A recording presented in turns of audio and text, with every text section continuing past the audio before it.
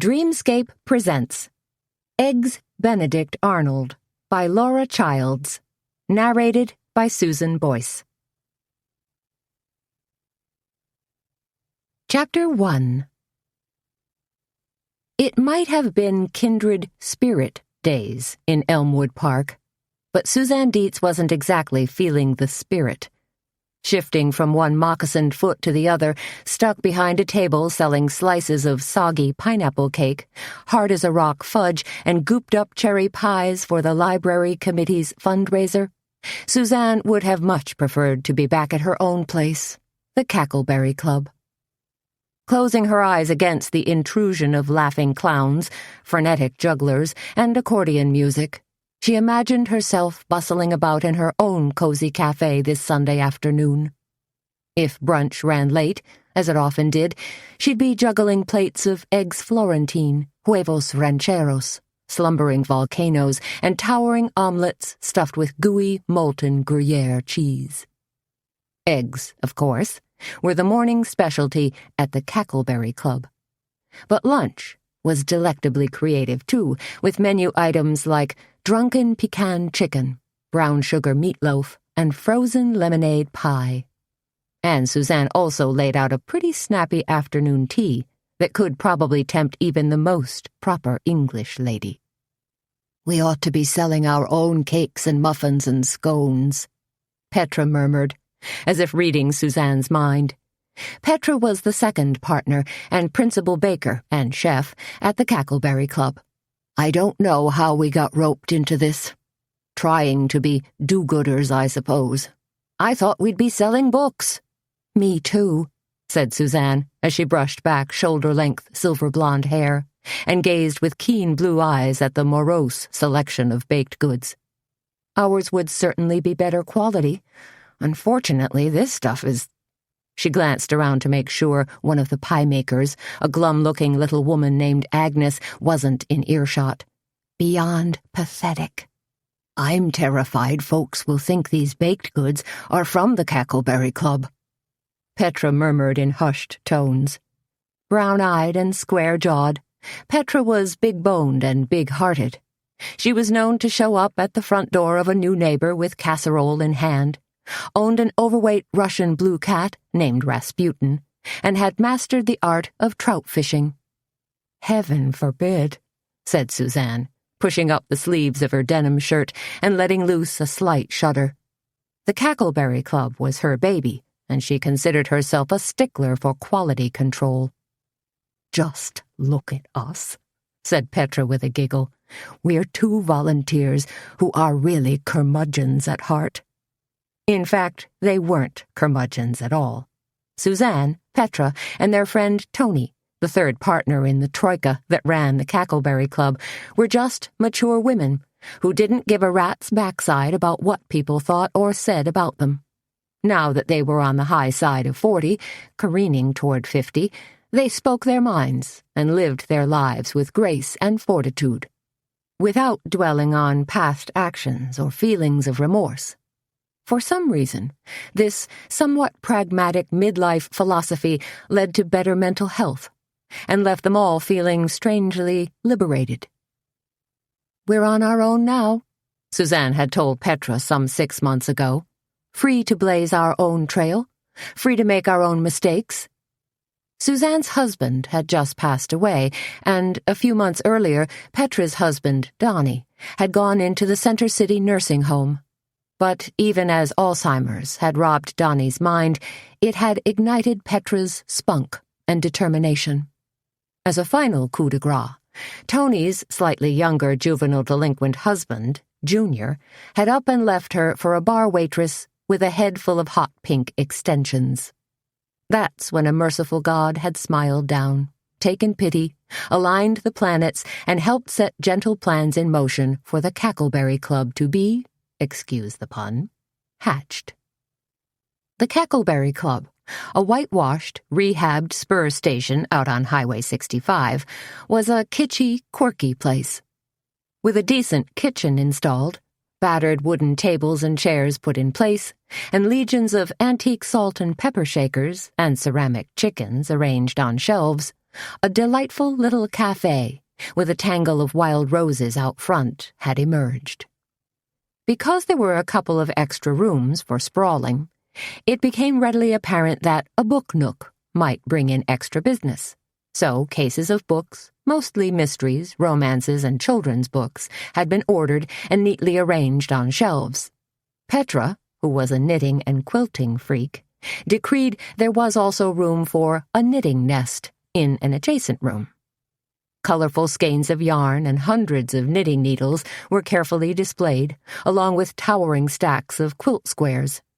And once rump-sprung armchairs were liberated from attics, draped with woolly afghans and arranged in a cozy semicircle, customers felt more than welcome to sit and stay a while. In a relatively short time, a few months to be exact, the Cackleberry Club had emerged as the crazy quilt apex for food, books, knitting, quilting, and good old-fashioned female bonding that drew fans not just from Kindred, but from all over the Tri-County area. Petra nudged Suzanne with an elbow. "Look, Mayor Mobley's squeezed in a little campaigning." Suzanne gazed past the face-painting booth and the funnel cake wagon to watch their pudgy mayor swagger along, glad-handing folks and slapping oversized campaign buttons into their palms. "What a slime ball," she muttered to herself. Though Kindred was a picture-postcard little town with historic brick buildings and well-kept homes skirted by towering bluffs and remnants of a hardwood forest, their mayor, as top elected official, left something to be desired. Suzanne always had the niggling feeling that Mayor Mobley was just this side of legitimate, and that various permits, licenses, and easements could be more easily obtained by greasing his sticky palms. "Ozzie never came back for his pie," observed Petra, looking at the paltry few that had been reserved. Ozzie Driesden was the local funeral director, as well as a civic booster. Of course, what funeral director wasn't a civic booster? They all wanted to win friends and influence people for that final trip to the great beyond. Murmured Suzanne, still keeping a watchful eye on the swaggering Mayor Mobley. "Ozzie bought a cherry pie earlier, but hasn't been back to pick it up." "Tell you what," said Suzanne, frantic to ditch out. "I'll run the pie over to Ozzie, and you pull out your squishy black magic marker and slash prices on all this stuff. Hopefully, it'll magically fly off the table so we can boogie on out of here." "Deal," said Petra, as Suzanne snatched up Ozzie's pie. "But I think I'm going to slip a few ginger spice cupcakes to that poor fellow sitting by the picnic tables. He looks like he hasn't had anything to eat in a week." "Better taste them first," warned Suzanne. "You wouldn't want to kill him." Delighted to be done with the bake sale, Suzanne set off down Front Street, finally able to relax and enjoy the afternoon, what little was left of it anyway. An orange September sun hung low in the sky, but the faint rays were still warm and relaxing on her back, a lingering, lazy day feeling before the crispness of autumn took hold. In fact, Suzanne was casting admiring glances at fire maples and daydreaming about riding her horse across a sunny hillside of blazing sumac when she pushed open the front door of the Driesden and Draper funeral home. That's when the day's warmth and Suzanne's good humor suddenly came to a crashing halt. The mingled aromas of overripe flowers, chill air, and what else? Chemicals? Jarred her mind and assaulted her sensibilities. Suzanne wrinkled her nose and set her jaw firmly. Well, of course it's going to smell funny, she told herself, taking a few tentative steps into the entryway. It's a funeral home. There's always going to be chemicals. She shook her head as a shiver oozed its way down her spine. When Walter had died, they'd held his visitation right here, in this very place. Squaring her shoulders, Suzanne crossed the whisper-soft celadon green carpet and called out, "Ozzie?" in what she hoped was a confident yet slightly authoritative voice. She waited a few moments, keeping company with a grandfather clock, a wooden podium reserved for guest books, and a small brocade fainting couch that had a small table with a box of Kleenex snugged up next to it. Sighing, Suzanne decided it was time to be a little more proactive.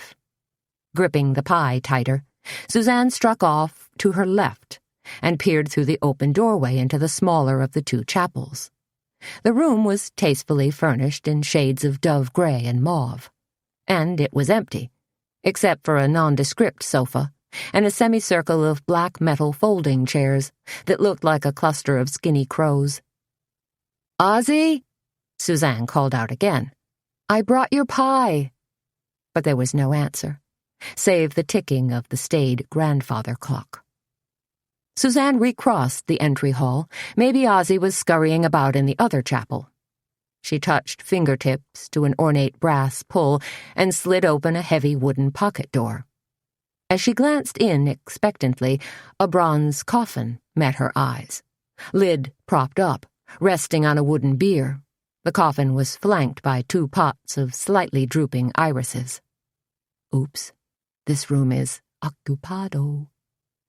Suzanne caught a quick glimpse of cream-colored satin brocade, as well as the coffin's occupant, lying in still repose.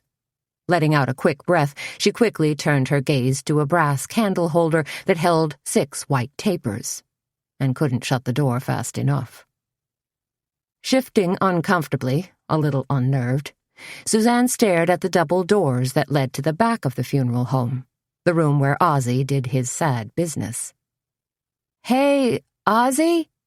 she called out again, drumming her fingers nervously on the underside of the tin pie plate. No answer. Nada.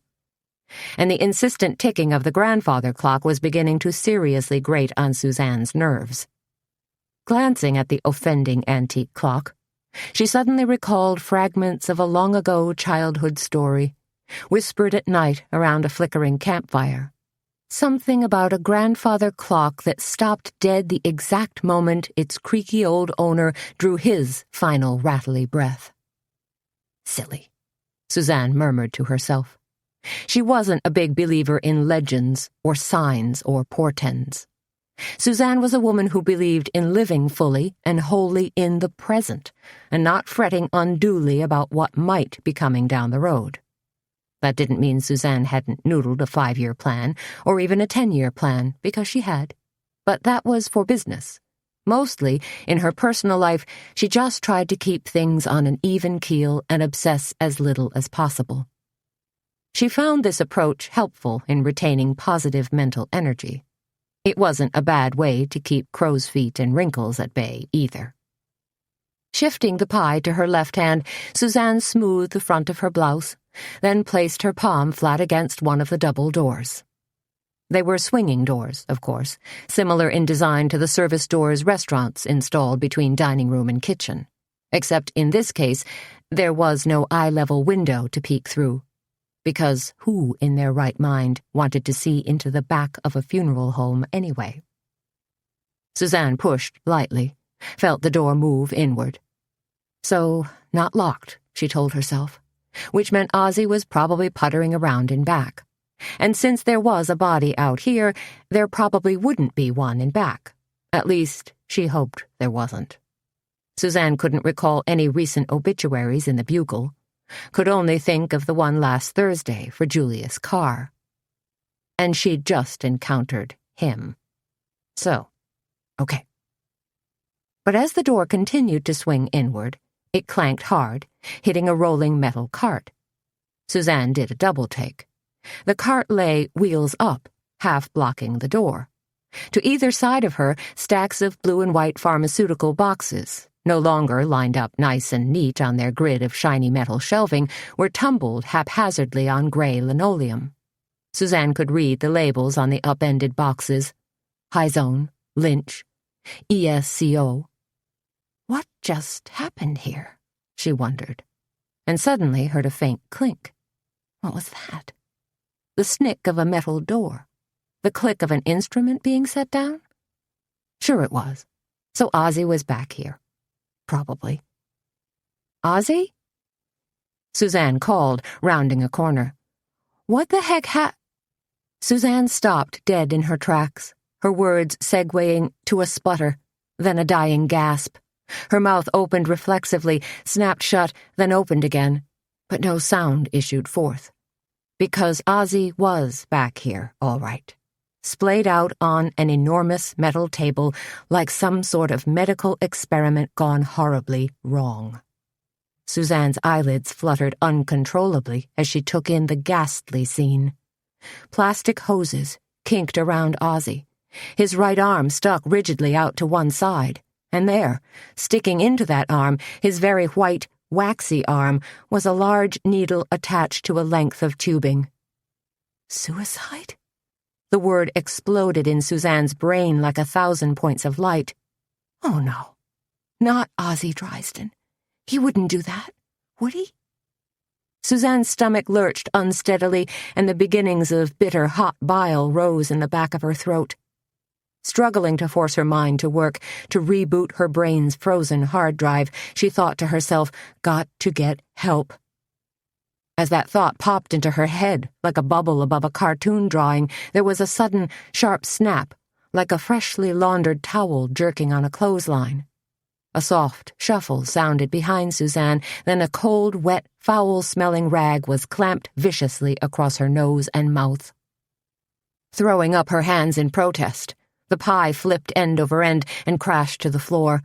Struggling blindly, not thinking clearly now, Suzanne inhaled sharply and involuntarily breathed in the prickly chemical that soaked the rag.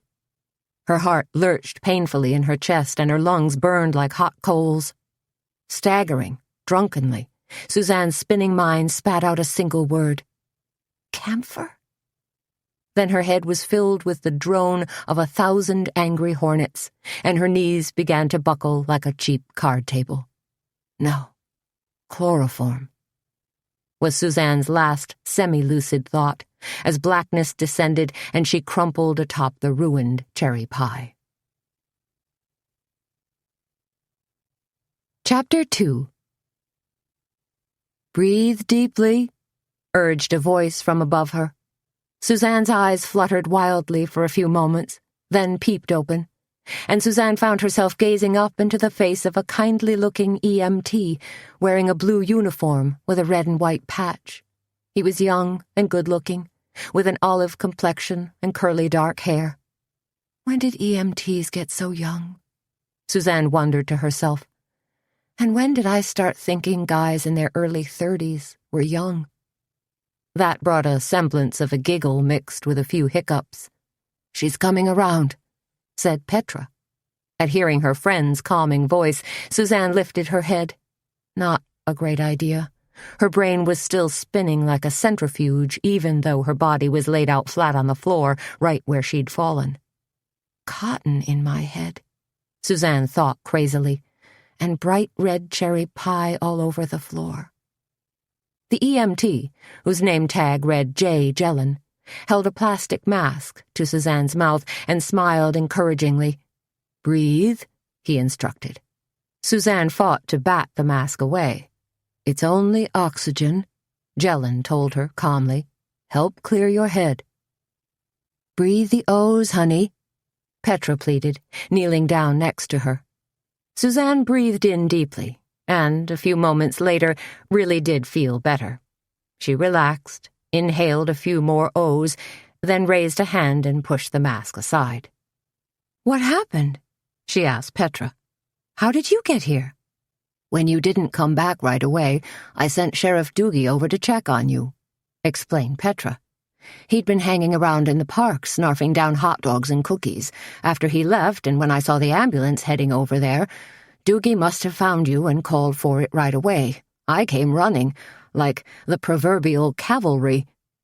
Petra put a hand to her ample chest. Well, a cavalry that walks awful darn fast, anyway. Doogie's here? Asked Suzanne, struggling to sit up. Petra nodded. And a deputy. She peered anxiously at Suzanne. How much do you remember, honey? It was starting to come back to her now. Suzanne touched a hand to her head and sighed deeply. Oh, man. Ozzie... Petra gave a solemn shake of her head. Dead? asked Suzanne. Her mouth felt parched. "Afraid so," Petra whispered. Suzanne pushed herself into a sitting position, gritted her teeth as her head spun wildly, then struggled to get her legs under her.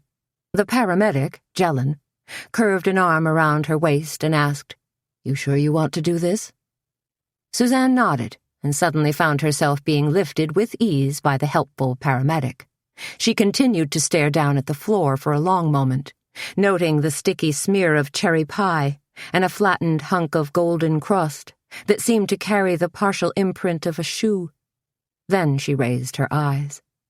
Ozzie was still lying there, of course.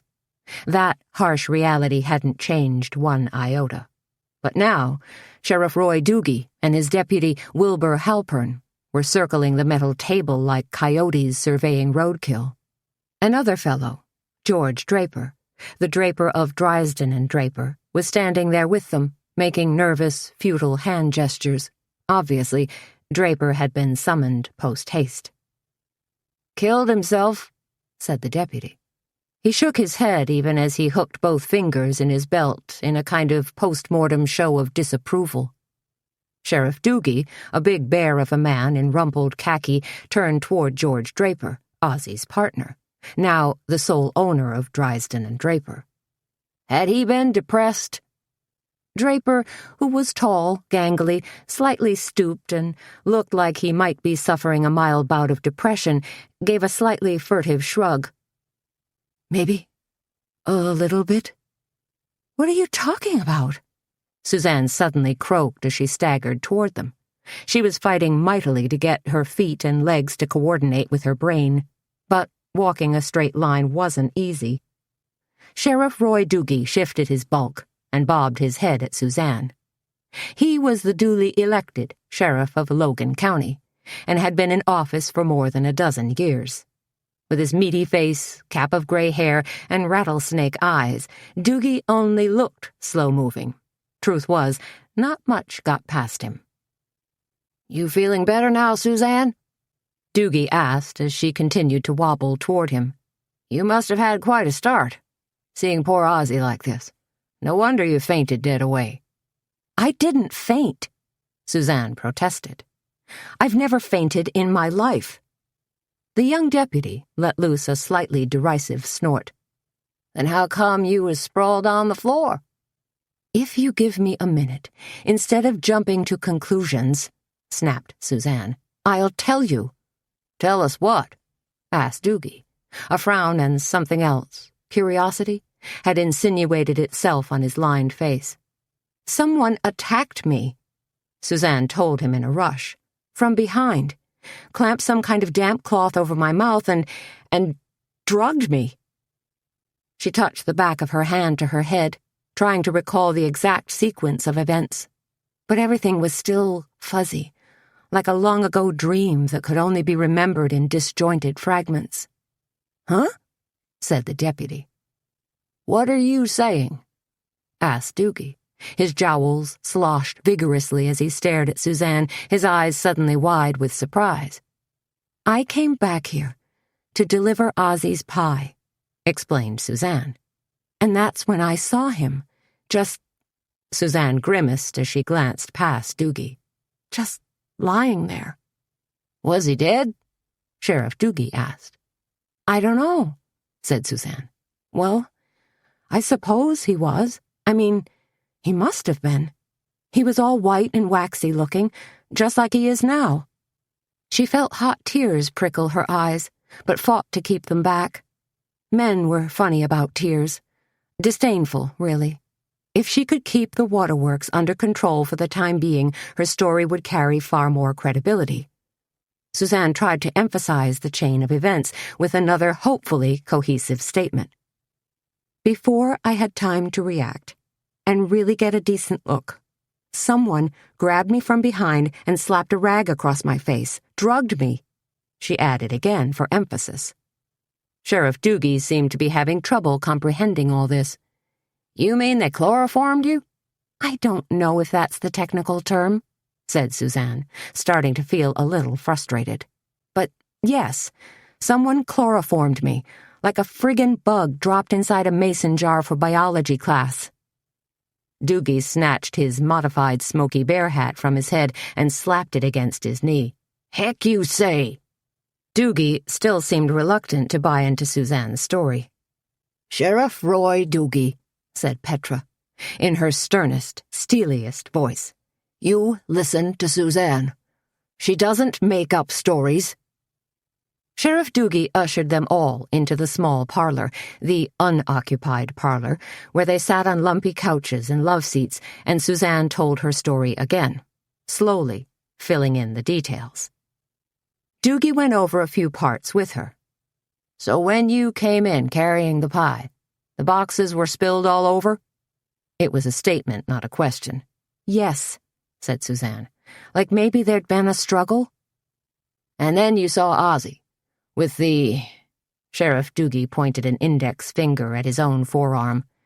"With the thing, the needle stuck in his arm." "Yes," Suzanne said again. Doogie's lined face sagged. "Well, shit." Suzanne glanced around the semicircle of somber faces. "He was murdered, wasn't he?" she said. But she really wasn't asking a question either. "We don't know that for sure," said Doogie, still hedging. "Whoever attacked me had probably just murdered Ozzie," Suzanne said, forcefully this time. Petra, who was perched next to Suzanne, gripped her forearm tightly. "Wilbur," said Doogie, glancing at his deputy, "go out to the truck and fetch my kit." Wilbur rose hastily and left the room. Petra stared directly at Doogie and said in an accusatory tone, "This could have easily been a double murder, Sheriff." Doogie lifted both hands to belly level and made a calming gesture. "Now we don't know anything like that, but I'm going to go ahead and treat this as a crime scene. Give it some serious investigation." "You're going to call in the state crime lab?" asked George Draper. He hadn't said anything up to this point. Now he looked colossally unhappy. "First things first," Doogie told Draper. "First thing I want to do is go back in there and take my own look-see. Is there anyone else besides you and Ozzie who work back there?" "Ozzie had a sort of lab assistant," said Draper. "A young man. He'd taken an interest in, helped him, really. Fellow by the name of Bo Becker. I think Ozzie was hoping Bo might study for a degree as a diener." "Get him in here," said Doogie. When Sheriff Doogie, Deputy Halpern, and George Draper trooped back into the embalming room, Suzanne didn't hesitate to follow. Petra was a little more reluctant. Doogie placed a black leather case on a rolling metal cart that normally held hemostats, dissecting scissors, and rib cutters. As Doogie dug around inside his case, Suzanne asked, "Are you doing CSI stuff now?" She was feeling better. Not chipper, but definitely curious. And angry, too. After all, someone had tried to do her serious harm. "Don't call it that," huffed Doogie. "Ever since that TV show, people put too much stock in all the whiz-bang assays and tests and electron microscope stuff. They don't realize it's good old legwork and deductive reasoning that really solves crimes." "So what's your deductive reasoning on this?" Suzanne asked him.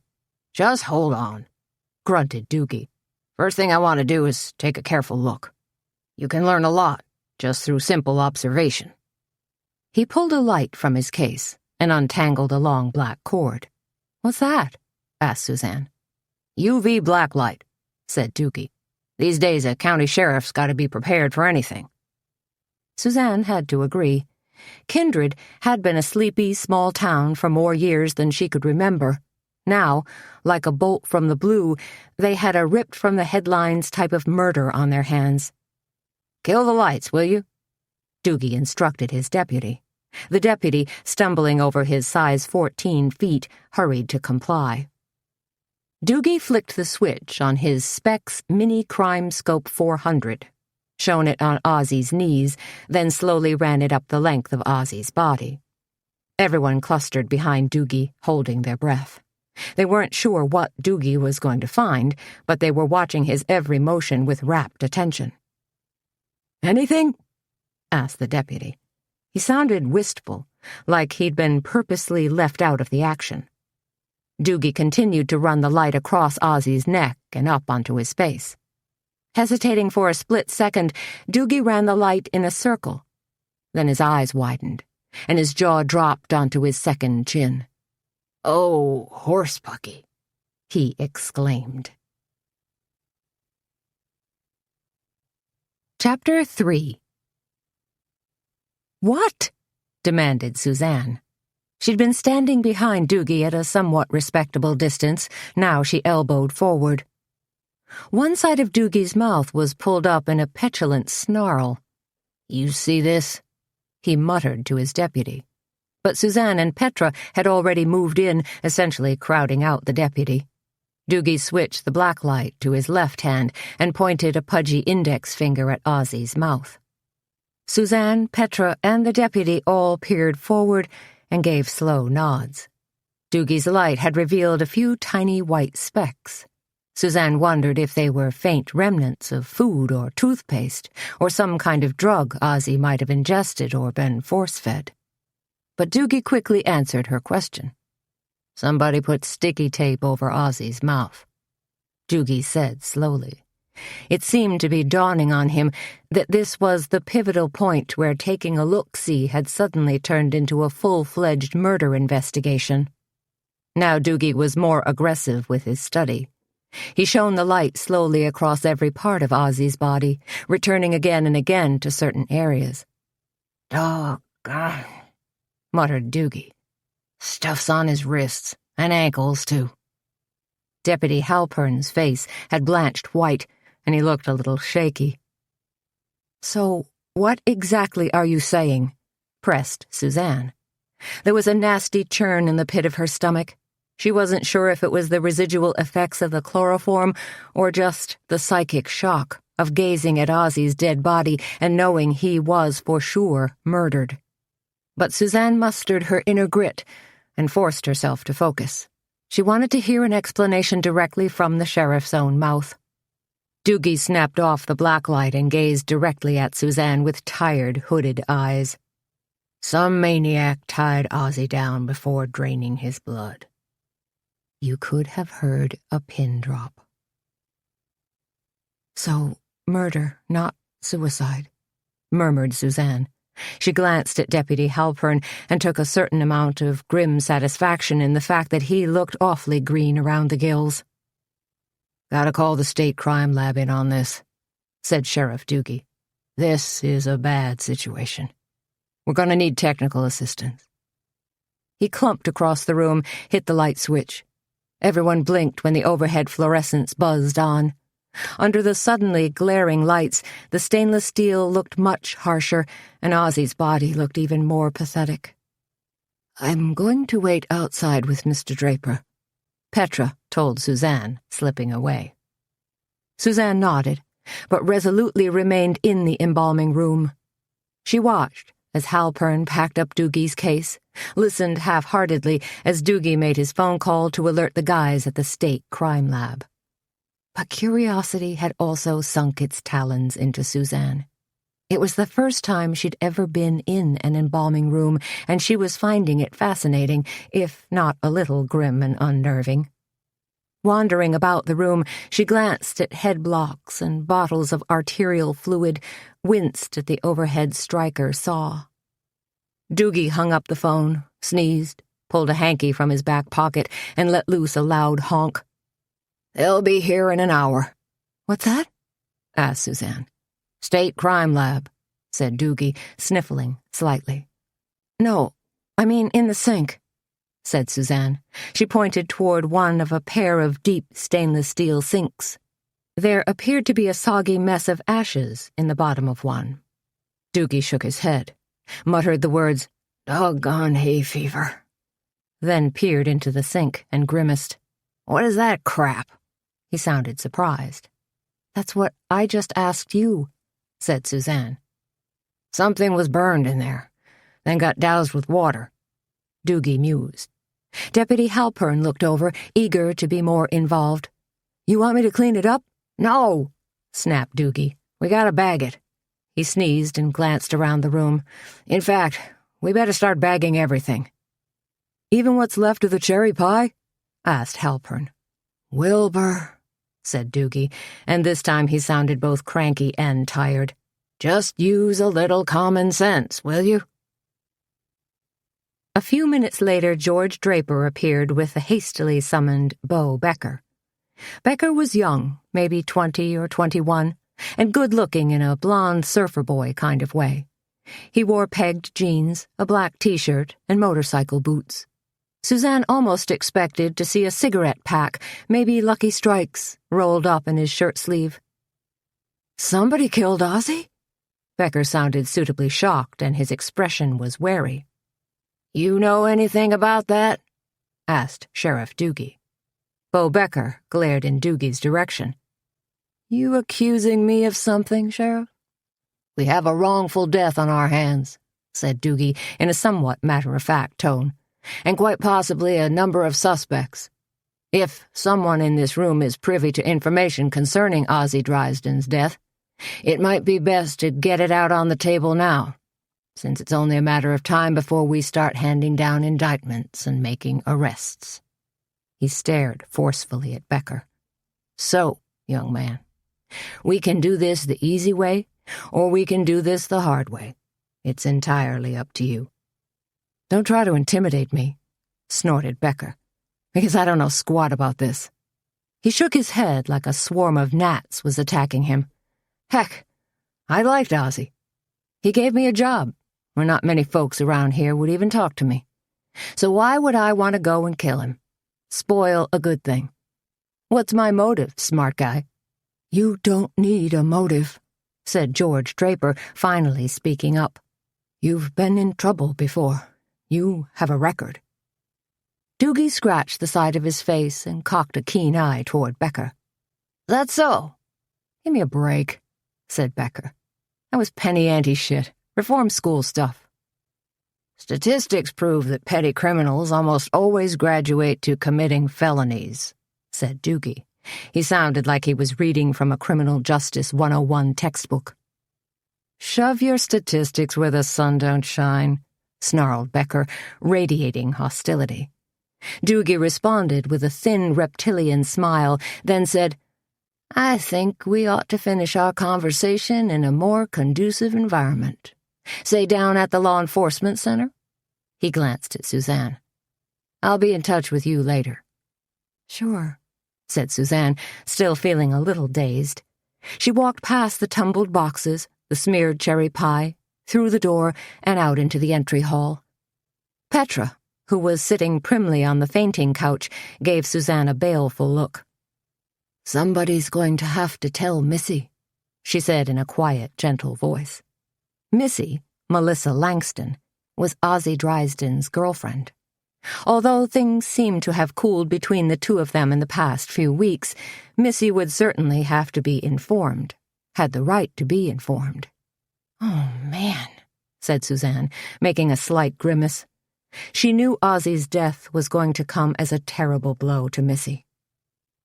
"We could have Sheriff Doogie stop by," suggested Petra, who was standing now, more than ready to leave. "Or I'd be happy to speak with Missy," volunteered George Draper, as he shepherded them toward the door. Suzanne and Petra exchanged glances, then Suzanne nodded. "Thank you," she told Draper. "I think that might be best." Suzanne was grateful that Draper had so willingly stepped in. He was trained to deal with death and grief, while Sheriff Doogie, as messenger, might just drop the news on Missy like a hot potato, or handle it like that old joke about the woman who received a telegram, then begged the messenger to please sing it to her, because she'd always wanted a singing telegram. The punchline of the joke, of course, was, "Da-da-da-da-dum. Fred and the kids are dead." "Maybe we could," began Petra. She was positioned at the front door, about to turn the knob, when it suddenly flew open. "Oh, dear." Draper murmured from behind them as he recognized the woman who'd suddenly appeared in the doorway. A plump woman with tough gray Brillo-pad hair and wearing a bright purple dress stared silently at Petra and Suzanne. She cradled a large bouquet of pink and white stargazer lilies in her arms. George Draper rushed to greet her. "Mrs. Carr, we weren't expecting you today." Suzanne suddenly realized that Nadine Carr was the wife of the corpse in the next room. Nadine Carr stared at Draper, then shifted her inquisitive glance to Suzanne and Petra, who had a nodding acquaintance with Nadine. She'd eaten at the Cackleberry Club a couple of times, maybe purchased some skeins of yarn there, too. "Hello," said Nadine. She hesitated, taking in everyone's stricken face. Is something wrong? I saw a sheriff's car parked outside." "Right this way, Mrs. Carr." George Draper took Nadine by the arm and gently guided her away. She walked, somewhat unsteadily on 2-inch squash heels, toward the parlor where the wizened little husband, in his one good suit, was laid out in a bronze Eternalux casket. "This place is suddenly Grand Central Station," remarked Suzanne. "Poor Nadine," said Petra, staring at the not-quite-closed door. "What do you suppose he's going to tell her?" "Whatever it is," said Suzanne, "it's going to come as a bombshell."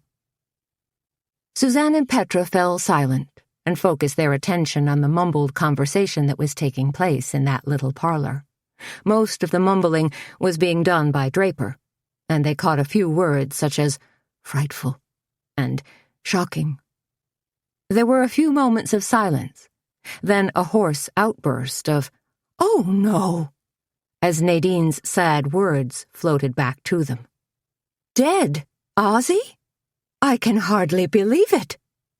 "Believe it," muttered Suzanne, as she breathed a prayer of thanks to the Almighty that she'd been fortunate enough not to be summoned along with poor Ozzie. Chapter 4. "Were drugs stolen too?" asked Toni. Reddish blonde hair piled atop her head like a show pony, wearing tight 501 jeans and an equally tight Aerosmith t-shirt. Toni was juggling a scrambled deluxe and a plate of Jumpin' Jack Spuds. She teetered on red high-heeled sandals that matched her enameled red toenails. Toni was a true believer in the concept of an endless summer and wore cork wedge sandals from March until the first snowfall, except, of course, when she wore cowboy boots. It was Monday morning at the Cackleberry Club, and the breakfast rush was in full force. 8 hungry male bodies were perched on stools and hunched over breakfast plates that sat atop a vintage marble counter appropriated from a now-defunct pharmacy in neighboring cornucopia. These men, mostly truckers and neighboring farmers, ate silently but with great gusto. The rest of the tables, covered in blue and white oilcloth, were also filled with customers. Happy, hungry customers who were chowing down on stacks of buttermilk pancakes dripping with maple syrup, blueberry muffins, eggs Mornay, eggs on a cloud, and slumbering volcanoes. This last being a tasty concoction that featured an egg baked inside a scooped-out tomato with artichoke hearts, Parmesan cheese, and loads of garlic. Hunkered in the steamy kitchen, Petra sizzling thick-cut strips of bacon and links of sweet Italian sausage on a blackened, expansive grill, the 3 women were still puzzling over Ozzie's murder, like a well-oiled team of detectives. "What do you think?" Petra asked Suzanne. "Was this about drugs?" Petra talked as she moved about efficiently in her white chef's jacket, comfy crop pants, and modified chef's hat that looked like an imploded mushroom. "We don't really know about the drug aspect yet," Suzanne told Toni. "In fact, we're not sure if the pharmaceuticals were spilled during the struggle or if Ozzie stumbled in and caught drug thieves in the act. I'll have to check with Doogie about that." "But would drug thieves go so far as to kill Ozzie?" mused Toni. "Of course they would," said Petra, expertly flipping 2 sausages onto a waiting plate and sounding a little outraged.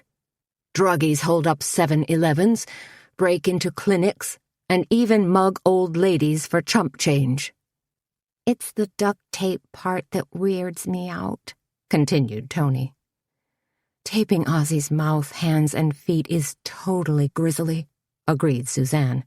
"It's like something from one of those horror flicks, like Saw or Hostel, like torture." "And that machine," said Toni. "You think Ozzie realized what was happening? That his blood was—" Suzanne could only shake her head. If Ozzie had been fully conscious, it must have been a nightmare for him. "And nobody's spoken to Missy yet?" asked Petra.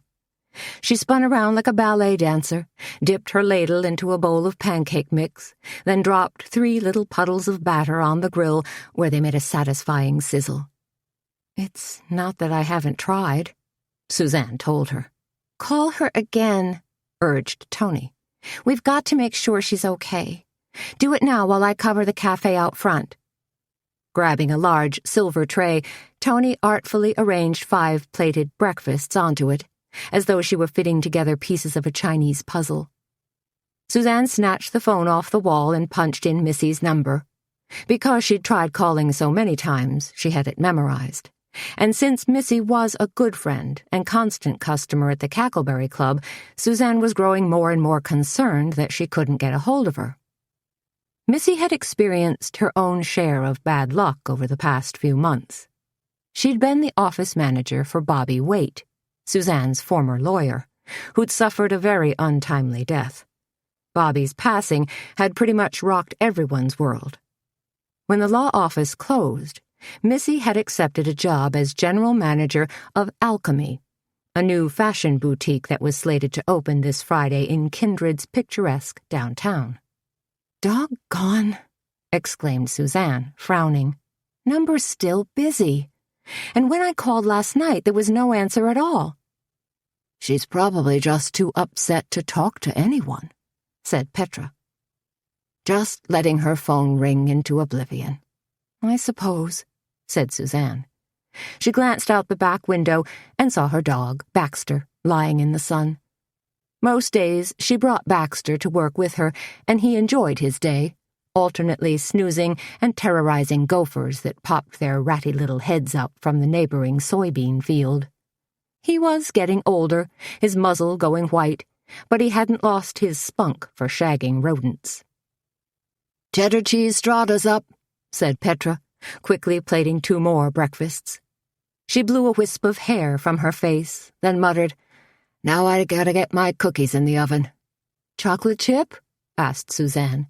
Petra was renowned for her chocolate chip cookies. Suzanne was renowned for taking a 6 home with her and polishing them off while watching Sex and the City reruns. "Chocolate chunk walnut cookies," said Petra, giving a slow wink. Suzanne delivered more breakfasts, poured refills of coffee, joked with a few customers, delivered checks, and cleared tables. Toni was behind the counter, slicing a loaf of freshly baked wheat bread and making a ham, Gruyere cheese, and tomato sandwich for an early take-out lunch. Suzanne smiled to herself, feeling content. This was the time of day she enjoyed most, when things were humming but not too crazy yet, when the aroma of cinnamon muffins, spicy kielbasa sausage, and fresh-brewed Kona coffee hung redolent in the air, and when she could stand behind the old brass cash register and accept both money and compliments from their customers. The Cackleberry Club, in all its cozy homespun glory, was a bit of a throwback. No frozen, pre-packaged foods were heated in microwaves like chain restaurants were wont to do. In fact, the Cackleberry Club prided itself on serving made-from-scratch baked goods, using only cage-free eggs, and sourcing the freshest local ingredients, which, interestingly enough, was one of the hottest trends going in the fine dining industry today, whether it was Jean-Georges in New York, Chez Panisse in Berkeley, or the French Laundry in Napa Valley. Of course, none of those restaurants boasted a book nook, a knitting nest, or a fine collection of salt and pepper shakers, battered tin signs, and ceramic chickens crowded into a colorful flock on the cafe's high shelves. And Suzanne was pretty sure that none of those fancy restaurants had antique egg crates piled outside their front door, or a tangle of wild roses crawling up a white trellis. 10 minutes later, when Sheriff Roy Doogie swaggered into the Cackleberry Club, Suzanne really wasn't surprised. She figured he'd show up sooner or later. Doogie had a nose for questions and a craving for caramel rolls. "Sheriff?" said Suzanne, as Doogie slid onto the red vinyl stool at the far end of the counter. "How did it go with the crime scene boys?" Doogie tilted his head back and peered down his nose at her. "They did their thing, and I did mine." "And your thing is?" asked Suzanne. "Interviewing suspects." Toni eased her way down the counter to join them. "You have suspects?" she asked. "So soon?" She sounded impressed. Petra stuck her face through the pass-through and asked, "You want something to eat, Sheriff? I got hot Italian sausage and a couple of cakes with your name on them. Oh, and a caramel roll, too." "I ain't gonna say no," responded Doogie, as Suzanne laid out flatware in a white paper napkin, and Toni poured coffee into an oversized ceramic mug with a chicken on the front. "So," said Toni, sliding the coffee across the counter to Doogie, "who exactly are these suspects of yours?" Doogie took a long slurp of coffee, set his cup down, and smiled a cat-who-swallowed-the-canary smile. "Sometimes they're right under your nose." "What are you talking about?" asked Suzanne. "Who are you talking about?" Doogie continued to be coy. "Let's just say a certain girlfriend has caught my attention." Suzanne almost choked. "What?" she screeched, her voice rising a few octaves. "Please tell me you're not talking about Missy." Doogie waggled his head up and down in a sort of tacit nod. "No way," exclaimed Toni. "Missy and Ozzie were in love." "Not so much recently," said Doogie. He took another sip of coffee, then peered across the top of his cup at Suzanne. "You and Missy are friends, Suzanne. How much has she told you lately about her relationship with Ozzie?" Suzanne thought carefully before she answered. "Not much," she had to admit. "But I don't think anything's changed.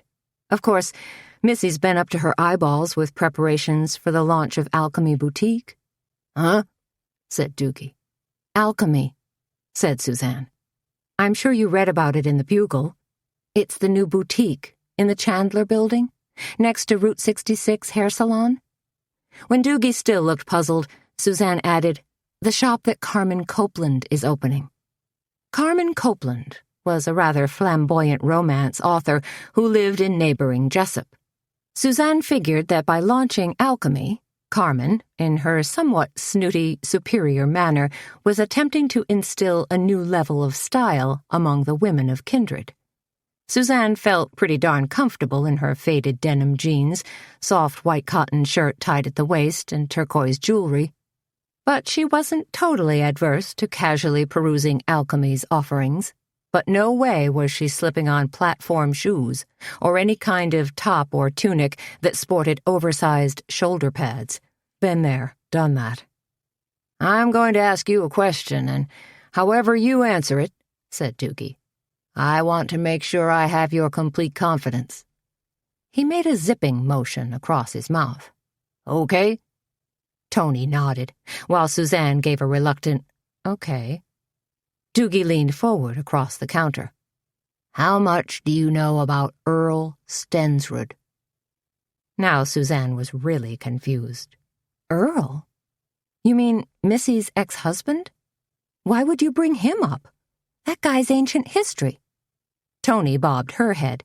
"Last I heard, Earl Stensrud was living in Kansas City." "Not anymore, he's not," said Doogie, with a slight air of superiority. "Earl moved back to Kindred a couple of months ago. He's selling insurance for Universal Allied Home and Life." "Okay," said Suzanne. "That's an interesting little factoid. But why would you consider Earl a suspect? What made him pop up on your radar screen?" Doogie looked pleased at Suzanne's question as he paused to scratch his ample stomach. Because I have it on good authority that Ozzie and Earl were seen arguing in a bar this past Friday night." Petra came steamrolling through the swinging door and plunked down sausages, pancakes, and a caramel roll in front of Doogie. "Which bar?" she asked. "Schmidt's," said Doogie. "That's no big deal," chimed in Toni, obviously eager to poo-poo Doogie's theory. "Everybody gets caught up in some kind of wacky argument when they hit a few bars," she went on to explain. "You have yourself a couple tequila sours, wolf down a few handfuls of stale popcorn, maybe buy a basket of pull tabs. Next thing you know, you're snarling over some stupid little thing." She grimaced. Then her gaze slid to Suzanne and Petra, who looked slightly aghast. "At least that's what happens to me and Junior," Toni added in a small voice. Junior was Junior Garrett, Toni's bad boy estranged husband. He was a few years younger than Toni, a Vo-Tech dropout, self-proclaimed womanizer, and worked as a grinder and metal finisher over at Shelby's body shop. Toni's impromptu Vegas wedding to Junior had been a hideous mistake, and now Toni was wrestling with the notion of getting out of it, especially since Junior had a habit of disappearing with the local VFW's floozy bartender. "It's doubtful," said Suzanne, "but I suppose Earl could be a long-shot possibility in this. But certainly not Missy. No way is Missy involved." Toni looked thoughtful. "Did it ever occur to you guys that maybe Ozzie's partner bumped him off?" Doogie lifted his shoulders in an indifferent shrug. "Maybe. I'm going to talk to Draper later this morning." Doogie dug into his pancakes, took a couple of appreciative bites, then said, "It's a funny thing. Ozzie left a message on my answering machine yesterday. I was kind of working my way over to his place when Petra waylaid me in the park and asked me to check on Suzanne." "It's a good thing you did," said Petra. "Why do you think Ozzie called you yesterday?" asked Suzanne, her radar suddenly pinging. "Do you think that call was somehow connected to his murder? That he felt threatened by someone?" "Don't know," said Doogie, as he continued to snarf his breakfast at an increasingly rapid pace. "Maybe Earl Stensrud sold Ozzie an insurance policy and Ozzie wasn't happy," said Toni. "Maybe Ozzie tried to get his money back and Earl said no way." "I ain't ruling anybody out at this point," said Doogie. Toni rolled her eyes in a gesture of exasperation. "Then what about Suzanne? She was there. Is she a suspect too?" Doogie shifted his focus to Suzanne, who had grabbed a couple of tins of tea and was trying to decide between brewing a pot of jasmine or Earl Grey. "Probably not," was Doogie's response. "She was awful loopy from that chloroform." "Well, thank you, Dr. Doogie, for your expert diagnosis," said Suzanne. "And, by the way, did you question that kid who was there yesterday? Ozzie's assistant?" "Bo Becker," filled in Doogie. "Holy buckets!" exclaimed Toni. "I know that guy. Junior drove in an amateur stock car race against Bo Becker this past summer, over at Speedway Park." "Didn't I hear somewhere that Bo Becker was bad news?" asked Petra. "Wasn't he arrested for stealing cars?" "Yep," burped Doogie. "Did time in juvie hall." "Then Becker's your guy," said Toni, pouncing like a hungry duck on a fat grasshopper. "Has to be." "Talk like that leads to rumors," muttered Doogie. "And around Kindred, rumors spread like wildfire." "Oh, stuff it," Toni told him. Doogie squeezed his eyes shut and let loose an ear-splitting sneeze. "Excuse me," he said, pulling out a hanky. "Must be pollen or dust in here." He wiped at his nose, glanced up at one of the shelves. "Probably dust. You got so darn many chickens up there." "I'll have you know those are dusted religiously," said Toni, slightly indignant. "Let's get back to the murder," said Suzanne. "What about the drugs? Did you determine if any drugs were missing?" "Too soon to tell," Doogie responded. "Draper's got to go through the inventory list, and that's in some computer file." And the sticky tape remnants and stuff, said Suzanne. The crime scene evidence? What if you found out about that? Still at the state lab. Gonna take a while, said Doogie. Well, let me know, will you? Asked Suzanne. Maybe, said Sheriff Doogie, using the last chunk of his caramel roll to sop up the puddle of syrup on his plate. As long as I get a little quid pro quo. What do you mean? Asked Toni. Her eyes shifted to Suzanne, then Petra. What's he talking about? I'd like you to keep your eyes and ears open, okay? Doogie asked the three women. I know you gals overhear all sorts of loose talk when folks sit down to eat. Addressing us as ladies is the correct and more polite term, said Petra, not gals. It serves no purpose to speak in tired old male chauvinisms. Whatever, muttered Doogie. He stood languidly, hitched his belt, and headed for the door. As was typical of Doogie, he never paid his bill because he never asked for a bill. Hey, Doogie-doo, Toni called after him. Don't let the screen door slap that wide load of yours on the way out. When Doogie turned his head and threw Toni a sour look, she added, On the other hand, how could it not? Chapter 5. Can you believe it? Exclaimed Suzanne. Doogie actually sees Missy as a suspect. She was standing in the kitchen with Petra, helping frost cupcakes, carrot cake with cream cheese icing. Doogie tried to project an air of confidence, said Petra, like he was seriously large and in charge. But you could tell he was really in turmoil. I guess a county sheriff doesn't exactly have the experience and wherewithal that a big city homicide detective might have.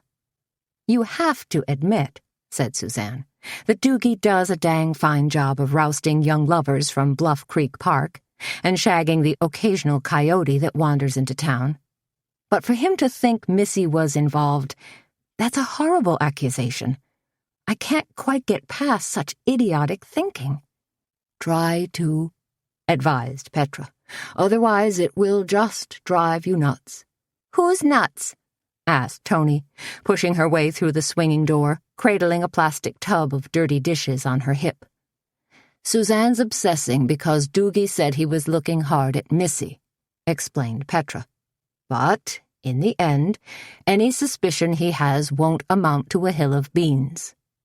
Still, Suzanne looked worried. But if Missy had broken up with Ozzie and was starting to see Earl again, she began. Had she? Asked Toni, because that's not the impression you gave Doogie. I know that, said Suzanne.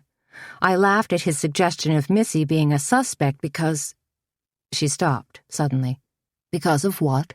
Petra asked, quietly. I guess I was trying to protect my friend, said Suzanne. You were right to do so, said Toni, setting down her dishes and giving Suzanne a pat on the arm. In fact, we all need to stand together on this.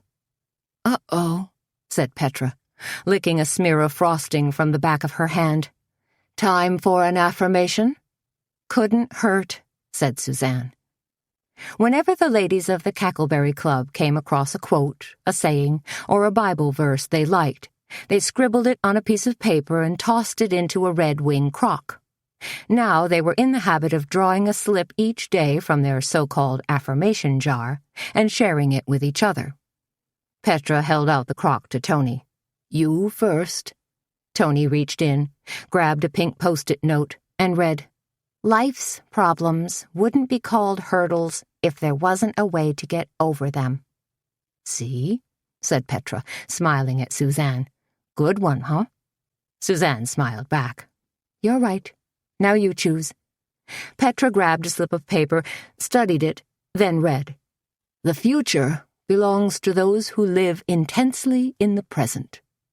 She nodded to herself and murmured, I sure try to live in the present.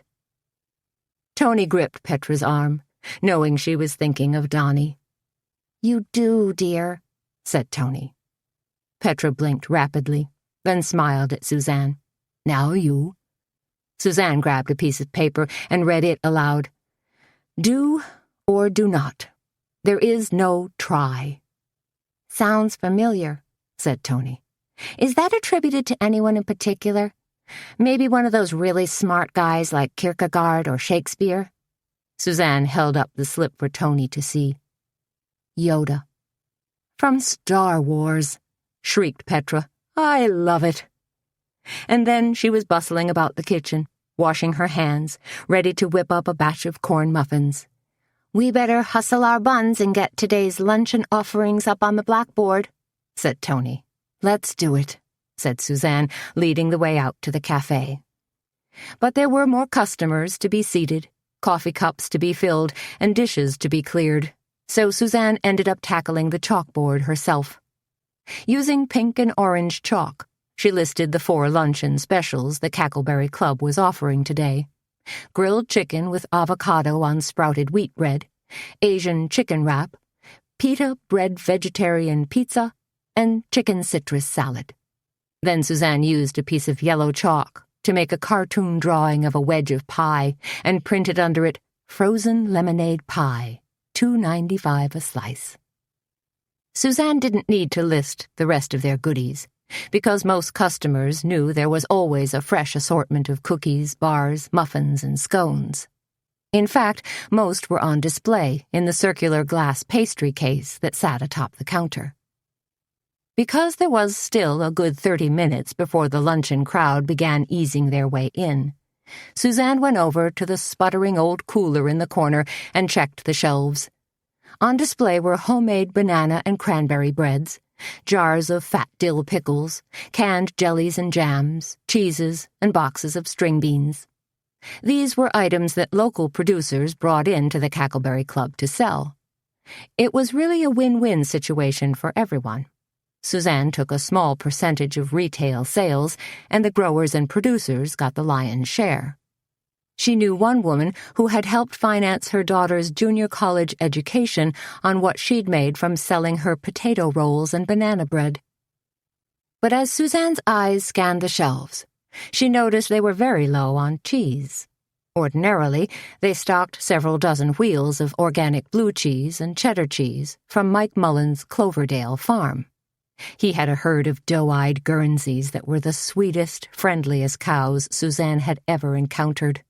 Whatever it was, the lack of antibiotics and hormones, or the tender grass and organic grain they fed on, the milk from the Cloverdale cows yielded cheeses that were creamy and rich beyond belief, and very popular with customers, as the almost empty shelf would attest to.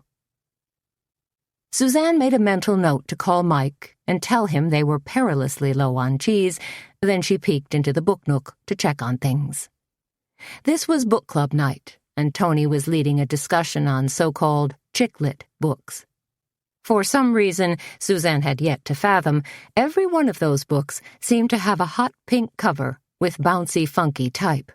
Go figure. Of course, the book club would also break halfway through the evening for a glass of wine. After quizzing Suzanne for suggestions, Toni had opted for a lovely, mellow Italian Pinot Grigio. A fine choice that would no doubt help the group segue from discussing sarcastic chick-lit to bodice-busting romance novels. Romance novels. Doggone it. Scurrying across the well-worn Aubusson carpet to the romance section, Suzanne carefully checked the shelves. Carmen Copeland, their local romance author, was coming in Wednesday afternoon for a book signing, and she wanted to be stocked and ready. Well, okay. Phew. They had at least 25 copies of Carmen's new book, Ramona's Rhapsody, on the shelf, along with at least 2 copies of each book in Carmen's backlist. So that ought to do it.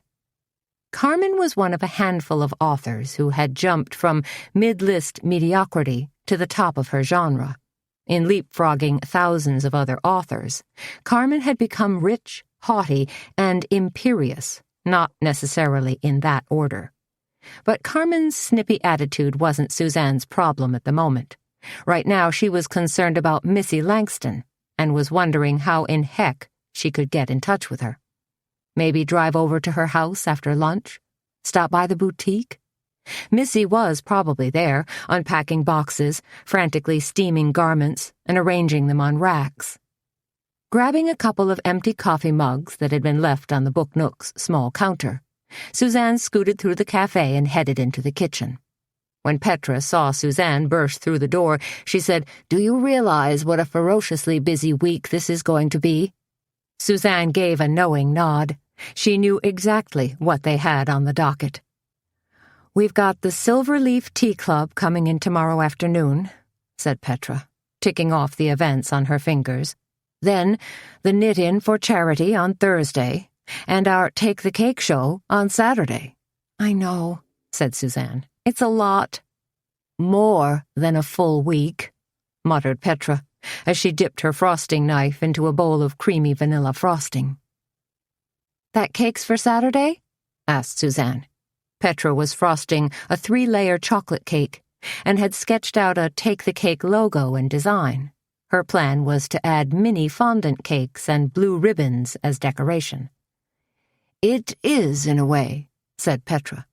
"Jenny Probst offered to display it in the front window of the bakery, advertising made delicious."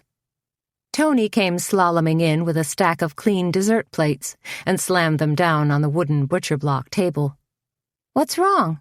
she asked, at seeing Suzanne and Petra with such serious faces. "We were just talking about how much we've got scheduled this week," said Petra. "What were we thinking?" She picked up a spatula and twirled it in the air. "We're going to run ourselves ragged." "We just got over-enthusiastic," said Toni, matter-of-factly. "In case you two hadn't noticed, a lot of that goes on here. Somebody says something about knitting or cake decorating, and the energy level ratchets up about 1,000,000,000 degrees, and suddenly we have a great big honkin' event on our hands." "You think we scheduled too much?" asked Petra. "In too short a time frame?" Now she and Toni both cast sideways glances at Suzanne. "Of course we did," said Suzanne, "but I don't think we'd want it any other way. All our events are great fun and help keep us on our toes." Petra gazed down at the purple Crocs on her size 10 feet. "Such as they are." "Petra seems a little edgy, don't you think?"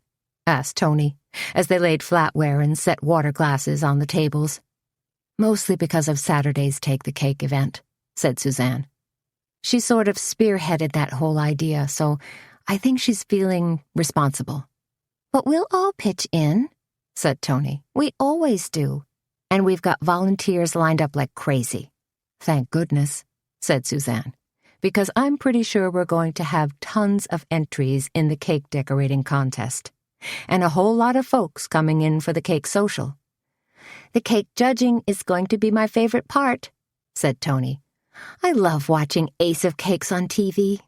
And now we're going to have our own mini competition."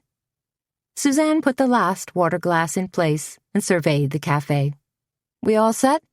"We better be," said Toni, slipping a long black Parisian waiter's apron over her jeans and t-shirt.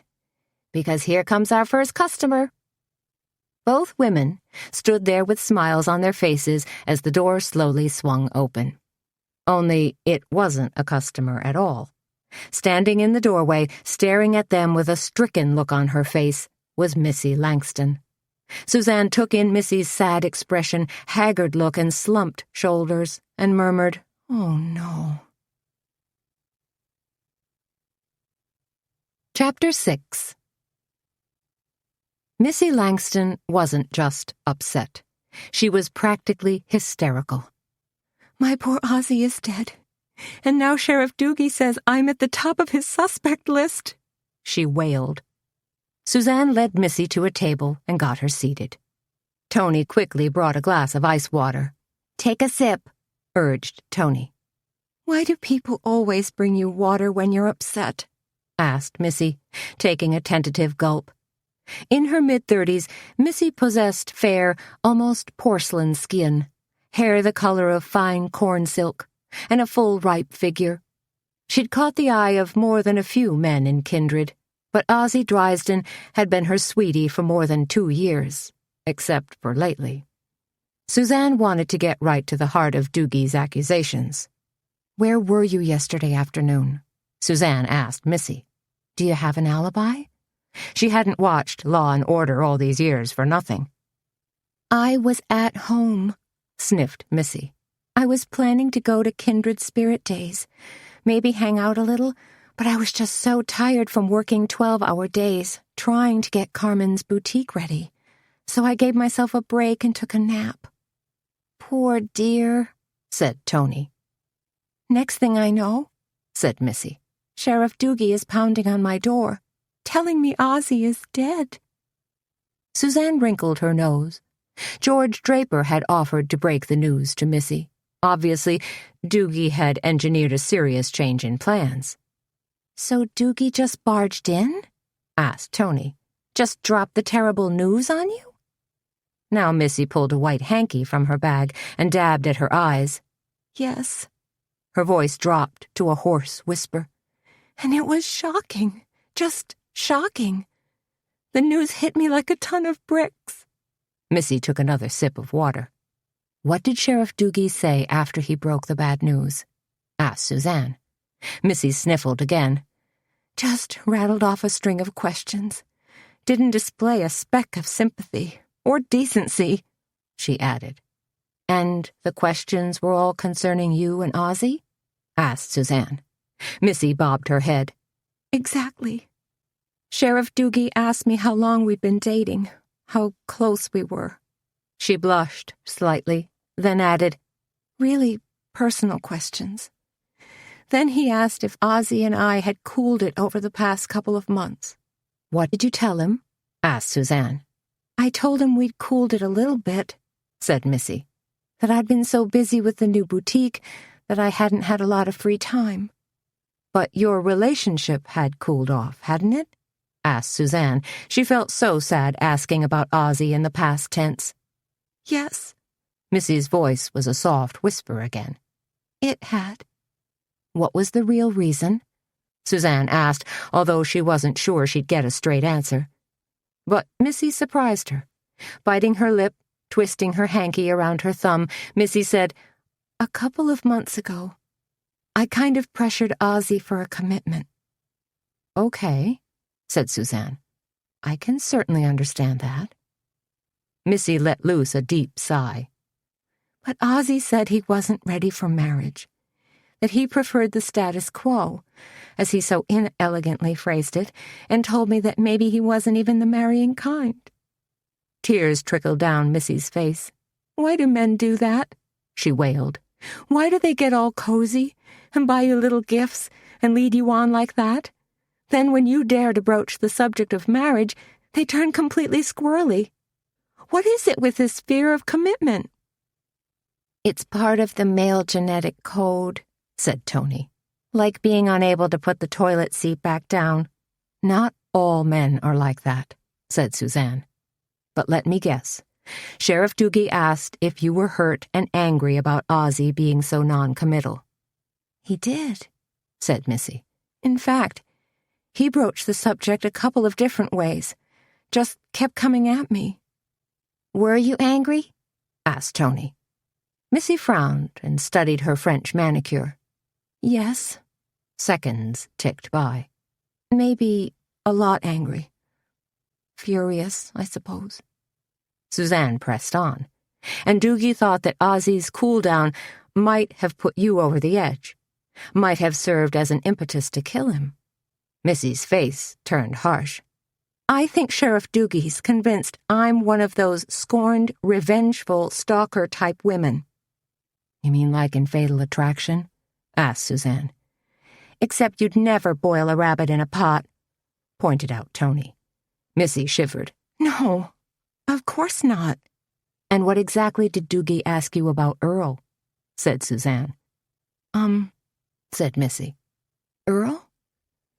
"He asked if you'd been seeing your ex-husband, right?" Pressed Suzanne. "Dating him?" "Yes," murmured Missy. "And you have been seeing Earl? Isn't that correct?" asked Suzanne. "Really?" said Toni. "Earl?" Missy looked slightly sheepish. "Yes, Some. Why would you do that? Asked Suzanne. I thought you were through with him.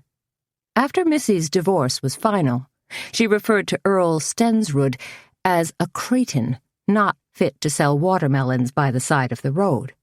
I was lonely and felt rejected, said Missy. She seemed embarrassed by her own admission. I can see that, said Toni. When Junior left me, the first time anyway, I thought I'd go berserk. She shrugged. Now I'm getting used to it. The thing with Earl, said Missy, is that absence really did make our hearts grow fonder. And once Earl moved back here, we kind of picked up where we left off, and one thing led to another. She touched her hanky to her nose, sniffled, and continued. A few phone calls, lunches out, a couple picnics, and suddenly, one night over a candlelit dinner, Earl was telling me how sorry he was that we ever got divorced in the first place. Let me guess, said Suzanne. Earl proposed that the two of you consider making a go of it again? We talked about that. Yes, said Missy.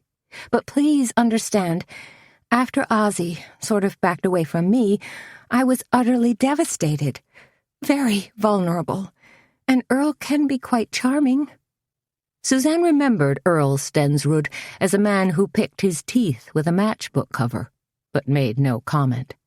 Anyway, said Missy, once Sheriff Doogie got wind that I was seeing Earl again, he was delighted to add Earl's name to his suspect list. Oh, and the sheriff also had the audacity to call me a two-timer. Suzanne raised her brows as she regarded Missy. Doogie mentioned something about Ozzie and Earl getting into an argument last Friday night. What do you know about that? Missy waved a hand dismissively. That was nothing. Just male turf war stuff. Toni looked concerned. Sheriff Doogie doesn't think the fight was just a minor incident. In fact, I wouldn't be surprised if he concocted a theory that you two were in this together. Missy looked shocked.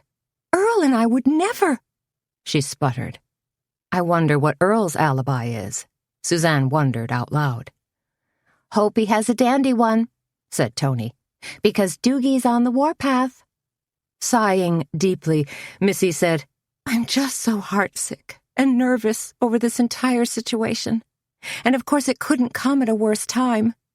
Alchemy Boutique is slated to open Friday afternoon, and Carmen is driving me insane. She nitpicks absolutely everything I do. The other day I mistakenly hung silk tank tops on the same rack as wool slacks, and she threw an absolute hissy fit, shrieked at me, told me I'd committed a dreadful fashion faux pas. What a biatch, said Toni. She harbored no love for Carmen Copeland whatsoever, even if her books were constant bestsellers in their book nook. Suzanne? Missy turned needful baby blue eyes on Suzanne. Do you think you could kind of look into things? I don't think that's a good idea, Suzanne responded hastily. But you're so good at sleuthing around and unraveling things, said Missy. Remember when Bobby Waite was murdered? You were the one who... Suzanne gave a reluctant nod. Yes, I know. But this is completely different. No, it's not, said Toni, jumping in. Missy's in trouble, and she needs our help. Your help, Toni corrected.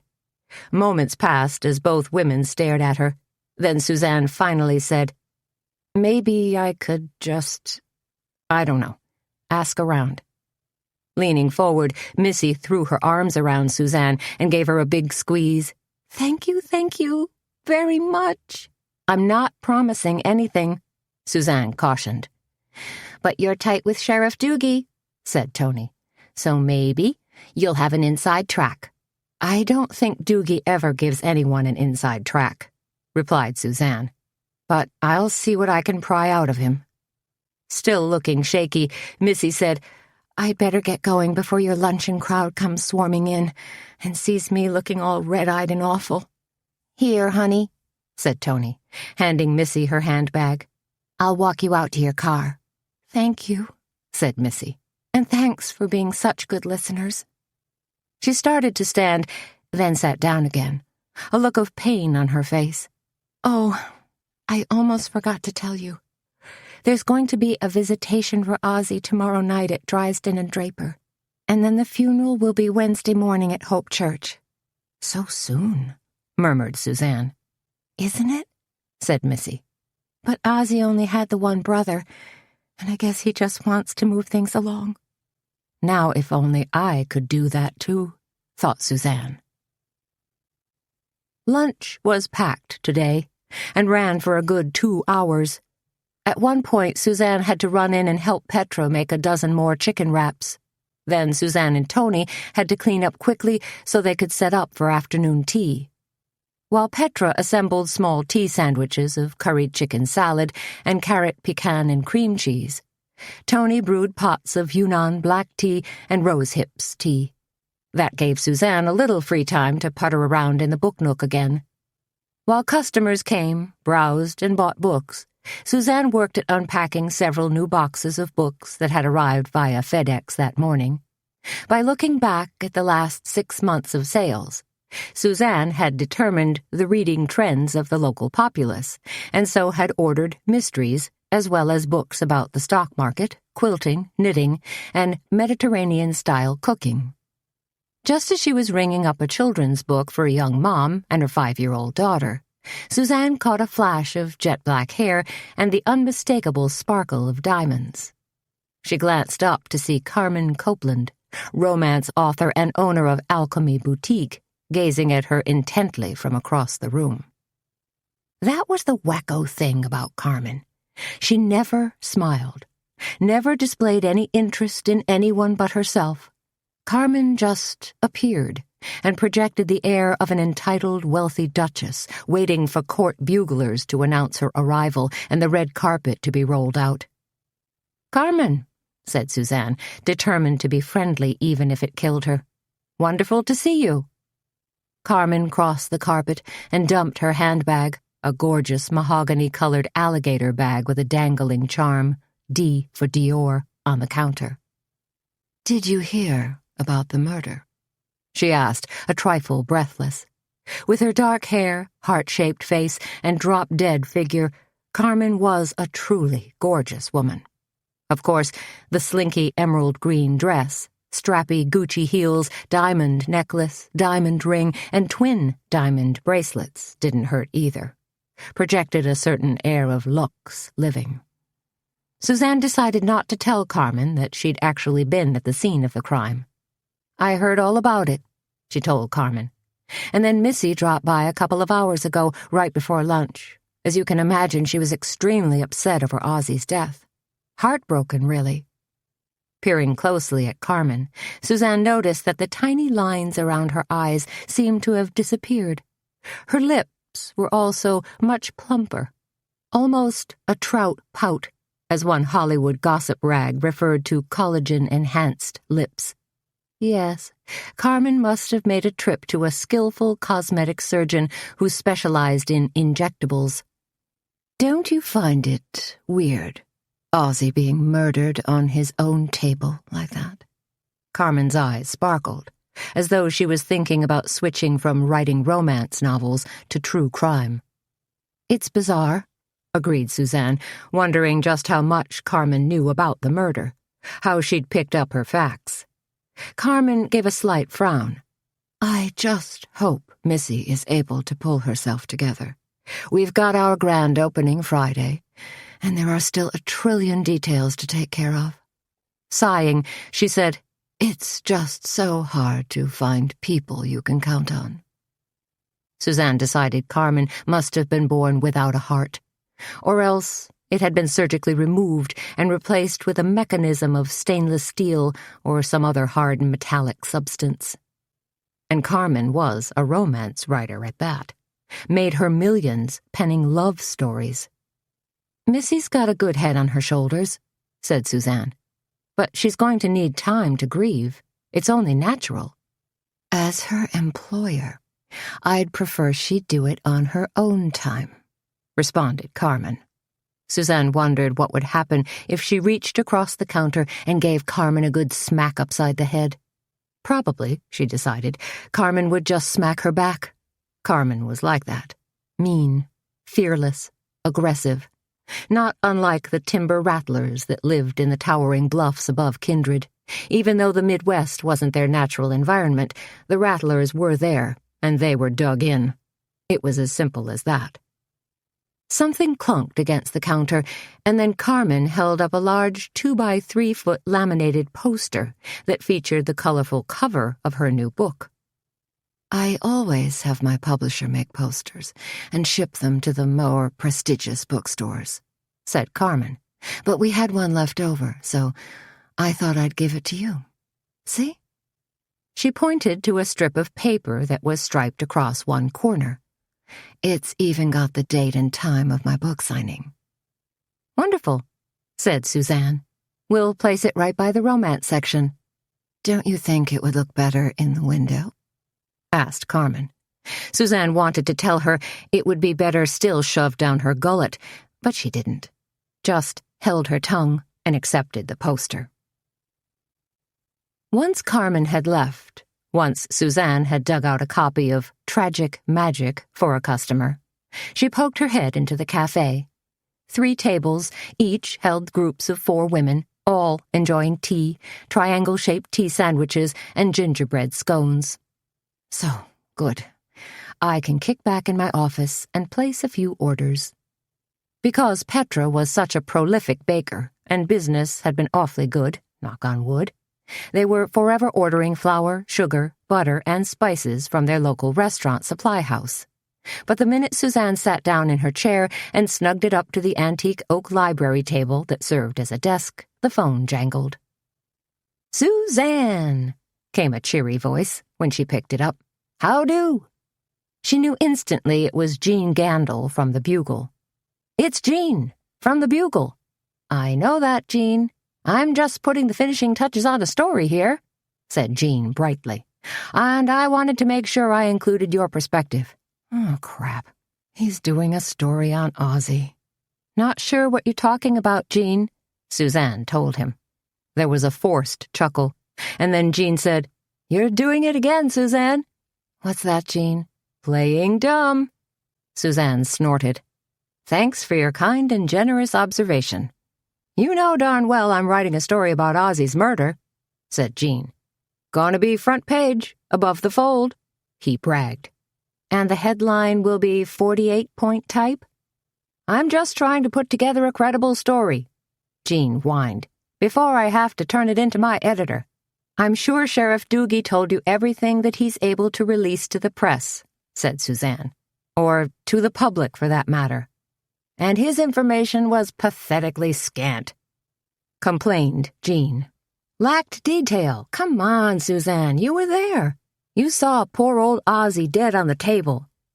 Suzanne dropped the phone to her chest and stared at a small framed needlepoint that Petra had finished last week and set on the desk. She'd created a lovely montage of weeping willows, bubbling brook, and birch forest, along with a quote by Dante that read, "Nature is the art of God." "How did you know I was there?" Suzanne asked. "It's my job to know things," said Jean. "I don't think I can add anything, Jean." "Then how about you share your suspicions?" he asked. "No way," said Suzanne. "Come on," said Jean. "This is hot stuff. So far we've got a scorned girlfriend, a jealous ex-husband, and a young kid with a serious history of violence. Sounds like a made-for-TV movie," remarked Suzanne. Jean's voice was upbeat. "Doesn't it? That's why I wanted to add your take on the matter, help stir the pot, so to speak. That's the last thing I want to do, Jean. My editor's gonna want something," wheedled Jean. "Put her on the phone, will you?" asked Suzanne. Laura Benchley was the managing editor of the Bugle and a terrifically smart businesswoman. Laura came on the phone. "Hey, Suzanne.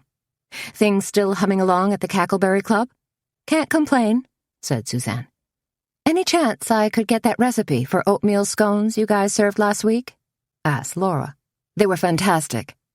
"I'll email it to you," said Suzanne. "Okay if I publish it?" asked Laura. "Sure," said Suzanne. "Why not? How about you write another tea column for us? Could you get one done in about 2 weeks? Can do, said Suzanne. We're going to do a nice write-up in Thursday's paper on your Take the Cake show, Laura told her. Get even more buzz going. Appreciate that, said Suzanne. Okay then, said Laura.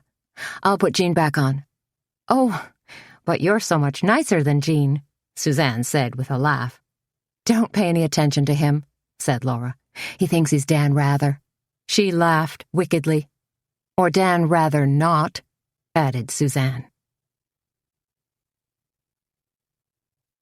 Chapter 7. Mid-afternoon found Toni and Suzanne hunched over the butcher block table in the kitchen, munching leftover tea sandwiches and sipping fresh squeezed lemonade. Afternoon tea service was winding down in the café, with just a few ladies lingering over a final cup. "What did the nasty old dragon lady want?" asked Toni. Suzanne giggled. She couldn't help herself. "You're referring to our dear Carmen Copeland?" "Play nice, children," warned Petra, as she stacked leftover scones into a large wicker basket. "Carmen brought in a poster to advertise her book signing on Wednesday," said Suzanne. "Big whoop," said Toni. "I thought maybe she sashayed in to try to Shanghai more workers for her snooty boutique."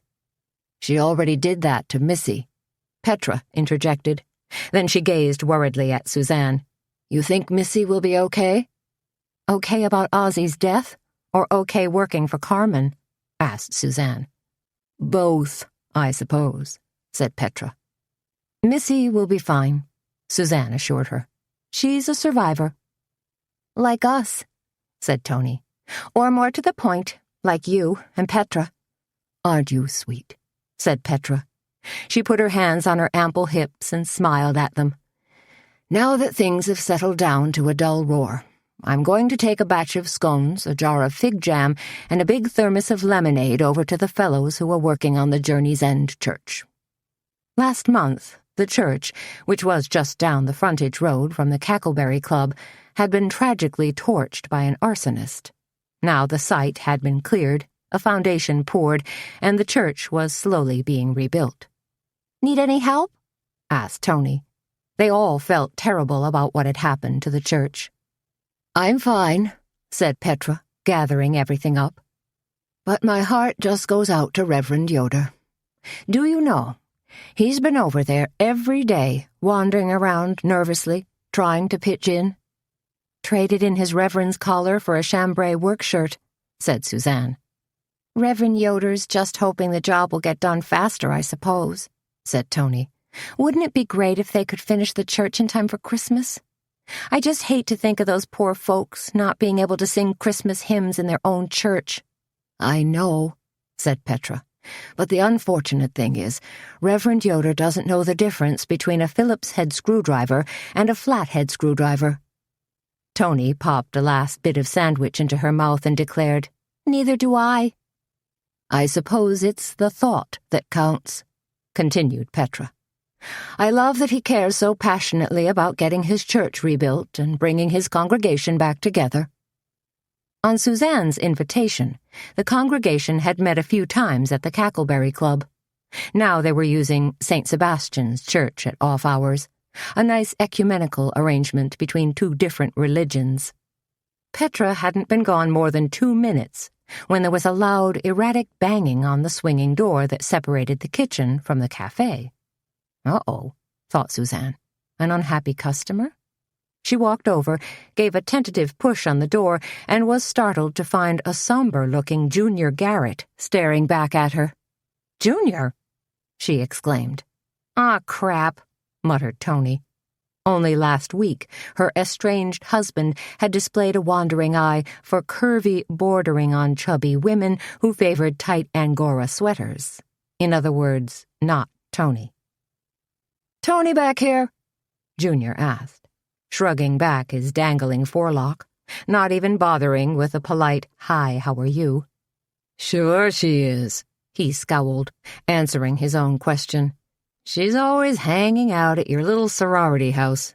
You girls probably have your own secret handshake and decoder rings." Toni lunged for Junior. "Don't be an ass, Junior," she said, swatting at his head. "Hey, Hey, lay off, Junior cried, ducking as her fingernails grazed him, then hastily retreating a few steps. What do you want? Asked Toni, lunging again, and this time getting a firm grasp on the back of his shirt. She twisted sharply, gathering fabric while she shoved Junior back out into the café and steered him to a seat at the counter. And keep your voice down, she hissed at him. We still have customers. Jeez, said Junior, looking like a puppy who'd just been walloped with a rolled-up newspaper for making doo-doo on the floor. I just dropped by to say hi. Hi, said Toni through gritted teeth. Now, goodbye, Suzanne said airily. No need to give me the bum's rush, complained Junior. I just wanted to get something to eat. He turned innocent eyes on both of them. I've been working since 5 this morning. A quick bite, and then you'll leave? Asked Suzanne. She wasn't fond of Junior Garrett, and she knew he wasn't good for Toni. Treated her like a doormat. Cheated on her, too. Only problem was, Toni wavered between wanting a divorce and having second thoughts about getting back together with Junior. Lot of that going around these days. I suppose we could spare a sandwich or two, Toni told him, ripping Junior's trucker's cap from his head and plopping it on the counter in front of him, like she was lining up Exhibit A for the jury. You'll settle for leftovers?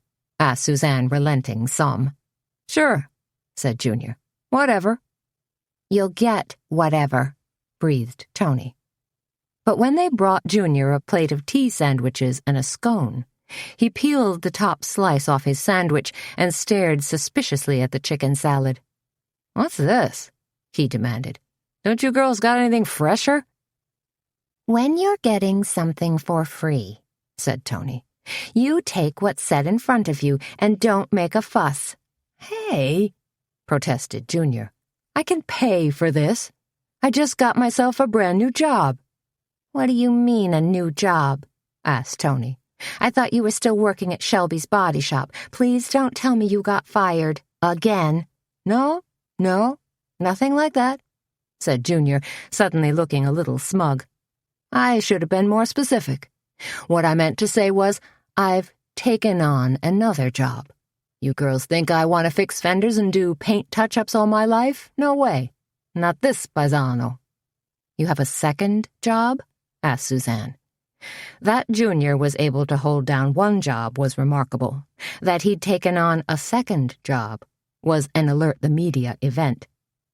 I'm double-dipping from the trough of commerce, Junior chortled, as he greedily stuffed a cucumber and cream cheese sandwich into his mouth.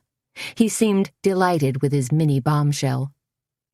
Better not let Shelby's hear you talk like that, or they'll bounce you on your skinny butt and send you packing, warned Toni. You haven't even been there 6 months. Aren't you still on probation? Probation's a way of life with Junior, muttered Petra, who had returned and was now banging pots and pans in the kitchen. What is this other job, anyway? Suzanne asked him. Junior hunched his shoulders and looked slightly evasive. I got a kind of delivery service going. And what is it you deliver? Asked Suzanne, praying one of their suppliers hadn't hired Junior to schlep eggs and milk all over the county. Yeah, said Toni. And where exactly are you delivering it to?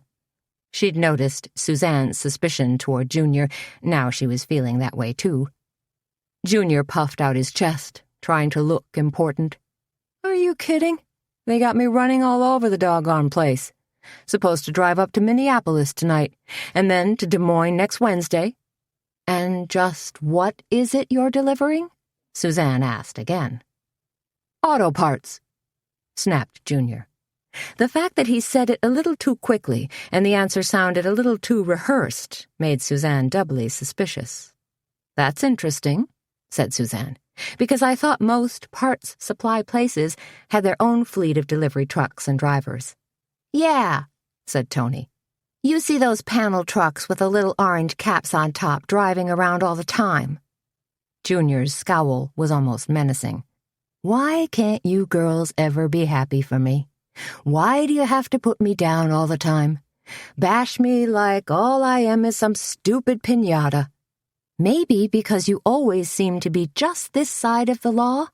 Suzanne shot back. Maybe because you were miserably remiss in giving your wife the love and devotion she deserved, and now you're dragging your clodhoppers when it comes to giving Toni a well-earned, well-deserved divorce. What if she don't want one? Asked Junior. Oh, she wants one, chimed in Petra. Don't you just wonder what Junior's up to?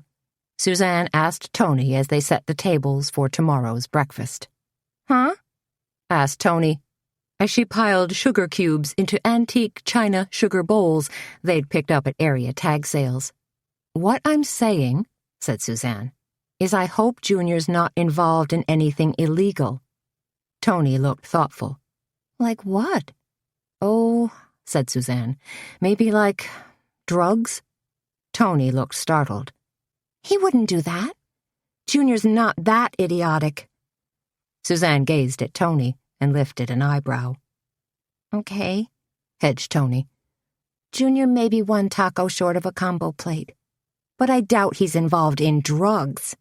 I don't know, said Suzanne, still not convinced. You hear all these rumors about meth labs in rural areas.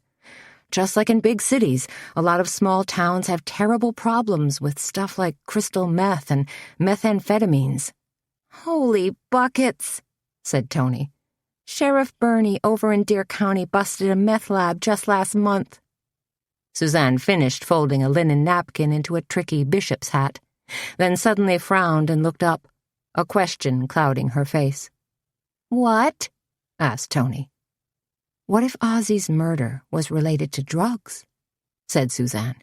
What if he was killed by some amateur meth lab chemists who were desperate for chemicals? That's quite a brainstorm, allowed Toni. You ought to give Sheriff Doogie a jingle and share your theory with him. Last time I shared anything with Doogie, it was a basket of onion rings, said Suzanne. And that's just 'cause he sat down and started helping himself. Satisfied they were set up for tomorrow, Suzanne and Petra wandered into the knitting nest.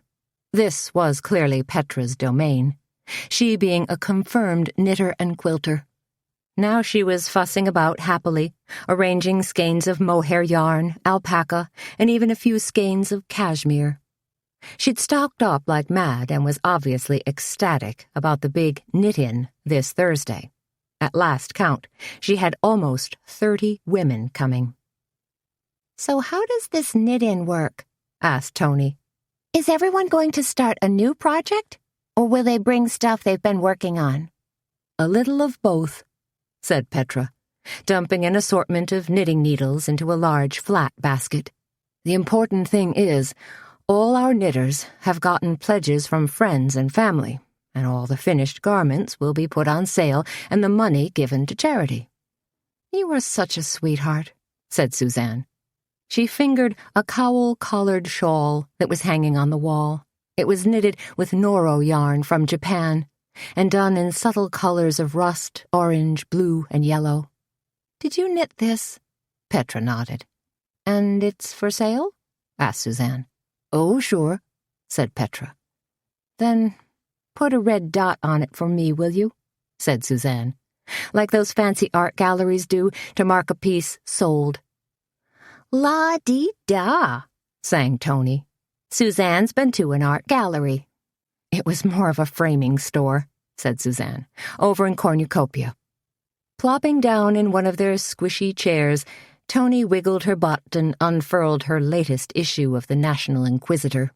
Petra didn't approve of Toni's subscription to the Hollywood gossip rag, but it was one of Toni's guilty little pleasures, like Suzanne's passion for chocolate and fine Bordeaux wine, and Sarah Beth's peach preserves from Dean and DeLuca, and a few other things she couldn't go into detail on.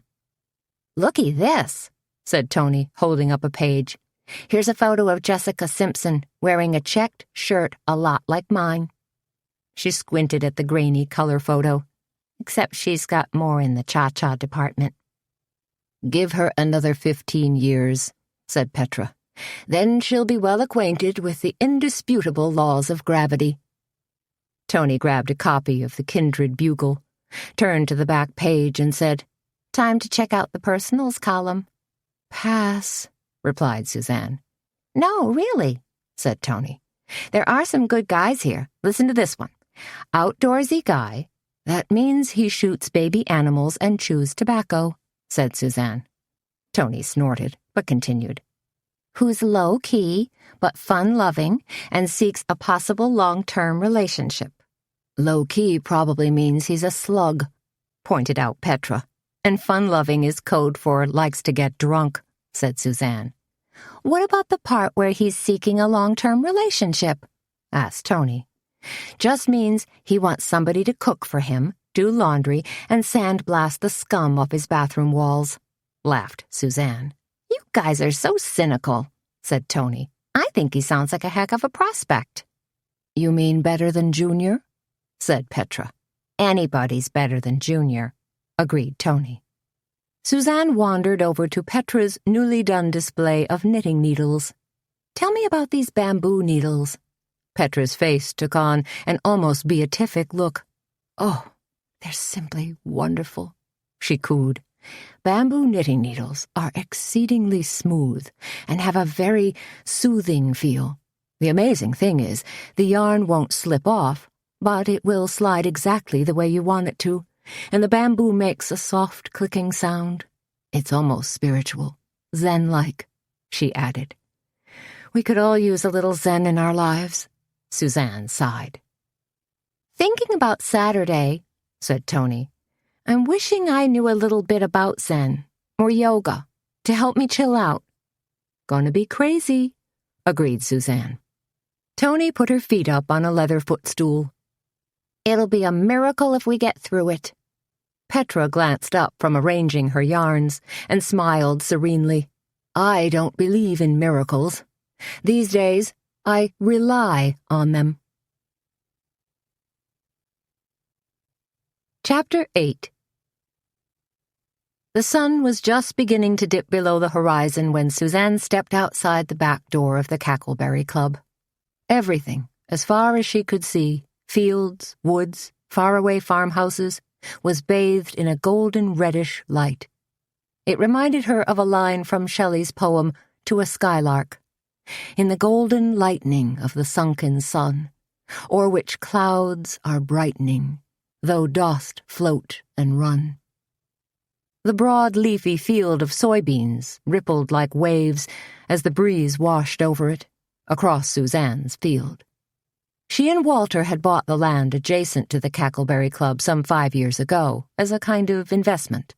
Now she leased the land and the farmhouse to a farmer named Duchovny. Squinting across the field, Suzanne was just able to make out a shimmer of buildings. Duchovny and his wife lived in the farmhouse and took care of the horse she had bought for herself a month or so ago. A nice reddish-brown quarter horse named Mocha Gent. Stocky and blocky, Mocha was just the kind of horse who could dodge and dance his way around a barrel racing course, or chug along on long trail rides. Lots of evenings, Suzanne and Baxter would down a quick dinner, then drive back to the farmhouse where Suzanne would throw an Indian blanket and worn leather saddle on Mocha's broad back, then take a leisurely canter around the perimeter of the field. Sometimes Baxter lazed in the barn on a bale of hay. Sometimes he loped along beside them. "Hey, Bax," Suzanne called to Baxter, whose tail gave a welcoming thump, then revved into a fast drumming motion. "Ready to pack it in for the day?" "Row?" he growled, ready to go. "Me too," Suzanne told him. "I'm beat." She unclipped Baxter from his long lead and opened the passenger door to her Ford Taurus. Baxter jumped in and settled down on the front seat. Suzanne had intended to go right home, fix a quick supper, slip into a warm bath, then maybe catch an old black-and-white movie on Turner Classic Movies. Maybe Sunset Boulevard, or The Maltese Falcon was playing tonight, or something light and frothy with Fred Astaire. Suzanne was bone-tired and still reeling a bit from Ozzie's murder. But the notion of meth lab assholes breaking into Driesden and Draper to steal drugs intrigued her, kept whirling in her brain, like a big thumpin' load of towels tossed in her old Kenmore washer. "Change of plans," she told Baxter as they zoomed along. "Hope you can wait 10 more minutes for Din-Din." When Baxter gazed at her with limpid brown eyes, she added, "I'll make it worth your while." He growled. "Yeah," she said. "I could probably manage gravy." Hanging a quick left, Suzanne cruised slowly through Kindred's downtown. It was both peaceful and pretty. Lots of vintage yellow and red brick buildings standing shoulder to shoulder, like old World War I soldiers. Diagonal parking on the streets. Nice shops, like Kuiper's drugstore, the Kindred Bakery, the Ben Franklin, and Route 66, a hair salon run by Greg and Brett, 2 gay guys who did a mean color and foil, and whose styling techniques ran the gamut from sleek and posh to Hindenburg-sized beehives. The largest, really the prettiest building downtown was the Chandler Building, a 3-story tower of red stone. This was where Bobby Waite's law offices had been located, and this was the building that his widow Carmen Copeland had recently purchased. Now the first floor had been turned into Alchemy Boutique. As Suzanne crept slowly toward it, she could see large, well-lit windows swagged with elegant mauve draperies. Quite a change from the garish video store that had inhabited the space earlier. And as Suzanne coasted past the front, she saw black lacquered mannequins dressed in chic red sheath dresses and short, thigh-skimming geometric shifts. Since all the lights blazed inside, Suzanne imagined that Missy Langston was working away, artfully arranging bangles and bags, hanging jackets and T-shirts, putting on the finishing touches for the big opening. Then Suzanne swung out Valley View Road, past the OK used car lot, the Lomaine Palace, and Pizza Luna's, and pulled into the parking lot of Westvale Medical Clinic. Turning the engine off, Suzanne listened to the tick-tick-tick of her engine cooling. She touched her palms to her cheeks, blinked at herself in the rearview mirror, and thought about the many times she'd breezed over here when Walter was on staff. But that was then, and this was now, she told herself. Grief was still a part of her life, but she'd tucked it deep inside her heart, where it would always remain a part of her, but hopefully mellow. Like a sand pebble in an oyster that, over time, acquires a shimmering luster. Suzanne grabbed her hobo bag and said, "Hang tight, Bax. I'll only be a couple of minutes." Then she climbed out of her car and scurried through the front door. A woman in blue scrubs glanced up from behind the front desk and exclaimed, "Suzanne! Is that really you?" "Esther," called Suzanne. "How are you? You look great." Esther was the office manager at the clinic. Like she'd been perched in an ejection seat, Esther popped up and flew around the front desk to greet Suzanne and exchange hugs. "Hey, sweetie," she exclaimed, clearly delighted to see Suzanne. "I mean it," said Suzanne. "You look terrific. What's your secret? Did you lose weight or something?" Esther was in her early 50s, but had been blessed with a clear complexion, hazel eyes, rich brown hair, and very few wrinkles. Esther giggled. "I've been on the seafood diet. I see food, I eat it." "Seriously?" said Suzanne, studying her. "There's something different." "Botox," whispered Esther. "There's a dermatologist over in Jessup who's an artist with the syringe. He made 2 tiny injections right in the lines between my eyes, you know, those nasty 11s, and they were suddenly gone, vanished. I said, 'Thank you kindly, doctor. Now, please make short work of my crow's feet, too.'" "Ah," said Suzanne. Might that deft dermatologist also be the secret behind Carmen's slightly plumped-up face? Could be. Suzanne was about to pull out a pocket mirror and contemplate her own 11s when Esther asked, "What brings you in? We close in 10 minutes, you know." "Right," said Suzanne. "Sorry. I was wondering if Dr. Hazlitt was still around. I have a quick question for him. Nothing concerning health," she added hastily. "Just a question." "Sure," smiled Esther. Let me buzz his office. See if we can catch him." 2 minutes later, Dr. Sam Hazlitt was grinning at Suzanne as they stood outside the clinic's front door. He was tall, early 40s, good-looking, with tousled brown hair and blue eyes. Of course, he looked adorable in his white coat over a pale blue shirt and slightly loosened Ralph Lauren tie with its scatter of polo ponies. "It's good to see you again," he told her. His words sounded more than genuine, and Suzanne blushed slightly. This was a man she wouldn't mind getting to know better. "Great to see you," she replied. "Okay. A good and a great," she told herself. "Now how do I phrase my particular question?" Sam Hazlitt seemed to be studying her. "You feeling okay?" he asked. "Because, well, I heard about what happened yesterday. With Ozzie and with you." He looked extremely concerned. "In fact, why don't we go in and do a quick blood draw? Make sure you're all right." "I'm fine, really," Suzanne told him. "I just stopped by to ask you a quick question." He moved a step closer, and Suzanne could smell what was either aftershave or a much better grade of hand soap than the clinic used to use, something fairly peppery. "Yes?" he asked. Suzanne didn't hesitate. "It concerns Ozzie Driesden's murder." "Lot of theories going around about that," said Sam. He rolled his eyes. "Thank goodness I'm not the duly appointed county coroner, although I think I might have to take a turn at it next year." "All those theories?" said Suzanne. "I have one too." "You want to go somewhere for coffee?" Sam asked. "Talk this over?" "No," said Suzanne. "I mean, no thanks. This isn't a good night for me." She didn't have anything going, but she needed a little think time. Besides, if she and the good doctor were going to start something, she wanted it to be done at a careful, relaxed pace, not over a hurried cup of coffee. "Okay," said Sam.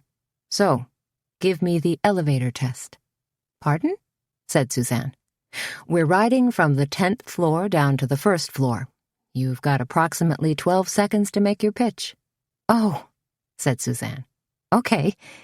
It occurred to me that Ozzie's murder might have been peripheral, that some meth lab guys broke in to steal drugs and Ozzie just happened to be in their way." "Interesting," said Sam.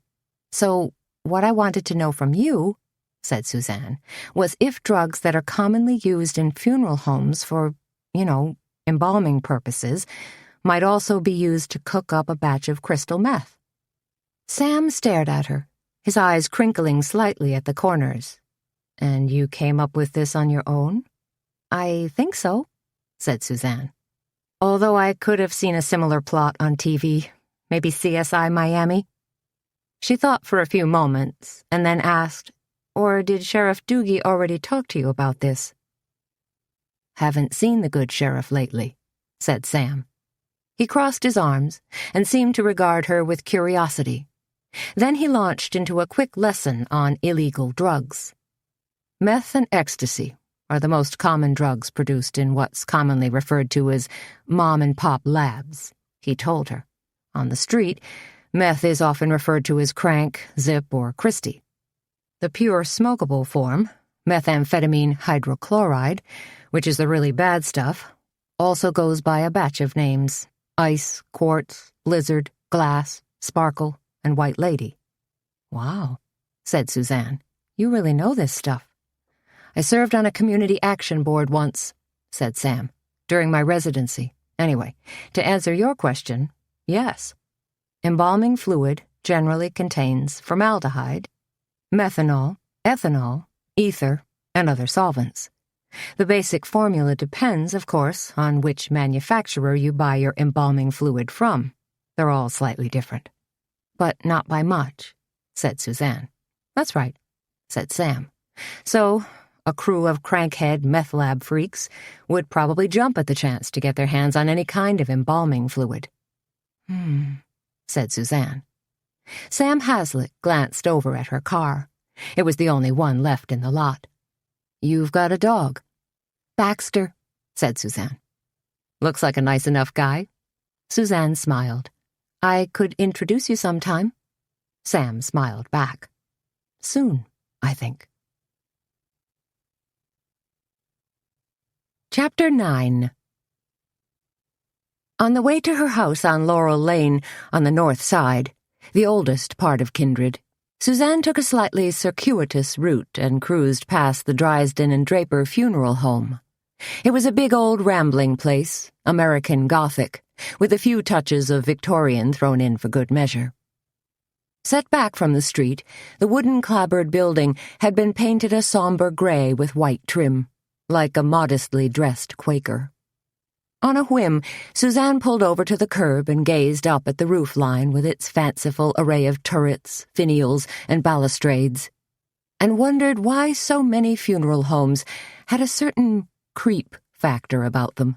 Always looked like a place where the Addams family could settle in nicely. Then, for no reason at all, except pure curiosity, Suzanne crept around the corner and crunched down the back alley that ran directly behind the funeral home. A thick tangle line of cedars formed a sort of natural barrier on the right side of the alley, probably helping to screen the loading and unloading of caskets. On Suzanne's left was the rear wing of the funeral home, a stone block addition that had probably been added some 20 years ago. Just ahead, the alley widened out slightly, and as Suzanne approached the rear covered portico, she noticed a red car, an older model Mustang coupe, parked beneath it.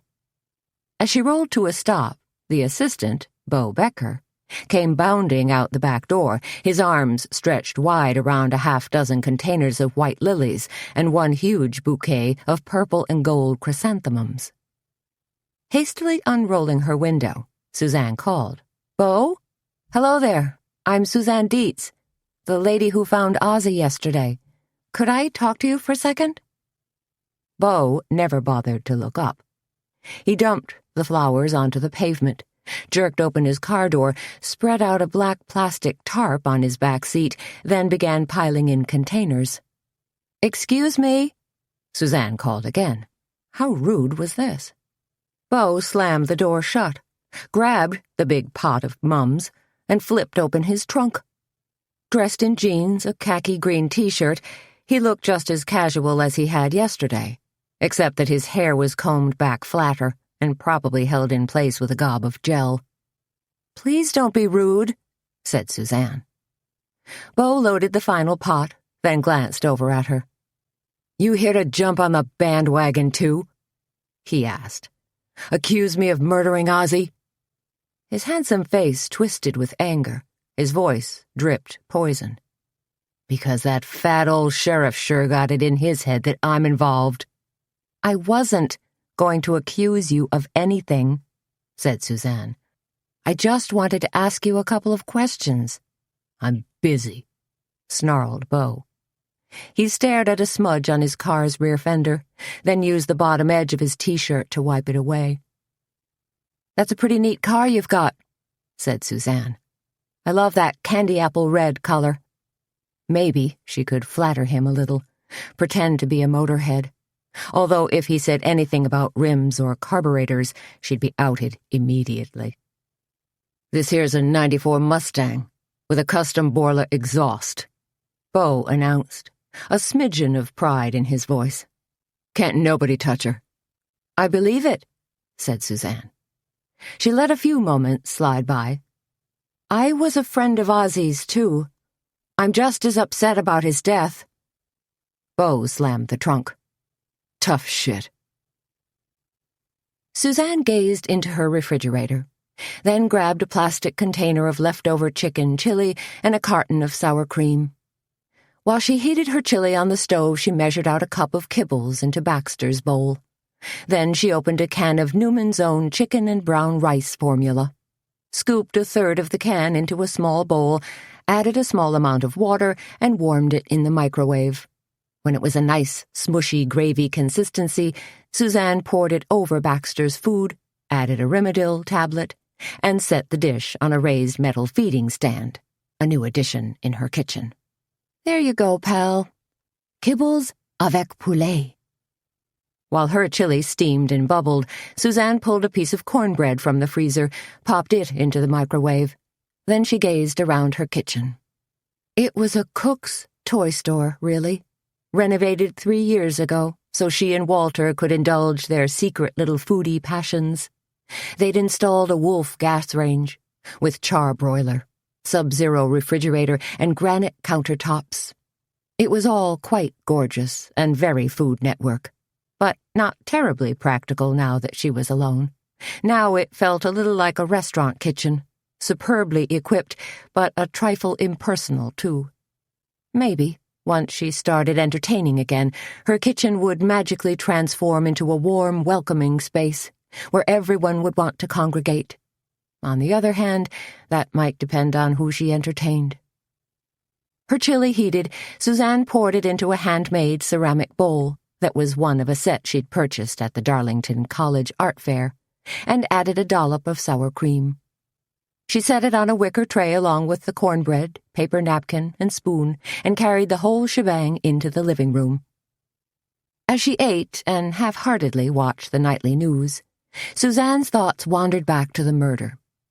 She wondered who could carry so much anger and malice in their heart that they would kill Ozzie Driesden. Someone right here in Kindred? Someone close to Ozzie? Someone so close that Ozzie never suspected until the final moments, when he was held hostage, drugged, and then had his blood drained? Suzanne shook her head, grabbed the remote control, and switched over to Wheel of Fortune. Gotta watch something a little lighter, she told herself. Stop these dark thoughts from rattling around inside my head. Vanna was rah-rahing and busily turning over letters. The clue was thing. Suzanne stared at the letters that had been revealed on the board. 2 G's, a B, a T, and an R. Egg beater, she said aloud, just as contestant number 3 piped up with, I'd like to solve the puzzle. Naturally, it was egg beater. Okay, Suzanne told herself. If I can look at those puny clues and pull egg beater out of the sky, why can't I dredge up a suspect or two? Of course, Sheriff Doogie had already taken care of that. 20 minutes later, Suzanne was in her suede jacket, blue jeans, and boots, standing in a sweet-smelling hay barn, saddling her horse. With the cinch snugged tight, she led Mocha outside, grabbed a handful of slightly oily mane to help pull herself into the saddle, and then was off in a slow canter around the perimeter of the field. The sky had faded to a smoky purple, the final glory of the day manifesting itself in a wash of thin clouds and a handful of glittering stars, like a child's game of jacks tossed out onto a dark blue blanket. From onesies all the way up to tensies. Across the field, Suzanne could see the lights of the Cackleberry Club. The little place glowed like a beacon, and Suzanne figured that book night, romance book night, was probably a rousing success. At least it would be once Toni trotted out the cheddar cheese biscuits and Pinot Grigio. Suzanne worked her horse for a good 45 minutes, practicing from going from a fast walk right into a canter, doing a little remedial work on neck reining while they were at it. Mocha had spent his summer grazing with a herd of cows, so he was lazy, obstinate, and a little out of practice. Then again, so was she. Suzanne walked him slowly back to the barn, letting the big horse cool down gradually. Standing in his box stall, she pulled off the saddle and blanket, wiped him down with a chamois cloth, then grabbed a curry comb. The horse's wide back quivered, and his front feet stomped as she ran the metal teeth over him. He liked the sensation, but was uncertain about all her fussing. Oh well, he'd get used to it.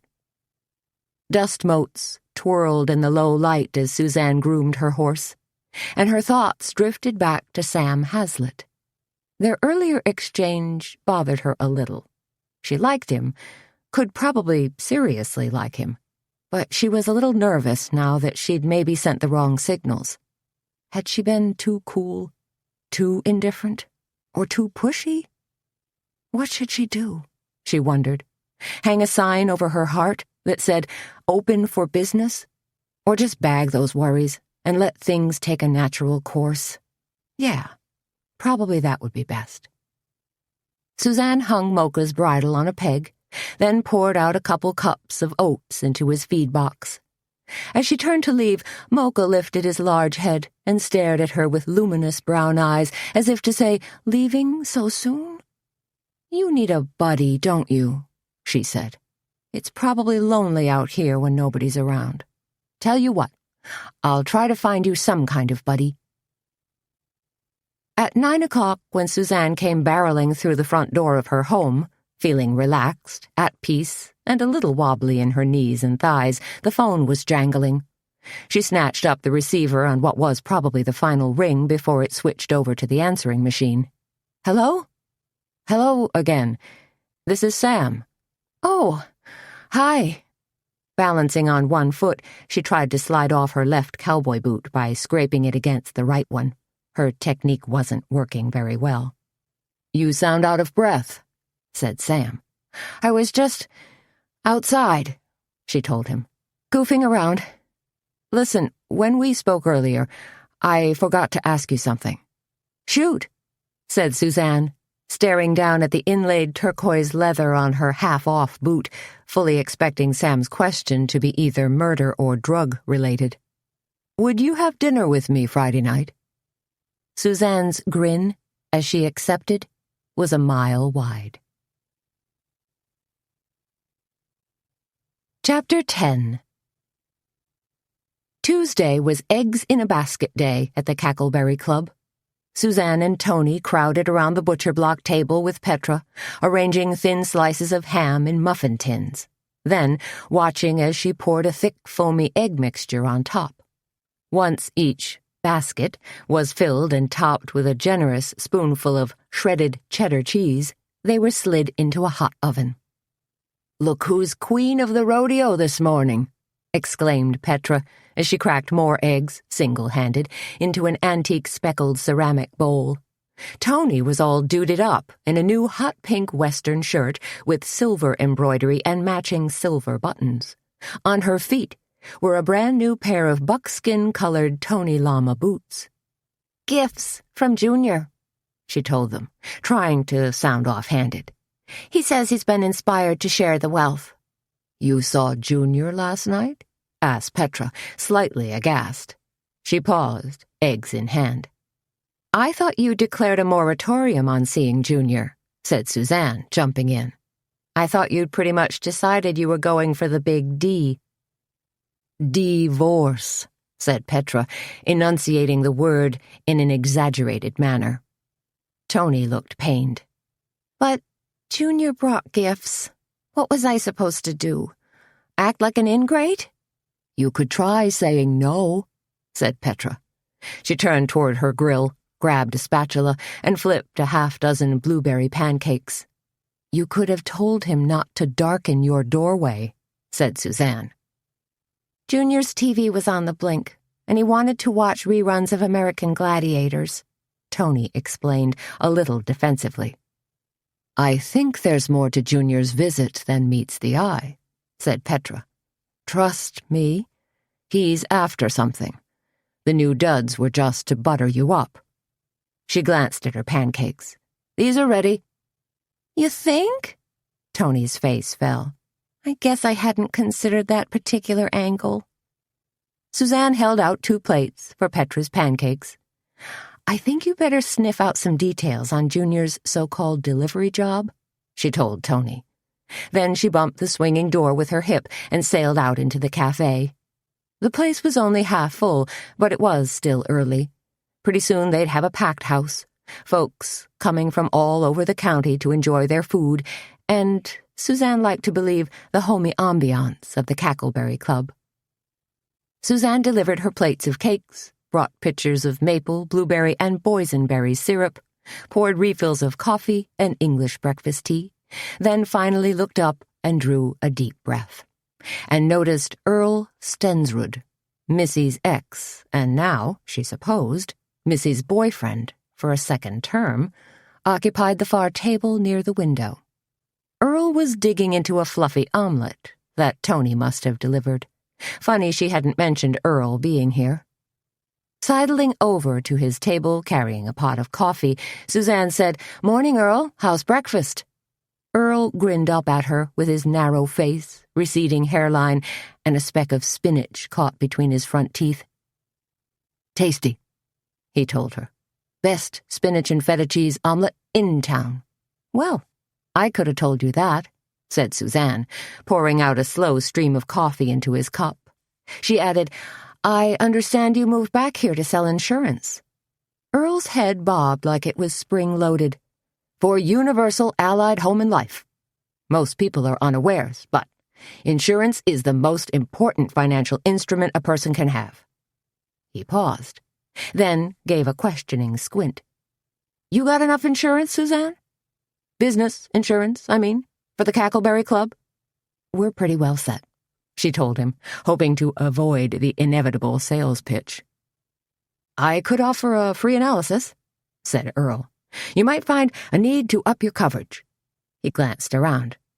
"Place looks fairly profitable, but if something were to happen—" Now Earl looked serious, like he'd peered into the not-so-distant future and seen an unhappy vision looming before him. "I'm not losing any sleep, Earl," Suzanne told him. "Got flood insurance?" he asked. "What if there's a flood?" Catawba Creek, a babbling little trout stream that hadn't flooded its banks even once in the last century, was at least 6 miles away. Suzanne told him so. Unfazed, Earl plowed on. "Hit by lightning?" Suzanne sighed. "I'll take my chances." "Fire?" Earl glanced sideways out the window where workers were hoisting beams and pounding away at 2x4s, busily rebuilding the Journey's End church. "Don't even breathe that word in here," warned Suzanne. "The Journey's End church fire was a trauma for everyone." "Suit yourself, Suzanne," said Earl, taking a slurp of coffee. "I always do," she replied. "I understand Missy's got you nosing around town concerning Ozzie's murder." Now Earl gave her a hard stare. "Maybe," said Suzanne, being a little evasive. "She thinks you're quite the little Nancy Drew." He let loose a mirthless chuckle. "Missy's a friend," said Suzanne. "I'd do anything to help her, especially after the rude treatment she's received from Sheriff Doogie." Earl cocked an index finger at Suzanne. "If you're such a hotshot investigator, maybe you ought to take a look at George Draper." "Ozzie's partner?" Suzanne's brow furrowed. "I'd say you're out of your mind." "The thing of it is," said Earl, glancing around and lowering his voice, "I sold Driesden and Draper an insurance policy a few months ago." "So what?" replied Suzanne. "You've probably been offering free analyses to everyone and his brother-in-law. They just happened to take the bait." "It was key person insurance," said Earl, enunciating each word carefully. Suzanne stared at him, wondering where Earl was going with this. "Meaning?" She tapped her foot impatiently. "Meaning," said Earl, "that if one partner died, the other would receive a rather tidy sum of money." He paused. "Enough to buy out the other's interest, and then some." "How tidy is that sum?" asked Suzanne. "Can you give me a number?" Now Earl looked aghast. "That would be unethical." "But it's okay to point fingers," Suzanne chided, "to toss out innuendos about your client." Earl threw up both hands in a gesture of frustration. "I'm just saying, Suzanne." Back in the kitchen, Suzanne said, "Earl Stensrud is a real slimeball." Petra ducked down and peered out through the pass-through. "He's out there?" "Yes," said Suzanne. "And interestingly enough, he's trying to deflect any scrutiny that might be directed at him onto George Draper. Call it the old pinball technique." "Scrutiny on Draper for Ozzie's murder?" Petra couldn't quite believe it. "Earl assured me that George Draper was going to benefit greatly from an insurance policy he sold to Driesden and Draper," said Suzanne. "Huh," said Petra, pulling a tin of bubbling golden brown eggs in a basket from the oven. "I didn't think anyone ever benefited. Insurance companies are tighter than razor clams." She sprinkled on some additional shredded cheddar for good measure. "They just hate opening their pockets and paying out claims." Toni came bustling in with a stack of dirty dishes. "I just caught the tail end of your conversation. And you're right about insurance companies and insurance salesmen being tightwads. Guess how much of a tip that moron Earl left me?" "How much?" asked Suzanne. Earl Stensrud did strike her as a parsimonious ass. 50 cents, shrilled Toni. "Can you believe it? That comes to something like 6%. "Makes Junior look like Rockefeller," mumbled Petra. "Doesn't it?" answered Toni. Just before lunch, there was a run on the Book Nook. Suzanne wasn't sure if it was because of the knit-in Thursday or Saturday's Take the Cake event, but customers were grabbing books on knitting, needlecraft, quilting, baking, and cake decorating like crazy. One book, written by two women who called themselves the Knitwits, was a humorous take on knitting. It illustrated simple stitches and fun projects, as told through their own trial and error. Suzanne was about to run across to the café to help set up for lunch when a yellow post-it note stuck to the back wall caught her eye. It said, "Cheese," in block letters. Slipping into the office, Suzanne thumbed through her Rolodex and dialed the number for Cloverdale Farm.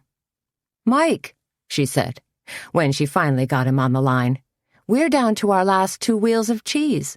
Are you planning a delivery anytime soon?" "Sure am," he told her, "but it ain't the kind you're thinking of. I got 2 prime Guernseys ready to calve any time now. And, wouldn't you know it, this is the week Ruth Ann picked to visit her sister in Sioux Falls." "What if I drove over to your place?" asked Suzanne. She could hear a barnyard symphony of mooing, chewing, and clip-clopping in the background. "That'd be fine, Suzanne," replied Mike. "I got a cooler full of cheese, so you know where to find me." "I'm guessing in the barn," said Suzanne. But he'd already hung up. Then, just as Suzanne was scratching a note to herself, the phone rang. She snatched it up. "Hello?" "Suzanne? It's Missy." "Hi, honey. How are you?" Suzanne hated to ask if Missy had been burning the midnight oil last night, because she was pretty sure she had been, judging by the stress and tiredness in her voice. "Hanging in there," said Missy, sounding slightly bereft. "I was just wondering if you'd heard anything, or done a little, I don't know what you'd call it, sleuthing?" "Lots of rumors flying around," said Suzanne, "but nothing concrete." She sure as heck wasn't going to tell Missy that Earl, her ex-husband, and beau du jour, was casting aspersions on her former beau's business partner. Suzanne shook her head. It was all very confusing. "I'll keep my ears open, though," Suzanne promised. "Well, okay." Missy sounded disappointed. "Are you coming to the visitation tonight?" "Of course," said Suzanne, thinking it might shake out as a rather strange gathering. "If you come up with anything," said Missy. "Absolutely," said Suzanne. "You'll be the first to know. Hey, maybe Sheriff Doogie will drop by, and I can pump him for information." "I think he'd sooner have his stomach pumped," Missy replied in a sour tone. But Missy was wrong about that, because Sheriff Doogie did drop by right before lunch, just as Suzanne was jotting the specials on the board. And for some reason, Doogie seemed far less reticent in discussing Ozzie's murder. "How goes the investigation?" Suzanne asked, as Doogie slid his khaki bulk onto a nearby stool. She continued to scratch away with her colored chalk, writing down corn chowder, egg salad sandwich, turkey fajita, Cackleberry Club brown sugar meatloaf, and pumpkin pie. Doogie gave a low whistle. "That's a fine lineup today," he told her. "Yes, it is," agreed Suzanne, dotting the I in pie. Doogie was a man who appreciated real home cooking, probably because he didn't get much anymore. He was a widower whose wife had died of breast cancer some 5 years ago. After her death, he'd resigned from the state patrol and run for sheriff. Opposed by a former garbage hauler, he'd been elected in a landslide. Over the years, a few women had made a run at Doogie, but none had caught his eye. Doogie remained polite, but standoffish. "Is that pie made fresh, from real pumpkins?" asked Doogie. "'Cause if it is, I'll have me a piece." "Of course you will," said Suzanne. When did Doogie not get a free ride at the Cackleberry Club? "I was asking about the murder," she prompted again. Doogie sucked air in through his front teeth. "Things are going slow. I've been doing this by the book, following procedure, conducting interviews, but—" "No hot leads?" said Suzanne. "I got dog poop," admitted Doogie. "Ozzie didn't seem to have any enemies." "How about friends?" asked Suzanne. "Sometimes friends can become enemies. Anger, jealousy, disputes over money." "Funny thing about that, too," said Doogie. "Ozzie didn't have a lot of close friends. Maybe folks are hesitant to cozy up to an undertaker. I don't know." "Maybe so," said Suzanne, although Missy had, for a while anyway. Doogie leaned across the counter. "You heard anything, Suzanne?" Her front teeth worried her bottom lip for a moment, and then she said, "Earl Stensrud was in for breakfast a little while ago, trying to stir up rumors about George Draper." "What kind of rumors?" Doogie asked, as his hooded eyes roved across the back counter. "Apparently Earl sold Driesden and Draper some key partner insurance, and now George Draper is set to collect." Doogie let out a sigh that sounded like a balloon deflating. "George already mentioned that to me." "He did?" Suzanne was surprised. George Draper was either a completely forthright guy or else a master at setting up an excellent smokescreen. "Anything else?" asked Doogie. Now he seemed fixated with the chocolate-covered donuts that sat plump and glistening, covered with pink and yellow sprinkles in the pastry case. Before the sprinkles, Suzanne used to decorate with little silver balls, but when a customer busted a filling biting down on one, she switched to the more dental-friendly sprinkles. "I have a theory," said Suzanne, "that I'd like you to hear." When Doogie scrunched up his face in disapproval, Suzanne pulled a donut from the case, set it on a small plate, and shoved it across the counter toward Doogie. That seemed to soften him up. "Okay. What's your theory?" asked Doogie, grabbing the donut and taking an enormous bite. Doogie, the donut whisperer, Suzanne thought to herself. Then she shook her head to clear it and proceeded to lay out her meth lab theory, basically postulating that crazy, whacked-out crackheads had swarmed out of the hills on the hunt for supplies. "Already thought of that," Doogie told her as he brushed away some of the sprinkles that had cascaded haphazardly down the front of his shirt. "Or, I should say, George Draper mentioned it. He said it's not uncommon for meth lab freaks to break into funeral homes and veterinarians' offices, looking for chemicals to brew up their poison." "So drugs were missing," said Suzanne. Doogie nodded slowly. "Appears so." "You think there's any merit to the meth lab idea? Are you going to look into it?" Doogie turned a flat-eyed stare on her. "You mean, am I going to cruise Logan County, rousting folks from every cottage, cabin, farmhouse, and outhouse?" "Put out an APB?" Suzanne asked weakly. "Nope," said Doogie. "Although that's what most people think I should do if I want to win re-election." "By most folks, you mean Mayor Mobley and his toadies?" "You got that right," said Doogie. Then his nose twitched spasmodically, and his head swiveled as though set on ball bearings as he watched Toni slide past them, carrying 2 steaming platters of Cackleberry Club meatloaf. "Now that's what I really need," exclaimed Doogie, "to perk up a shitty day." Chapter 11. The Silver Leaf Tea Club was an afternoon tea club you had to be over 50 to belong to. The tea club had been Petra's brainstorm and had proved to be more popular than reruns of Friends. Always held the first Tuesday of the month, the Silverleaf Tea Club attracted a huge following of wonderful older women. To top it off, they were funny, gregarious, and always dressed to the nines. Besides attending church or going out to dinner at Copple's over in Cornucopia, there weren't a lot of places around Kindred that gave a lady an opportunity to get all dolled up. But when they flocked to the Cackleberry Club for tea, the women of Kindred and the surrounding small towns pushed fashion to the max. One contingent of women always seemed to opt for the classic British look. Tweedy skirts and jackets, cream-colored blouses with pussycat bows, sensible shoes, tams and berets perched rakishly on well-coiffed heads. Your basic Miss Marple wannabes. Another contingent went for the sophisticated Brooke Astor socialite look.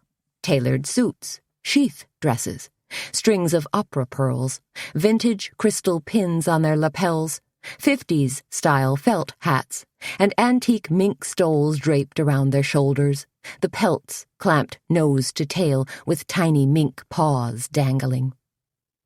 Suzanne and Toni had worked feverishly to transform the Cackleberry Club into a proper tea room. White linen tablecloths were draped over battered wooden tables. Small candles flickered enticingly in glass teapot warmers. Sugar cubes were piled in silver bowls with matching tongs alongside. Place settings included hand-embroidered placemats, elegant Haviland china with plates and matching teacups in the Annette pattern, and polished flatware. In addition, pink tapers and crystal vases filled with pink tea roses adorned each table. "What do you think?" asked Toni, lighting the final candle and stepping back to assess their artistry.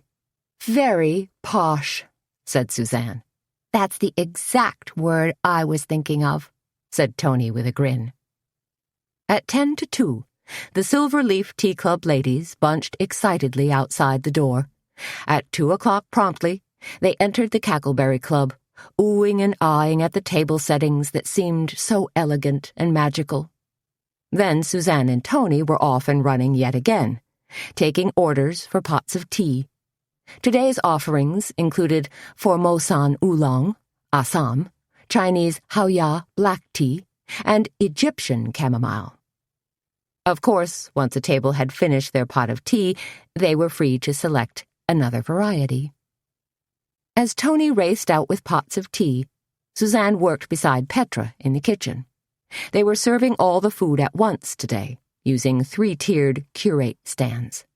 This not only made serving a breeze, but the 3-tiered silver stands were showstoppers when laden with goodies.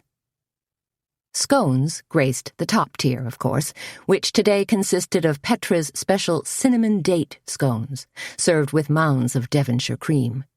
The middle tier, traditionally used for savories and tea sandwiches, was filled with crab salad sandwiches, goat cheese and cucumber sandwiches, and cheese and honey bruschetta. Strawberries dipped in chocolate, almond bars, and small squares of lemon cake lined the bottom tier. Suzanne was finalizing the arrangement of the strawberries and almond bars when Toni came flying into the kitchen. "Everything ready?" she chirped. "Our dear ladies are sipping away and making polite inquiries regarding food." She glanced at the trays laden with food. "Oh, wow. Don't those look special?" Petra gave an elfish grin as she added a few edible flowers to the arrangements. And pretty, too. "You're so right," exclaimed Toni. "Our guests are going to jump out of their skins when they get a load of all this gorgeous food." "Shall we carry out the trays, ladies?"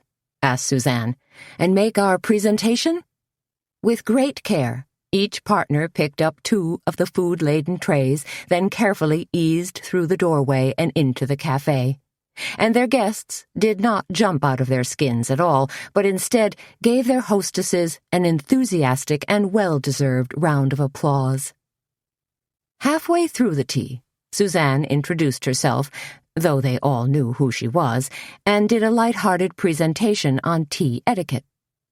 First up was a quick lesson on scones.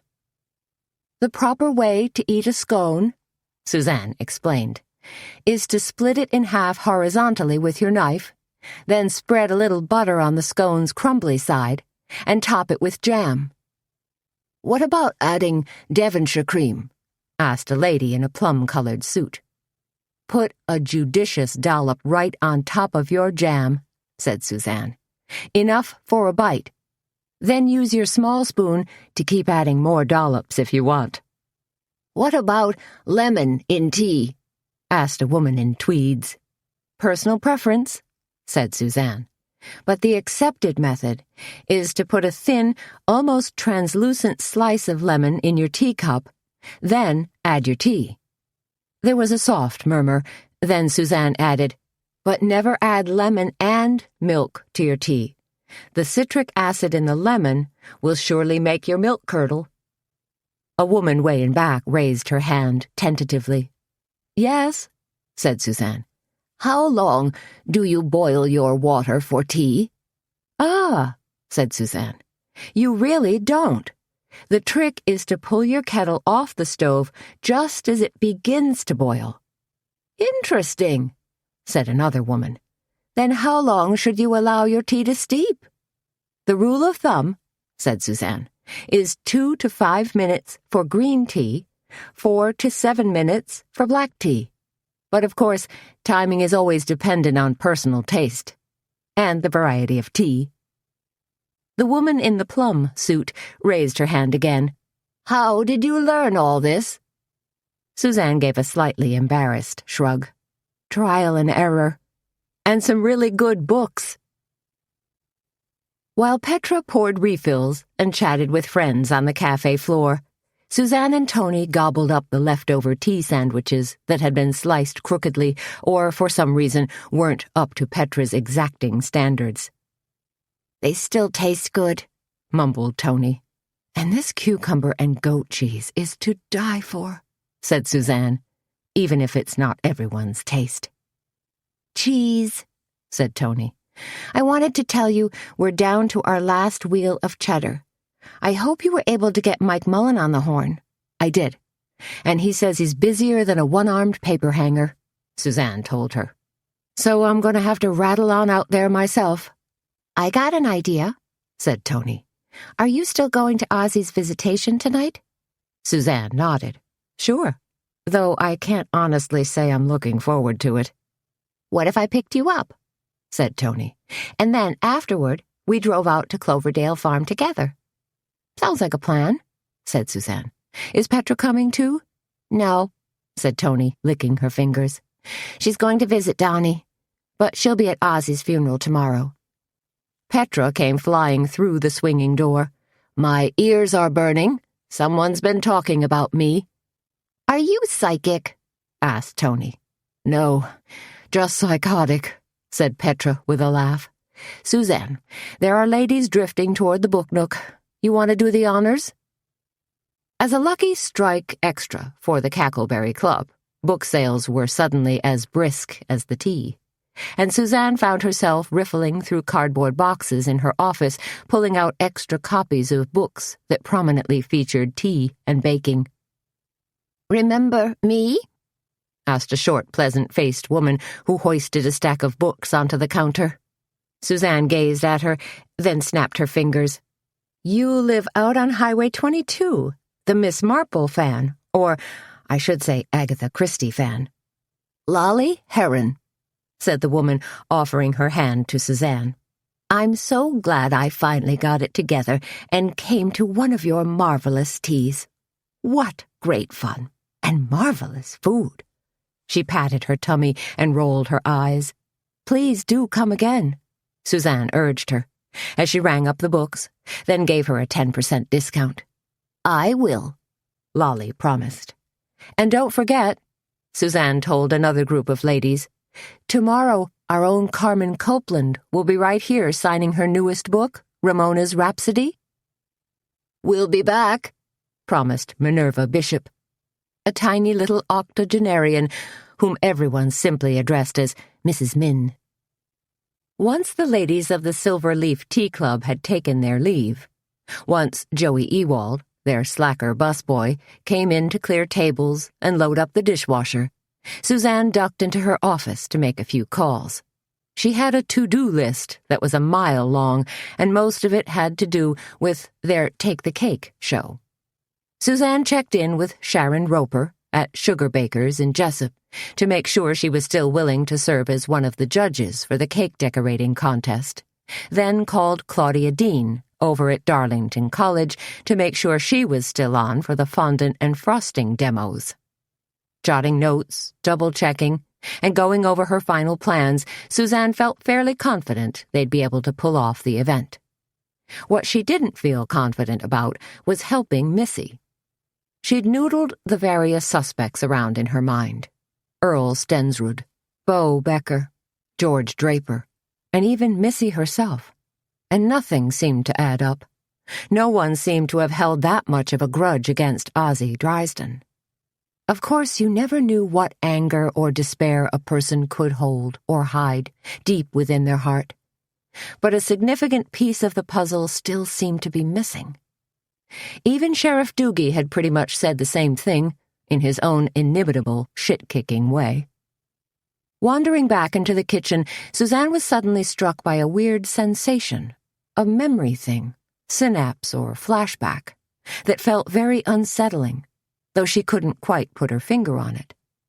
"Honey, what's wrong?" asked Petra. "You look like you just saw a ghost." "It's nothing," said Suzanne, trying to figure out what had made her so jumpy. But the memory or sensation or whatever it was wouldn't dredge up. You know how sometimes you get a weird déjà vu thing going in your head? You think you saw or heard or smelled something familiar? Something kind of unsettling, but you can't quite figure it out? Petra continued frosting her almond cake, a special order for tonight's PTA meeting. "Uh-huh, I guess."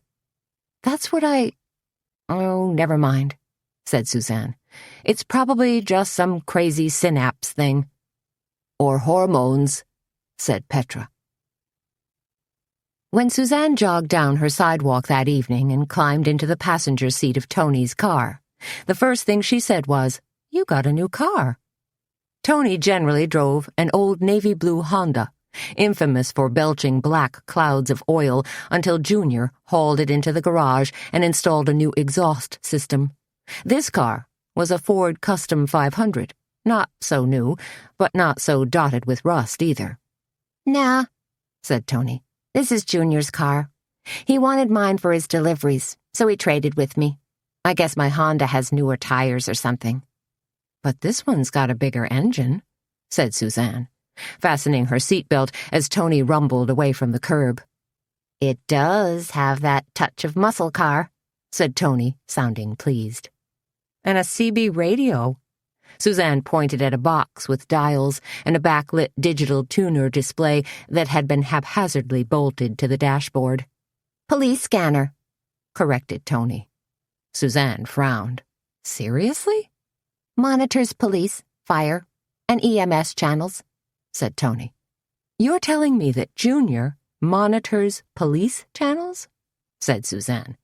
This seemed like a red flag to her, another indication that Junior could be up to no good. Tony spun into a left turn so fast, Suzanne had to clutch the dashboard to steady herself. "You say stuff like that," said Tony. "You make me nervous." "You know," said Suzanne, "I think you might have good reason to be nervous." Chapter 12. To see Ozzie laid out in his own funeral home was bizarre beyond belief. For years he'd been the sober meter and greeter for most of Kindred's deaths and burial services.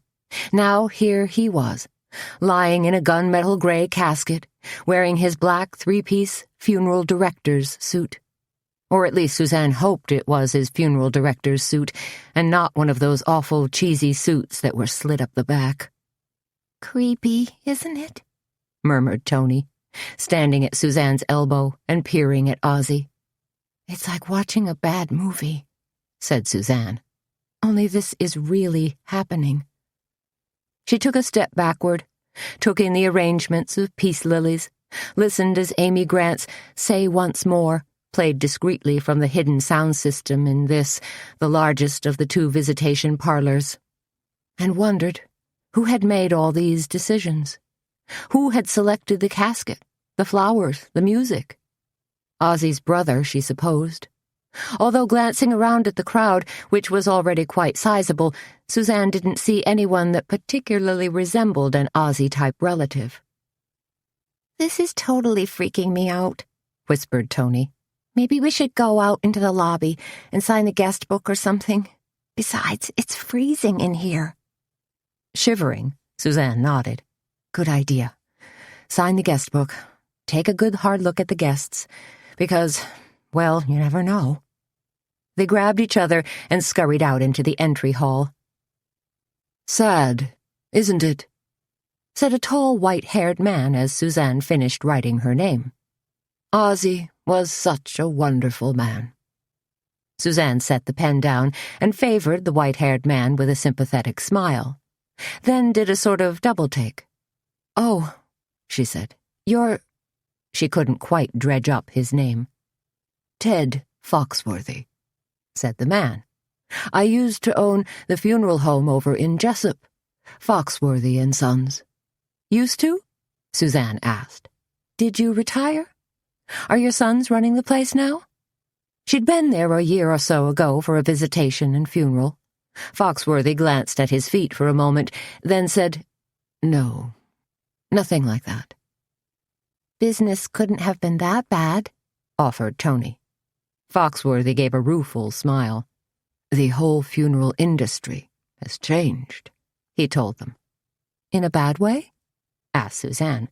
She figured now that the baby boomers were aging, business would be booming, so to speak. "Changed in a big way," said Foxworthy. "Now the big conglomerates are taking over and running things."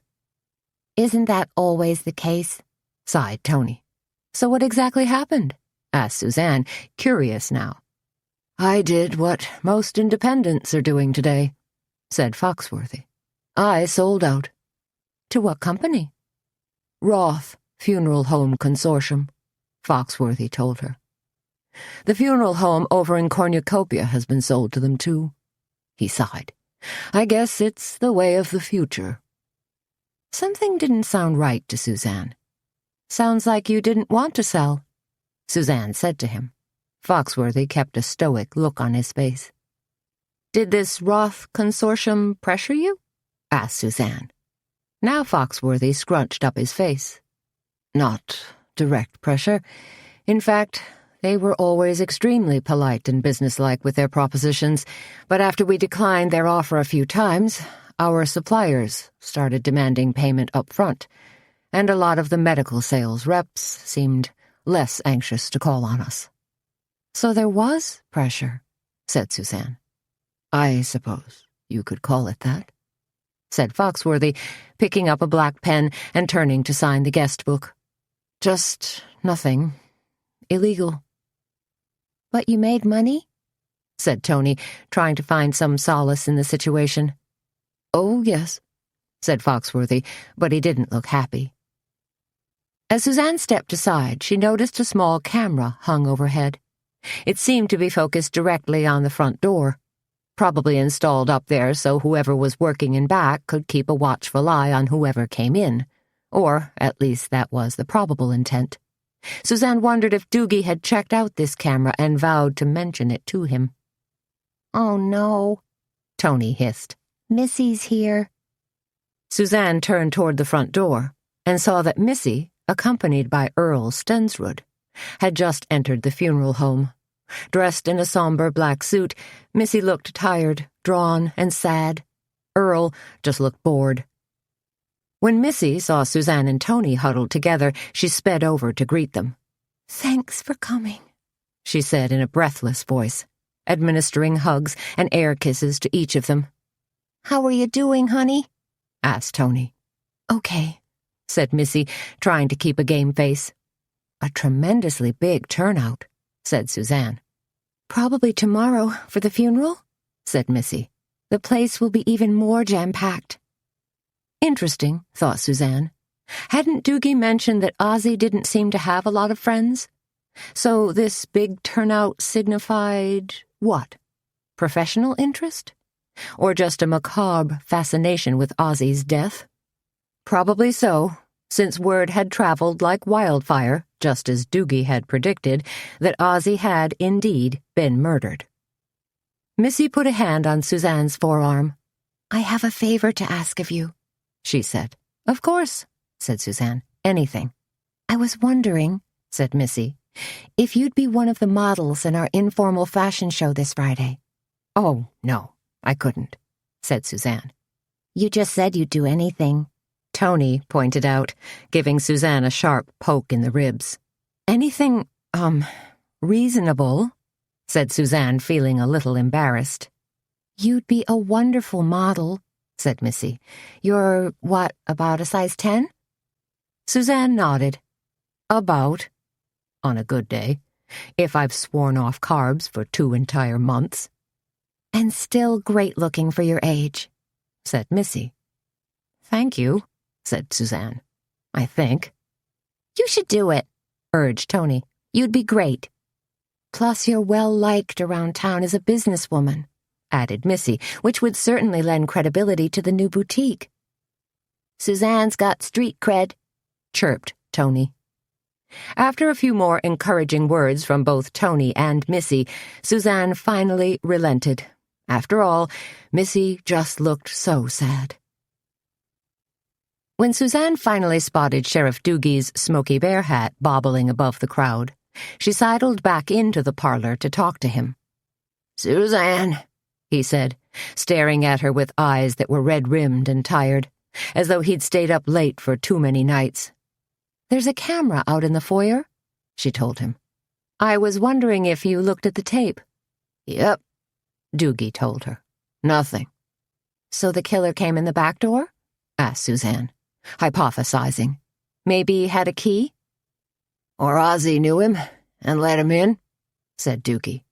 Knew him, said Suzanne, mulling over the idea.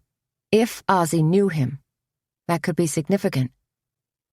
Sheriff, called a loud, aggressive voice. Suzanne and Sheriff Doogie both turned at once, saw Mayor Mobley signaling with one chubby hand in the air. A moment of your time, called Mobley. It was more of a command than a question. I'll get back to you, said Doogie, turning away from Suzanne. Soon as I talk to the grand poobah shithead over there. And still the surprises kept coming. Suzanne, called Carmen Copeland. I was hoping to see you here tonight. She sped across the floor, elbowing people out of her way. Hello, Carmen, said Suzanne, not exactly thrilled to be cornered by the obnoxious author. Hey, Carmen, what's up? Asked Toni as she joined them. Carmen ignored Toni completely and instead launched into a litany of requests concerning tomorrow's book signing. I don't know how well my publicist briefed you, said Carmen, but I'm going to need a comfortable swivel chair with a seat height of at least 38 inches. I will also require bottled water, still not effervescent, classical music playing in the background, and an assistant to open books to the correct front page. Suzanne just stared at Carmen, while Toni giggled. Oh, said Carmen, and I must have my back against a wall. Excuse me?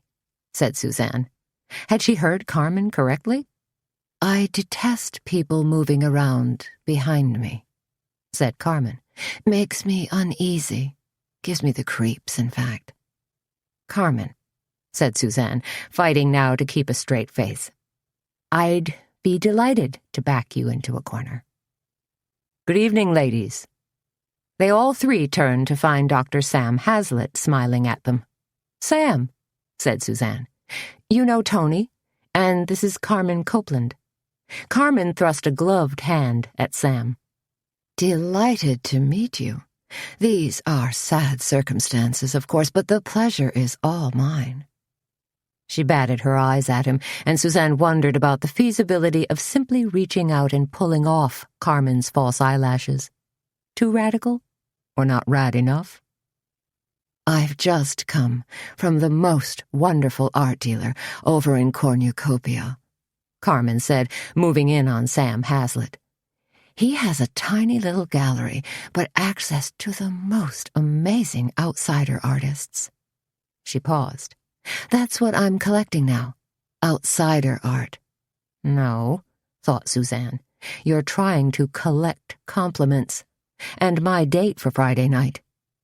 I understand that type of art is a hot commodity right now, Sam Hazlitt replied, his eyes dancing with mirth. But so much more speculative than the modern art being done in New York right now, or some of the very contemporary British artists, said Carmen. Sam stole a glance at Suzanne, smiled, then said, I've got to speak with George Draper, if you'll excuse me. Isn't he a cutie? Said Carmen, narrowing her eyes at the retreating Dr. Hazlitt. And divorced, I understand. Suzanne edged away from Toni and Carmen. She really didn't need to hear Carmen's fawning remarks. Carmen finally acknowledged Toni's presence with a knowing smile and said, I wouldn't mind getting to know him better. Do you know any juicy tidbits about him? Or better yet, do you think you could hook us up? Toni raised her eyebrows and pretended to look shocked. Excuse me. Do I look like Heidi Fleiss?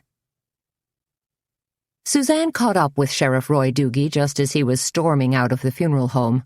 Sheriff, she called, a word? Doogie didn't look happy, but stopped anyway to let Suzanne catch up to him. Trouble with the mayor? She asked. Doogie rubbed the back of his hand against his stubbly chin. He's just putting pressure on me. Thinks I ought to be working harder to solve Ozzie's murder. Seems to me you're doing the best you can, said Suzanne. It's only been like 2 days. These days, everyone wants instant gratification, sighed Doogie. I got all my people working this case, but... He spread his hands in a gesture of exasperation. There's just so much we can do. Maybe you should call in the BCA, suggested Suzanne. The Bureau of Criminal Apprehension helps solve crimes statewide. I'd rather give it another couple of days, said Doogie. He wasn't a man who readily asked for help. So your prime suspects are still Missy, Earl, and George Draper? Asked Suzanne. Doogie pulled a piece of juicy fruit gum from his pocket, unwrapped it slowly, and folded it into his mouth. Suzanne didn't know if Doogie was upset by her question or stalling for time. They're on the list, Doogie said finally, as well as a homeless guy who's been spotted around town. Suzanne thought back to that Sunday afternoon at Kindred Spirit Days. Hadn't Petra taken pity on some homeless guy and slipped him some cupcakes? Sure she had. Should she mention that to Doogie? Maybe wait and see. Doogie rattled on, unaware that Suzanne had actually seen his so-called homeless guy suspect. Word is he might be living in a cave, probably on the far side of the bluff. Me and Deputy Driscoll took a trip over there and crawled around some, but we didn't see signs of anybody living there. Suzanne knew exactly what caves Doogie was referring to. She'd climbed around them and played inside them the whole time she was growing up here. In fact, that far hillside was fairly honeycombed with caves, lots of secret little places for a guy to hide. But why on earth would some drifter or homeless guy have killed Ozzie? What possible motive could he have had? So you've also put this homeless person on your list? Said Suzanne. 4 suspects now. 5, said Doogie. What? Said Suzanne. Who else had fallen under Doogie's shrewd gaze? Doogie cocked an eye at her. Bo Becker. Ozzie's assistant? Former assistant, said Doogie. since he's now officially missing." "That's interesting," said Suzanne, "considering I just saw Bo Becker last night." Doogie registered surprise. "What?" he stuttered. "You did? Where?" "Why, right outside here," Suzanne told him, "in the back alley. Becker was loading a big batch of flowers into his car." "I wish you would have collared him," said Doogie, "'cause I can't find him anywhere." "You think Becker skipped town?" "I told him not to, but it sure looks like he might have hightailed it out of here." "With a load of funeral flowers in his car?" asked Suzanne. "Doesn't make a whole lot of sense." "Nothing makes sense," mumbled Doogie. "Did you ask George Draper about the flowers?" asked Suzanne. "Yep," said Doogie. "Becker was supposed to take him up to Memorial Cemetery, but he never made it. Probably just dumped him somewhere." "You checked all over town for Becker?" "Not all over, but Becker's not at his apartment. Landlady says she hasn't seen him since early Monday." "Seen who?" asked Toni, joining the twosome. "Sheriff Doogie says Bo Becker skipped town," said Suzanne. Toni let loose a low whistle. "That doesn't bode well." Doogie nodded. "I already put an APB out for him." Becker still didn't seem right to Suzanne, and she said so. But if Bo Becker killed Ozzie, what was his motivation? Seems to me Ozzie had been nothing but kind to him, giving him a job when other folks wouldn't. She pondered the situation. If Becker had left town, what was he running from? Ozzie's murder or something else entirely? And with that distinctive red Mustang, you'd think he would have been spotted by now. But Doogie seemed to have his mind made up. "He's the one," said Doogie. "I'm sure of it." "So the case is closed," said Toni. Doogie looked grim. "It will be, once I find him." Chapter 13. "Do you think Carmen Copeland's as fancy as she looks?" asked Toni. They were speeding along a dark county road, twisting through the hilly countryside, headed for Cloverdale Farm. Hot on their cheese run. "I've been to Carmen's house over in Jessup a couple of times now, and it's really something," said Suzanne. "Big palatial place, decorated to the nines." "So, a mansion," said Toni. "You could say that," allowed Suzanne. She was well aware that Toni worked her butt off and could only afford a one-bedroom apartment. "What if Carmen really drinks wine from a box and eats Spam burgers?" asked Toni, giving a nasty giggle. "Nothing would surprise me with that woman," said Suzanne.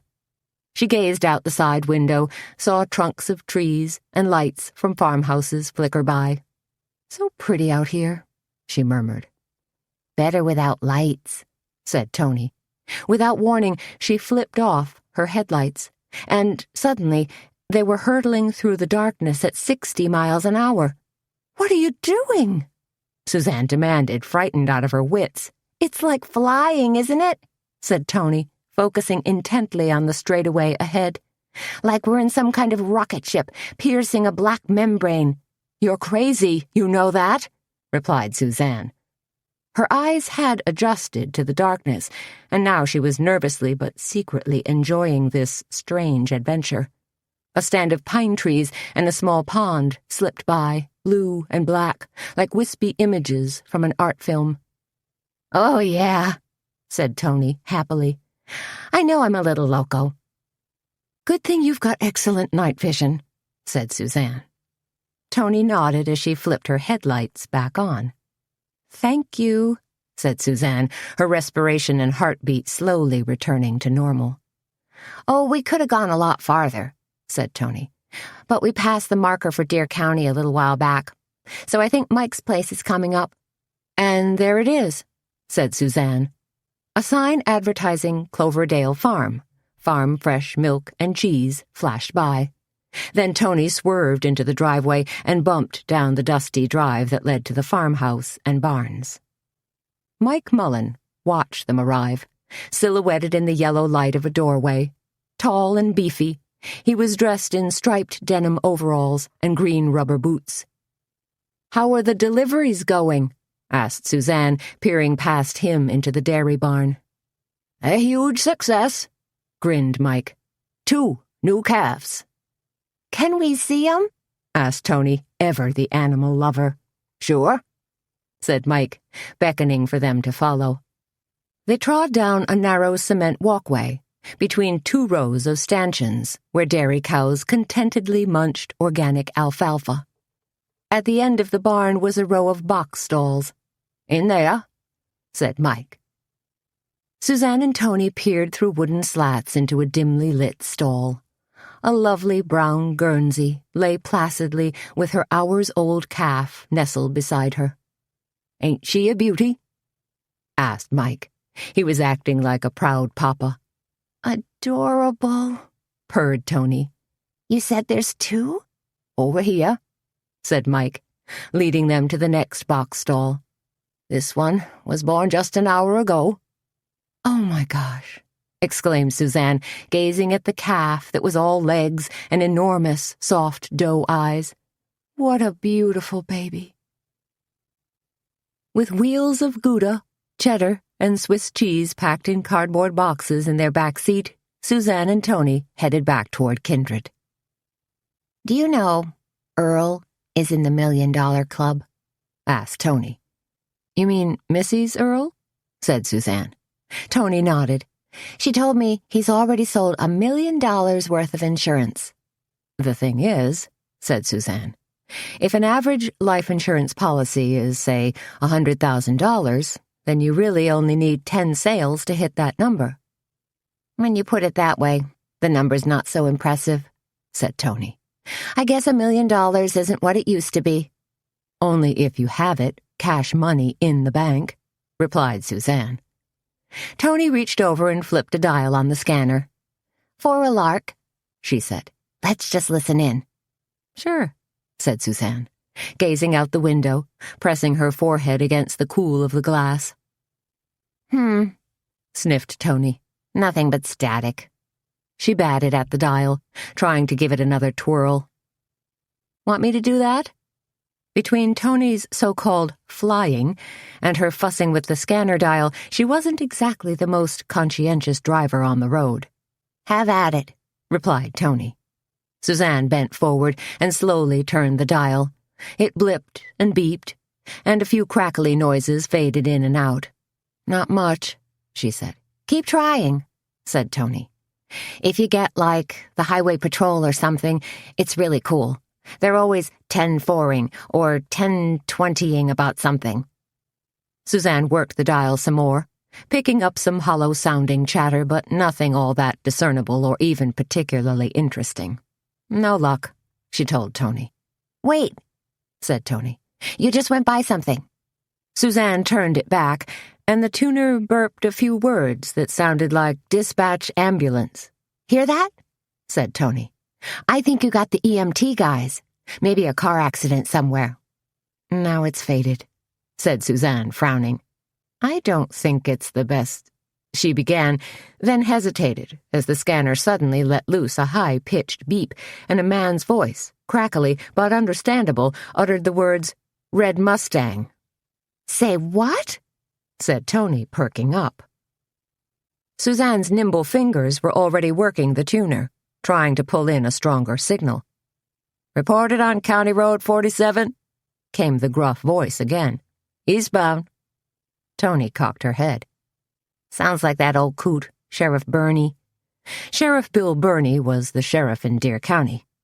"Possible 1029, came Burney's voice again. "What's he babbling about?" asked Toni. "He said Red Mustang, didn't he?" asked Suzanne, a little excited now. "I think that's what he said." "And County Road 47, added Toni. She cast a sideways glance at Suzanne. "What?" "I think he might have been putting out a call on Bo Becker's car," said Suzanne. "I thought you told me Becker skipped town," said Toni. "He did," said Suzanne. "Does this look like town?" "No," said Toni, slowing her car slightly.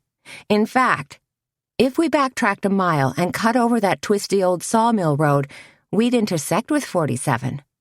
I'm not sure I've ever been out that way, said Suzanne. That's 'cause it's like the back end of the county.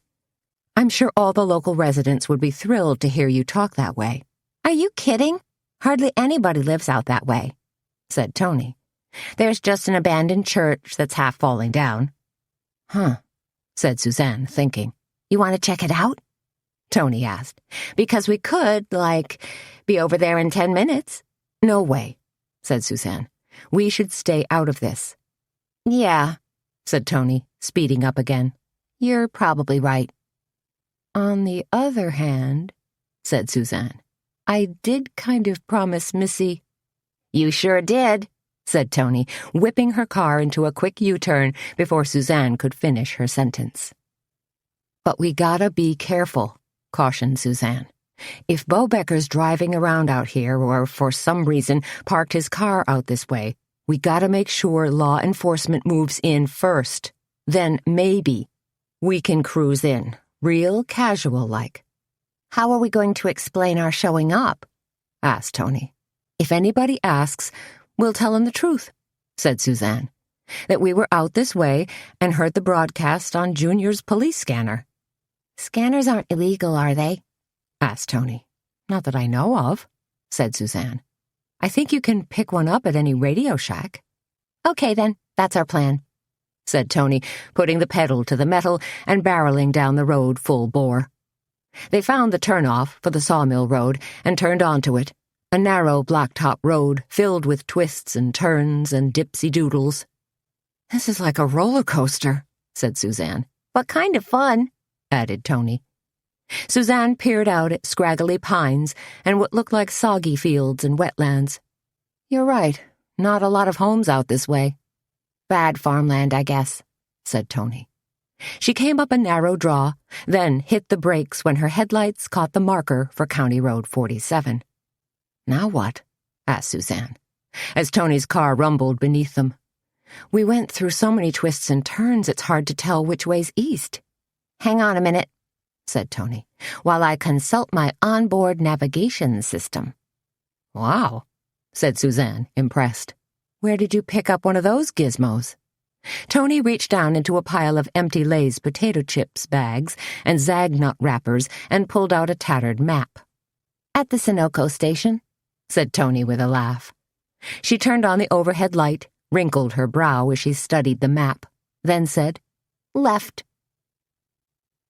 They drove for the next 3 miles and didn't see a doggone thing. One desultory-looking farmhouse with a dim yard light, but nothing else.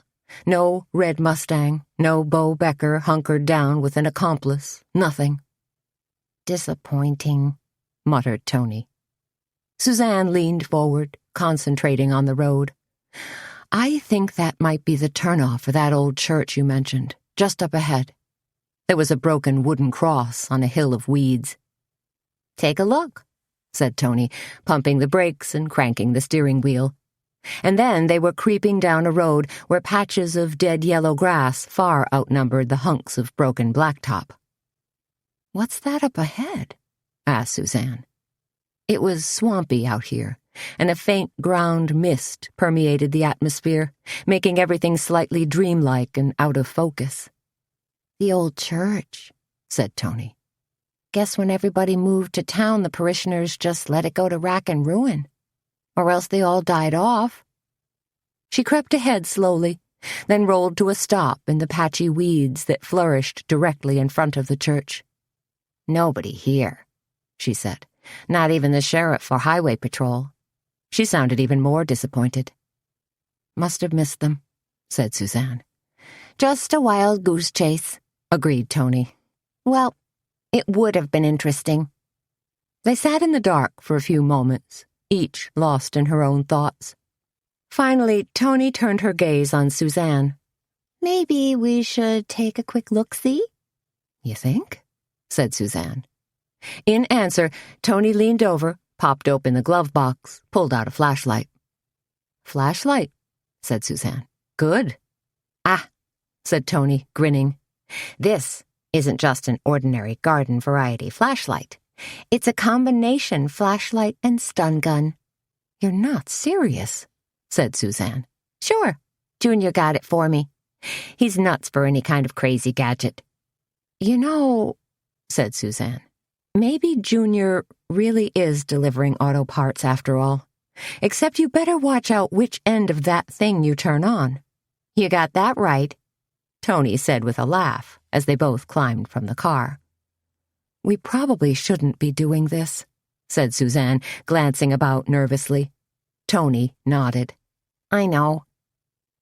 She buttoned her jean jacket, turned on her flashlight, and bounced the beam around. The thin stream of light cut through the night. Toni shuddered. Cold.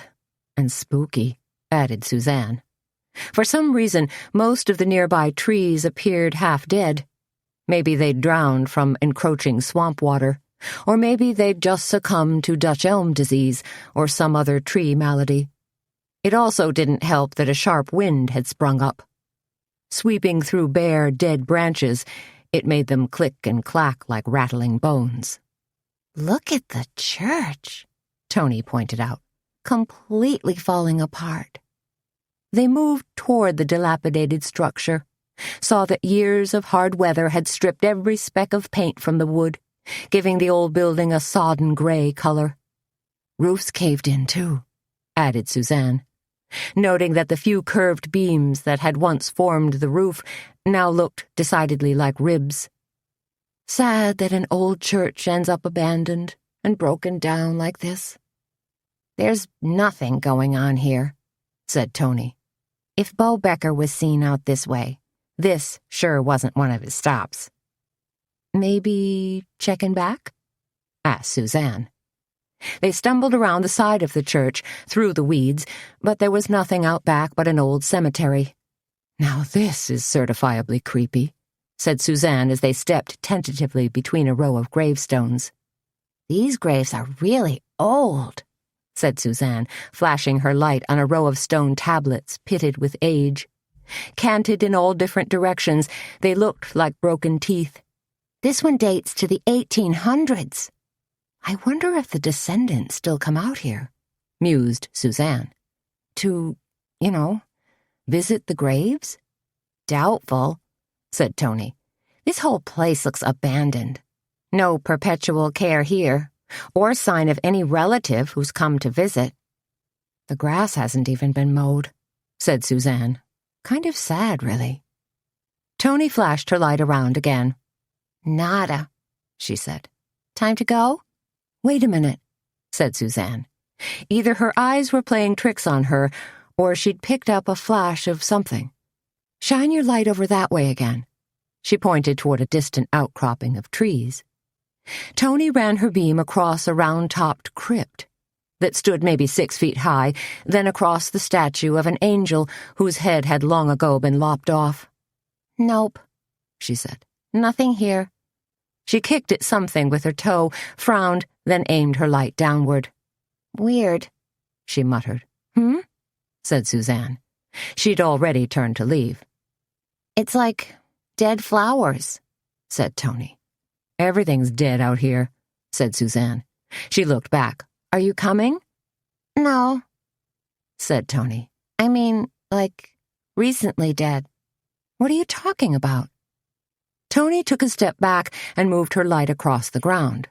There, scattered in an almost semicircle around her, were a dozen or so half-dead lilies. Oh, crap, exclaimed Suzanne. What? asked Toni. You think somebody's been here? Suzanne nodded. Toni's teeth were chattering now. Are these, like, funeral flowers? I think so, said Suzanne. She gestured with her hand. Give me your flashlight. Toni handed it over. Slowly, Suzanne moved the beam across a row of gravestones, past a cluster of wrought iron crosses, over a waist-high tomb, toward the very back of the cemetery. A tiny sparkle of red seemed to taunt and glint. Look there, cried Suzanne, over to the left. The vastness of the surrounding woods seemed to suck up the light, but Suzanne still thought she'd caught a faint illumination of red. What is that?" asked Toni. She'd seen it, too. "Almost like a reflection from a taillight," said Suzanne. "Holy smokes," cried Toni. "There's a car over there." The two women stepped carefully through waist-high grasses, moved slowly and nervously. Finally, as they drew closer, they were able to see the dark outline of a car parked beneath a gnarled oak. "Definitely a car," said Suzanne. "What if it's Becker's car?" asked Toni. "What if he ditched it here and made a switch or something? Had an accomplice? Here, give me that light." Toni took the light and walked slowly toward the car. "It's red," she called back. "Mustang." "Becker's," said Suzanne. She reached up, pushed her hair behind her ears, listening for footsteps, for danger. Out here in the darkness, she'd noticed that her eyes and ears seemed to play tricks on her while the wind whipped by and touched her with chilly tendrils. "We gotta call this in," said Toni. "This is big time." She spun back toward Suzanne, her light tracing a circle. "Dear Lord!" Suzanne gasped suddenly, her voice tight with fear. Toni's moving flashlight had picked up a dark shape that suddenly materialized right beside her. "Huh?" said Toni abruptly. She frowned, glanced at her friend, and aimed her light at the thing that seemed to hold Suzanne in a grip of terror. There, hanging from a tree limb, slowly twisting in the wind, was a dead body. "Oh, my God." Now Toni's voice rose in a pained, horrified wail. "You see those black motorcycle boots? I think it's Junior. Oh no, somebody hanged Junior." Her flashlight tumbled to the ground as Toni threw her hands over her face and let loose a high, keening howl. "No, no," Suzanne cried, pulling herself together and scrambling for the flashlight. "It's not him. I'm sure it's not him." Toni's fingers spread apart gingerly, and two dark, doubtful eyes peeked through. "Then who?" she asked in a jittery voice. Suzanne steadied herself and directed the beam up the hanging body, moving it slowly, feet to head. Finally, she said, "It's Bo Becker." "Get out," said Toni, aghast. "Bo Becker hanged from a tree? Murdered?" Her words seemed to resonate within the both of them, and they backed up several paces, as if they feared that Becker's limp body might suddenly be injected with life, like Frankenstein's monster, to twist loose and come lurching after them. "This is some crazy stuff," Suzanne muttered. Toni's teeth chattered loudly from cold and fear. "What if he hung himself?" she whispered. She quickly made the sign of the cross. "It's a sin, you know. The worst sin of all." Suzanne grimaced as she studied the limp, swaying body. The rope was tossed over a branch maybe 3 feet above his head, then stretched across to a V in the trunk, then... The rest of her sentence was lost in the loud wail of a siren. "Oh, cripes!" screeched Toni, as they were suddenly caught in the spotlights and high beams of 3 different vehicles that roared along the edge of the cemetery, then converged directly upon them. The driver's side door flew open on the lead vehicle, and a tall, thin man jumped out, his gun pointed directly at them. Suzanne could have sworn it was a pearl-handled revolver. "Hands up," he ordered. "Lord love a duck," muttered Suzanne. "It's Sheriff Burney." Sheriff Bill Burney, head law officer of Deer County, was joined by 2 other deputies who were just as stone-faced and serious as he was, and aiming even more firepower at them. Suzanne wasn't sure if they had actually crossed official lines into his county, but Burney and his men had obviously responded to the call about the sighting of Becker's car. Only now, it wasn't just the car that was the problem. "Excuse me," said Suzanne. "This is not—" "Quiet," snapped Sheriff Burney. "I'll do the talking." "How deep in doo-doo would you say we are?" whispered Toni, her hands extended up over her head. Suzanne managed a quick glance around. "We got a dead body swinging from a tree, and the two of us goofs standing right next to it," she whispered back. "I'd say we're in way over our heads." And still the excitement continued as another siren wailed, and a fourth vehicle, blue and red light bars pulsing like mad, roared up to join their little circle of Dante's hell. But this time, Suzanne and Toni caught a small break, because the new arrival was Sheriff Roy Doogie. He climbed from his cruiser, hitched at his pants, and scowled ferociously at them. "We got a homicide here," Sheriff Burney called to Sheriff Doogie. Burney was a by-the-book kind of guy, tall, rail-thin, a former Marine drill sergeant. "Dang!" yelled Doogie. He snatched his hat from his head and threw it to the ground. "Dang!" he shouted again. "What?" called Burney. "What?" "They aren't your killers," cried Doogie. "They're just pain-in-the-butt pests."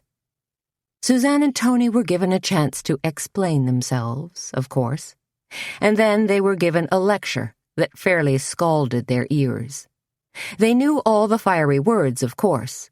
They weren't complete innocents, but they'd never heard them strung together in the context of such barbarous, blistering prose. Chapter 14. Wednesday morning dawned overcast and gray. Wind stripped yellow and gold leaves from trees and sent them swirling in miniature tornadic clouds down the black-topped streets of Kindred. To add insult to injury, rain spat down in icy little pellets. It was the kind of weather that set the stage perfectly for Ozzie Driesden's funeral. Suzanne, Toni, and Petra were huddled in the back of Hope Church, whispering among themselves. Obviously, Suzanne and Toni's big adventure last night was their topic du jour. "I can't believe you actually found Bo Becker's body," breathed Petra.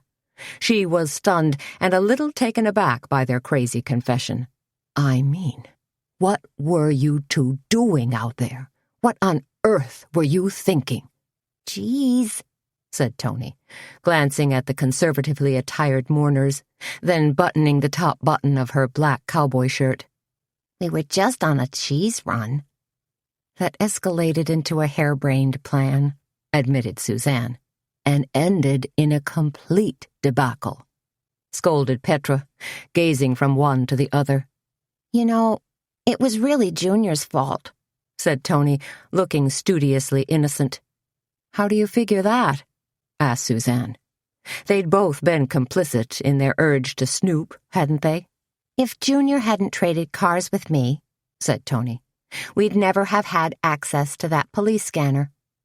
She gave a sharp nod of her head, and her frizzled, pinned-up hair bobbed in silent indignation. "That's bordering on situational ethics," said Petra. "No," said Suzanne. "What happened was, we were just plain stupid last night, and morbidly curious." "Speaking of morbid, my friends," said Petra, dropping her voice, "we'd better go in and take our seats. Ozzie's funeral will be starting soon." Glancing out the double doors of the church, Suzanne saw a long black hearse glide to a stop. It bore a discreet Driesden and Draper crest-shaped logo etched on the side window. "Since our guest of honor has just arrived," she told them. "Oh, you," fluttered Petra. "Please be serious, for once."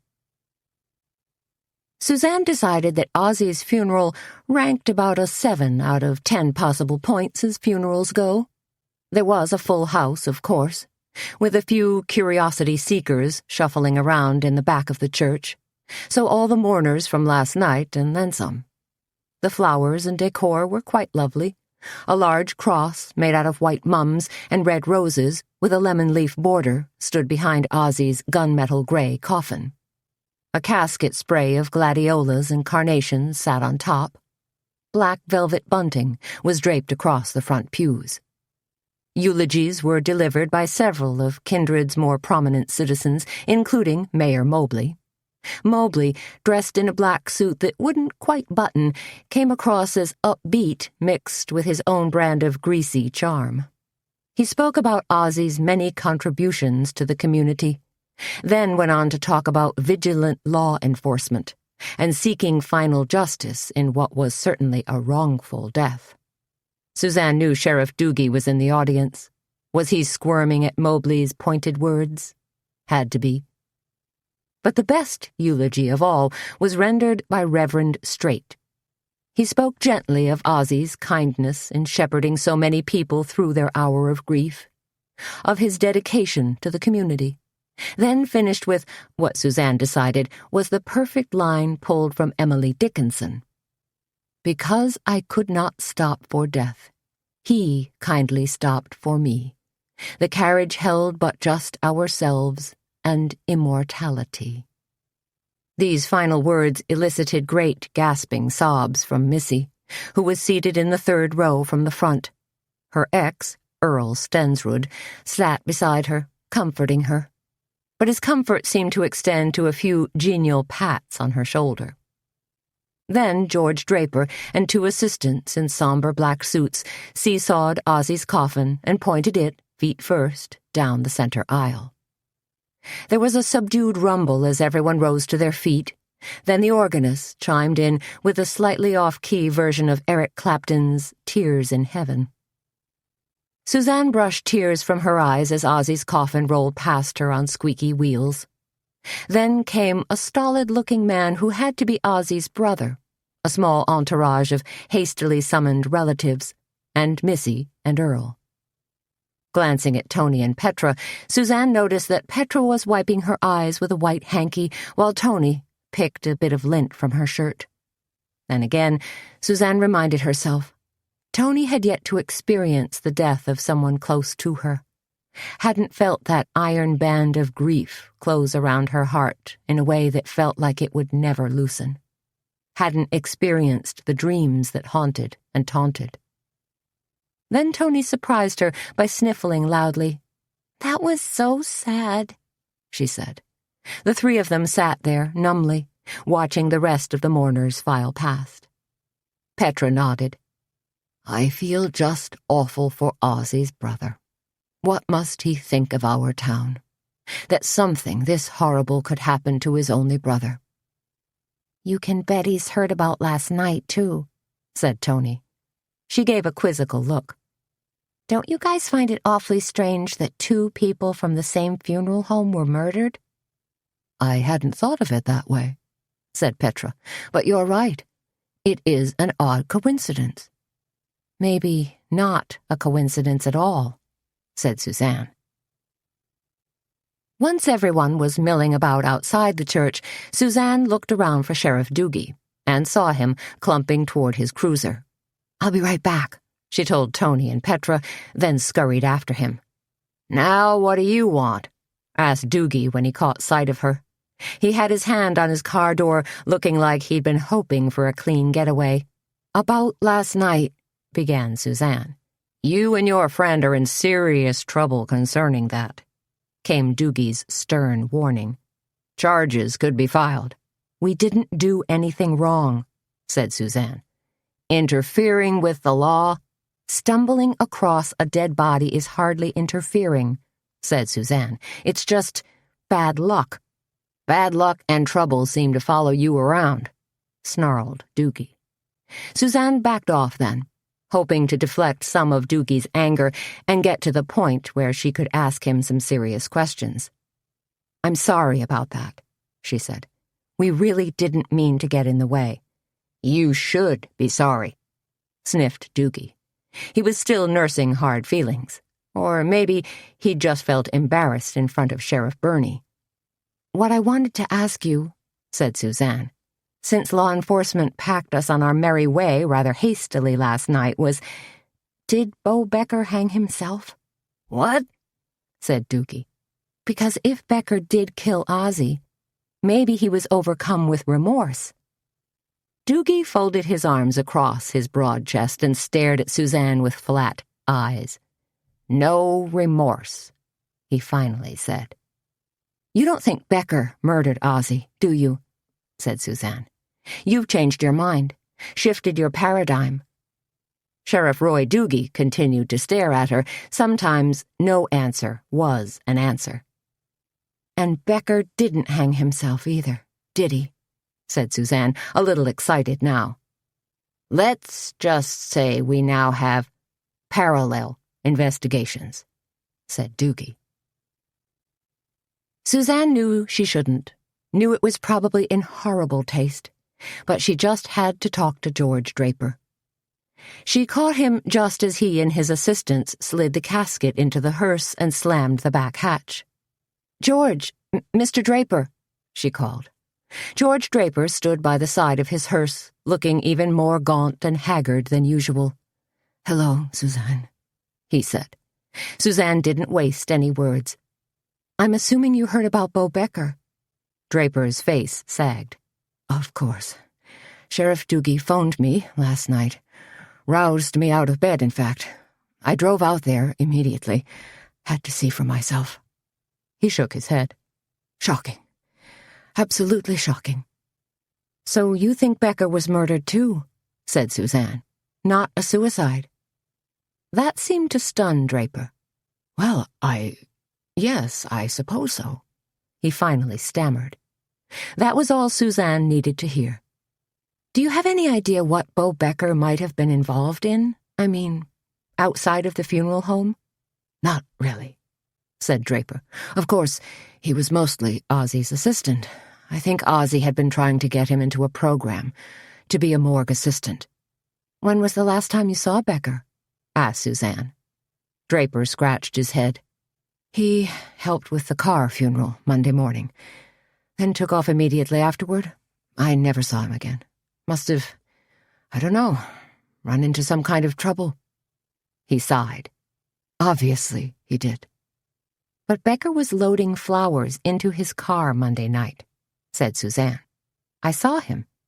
George looked stunned. "Where?" "At the back door of your funeral home." "Did you tell Sheriff Doogie about this?" "Of course," said Suzanne. "What I'm trying to figure out is, why did Becker end up at that deserted cemetery?" George Draper stared at her. "I don't know." "Was he supposed to deliver flowers there?" asked Suzanne. Draper blinked. "There were a few flowers in the back seat of Becker's car. I saw them last night. They let me look inside his car." "Whose flowers were they?" "I'm guessing they might have been from the car funeral on Monday," said Draper. "They didn't get left at Memorial Cemetery with the body?" "Obviously not," said Draper. He had a look on his face as though someone had screwed up. "Must have come back in the hearse." "So why would Bo have taken them to that particular cemetery?" "I don't know," said Draper. He didn't always listen terribly well." "What if someone called the funeral home and told him to take the flowers there?" postulated Suzanne. "Or left a message to that effect?"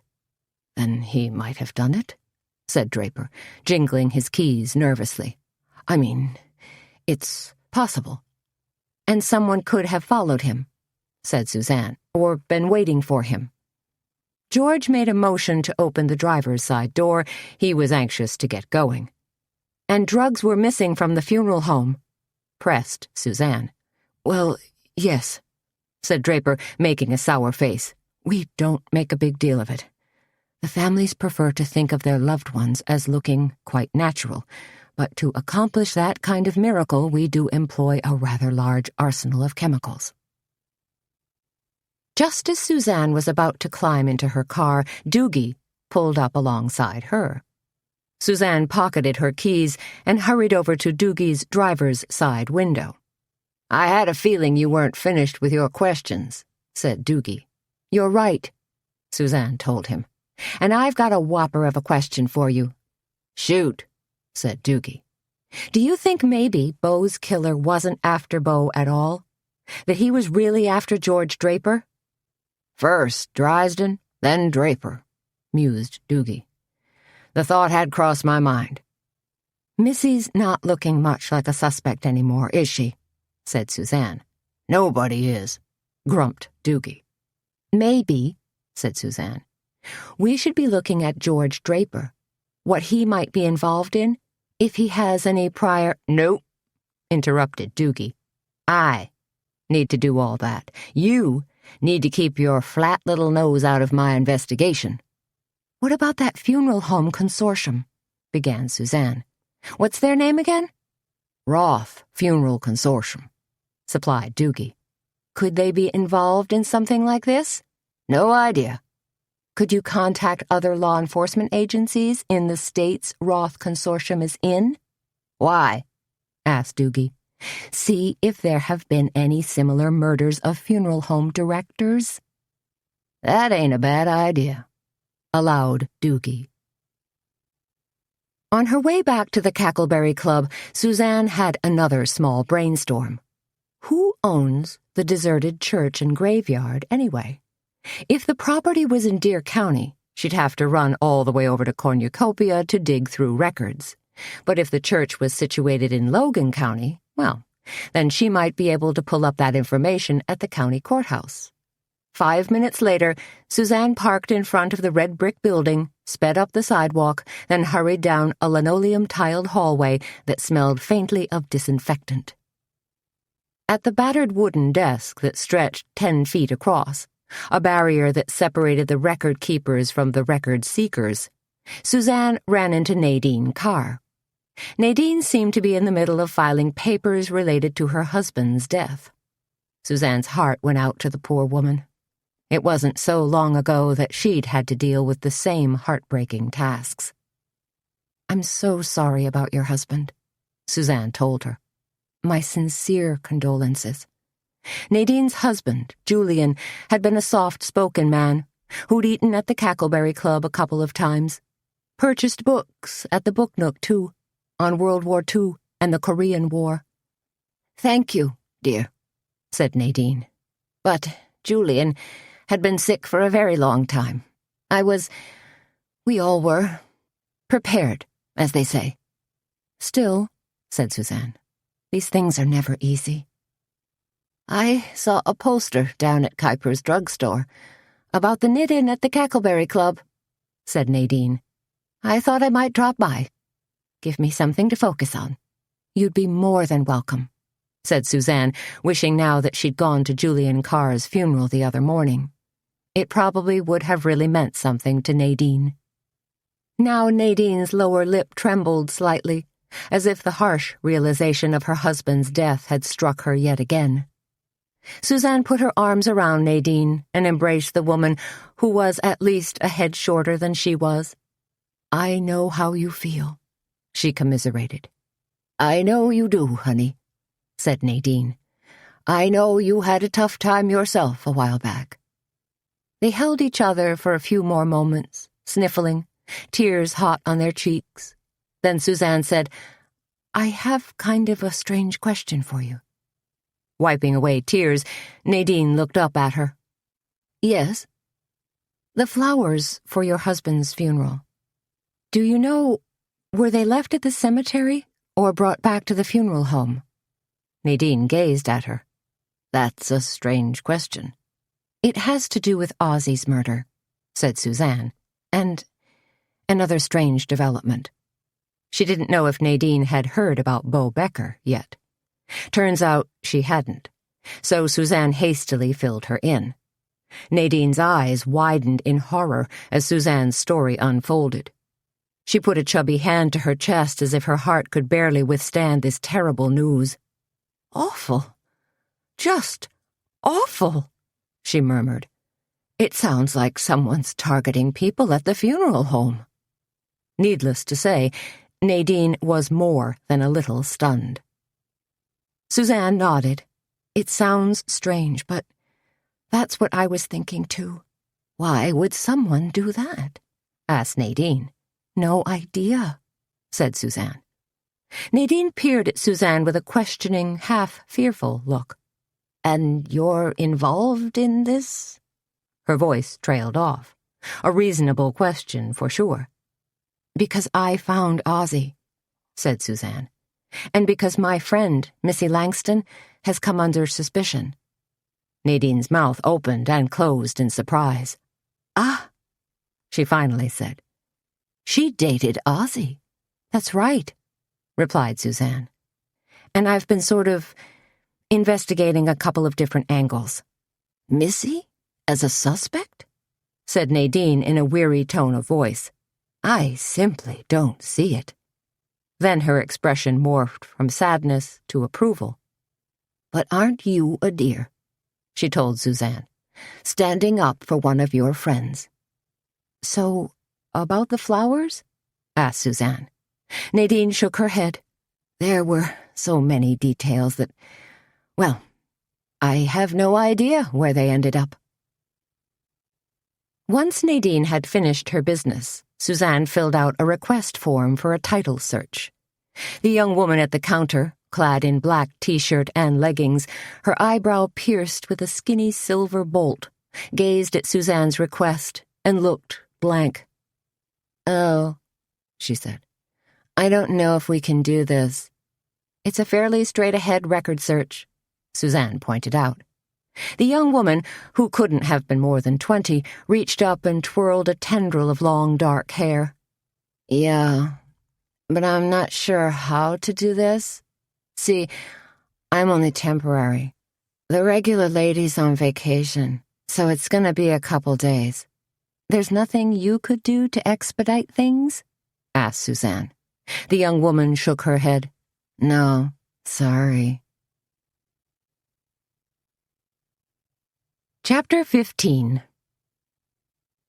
By the time Suzanne got back to the Cackleberry Club, every seat in the house was occupied, and a few latecomers milled about on the front porch. "We're getting slammed," cried Petra. Hunched over the grill, she poked at strips of bacon and links of spicy sausage, while eggs, pancakes, and French toast sizzled off to the side. Oversized spatulas were clutched in both her hands.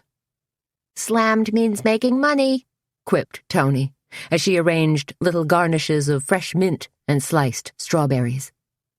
"The more you chase money," said Petra, "the harder it is to catch it." "Nicely put," replied Suzanne. "Now, tell me what I can do to help." "Spread out about a dozen big plates so I can dish up these orders," said Petra. She glanced over at Toni. "You let Suzanne arrange those garnishes, honey, and go back out and take orders." "You sure?" asked Toni. "Oh, yeah," said Petra. "This is just a warm-up for our big day on Saturday." For the next 10 minutes, Suzanne sprinkled powdered sugar and arranged sliced strawberries on French toast, topped omelets with chopped chives and red onions, and scooped mounds of fresh sour cream onto plates of Jumpin' Jack spuds. As each breakfast was painstakingly prepared and plated, Toni ferried it out to waiting customers. Finally, when all the orders had been filled, when all their customers were munching away contentedly, Suzanne grabbed a coffee pot and made the rounds, and collected more than a few appreciative comments on their cooking. "I guess we did it, huh?" said Toni. She stood behind the counter, nervously sipping from a mug of coffee, keeping an eye on the front of the house. Suzanne slid behind the counter to join her. "You okay?" Toni shook her head. "Can't say's I am." "Still upset about last night?" asked Suzanne. Of course she was, thought Suzanne, because she herself had dreamt about Beau's dark, swollen face. Toni took another sip of coffee and pursed her lips.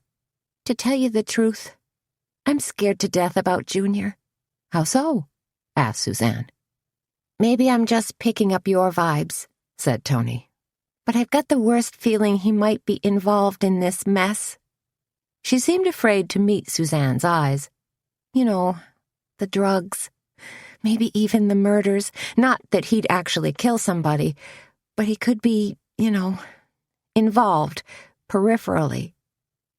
"And you're basing your fears and suspicions on what?" asked Suzanne. Toni made a face. "A bunch of things. First, Junior's a dope. Anybody with half a brain can turn his head with a little fast talk, especially if you promise him money." "Okay," said Suzanne. No contest there. And I know Junior's been hanging around Hubley's Roadhouse a lot. Factor in all those deliveries he's been making. Suzanne decided not to pull any punches. She drew a deep breath and said, maybe Junior hasn't been making deliveries at all. Maybe he's just seeing another woman. Junior does have a wandering eye. I mean, any piece of fluff in low-slung jeans is bound to catch his eye. You got that right, snorted Toni. She took another sip of coffee, then turned worried eyes on Suzanne. But this time Junior's up to something more. I mean, he really has been earning extra money. Suzanne hated to ask, but did. A lot of money? Toni shook her head in the affirmative. More than he usually does. Oh, said Suzanne. What if Junior's involved with drugs? Asked Toni. You mean like drugs missing from the funeral home? That, said Toni. Or any drugs? Grimacing, Suzanne said, then I'd say he's in big trouble. Which means I've got to pull his sorry butt out of the fire, said Toni, before he ends up like Bo Becker, swinging from some lonely bare tree with his boot heels dangling 5 inches above the ground. Dear Lord, exclaimed Suzanne. Toni's imagery was just too much. I mean it, Suzanne. You want to save Junior from himself? Asked Suzanne. I'm not sure you can do that. I'm not sure anybody can do that. But I gotta try, said Toni. He told me he's meeting somebody out at Hubley's tonight. So here's the thing. Will you go out there with me? To sort of spy on him? Said Suzanne. She really didn't want to. Toni threw her a pleading look. There's no book club tonight, so we're both free. How could Suzanne say no? Because the Cackleberry Club opened 2 hours late today, lunch was slightly abbreviated. Chicken noodle soup, crab salad, ham au gratin, upside-down French toast for the dessert at lunch fans, and devil's food cake for dessert. Just as Suzanne finished writing their luncheon offerings on the blackboard, their busboy, Joey Ewald, came charging in. He was a skateboarding freak who dressed the part and was perpetually being reprimanded for hitching rides on the back of cars. In fact, Suzanne had once towed Joey a couple of miles without even knowing he was hanging on behind her like a remora. Scared her to death. "Hey, Mama," was Joey's offbeat greeting today. "I'm not your mama," said Suzanne, "and you're 10 minutes late for work." "Whatever," said Toni. He gave her a wink and a winsome smile and shrugged. Kids, she thought, what can you do? "You guys get busy," said Joey, grabbing a gray plastic tub, ready to go to work, clearing tables. "And we're gonna be a whole lot busier for lunch," Suzanne told him. "So kindly march yourself in back, wash your hands with antibacterial soap, please, and slip on an apron." "Do I get to wear a scarf, too?" asked Joey. Ever since Suzanne had let him pinch hit as a weight person, Joey wanted to wear a headscarf fashioned as a do-rag. "There's a clean bandana of Baxter's you can use," Suzanne told him. "Be sure to leave it when you're finished. It's his favorite." "Cool," said Joey. He ducked in back, then emerged a few minutes later with his apron and a bandana worn pirate style. "See?" he said, arms extended, striking an exaggerated pose. "All duded up." "Cool," echoed Suzanne. "Is your back bothering you again?" asked Toni. Petra seemed like she was more hunched over her grill than usual. Petra placed her hand in the small of her back and rubbed. "Gotta call the chiropractor." "Is your guy a back cracker?" asked Toni. "Yes and no," replied Petra. "He uses modified chiropractic, a touch of osteopathy, creative visualization, and good old-fashioned prayer." "Nothing wrong with prayer," said Toni. "But not quite your AMA-sanctioned treatment," said Suzanne. "Except it works," exclaimed Petra. I need to run something by you guys, said Suzanne as she centered blue ceramic bowls on white plates. Uh-oh, said Petra. Something to do with the murders? No, said Suzanne. Nothing that colorful. It's about me being a model this Friday. What? Squealed Petra. This little bit of news made her straighten right up. Haven't you heard? Toni giggled. Our Suzanne has been asked to strut her stuff, such as it is, on the catwalk. More like a quick loop around a garment rack, said Suzanne, a little embarrassed. It's the grand opening of Alchemy. Missy asked me last night. I think they want a middle-aged model so everyone else looks fresh and young. They do start 'em at an early age, allowed Toni. Kate Moss was just 15 when she started working the runways in Paris. Where'd you read that? Asked Petra. The Inquisitor, said Toni. All the hot, hip people are profiled in there. Yeah, said Petra. Then she peered at Suzanne. Are you going to do it? 'Cause I think you should. That's what I said too, said Toni. Suzanne's a natural. Sure, agreed Petra. She's got a nice long stride. Especially when she's wearing her cowboy boots, said Toni. She's like, hey, I'm a lady gunslinger. But Suzanne was still anxious. I'm just afraid Carmen's only gonna stock the tiny sizes, 2, 4, 6. I'm a 14, volunteered Petra. And that's on a good day. What constitutes a good day? Asked Toni. Petra made a sour face. Right after a bout of stomach flu, when I'm totally dehydrated. Oh, man, marveled Toni. I have trouble keeping weight on. That's so unfair, said Petra, since you eat like a truck driver. Nerves, explained Toni. I'm extremely high-strung. She giggled. Or maybe I'm just strung out. I don't think I should do it, said Suzanne. Model, I mean. I think you'd be great, urged Petra. With the right clothes and makeup, you'll look just like a supermodel. Or she can strap on a pair of wings and look like those babes in the Victoria's Secret show, chortled Toni. I know what Victoria's Secret is, Petra told them in hushed tones. What? Asked Suzanne and Toni in unison. Petra grinned. Nobody over 40 can fit in her lingerie. True to Suzanne's prediction, lunch was crazy busy. She and Toni took orders, delivered them to Petra, and tried their best to cajole customers into settling for apple pie when they ran out of cake. Just when things were at their busiest, Mayor Mobley walked in, accompanied by a dark-complected man wearing a well-tailored pinstripe suit. But the mayor wasn't there to eat. Rather, he ambled from table to table, glad-handing customers and passing out red, white, and blue campaign buttons with bouncing type that proclaimed, "Re-elect Mobley," above a photo of his chubby, smirking face. We're a little busy here, Mayor, Toni told him, balancing a tray on one hip and trying to edge by him. Mobley, dressed in khaki pants and a red polo shirt, just grinned his imperious politician's grin and slapped one of his oversized campaign buttons into Toni's free hand. Well, look at this, Toni announced loudly so everyone could hear. A fancy schmancy button with a picture on it. Too bad it's not your butt. She made a big show of turning the button around.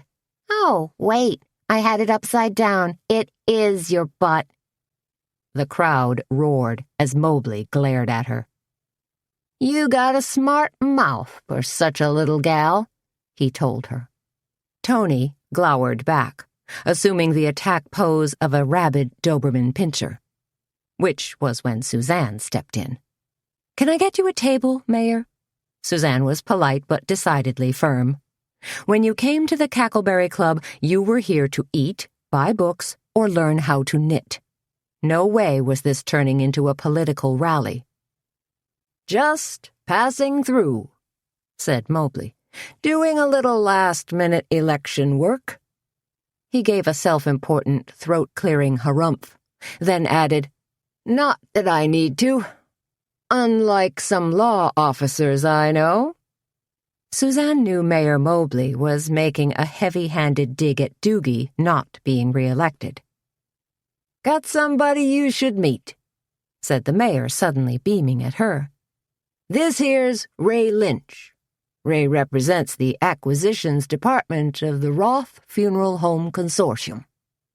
Ray extended his hand to Suzanne. "Suzanne is one of Kindred's new breed of female entrepreneurs," said the mayor, managing to sound slightly condescending. "How do?" said Suzanne as she slowly shook Ray Lynch's hand.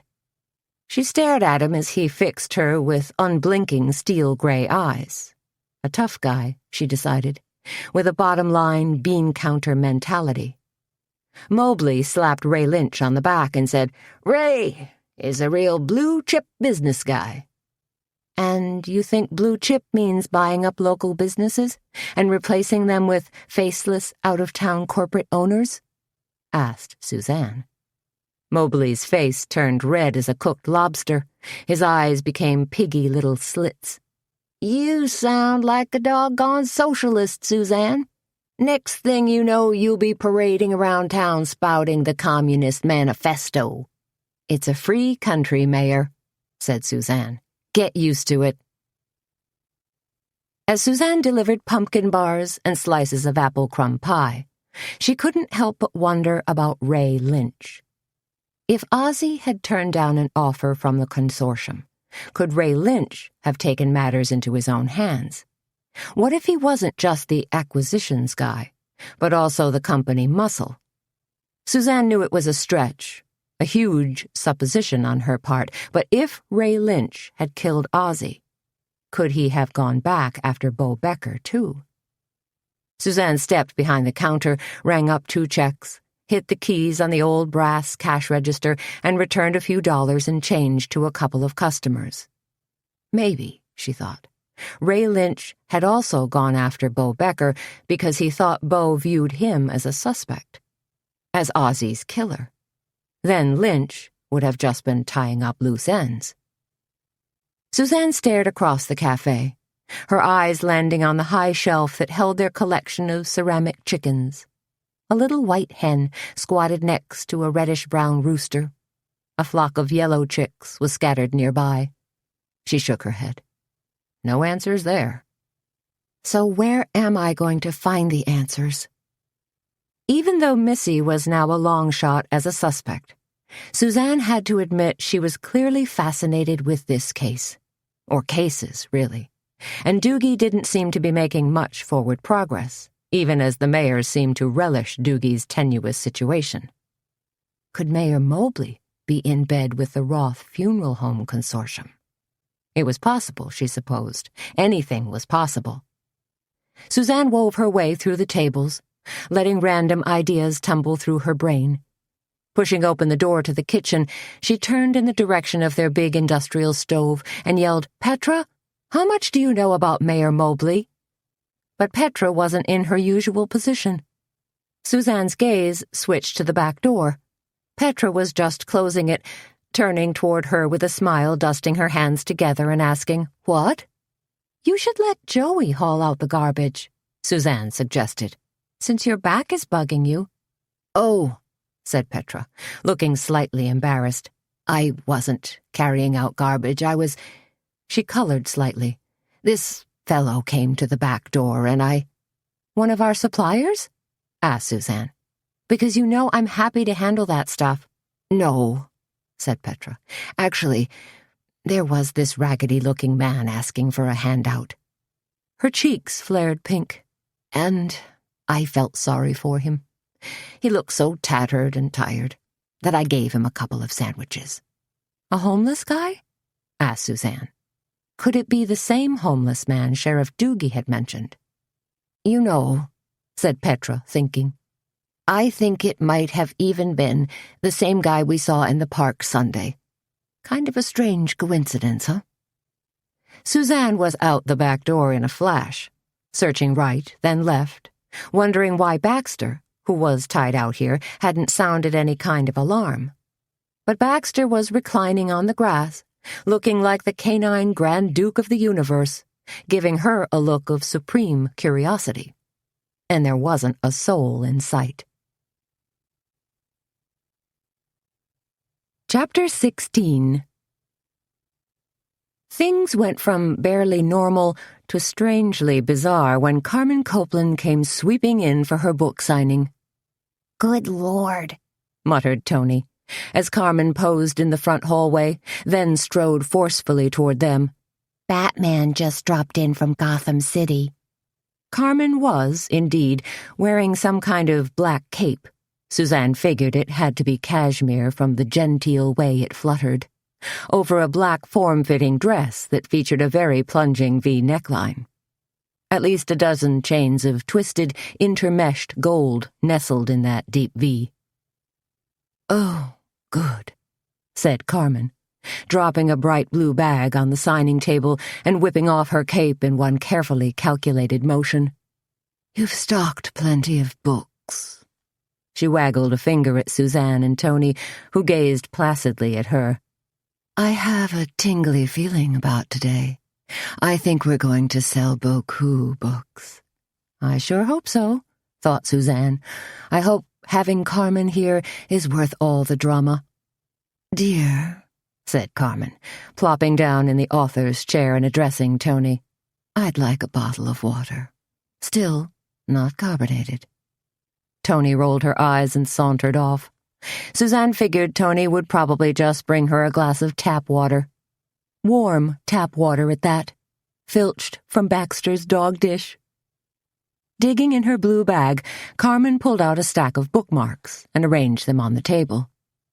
"Always like to hand these out, too," she told Suzanne, "since they feature my backlist."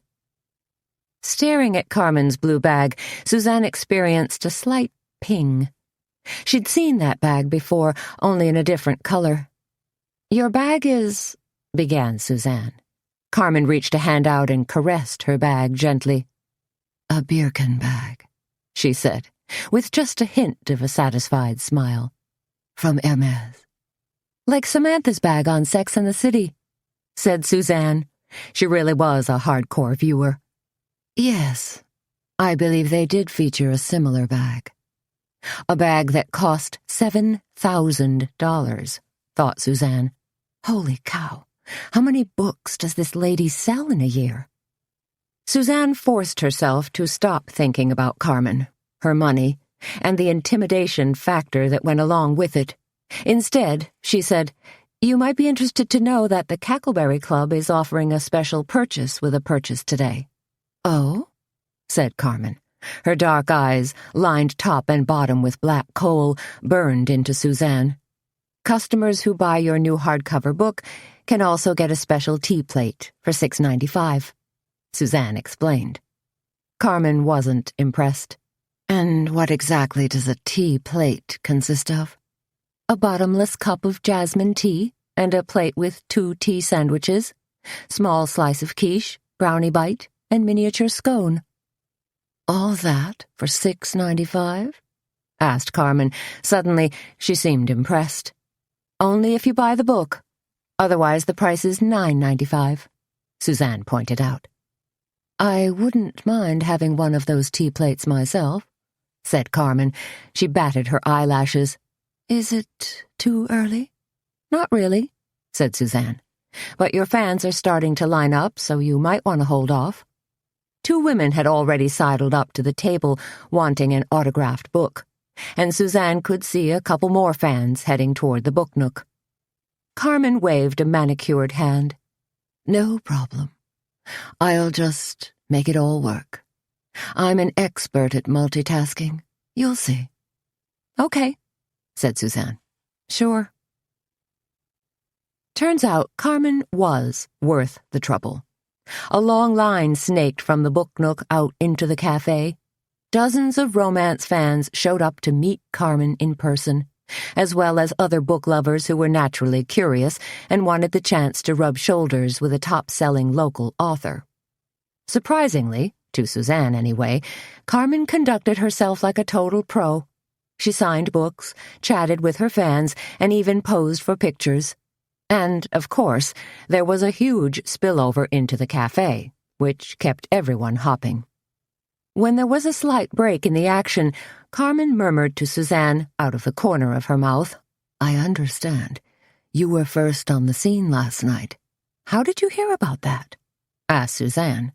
Carmen seemed to have a direct pipeline for current information. It was as if she'd bugged Doogie's phone down at the law enforcement center. Carmen crinkled her eyes, trying to look mysterious. "I have my ways," she purred. "Thinking about getting into the mystery writing business?" asked Suzanne. "You never know," was Carmen's cryptic reply. "I have quite a few irons in the fire right now." Suzanne wondered if Carmen knew she was modeling at Alchemy this Friday. "You must be excited over the opening of your boutique," she said to Carmen. "Absolutely," purred Carmen. "I'm all about high style, which, until now, has been sadly lacking in Kindred and the surrounding communities." Suzanne smoothed her white blouse, which she knew wasn't remotely high style. "Missy seems to be handling opening plans nicely." Carmen touched the end of her pen to the tip of her nose. "She's doing a passable job."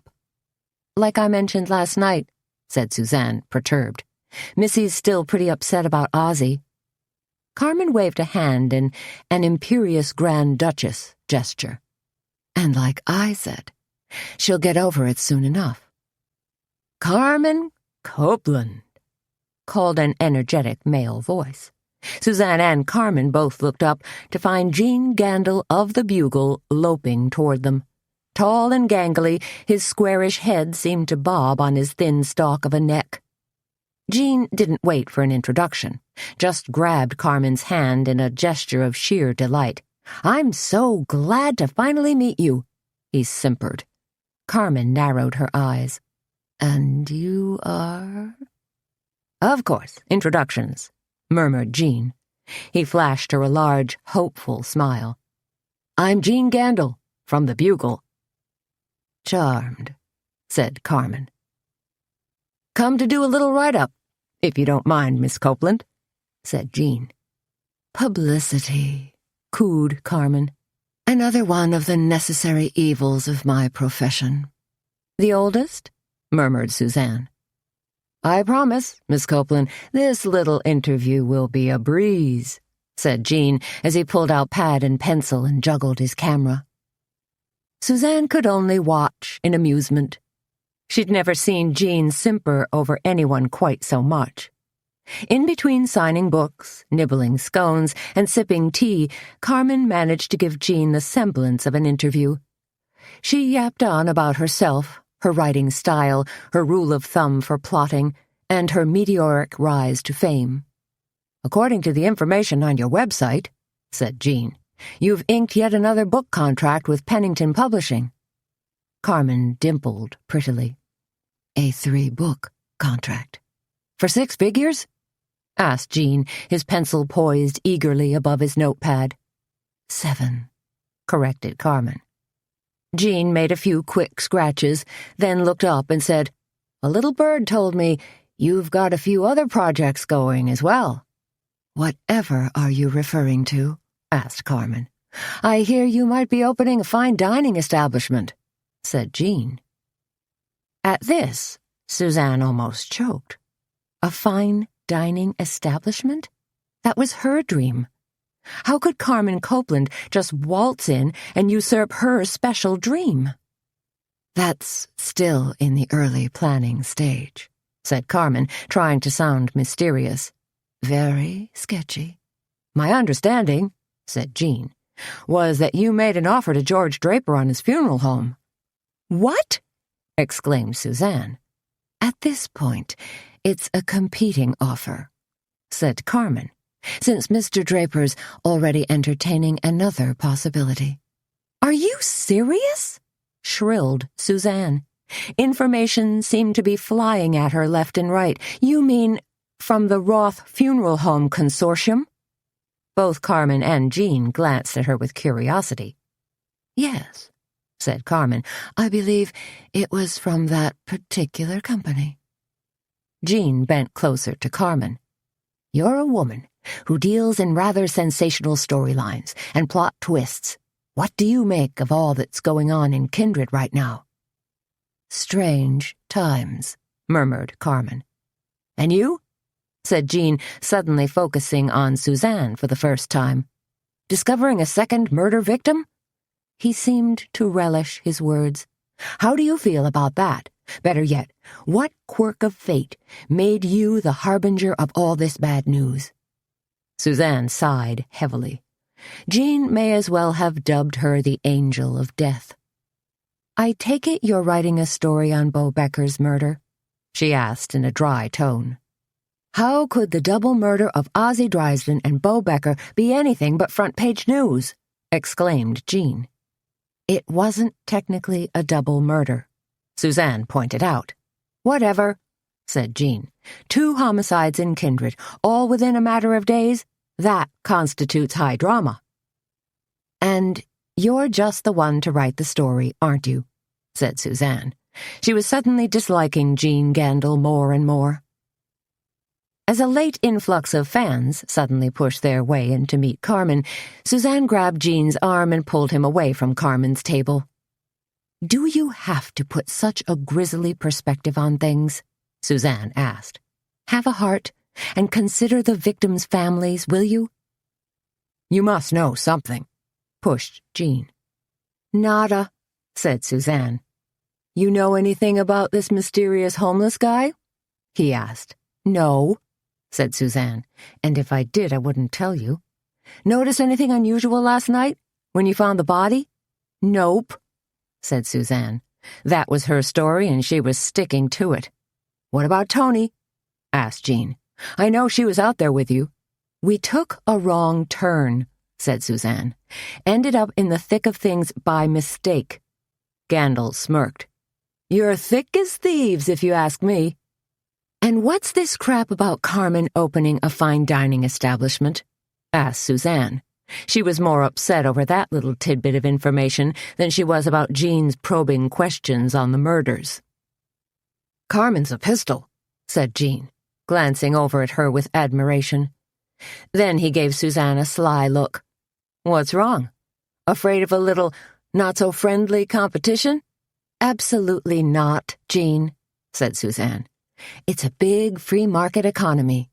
"In that case," said Jean, "how would you like to place a couple of ads in the Bugle?" "You're selling ad space now, too?" asked Suzanne. "It's commissionable, Suzanne. A guy's got to earn a living."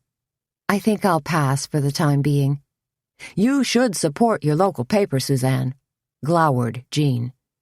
"I will, just as soon as you start supporting your local café," countered Suzanne. Chapter 17. "You've got to be kidding," said Suzanne, when they pulled into Hubley's parking lot at 8 o'clock that night. "This dump is jumping."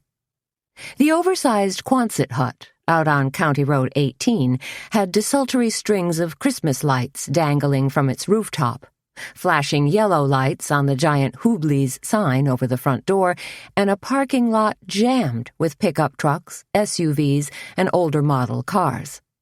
There were even a couple of 18-wheelers parked out back where the gravel edged up to a bean field. "Are there this many sorry people in the world?" asked Suzanne. Hubley's really did have a rotten reputation. Bikers, bookies, and even a few dope peddlers were known to populate its murky interior. "Appears so," said Toni. "Place is jam-packed." She fluffed her hair, wriggled her shoulders, and pulled her snug-fitting jean jacket down over her hips. "Their drinks are supposedly watered down," commented Suzanne, "and I'm sure the food is to die from, literally." They clomped up onto the front porch, and Toni put a hand on the rough-hewn door handle. Sensing Suzanne's reluctance, she said, "You're not going to change your mind, are you?" "No, we've come this far," said Suzanne, as faint strains of country and western music wafted out to greet them. "And I'm just curious enough about Junior." "Okey doke," said Toni. But when they pulled open the door and walked in, it was another story altogether. Country and Western music blared from the jukebox. A long bar filled with patrons stretched off to their left. A sea of pool tables and a pull-tab booth was off on the right. A permanent blue cloud of cigarette smoke seemed to hover over everything. "Didn't they ever hear of the Indoor Clean Air Act?" sniffed Suzanne. "Not here," said Toni, pulling Suzanne through the crowd. "Not at Hubley's." A man in a black t-shirt and trucker's cap loomed in front of them. "Either of you gals care to dance?" he asked. "No thanks," said Toni, propelling Suzanne toward an unoccupied booth in the back. "Maybe later." "Maybe never," said Suzanne, sliding across a cracked black plastic seat. "You can't be too harsh on these men," said Toni. "These are real people. The guys who drive the trucks, farm the land, and hustle the chicks." Suzanne laughed. "Yeah," said Toni, laughing with her. "That's about the score, I guess." "But not with us tonight," said Suzanne. Toni turned grim. "Not until we figure out what that moron Junior is up to." "What if he doesn't show?" asked Suzanne. "He'll be here," Toni assured her. "I talked to him earlier and casually asked if he was going to drop by my place tonight. He specifically said he was meeting somebody here and that he'd come by late. Like, not until 11 o'clock. "So now we wait," said Suzanne, glancing around. "Maybe have a drink?" asked Toni. A waitress in low-slung blue jeans and a pink belly-grazing t-shirt plopped down coasters in front of them. "Why not?" said Suzanne. "Miller Lite. Bottle, if you have it." "Same here," said Toni. The waitress lifted an eyebrow. "You ladies see those two dudes sitting over there?"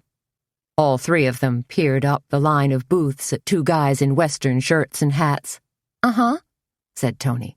She sounded just this side of interested. "They offered to buy you a drink," said the waitress. "Tell him no thanks," said Suzanne. She gave a little wave toward the two cowboys. "Thanks anyway, guys." One of them smiled and tipped his hat at her. "Well, wasn't that nice and friendly?" said Toni. "Toni," said Suzanne, "we're here to spy, not to do a meet and greet with Cowboy Bob and his sidekick." "Still," said Toni, a little wistfully, "it's nice to get hustled once in a while. Helps build a girl's ego." But Suzanne had turned her eyes on a tawdry red velvet curtain that was rigged across a postage stamp-sized stage. The music had suddenly changed from Kenny Chesney's Down the Road to Rod Stewart's Do You Think I'm Sexy? "Oh, man," said Suzanne. "They have strippers." Their waitress, who'd just arrived with their beers, said, "Oh, sure," as if it was the most natural thing on earth. "You didn't mention strippers," Suzanne hissed at Toni.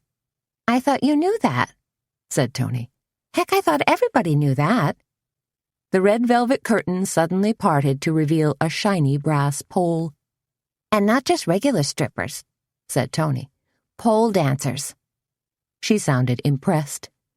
"And now," came a deep male voice over a crackly loudspeaker, "please welcome Lady Dubonnet." There were hoots and whistles as Lady Dubonnet, clad in skimpy black push-up bra, fishnet stockings, and red thong, took the stage. "Ay, ay, ay," Suzanne said with a laugh. The scantily clad young woman crooked her leg around the pole and spun enticingly as the music pulsed and throbbed. "If you really need me, just reach out and touch me. Come on, honey, tell me so." "Now that takes skill," said Toni. "plus a certain amount of poise." "Are you referring to parading in your undies in front of drooling men, or just wriggling around in general?" asked Suzanne. "In general," Toni giggled. "I'd think all that spinning would make a person dizzy," Suzanne observed. "Probably just part and parcel of the job," said Toni. "Occupational hazard." "I'd probably get an imbalance in my inner ear," said Suzanne. They sipped their beers and watched Lady Dubonnet perform her routine. When the song ended, she bowed to an energetic round of applause and picked up several dollar bills that had been carefully placed on the stage. When Lady Dubonnet came hustling toward them, on her way to the ladies' room, Suzanne did a slight double-take and said, "I think I know her." "Who is she?" asked Toni. "Kit Caslick." "Oh, wow," said Toni. "I'm going to talk to her," said Suzanne, and just as Kit went flying past their booth, Suzanne reached out and grabbed her arm.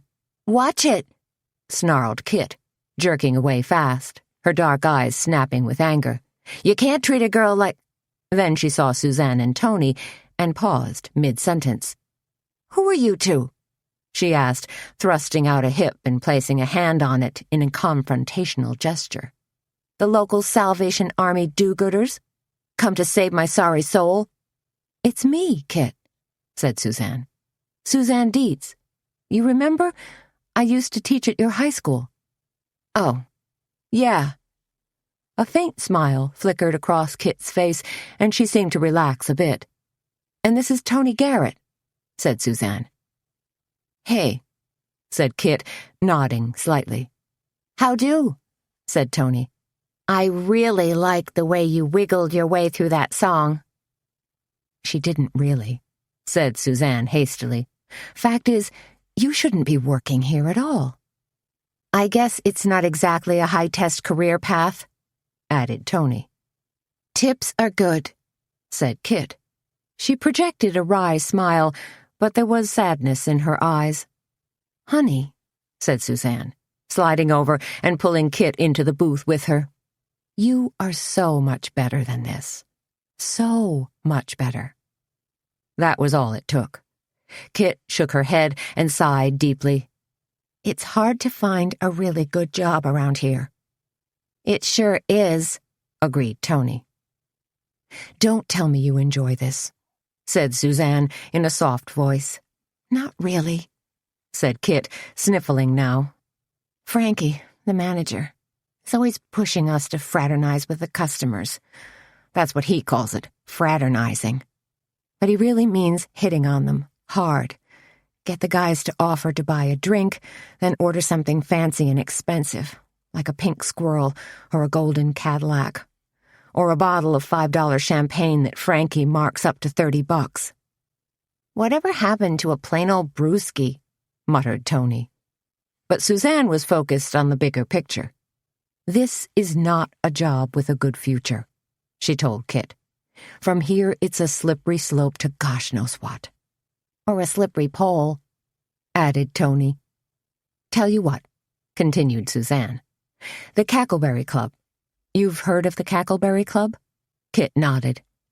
"We're having a big event this Saturday," explained Suzanne. "A take-the-cake show, plus an evening gourmet dinner. And we could use a little extra help. Maybe, well, would you be interested?" "You mean like waitressing?"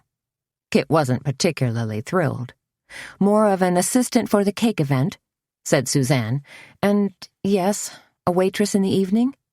But I can pretty much guarantee you wouldn't have to wear fishnet stockings." "Or take anything off," added Toni. "That's a really nice offer," said Kit. "And you both seem very kind, but can I think about it?" "Seems like you already are." Suzanne smiled as Kit slipped out of the booth. "Sweet girl," said Toni, once Kit had left. "Too sweet for this place," said Suzanne. She was relieved there weren't any more pole dancers performing for the time being. Just a song playing on the jukebox with one of the longest titles in history. "How could you believe me when I said I loved you, when you know I've been a liar all my life?" "Listen," said Suzanne. "They're playing Junior's song." "Where is that little creep anyway?" wondered Toni, fidgeting nervously. "Hey," said Suzanne, "did you know that Carmen Copeland may have made an offer on the Driesden and Draper funeral home?" "What?" Toni swiveled her head back toward Suzanne. She obviously hadn't heard. "What are you talking about?" "Gene Gandel mentioned it today, when he came in to do the interview with Carmen." "Draper's gonna sell out?"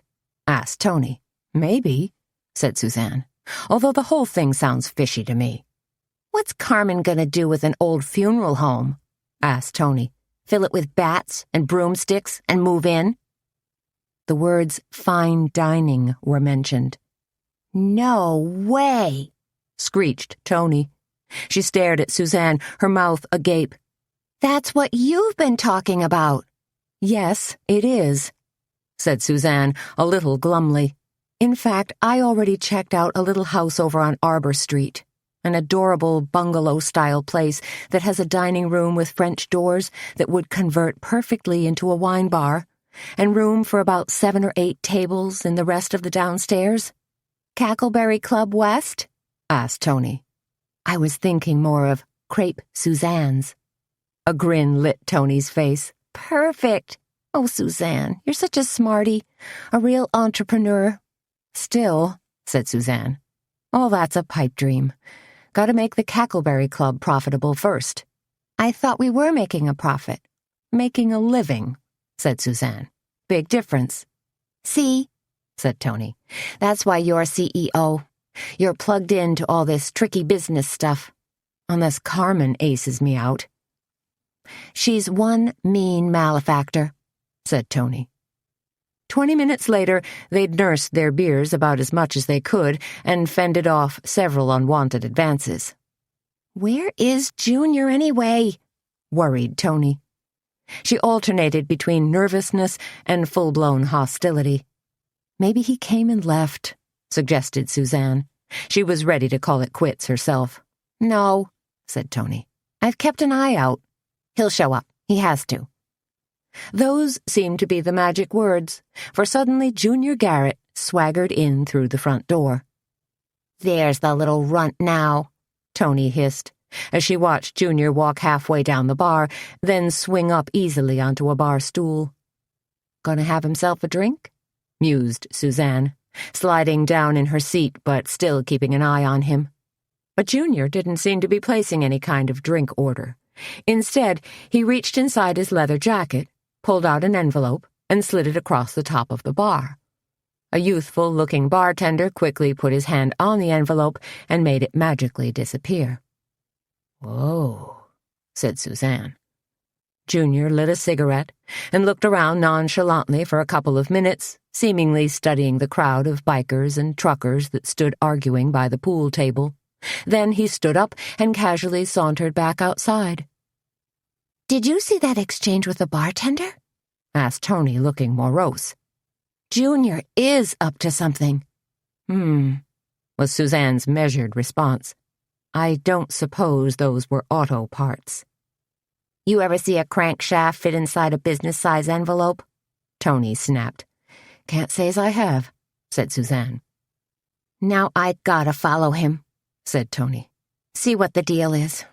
See if Junior's gonna run back to some lab that's pumping out crystal meth." "You're talking about investigating," pointed out Suzanne. "We stuck our noses in somebody else's business last night, and look where it got us." "Suzanne, please." There was real panic in Toni's eyes. Okay. Suzanne couldn't bear to see Toni in such turmoil. They tossed down a $5 tip, sped along the dingy hallway that led past the restrooms, then slipped out the back door. As they were climbing into Toni's car, Junior rumbled past them. "There!" exclaimed Suzanne, pointing. "He's pulling out onto the road." Toni gunned the engine, and her tires spit gravel. "Easy," warned Suzanne. "We don't want to tip him off." "I'll hang back," promised Toni. Suzanne glanced at her friend.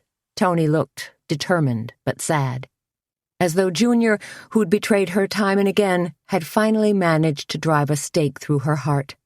On the other hand, Toni had resolved to save Junior from himself, or whatever drug-dealing loonies he was involved with.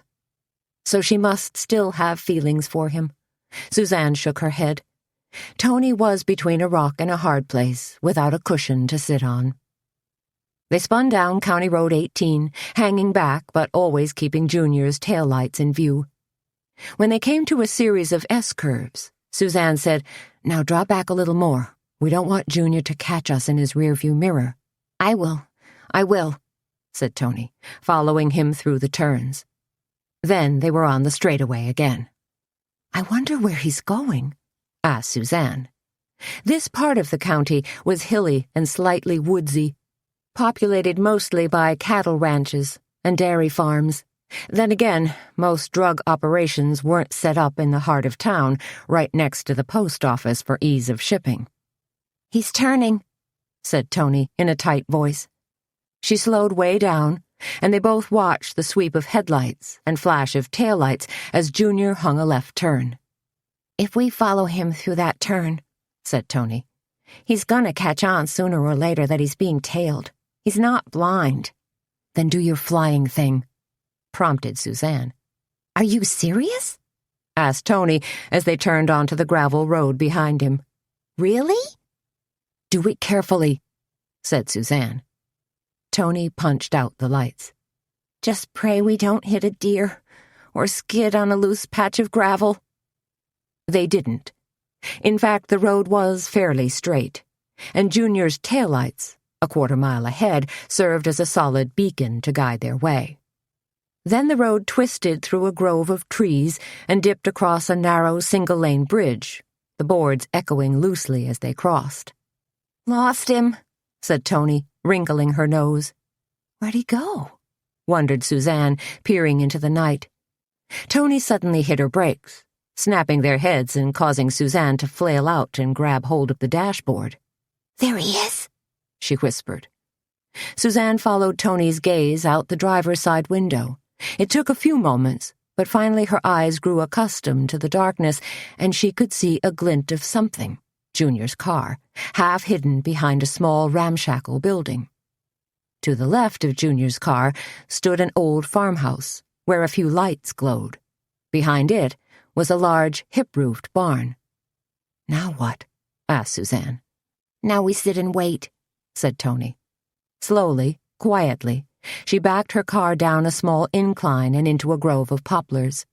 Branches scratched against car doors and windows, sounding spookily like fingernails. "What are we waiting for?" asked Suzanne. She was shivering slightly now that Toni had turned the heater off. "Junior," was Toni's single terse word. They sat there for 5 minutes. Then their wait stretched into 10. When Suzanne was about to suggest the futility of this night watch, Junior surprised them by suddenly reappearing as a shadow. Hastily crossing the yard, Junior slithered into his car, fired up the engine, and rocketed away fast. "Should we follow him?" asked Suzanne. "No," hissed Toni. "We gotta see if this place really is a meth lab." "How will we know that?" asked Suzanne, curious and leery at the same time. "I don't know," said Toni. "Maybe we can peek in the windows or something." "Do you actually know what a meth lab looks like?" Suzanne asked. Toni thought for a moment. "Maybe like bubbling beakers full of green goop with steam rising up?" "You know what?" said Suzanne. "You've been watching too many old Frankenstein movies on the late-night creature feature. You've developed a William Castle fixation." "The only scary movie I watched lately was Saw," said Toni, "and it scared me to death." They climbed from the car and tiptoed quietly across the road, easing their way toward the farmhouse. Halfway there, a dog, an aging black Labrador, padded up to greet them. "Hey, baby," whispered Suzanne. "You're not going to bark, are you?" The dog gave a desultory tail wag in response to her voice. "Seems like a sweet old mutt," said Toni. "Thank goodness he's not exactly your crackerjack guard dog." "If Baxter was here, he'd be barking his head off," said Suzanne. She dug into her handbag and pulled out a plastic bag filled with jerky treats. "You keep dog treats in your purse?" "At all times," said Suzanne. "It's the only bargaining chip I have with creatures of the canine persuasion. The only thing that stands between reason and chaos." She handed the jerky to the dog, who accepted it with a certain gravity. Suzanne gave him another. She liked the dignified old fellow. "Now lie down and be cool," she told him. They slid behind a clump of dried lilac bushes, Not much cover, but better than nothing. Then eased their way gently up to the back of the house where 2 windows glowed an eerie green. "No way," said Toni in a low voice. Lights were obviously on inside, but their view was blocked by window shades pulled snugly down. Suzanne tried peeking in from the side, but no luck. Just a sliver of nothing. Toni made a forward motion with her hand. Got to get closer. Suzanne inhaled sharply. This was not a promising scenario. 2 women out in the middle of nowhere playing a dangerous game of peeping Tom. What's wrong with this picture? But Toni was moving forward aggressively, along the length of the house toward the front porch. She hesitated, then put 1 foot on the porch step, then another, waved for Suzanne to follow. Against her better judgment, Suzanne did.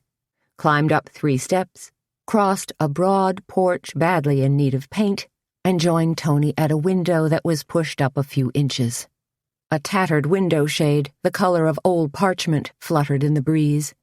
Shadows moved back and forth behind that shade. Soft voices formed indistinct words. Gripping the window ledge, Toni put her face flat against the house and tried to peer in. "Anything?" Suzanne whispered.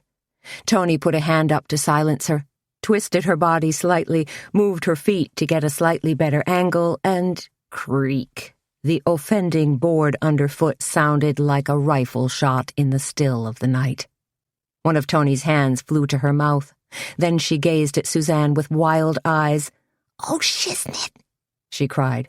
"They heard us." Chapter 18. "Run!" Suzanne cried hoarsely as she grabbed Toni's arm and gave a rough jerk.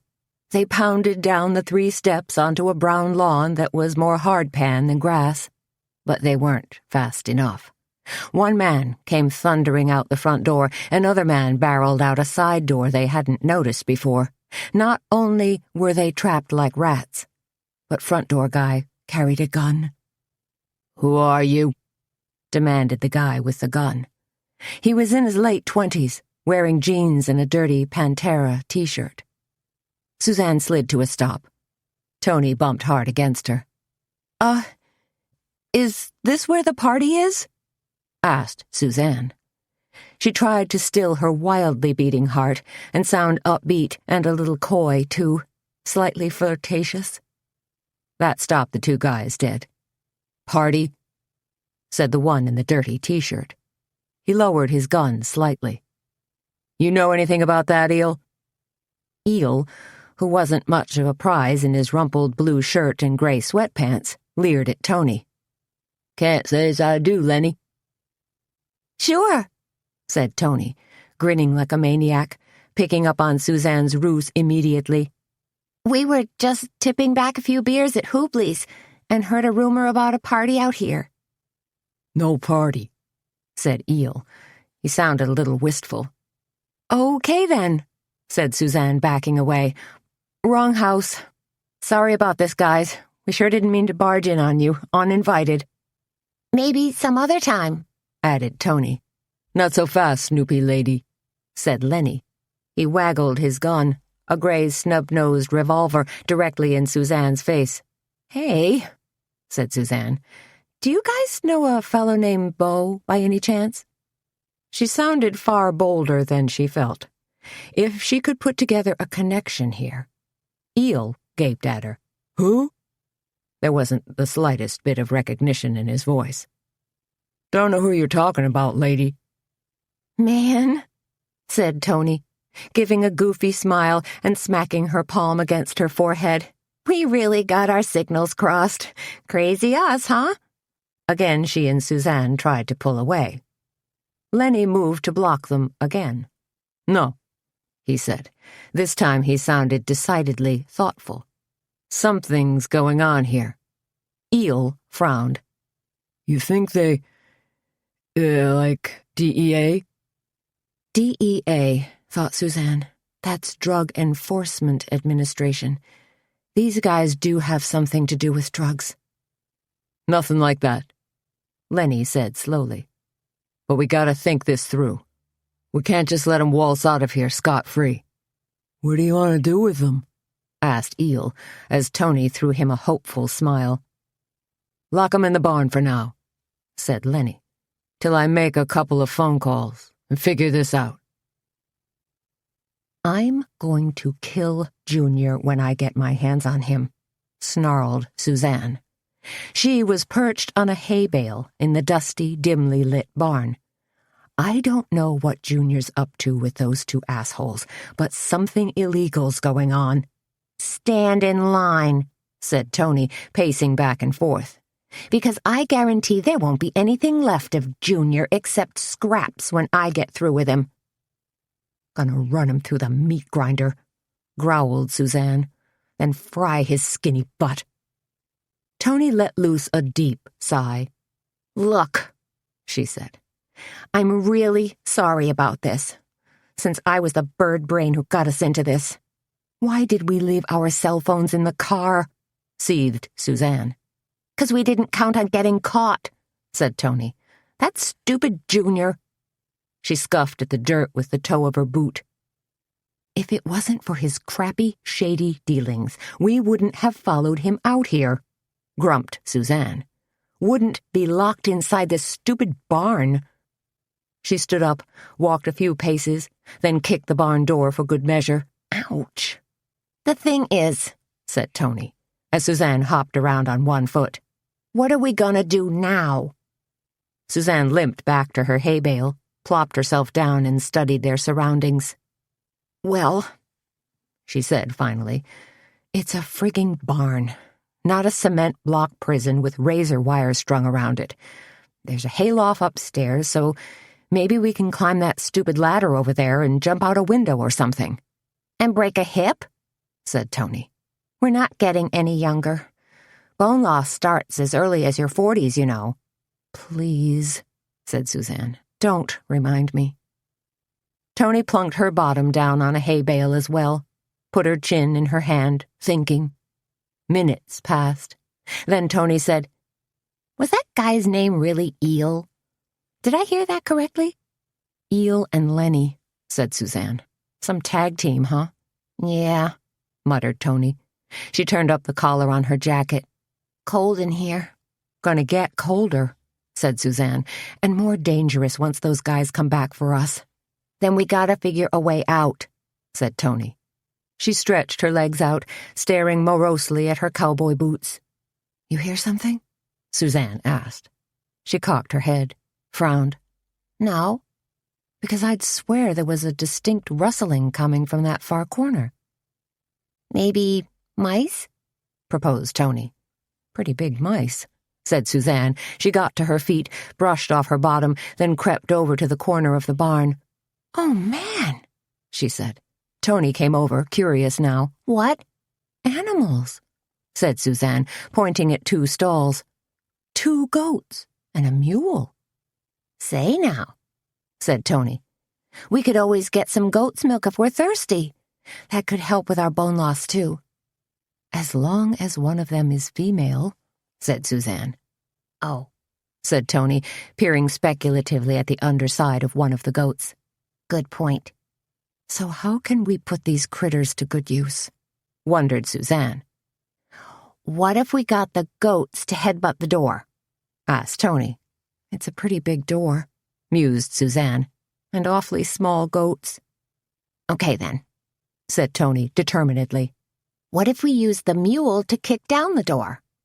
Interesting idea, said Suzanne. She didn't know much about mules, except that they were half horse and half donkey. And even though she wasn't familiar with donkeys, she knew how hard a horse could kick, had experienced it firsthand a few times. But getting a mule to kick down a barn door turned out to be a lot harder than it sounded. Backing up this mule is like trying to back up a dump truck, complained Toni. She was hanging on for dear life from the mule's halter. This guy's ginormous, and I can't seem to find reverse. Just keep backing him up, urged Suzanne, patting the mule on the flanks, trying to urge him backward with gentle pats and kind words. What am I, the mule whisperer? Asked Toni. Hey, this ain't working. If we get him close enough, Suzanne reasoned, maybe he'll just do what comes naturally. She paused, then took a quick step backward. Uh-oh. What? Asked Toni, peering around the mule. He just did what comes naturally. Huh? Asked Toni. Then she caught a whiff. Oh, man. Did he just do what I think he did? Afraid so, said Suzanne, which set them to giggling. If I had a plastic bag, said Toni, still trying to wrangle the mule, I'd stuff some of his equine output inside and set it on fire. For what purpose? Asked Suzanne, and may I add, you are completely off the hook. Throw it at that farmhouse, said Toni. Get back at him. A twisted idea, said Suzanne, but appealing nonetheless for what they're putting us through. She joined Toni at the front of the mule. This isn't working. No kidding, muttered Toni. What we need is... Suzanne glanced around the barn. A whip? Asked Toni. Suzanne's eyes searched the pegs on the walls, skittering over currycombs, leather leads, and more halters. Finally, she found something that might work. How about a harness? She asked. Once it was settled over the mule's shoulders and flanks, controlling the mule was a little easier. In fact, the mule seemed to pick right up on the notion of pulling and backing up. And it wasn't long before they had his backside rubbing directly up against the barn door.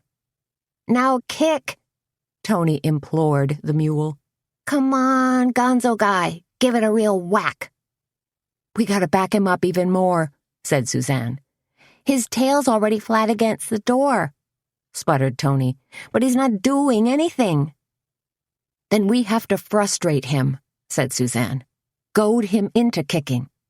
Gotcha, said Toni. She tugged at one side of the mule's harness. Give it a try, boy. You can do it. Give that door a good swift kick, and there's a carrot in it for you. The mule stared stolidly at Toni without blinking. Apple? Asked Toni.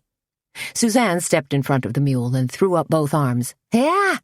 She yelled loudly. She made a loud clicking sound. Move it! Move it! The mule tossed his head back, the whites of his eyes suddenly showing, as if to say, Say what? And wonder of wonders, let loose a thunderous kick against the barn door. All right, cried Toni. Progress. You've developed an excellent rapport with this animal, Suzanne. Now, do whatever you did again. Suzanne waved her arms crazily and clicked and clucked until her tongue ached. Bam! Blam! The barn door shuddered on its antique hinges. He's doing it! Yelled Toni. All we need is one more good crash. The barn door suddenly split up the middle. Kick, finished Toni. Atta boy. She reached up and patted the mule's broad forehead. Suzanne grabbed the mule's halter and eased him forward out of their way. Then they both put shoulders to the door and shoved. Hard. It's giving way, yelled Toni. I can feel it. But it wasn't the door that gave way. Instead, the old latch simply catapulted. All that kicking must have loosened it, Suzanne cried excitedly, as they shoved open the door. Fresh air assaulted them, and little bits of moonlight filtered down through the trees as they made a mad dash for Toni's car. What about the mule? asked Toni as they ducked under an old wash line, then skittered around an old pump. I promised him a carrot, or maybe it was an apple. I'm sure he'll be fine, Suzanne cried as they pounded across the blacktop road, slid down the grassy incline, and jumped into Toni's car. Suddenly, a yard light flashed on, and they heard faint yelling from inside the farmhouse. They know, said Toni. Then we gotta get out of here, responded Suzanne. Toni cranked the ignition, floored it, and then they were fishtailing crazily up the incline and onto the road. Her wheels spun wildly for an instant, laying a thin carpet of rubber. And then they rocketed down the road, Toni handling her car like Danica Patrick at Indy. They'll never catch us now, chortled Toni. Suzanne put a hand to her chest to still her beating heart. That was awful. She reached over and put a hand on Toni's shoulder. Take it easy. Don't put us in a ditch. What a rush, cried Toni, still reveling in her surge of adrenaline. It was a disaster, replied Suzanne, enjoying the gush of warmth from the car's heater. We have to drive directly to the law enforcement center and tell Doogie or whoever's on duty what just happened. What do you mean? Cried Toni. She'd gone from crazy happy to flustered and upset. I'm talking kidnapping and probably drug dealing. No way, screeched Toni. If we tell the cops what happened, we implicate Junior. She slowed the car down. Please, she begged. We can't tell anyone about that place until I talk to Junior. I gotta try to extricate him from this mess. Then you'd better set him straight ASAP, warned Suzanne. First thing tomorrow, pleaded Toni. Okay. But Junior's coming to your house tonight, said Suzanne. Good point, said Toni. So, said Suzanne, cooling down a little, trying to come up with a logical plan. You'll stay over with me. Then we talk to Junior first thing tomorrow, said Toni. Both of us, together. Her eyes darted from the road to Suzanne, then back to the road again. Right? And then we call Doogie, said Suzanne, and report those jerks. Of course we will, said Toni. Only, can't we do it anonymously? Chapter 19. Thursday morning at the Cackleberry Club was Foggy Morning Soufflé Day, which Toni had taken to calling Soggy Morning Soufflé. In any case, it was a worthy concoction of whipped eggs, milk and flour, combined with grated Swiss cheese, butter, and mustard, sizzled in a fry pan, then thrust into a hot oven to poof said soufflé up to towering proportions.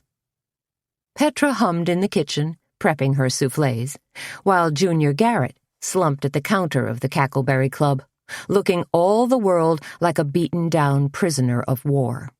His black T-shirt hung loosely on his skinny frame. Even his normally tight jeans seemed to sag. Toni had called him in early on the pretext of car trouble, and now Suzanne and Toni had been haranguing Junior for a solid 10 minutes. Sometimes they took turns. Sometimes they yelled in tandem. Once in a while, as she was whipping her eggs, Petra yelled out her 2 cents worth as well. Obviously, they'd clued her in regarding last night's fiasco. Don't you ever go near Lenny and Eel again, Toni warned. Junior gave a pitiful shrug. How can I? Since you guys probably ruined it for me. I don't want to hear that crap from you, Junior, said Toni. You were dealing dope. Which, said Suzanne, last time I looked, was highly illegal. Everybody smokes a little weed, Junior whined. No, they do not, said Toni, shaking a stern finger at him. Besides, said Junior, I wasn't making the actual deals or delivering the actual stuff. I was just handling the financial end, collecting money. You were the bag man, said Suzanne disgustedly. Junior brightened at her characterization. Yeah, that's it. I was just the bag man. No big deal, huh? Al Capone's bag man went to prison right alongside him, said Toni, winging it. Is that so? Said Junior. All the money men are going to prison these days, Suzanne told him. Bernie Madoff, the Enron guys, sleazy hedge fund managers, mortgage fraud guys, IRS cheats, even a few governors. And, unless you're careful, you could end up as their cellmate. Junior gave her a wary stare. What are you going to do? Try and send me to the electric chair? Unfortunately, said Suzanne, we don't have the luxury of capital punishment at our disposal. We are, however, going to send Sheriff Doogie out to that farmhouse, hopefully to discover a serious amount of incriminating evidence and place your pals Lenny and Eel under arrest. Toni gave Junior a menacing stare. And just What, exactly, is Sheriff Doogie going to find out there? She asked. Just a few measly plants and some grow lights in that back bedroom, mumbled Junior. I told you, it ain't that big a deal. Of course it is, thundered Suzanne, which is why you have to lie exceedingly low. Fact is, we could have had all of you busted last night. The only thing standing between you and a felony conviction is Toni's good grace. Junior grimaced. The front door rattled, and all three of them turned nervously to look. But it was Joey Ewald, coming in for his stint as busboy. Joey grinned when he saw them clustered at the counter. Hey, ladies, he called to Suzanne and Toni, then turned his focus on Junior. How you doing, Junior? Never better, said Junior, giving Joey a cocky grin and a thumbs-up sign, at which point Toni grabbed a potholder and whacked him in the head. Ouch, whined Junior. What'd I do to deserve that? You know, hissed Toni. You still skateboarding? Junior called to Joey, trying to muster his dignity. Oh yeah, man, said Joey. Thinking about changing my name to Joey Crash. Cool, said Junior, as Joey disappeared into the kitchen. Toni smacked him with the potholder again. What are you, 10? She asked. Grow up. I am growed up, argued Junior. Fact is, I could probably be a heck of a role model to that kid. Are you serious? Snorted Suzanne. You barely squirmed your way through Votech. You've been arrested for drunk and disorderly conduct and forced to do community service, and your hobbies are gambling, fast cars, and faster women. She glanced at Toni. Well, they used to be anyway. No, said Toni, they still are. And now that we have your undivided attention, said Suzanne, I have a few more questions. Shoot, said Junior. I'm an open book. A comic book, muttered Toni. Did you ever have dealings with Bo Becker? Asked Suzanne, and I want an honest answer. No, said Junior, looking earnest for the first time that morning. But I always considered Bo a stand-up guy, and a heck of a good driver, too. He used to whip that Mustang of his around the track pretty good when they had amateur night over at the Speedway. Do you know anything about what happened to Becker? Asked Toni. Junior shook his head and frowned. Just heard that he got killed. Hunged, I guess. Hanged, corrected Toni. Was he dealing drugs? Asked Suzanne. Not that I know of, said Junior. Not with my guys, anyway. He swallowed hard, then said, At least, I don't think he was. Junior, said Suzanne, you have to promise you'll stay clean. Cross your heart and hope to die? Yeah, sure, said Junior. Until lately, I pretty much have been clean. His earnestness was suddenly replaced by his old swagger. Fact is, I've been a doggone entrepreneur. Do you even know the definition of an entrepreneur? Asked Toni. Course I do, said Junior. Toni folded her arms in front of her, daring him. What is it, Mr. Smart Guy? Junior scratched his head vigorously, then scowled, as though he was engaging in deep thought. It's a guy who does business. Nice try, said Suzanne. See if you end up a financial reporter for CNN. A few minutes later, they allowed Junior to make his escape, giving him a final cautionary warning and a freshly baked corn muffin. I'm gonna call Doogie right now, said Toni. Anonymously. Jeez, said Suzanne, thinking. Won't he be able to trace the call right back to us? I thought of that, said Toni. So I'm gonna use a trick I learned. She pulled a phone card from her jeans pocket and waved it at Suzanne. I'll use a phone card, which is virtually untraceable. I saw how the whole deal worked on an old episode of The Sopranos.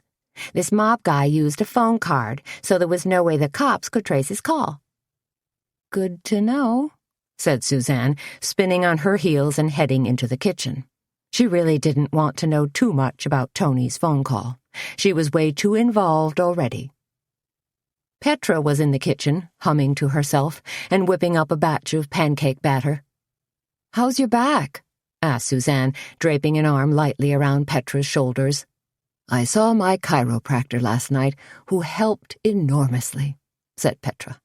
"Excellent," said Suzanne. "But then he told me to go home and do bicycle crunches." "Sounds athletic," said Suzanne. "Oh, they are," said Petra.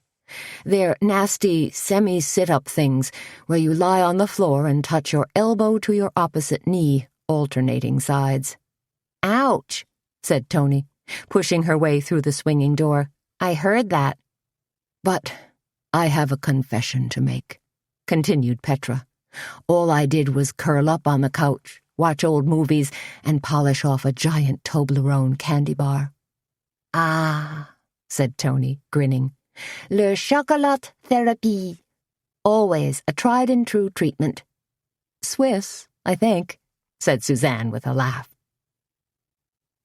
By 10 o'clock, Petra's knitters began arriving in droves. Some of them hustled into the knitting nest, where dozens of extra chairs had been installed. The overflow set up camp in the book nook. And a dozen or so knitters plopped down at tables in the café, where they ordered up coffee, tea, muffins, scones, and slices of foggy morning soufflé. "So all the knitters have sponsors?" Suzanne asked Petra as she deftly plated breakfasts. "Right," said Petra. "Kind of like the dog walk you participated in last spring," said Petra. "You took pledges for every mile you walked, right?" "Sure," said Suzanne, although after 3 miles, Baxter had pretty much made it clear he was bored out of his skull. "The knit-in works almost the same way," explained Petra. "All my knitters have sponsors who'll pay so many cents for each row knitted." "That's pretty cool," said Suzanne, as she pulled a tin of blueberry breakfast squares from the oven. "And then, once the items are finished—" "That's right," said Suzanne. "It's all coming back to me now. Phew, guess I had a senior moment." "Happens to me all the time," said Petra. "All done," said Toni, bursting into the kitchen. She made a big show of dusting her hands. "I made the call." "I don't want to know," said Suzanne. "Neither do I," said Petra. "Then mum's the word," said Toni, putting her thumb and index finger to her mouth and making a little zipping motion. Just before lunch, amidst the low hum of conversation and gentle clacking of needles, Suzanne took a quick tour of the knit-in and was charmed by what she saw.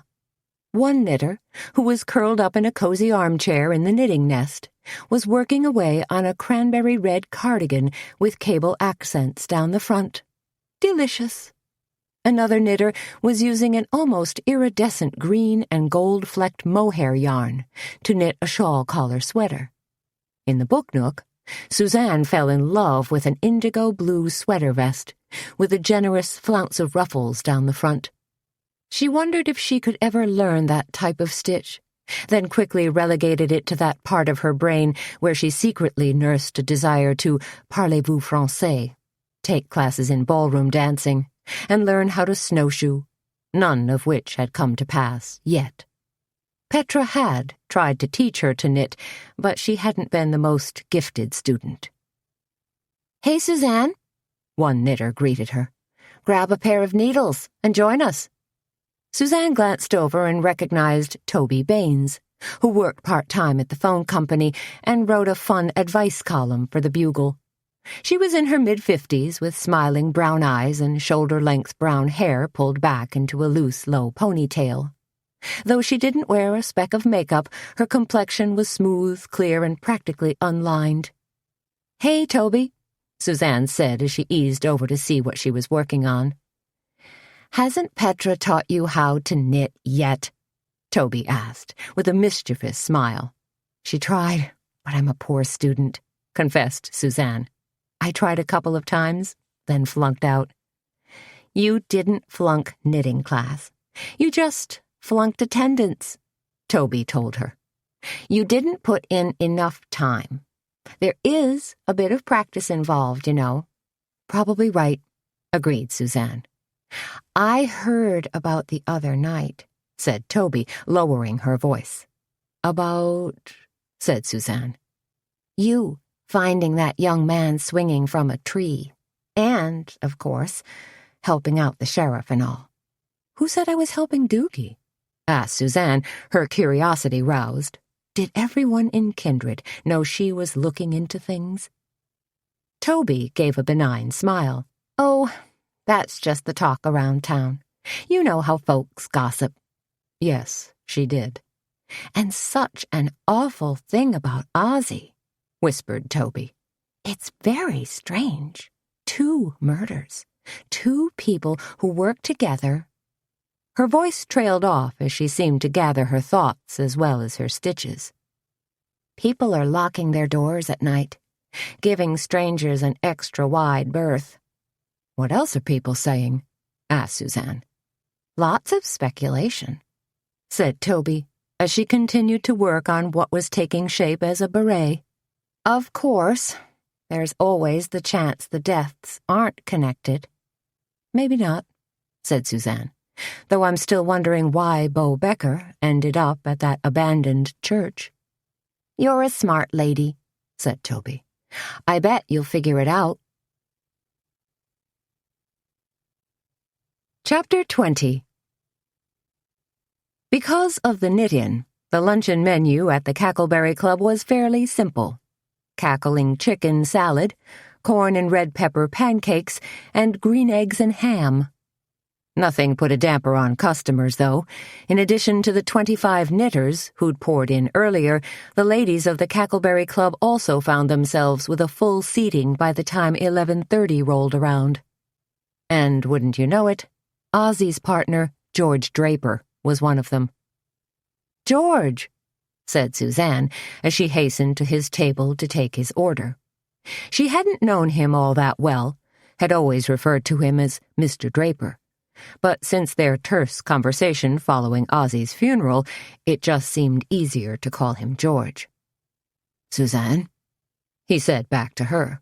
Obviously, they were on the same wavelength. I understand you're thinking about leaving the business, said Suzanne. Draper hunched forward and puckered his lips. Well, perhaps. What happened? Asked Suzanne. What made you change your mind? Did Ray Lynch get to you? Were you threatened? No, said Draper, frowning slightly. I'm just rethinking things, getting my priorities straight. And one of those priorities might be to accept the Roth Funeral Home Consortium offer. Could be, Draper responded. He was trying to appear agreeable, but seemed unhappy deep down. Sounds like you're drinking the Kool-Aid, George. Suzanne smiled at him, but not all that warmly. Not at all, said Draper. Fact is, I'm entertaining another offer, too. He managed a hoarse chuckle. When it rains, it pours. You're talking about Carmen Copeland? Asked Suzanne. George looked slightly taken aback. How would you know about that? Everybody knows about Carmen's offer by now, said Suzanne. She's probably Facebooking and Twittering her little head off. And if someone hasn't heard, Carmen will make it a point to inform them personally. Draper nodded. Carmen told me her offer was pretty spur of the moment, that she was toying with the idea of opening some kind of bookstore or art gallery. Is that so? Said Suzanne. I heard restaurant. Really? Said Draper, sounding surprised. She's quite the busy little bee, said Suzanne. Her clothing boutique, Alchemy, has its grand opening tomorrow. Maybe Carmen's trying to buy up the town, said Draper, letting loose a weak chuckle. That was one angle Suzanne hadn't thought of, a rather unpleasant angle at that. Carmenville. Draper squinted at the chalkboard. Does that really say green eggs and ham? Yes, but only the eggshells are actually green, Suzanne told him. A lovely mint color, laid by Araucana hens. Said Draper. I think I'll have the chicken salad. Good choice, said Suzanne, jotting the order down on her order pad. But she wasn't finished with George Draper yet. "Have you spoken with Sheriff Doogie today?" she asked. George shook his head. He seemed to sense where Suzanne was going. "I know he's been busy with the 2 murders," began Suzanne. Now George looked downright unhappy. "That's all folks want to talk about, the murders." His voice became a raspy whisper. "And both victims from Driesden and Draper must make business rather difficult," offered Suzanne. George threw her a sharp glance. "Business? There hasn't been any business, unless you count Ozzie." He curled his fingers around the side of the table as if to steady himself. "I don't know if I'm ever going to be able to conduct business in this town again." "Unless you sell out," said Suzanne. "And isn't it amazing that the Roth Consortium is conveniently standing by?" "I know what you're saying," said Draper, "but I still don't believe they'd resort to murder. They're the company has a solid reputation." "Still," continued Suzanne, "they're suspects. Of course, not the only ones." "No," allowed Draper. "I understand Sheriff Doogie questioned Earl Stensrud at some length," said Suzanne. "Because of his connection to Missy Langston," said Draper, "and Missy's former involvement with Ozzie." Said Suzanne.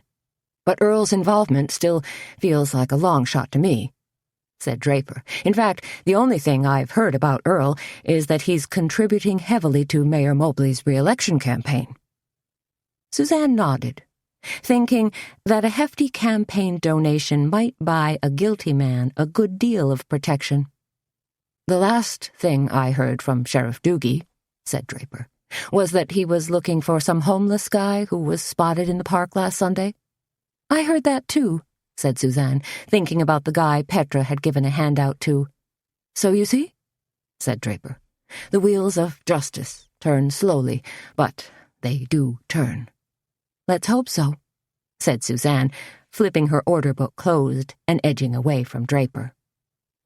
Back in the kitchen, Suzanne called out, "Hey there," to Petra. "Yes?" Petra, pepper shaker in hand, was liberally seasoning the chicken salad. "You remember that homeless guy who stopped by here yesterday? The one you gave the sandwiches to?" Petra set down the pepper and grabbed for the salt. "Uh-huh." She let fly a couple of quick sprinkles. "Do you remember what he looked like?" Petra wrinkled her nose. "Oh, gosh, not really." "Think hard," said Suzanne. "Well," said Petra, wiping her hands on her blue-checked apron, "for one thing, he was sad and ragged-looking, and definitely seemed hungry." "Okay," said Suzanne. "What else did you notice about him?"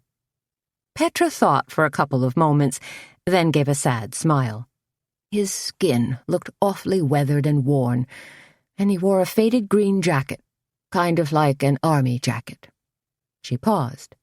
"Now that I think about it, I suppose that's why I felt so sorry for him, because I thought he might be a veteran." A shadow crossed Petra's face. "Donnie was a veteran, you know. Served 2 tours in Vietnam, starting with the Tet Offensive. The doctors at the VA won't admit it, of course, but I think the chemicals, the so-called rainbow herbicides they used over there, are to blame for his Alzheimer's."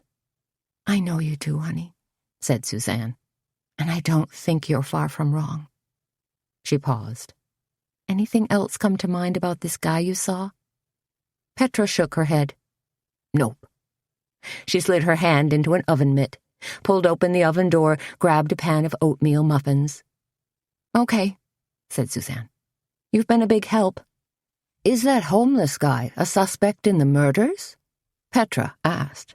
"I don't know," said Suzanne. "Maybe." "Too bad," said Petra. "He seemed awfully despondent and vulnerable."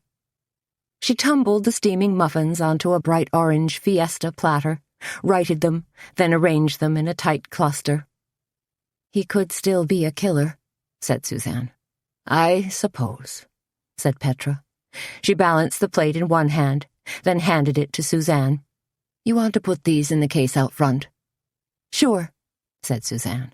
She grabbed the plate, turned, and bumped against the swinging door with her right hip. "Oh," Petra called after her. "you know what? There is another thing." Suzanne stopped short.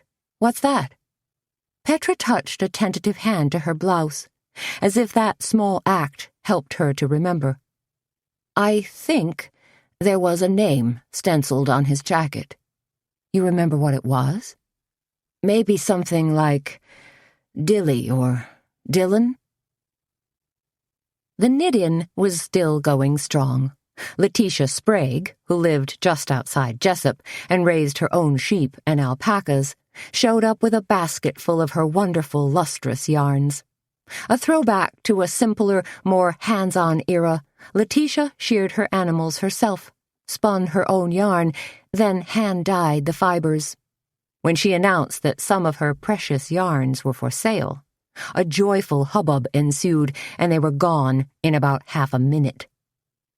With lunch almost finished, Petra finally stepped out of the kitchen to honcho the Nidian, while Toni schmoozed, served desserts, and rang up customers at the checkout.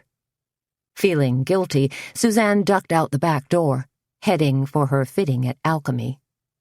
As she dashed for her car, big fat raindrops splattered down, kicking up the dust like a spray of bullets.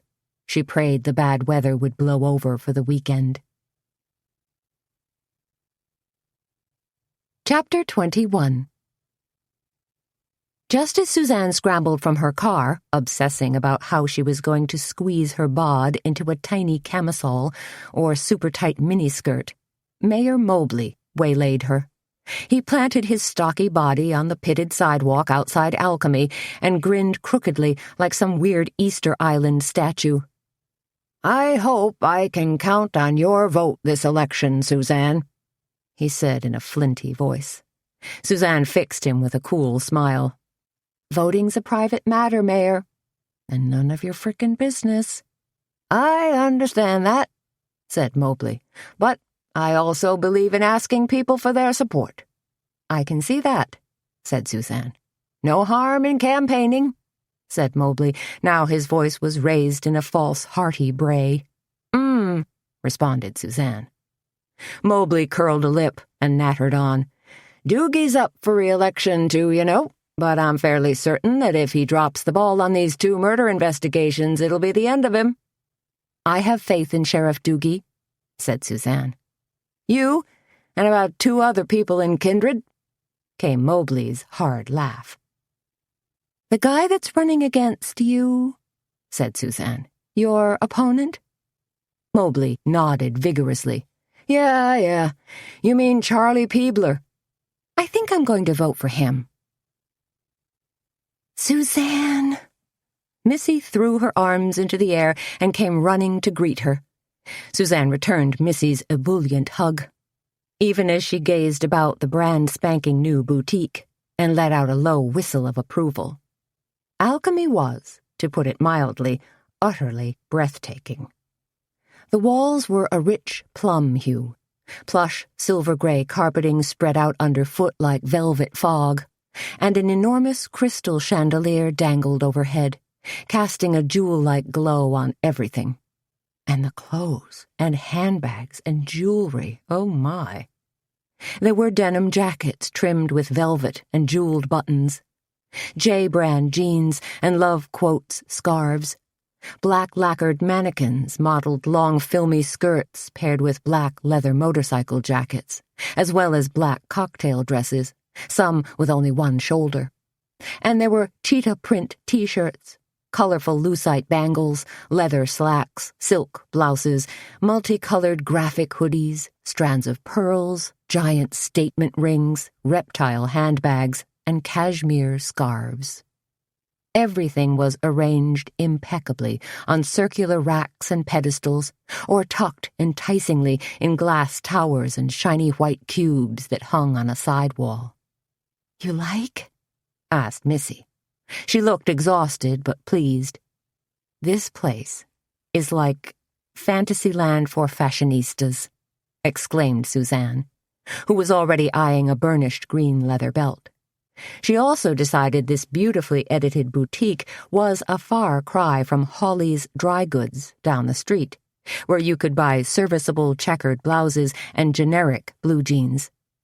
"We're not in Kansas anymore, Toto," she added with a chuckle. "I'm so glad you're here," said Missy, pulling her toward the back of the shop. "We've already picked out a couple of outfits for you to model, so obviously I'm dying to see how they work." Suzanne let herself be pulled along by Missy past two stylishly dressed women who were artfully arranging more clothing and accessories. "Your assistants?" she asked. "I wish," said Missy, rolling her eyes. "No. They work for a couple of the vendors Carmen buys from, here to make sure everything's styled properly, that I don't screw it up," she added in a low whisper. "If you're responsible for even half the displays," Suzanne told her, "then you're amazingly talented." "I've done my share all right," said Missy, shepherding Suzanne into an all-white dressing room ablaze with lights. "I just wish Carmen would acknowledge some of my accomplishments." "Don't wait for Carmen's approval," warned Suzanne, "because it will probably never come. But when you draw an appreciative crowd tomorrow afternoon, you'll know in your heart that all your hard work was worth it." "Thank you," said Missy. "I needed to hear that. Now," she smiled expectantly, "let me show you the outfits." She grabbed at a rack and held up clothing in both hands. We pulled 2 outfits, a skirt with matching tunic, and jeans paired with a leather bomber jacket. "Wow," said Suzanne, gazing at the clothing. It was a lot more sophisticated than her normal slacks and t-shirts. "Carmen put these together?" Missy nodded. "Great stuff, huh?" Suzanne fingered the filmy skirt. "It's awfully see-through." "That's the look," said Missy. "The look?" repeated Suzanne. "Yes, I do believe I'd get looks if I wore this." "Okay," said Missy. "Then how about the jeans and leather jacket?" "Awfully small sizes," said Suzanne.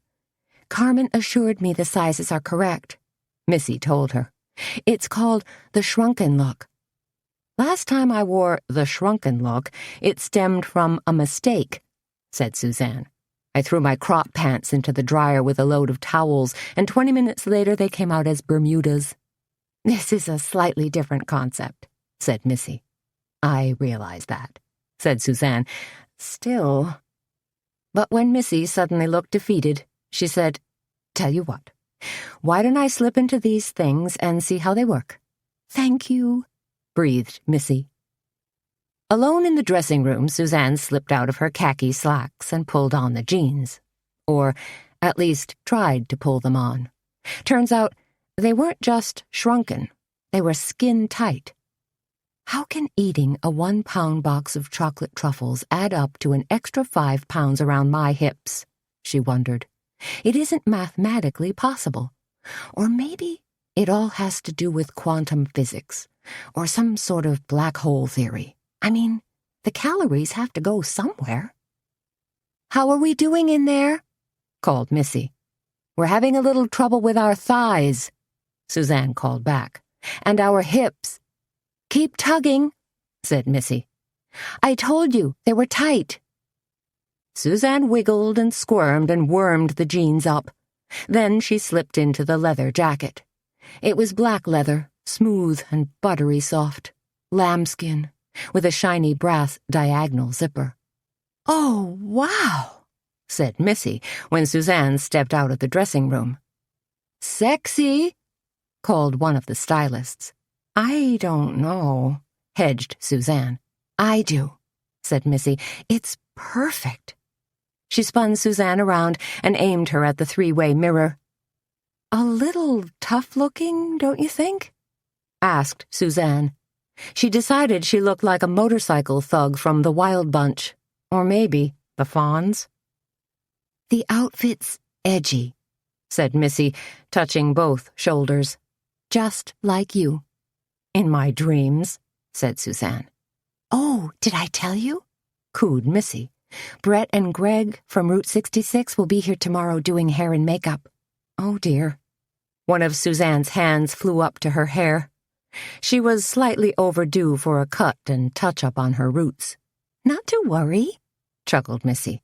They're not going to get radical or anything.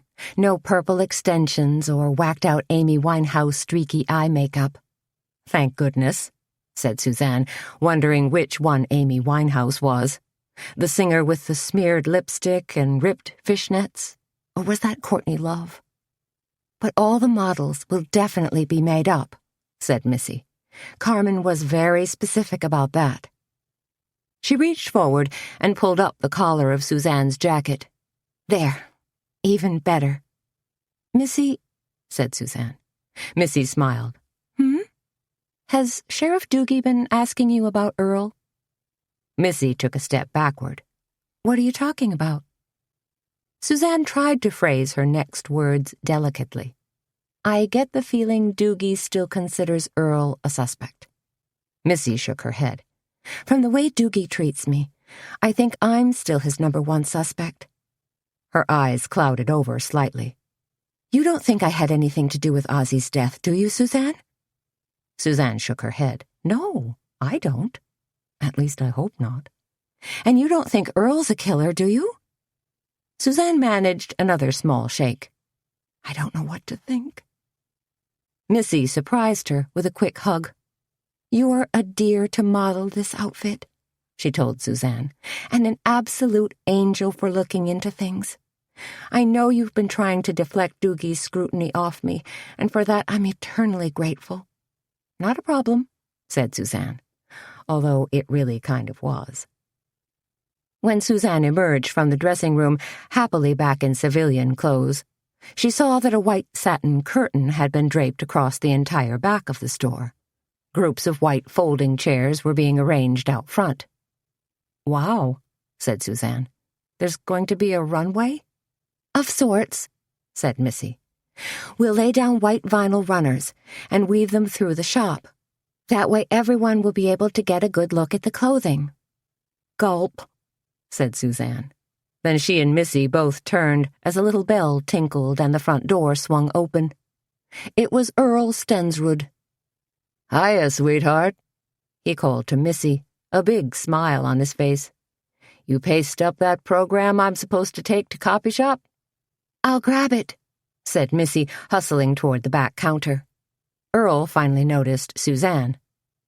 Hey there, he said to her. You thought any more about that extra insurance? Not really, said Suzanne. I'm not anticipating any earthquakes, floods, or fires of biblical proportion. Okay, said Earl. Suit yourself. He bounced from foot to foot, waiting for Missy, looking pleased. Earl, said Suzanne, you look like the cat who swallowed the canary. That sounds awfully accusatory, Suzanne, said Earl. His smile had suddenly vanished. Chipper, then, Suzanne amended. I'd say you're looking exceedingly chipper. Now that Missy's available again, said Earl, brushing past Suzanne and homing in on Missy, I feel like $1,000,000.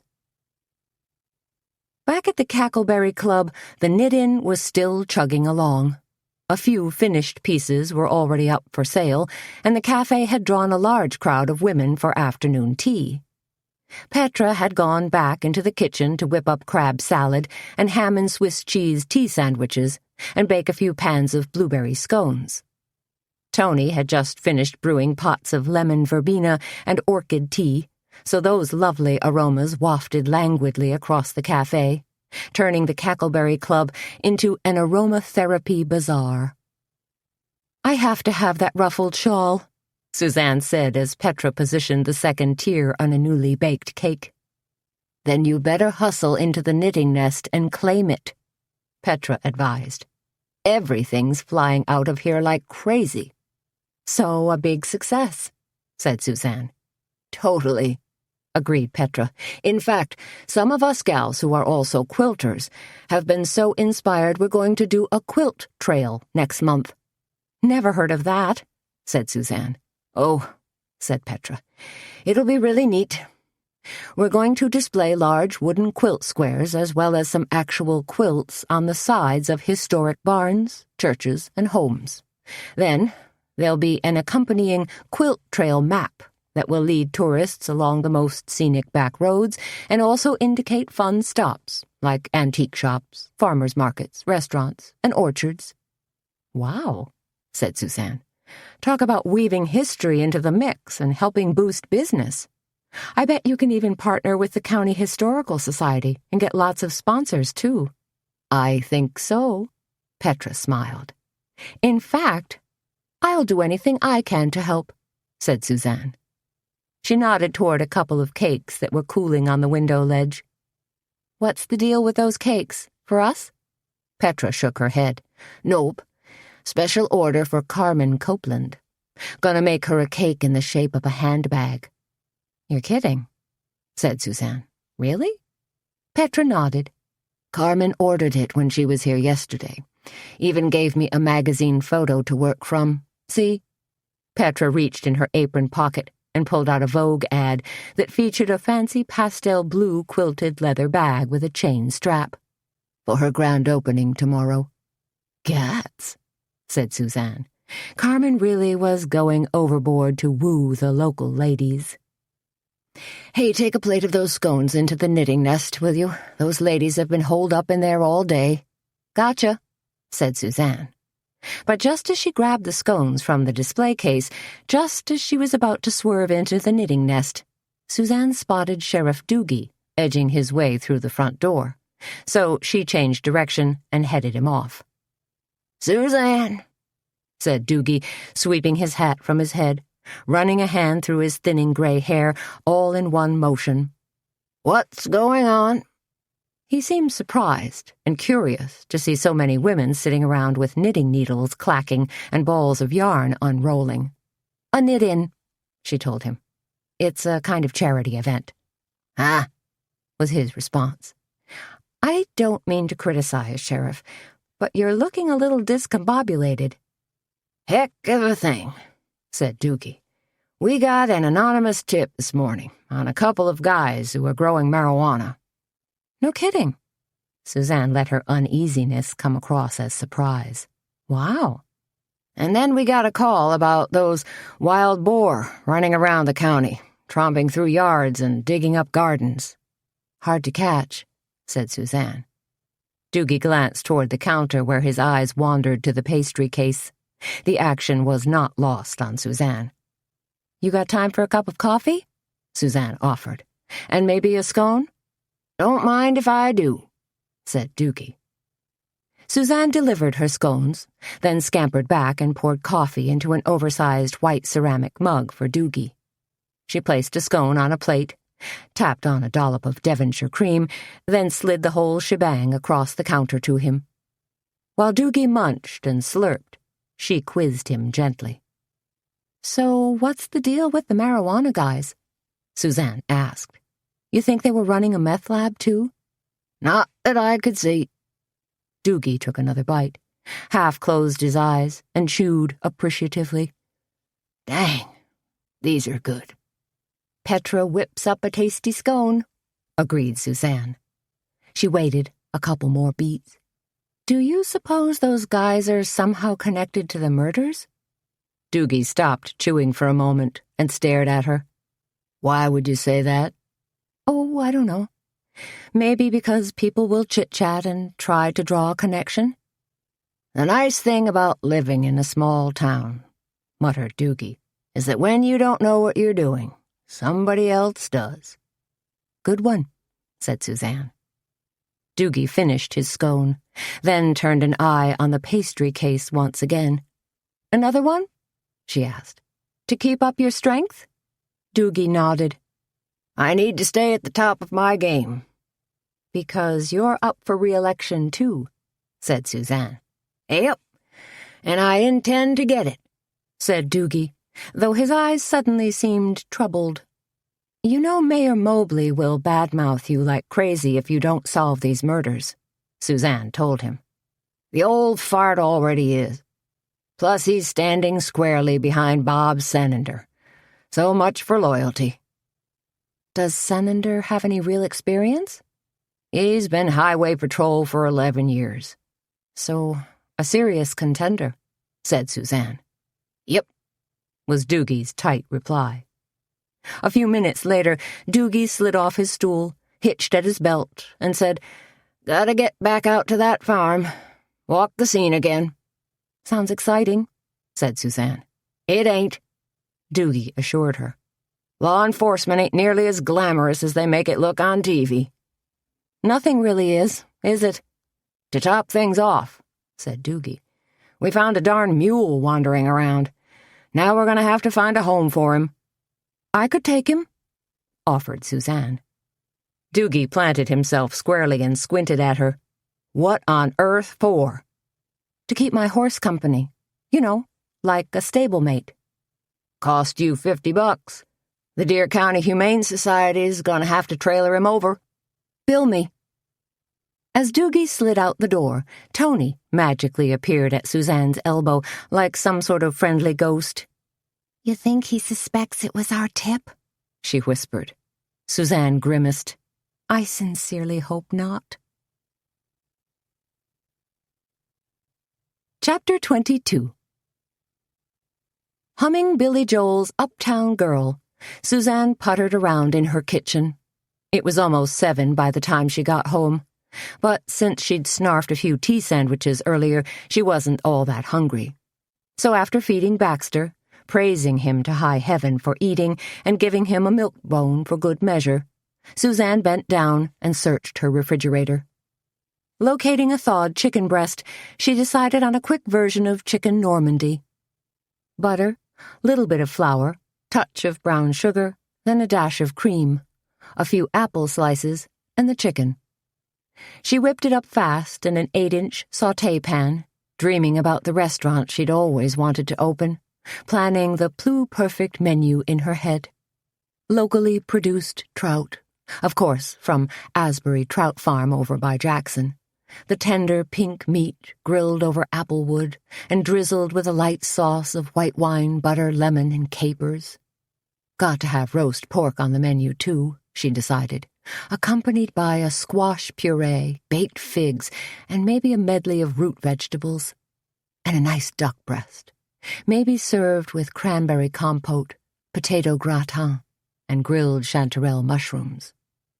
Unless, of course, Carmen Copeland bought the Driesden and Draper funeral home, converted it to a fine dining establishment, and hired herself a big-name chef. Pulled the rug right out from under her, and wouldn't that be a dandy kettle of fish? Or would it? Would people choose to wine and dine in a former funeral home? Would Carmen convert the embalming room, with all its stainless steel cabinets and sinks, into a kitchen? That notion made Suzanne shudder. And if it affected her that way, then wouldn't others be just as squeamish? Yeah, maybe. Hopefully. Suzanne plated her chicken Normandy, poured a half glass of Chardonnay, placed everything onto a tray, and carried it into the living room, settled onto the couch, and snapped on the TV. She nibbled a few bites, watching an action film about Vietnam. The soundtrack featuring songs by The Doors, Creedence Clearwater Revival, and the Rolling Stones. Nam, she thought. Love the music, hate the subject. Grabbing the remote control, Suzanne spun through the cable channels, found sports, a reality show where people were frantically stuffing raw squid into their mouths, some kind of fake sports show with a big rubber obstacle course, another reality show, reruns of an old sitcom about a girls' school where everybody was smart and rich, and news. She watched a few minutes of CNN, decided her mutual funds were still taking it in the shorts, then turned the TV off. Suzanne wondered if this might be the evening she'd start reading People of the Book, and let her gaze wander to her bookshelf. Actually, there were quite a few books stacked in her to-be-read pile. 3 mysteries, 4 cookbooks, and a tome on Napoleon that for some reason had seemed exceedingly appealing when she'd stumbled across it in the catalogues the publishing houses sent her. Something else caught her eye, too. a kind of scrapbook Walter had put together after he'd served as an army doctor in Kuwait during the Gulf War. She smiled, thinking of the stories he'd told her. As those memories flooded back to her, she wandered over to the bookshelf and picked it up. Suzanne turned the stiff pages, gazing at the black and white photos, her interest tempered by sadness.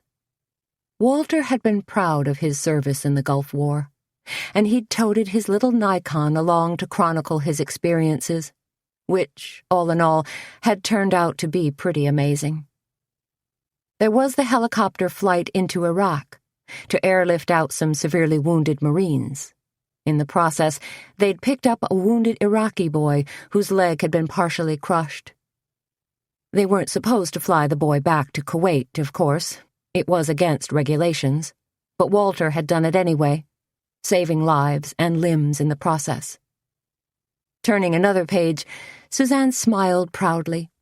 Here was a grainy black and white photo of Walter and 3 other doctors posing in front of a dusty Humvee. The desert docs, they'd called themselves, proud, tough, compassionate. She'd met Walter after his service, but had been fascinated by his stories and his courage. Suzanne continued to turn pages, wondering what these people were doing today, some 20 years later. Soldiers cast back as civilians. Had their memories long since dimmed? What were their feelings about the more recent Iraq War? She smiled as she scanned the rest of the photos. All good men, she murmured to herself. The final photo showed Walter and another man standing in front of a large tent. Walter and another doc? Suzanne studied the picture. No, this fellow was a combat soldier, dressed in telltale desert camo gear. He had an M16 slung carelessly across his body. The two were facing each other, all sunburned faces and crinkled eyes. Suzanne was about to close the album when she glanced at the photo again. There was something about it. She squinted carefully, studying the photo, and noticed that the soldier's camo jacket carried the name tag Dilworth. Her brain pinged with sudden recognition. Good heavens! Could this be the same guy she'd seen in the park last Sunday? The one Petra had given a handout to this morning? Whose jacket Petra thought bore the name Dilly or Dylan? Suzanne carried the book over to the leather sofa and sat down hard. Could this be the same fellow who was also a suspect in 2 murders? Suzanne shifted uncomfortably, and the cushions let loose a low whoosh. The same guy Walter had reminisced about, had referred to as Dill? Oh, geez. It couldn't be, could it? She thought it could. But what was this guy doing in Kindred, and how was he involved? Was he involved? Had he come here to find Walter, or was something more sinister afoot? Suzanne knew she had to find out, had to get some answers. She tapped her foot against the glass table, setting off a vibration that made the silverware on her tray jangle. Could this homeless guy still be holed up in the caves, like Doogie had thought? And if she went looking for him, to ask a few questions, would she be at risk? Suzanne pondered that notion for a few moments, wondered about the wisdom of taking things into her own hands. Bad idea, really bad idea. She settled back on the sofa, glancing over at Baxter, who was stretched out on the carpet, and said softly, "Hey, Bax." His tail twitched once. She hesitated, then said, "Want to go for a ride?" Driving through the dark streets, Suzanne's brain whirred like a cyclotron. Tuesday night, Sheriff Doogie had definitely been on the lookout for a homeless guy who'd been seen wandering through town. Doogie had postulated that the man was hunkered down in one of the caves that honeycombed the hills and bluffs just outside Kindred. And Petra's homeless guy with the faded camo jacket, same guy? Could be. Had to be. The rational part of Suzanne's brain told her she couldn't go looking for this guy by her lonesome. She should get on the horn to Doogie, tell him what she knew, and hope that he'd round up a proper search team. On the other hand, Doogie and his deputies might go cowboying in and launch a SWAT team-type assault. Scare the bejeebers out of the guy, roust him, drag him down to the law enforcement center, shout questions all night. Better if she and Baxter go alone? No, probably not. But, for now, that was how it was going to be. "Easy, Bax," Suzanne told her dog as she clipped a long leash on him, then stood aside as he jumped from the car. It was pitch black in the empty parking lot just below Bluff Creek Park. Low-hanging clouds had driven the temperature into the low 40s. A crisp, nagging wind carried the promise of rain, and Suzanne was pretty sure there was another storm hanging out over the Dakotas, ready to steamroll its way in. Baxter stretched languidly, lifted his leg on a nearby post, then turned to stare at Suzanne. "Just do your thing," she told him in a low whisper. "Sniff around. See if you come up with anything." That seemed to suit Baxter just fine, and he was soon leading Suzanne along a narrow path, pulling her deep into the dark, dense woods, even as the path he chose rose in a steady grade. Bare branches tugged at Suzanne's hair as they scrunched through overgrown passages of buckthorn. Clusters of burrs snagged on her denim jacket. 20 minutes of hard climbing led them to a small outcropping of rocks, where the Parks Committee had constructed a small wooden bench on a sort of ledge. Feeling slightly winded, Suzanne plopped down to rest. Baxter took a cue from her and sat back on his haunches. From up here, Suzanne could peer down a steep gorge and, through the haze, catch a few twinkles of light from town. The oaks and poplars had already lost most of their leaves. The rest would soon be stripped off if more wind and rain moved in. A chill Midwestern autumn, winter lurking like a hungry lion. Still, Suzanne thought the view peaceful from her perch, and pretty, in a kind of Norman Rockwell old-timey way. You'd never guess 2 murders had taken place in this innocuous little town within the span of a couple days. Never guess it in a million years. Baxter stood up and stared fixedly into the woods. "What's wrong, Bax?" Suzanne asked. "Something out there?" But she knew a whole host of nocturnal critters were probably scrabbling about, in their element and practically undetected. Raccoons, opossums, foxes, coyotes, and cougars. Even the troop of wild boar Doogie had mentioned. And a murderer? Yeah, maybe. Maybe so. Suzanne stood up and reeled in Baxter's leash. From here on, the going was much more rugged. Lots of twisting paths that jagged around sandstone outcroppings that sheltered small caves. Lots of caves. She'd crawled through a few of these caves when she was a kid, but had always been jittery about exploring the deeper ones. The caves whose walls narrowed sharply, forcing you to scramble on hands and knees or worm your way along on your belly as passages drilled sinuously into the hillside. Keeping Baxter at her side in a heel position, Suzanne picked her way carefully up the hillside. Loose rock and sand made the climb arduous. So did not knowing what lay beyond every twist and turn. Dark mouths of caves yawned at her like black holes, but none looked inhabited. "Nothing here," she whispered to Baxter. She'd covered half of one side of the bluff and hadn't seen hide nor hair of anything, human or animal. Maybe the homeless guy wasn't up here at all, she decided. Maybe he'd been scared off by Sheriff Doogie's initial probe. Maybe he'd just boogied on out of town. Or maybe not. Maybe a guy who'd been army-trained, who'd learned how to dig himself into a hostile desert environment, wouldn't go for the most obvious hidey-hole. So where? Suzanne lifted her eyes and scoured the peak above her. Could she even get up there? Only one way to find out. Hands clawing for a stable rock, feet probing for footholds, Suzanne slowly climbed the smooth rock face. Baxter stood below, leash clipped to a tree. watching her progress, seemingly happy to remain behind and hold down the fort. Upper body strength was not Suzanne's forte, and her shoulder muscles trembled from the exertion. This rock face was far steeper, the elevation much higher than she'd initially thought. Her fingers burned from clutching minimal handholds. There was no way she could keep this up. Best thing, the smartest thing, to do was ease her way back down to where Baxter was waiting, pray she'd find the same rocks and nubbins to grab onto for her descent. Standing practically spread-eagled against the cliff face, her face beaded with sweat, Suzanne cranked her head sideways to swipe her forehead on her jacket sleeve.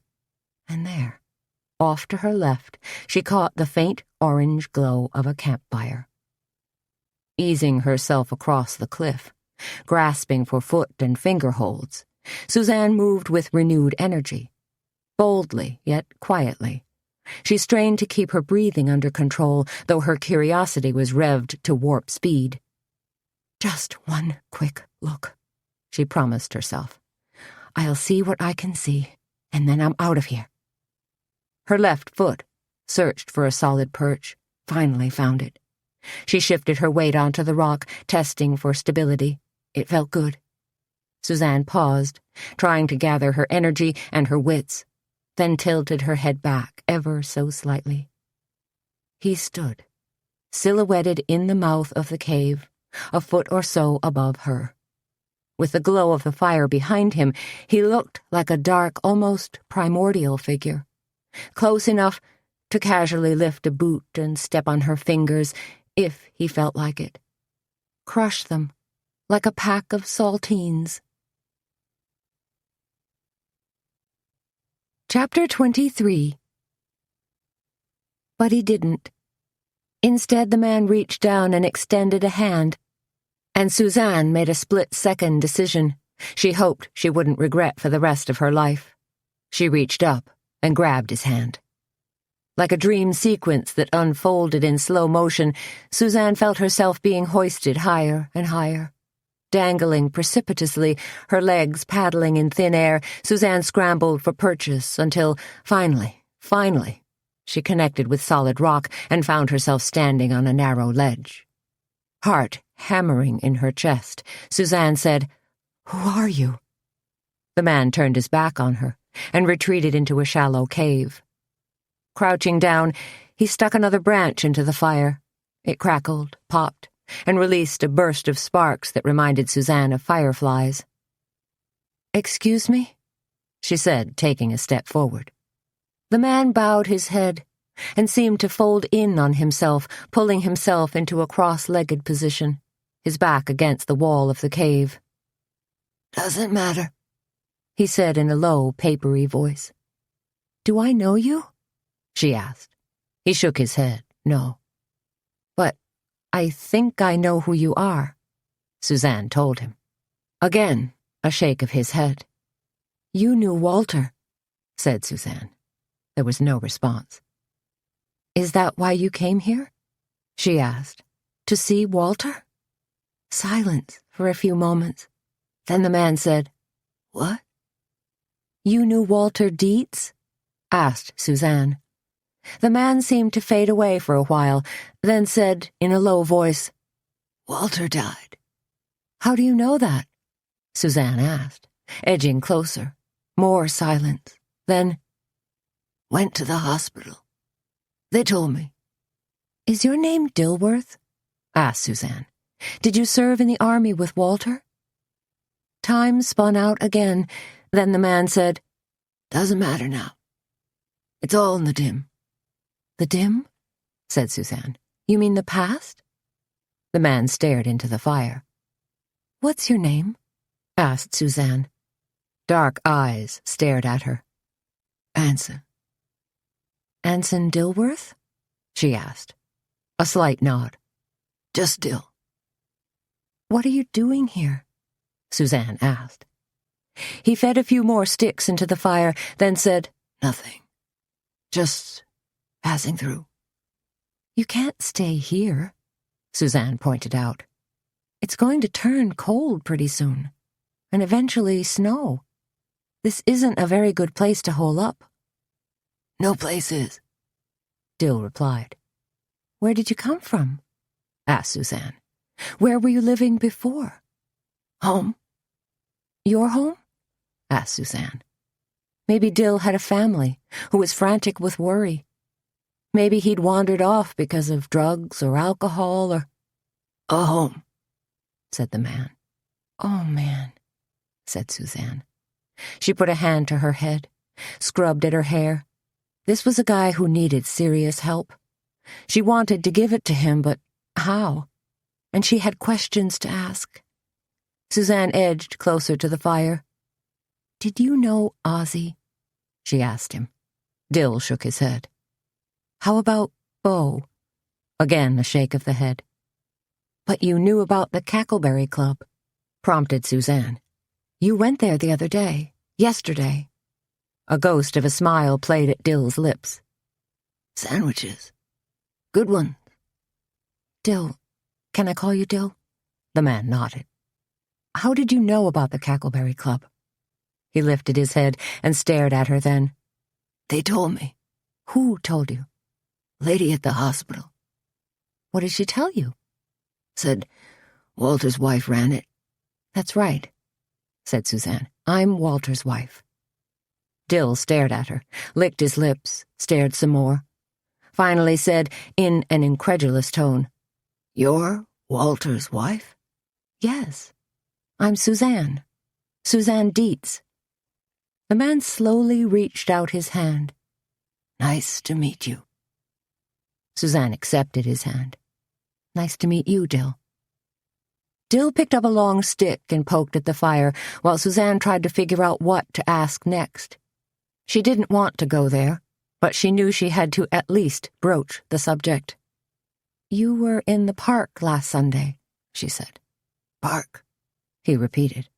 During the fair, Suzanne pushed. You remember? The face painting and the food and stuff? Okay, said Dill. Did you see something? Dill pulled his knees up and lowered his head. No. Did you do something? Dark eyes stared up at her. What? Suzanne swallowed hard. In that big house over on Front Street. I walked by it, he said. That's all. Did you see anything? Asked Suzanne. Anything at all? Dill's eyes were glassy. I don't know, he whispered. I don't think so. But you came up here, said Suzanne. You were hanging around downtown, then you came up here. She paused. To hide? People were looking for me. Do you know who? She asked. He shook his head again. No. But they scared you. They scared me, Dill echoed. He gave a little shiver. Sometimes it's hard to remember things. I understand, said Suzanne. She sat with him by the fire for a while, talked to him softly, trying to pry a little more information from him, pretty much convinced that he couldn't have had anything to do with Ozzie's murder, and certainly not Bo Becker's. As Suzanne carefully cajoled Dill, he finally let loose with a jumbled, rambling explanation. She learned that he'd seen combat in the Gulf War, returned home and gotten divorced, then fallen on tough times. He'd been treated for depression, held down menial jobs off and on, and then landed in a halfway house for veterans somewhere in St. Louis. One day, Suzanne wasn't clear if it was 2 years ago or 6 years ago, Dill had finally walked away from his halfway house and embarked on an aimless journey that had led him from one town to another. Dill had seemingly crisscrossed the country, occasionally circling back to the Midwest where he'd originally had roots. Last week, when he'd randomly hit Kindred, some spark of memory had ignited within his brain and he'd remembered Walter, his long-ago buddy from the Gulf War. But of course, Walter wasn't here anymore. It took a world of convincing to get Dill to come down the bluff with her, and then some more fast-talking to put him at ease with Baxter. But in the end, Dill relented, drawn finally by the promise of a cheeseburger and French fries and a motel room at the local Super 8. "Wait here," Suzanne told Dill, pulling up in front of Schmidt's bar on Main Street and taking the car keys with her, just in case. "I'll be 5 minutes at most." She held up a finger to Baxter. "You, be good." Then she hopped from the car and scampered into the bar. Schmidt's was dim, semi-crowded, reeked of stale beer, and easily cooked up the best burgers in town. Greasy beef patties sizzled on a hot grill alongside piles of stringy, crunchy onions. Big fat sesame seed buns steamed atop the burgers. While she waited for her order, Suzanne chatted with the bartender, an amiable coot who wore old-fashioned round John Lennon glasses and sported a braided goatee, Freddie. "I understand there was quite an argument here last Friday night." Freddie eyed her warily. "Says who?" "Says Sheriff Doogie," said Suzanne. "He and Ozzie Driesden and Earl Stensrud really got into it." "And then Ozzie got hisself killed," mused Freddie. He peered quizzically at Suzanne. "The sheriff thinking Earl done it?" "I think it crossed his mind," said Suzanne. "Nah," said Freddie. "That was just bar talk. You know how men are after a few drinks, puffing up their chests and trying to out-brag each other." "Yeah, I know," said Suzanne, her eyes fixed on a sign that hung behind the bar, next to a big taxidermed muskie. It said, "Beauty is in the eye of the beer holder." "Say," said Freddie, leaning forward, "you want a drink or something? I make a pretty wicked gin fizz. You ladies always seem to appreciate a nice gin fizz." "No thanks," said Suzanne. "Maybe some other time." 10 minutes later, Suzanne dropped Dill off at the Super 8. She registered as Suzanne Marley, her maiden name, and paid cash. That way she could hopefully keep Dill hush-hush until she figured out what to do with him. Standing outside room 12, Dill clutched a backpack and his white paper bag leaking grease and thanked her. "This is really nice of you, Mrs." "No problem," she told him. "Listen, I'm going to stop by tomorrow afternoon, and we're going to figure out what to do with you, okay?" Dill gave a faint smile and nodded. "Good," said Suzanne. "So you just stay put." "Okay." "You promise?" "Sure." By the time she finally rolled into her own driveway, dragged herself into the shower, and let the hot water cascade down her body and ease the tension in her shoulders, Suzanne was pretty much convinced that Anson Dilworth wasn't a viable suspect. Although Sheriff Doogie might disagree, Suzanne thought it was too far-fetched to view him as a wandering serial killer or even a spree killer. He was just too timid, too physically wounded. The question was, what to do with him? "What do you think, Bax?" Suzanne asked, pulling on an oversized T-shirt and climbing into bed. Baxter, who was already tucked into his expensive L.L. Bean dog bed, sighed deeply, essentially ignoring her. So much for an outside opinion. Settling back on her eider-down pillow, Suzanne pulled the covers up to her chin and closed her eyes.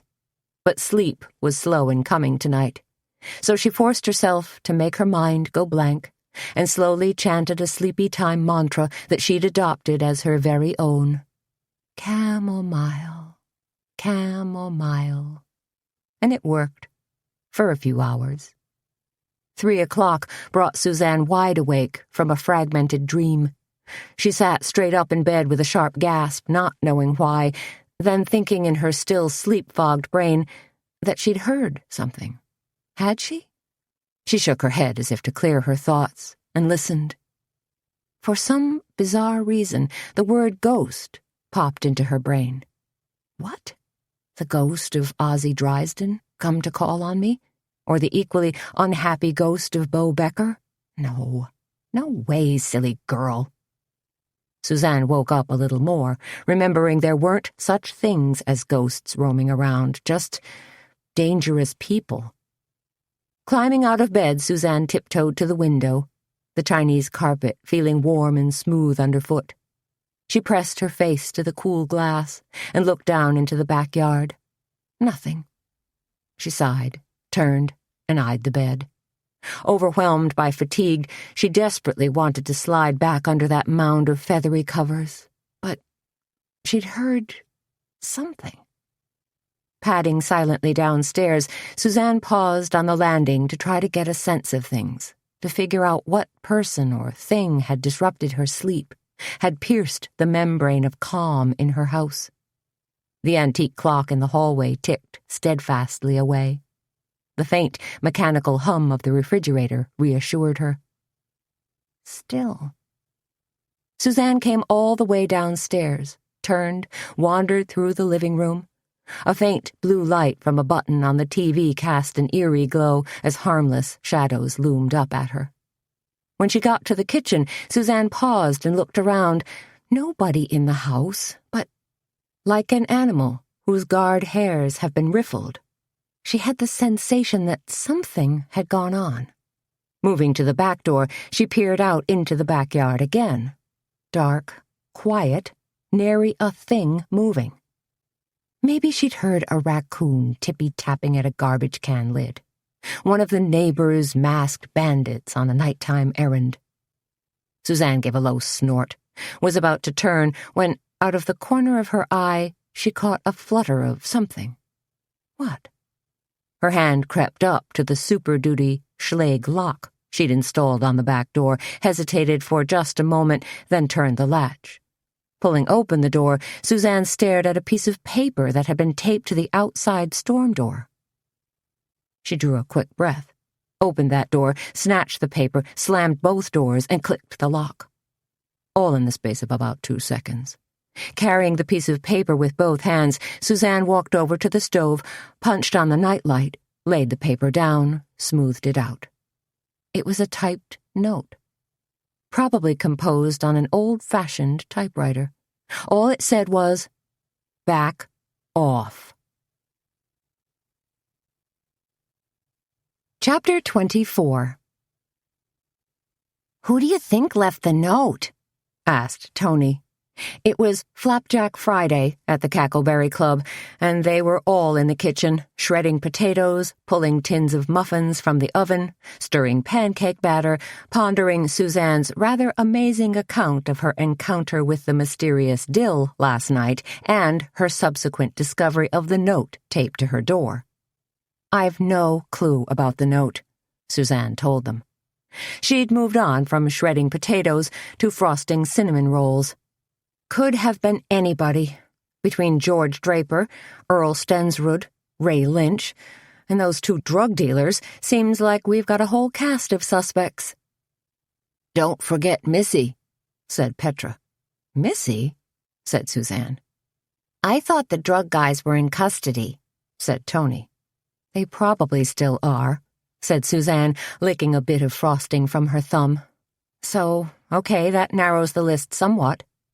"Well," said Petra, looking nervous as she added golden raisins and chopped walnuts to her pancake batter, "the note was obviously from someone who knows you've been investigating." "Which is pretty much everybody in Kindred," added Toni. She draped an apron over her hot pink t-shirt and blue jeans, piled her hair on top of her head, and popped on a pink scrunchie.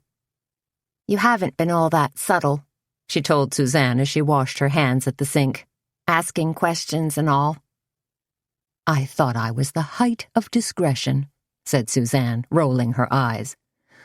"What I want to know," said Petra, "is what you plan to do with Anson Dilworth."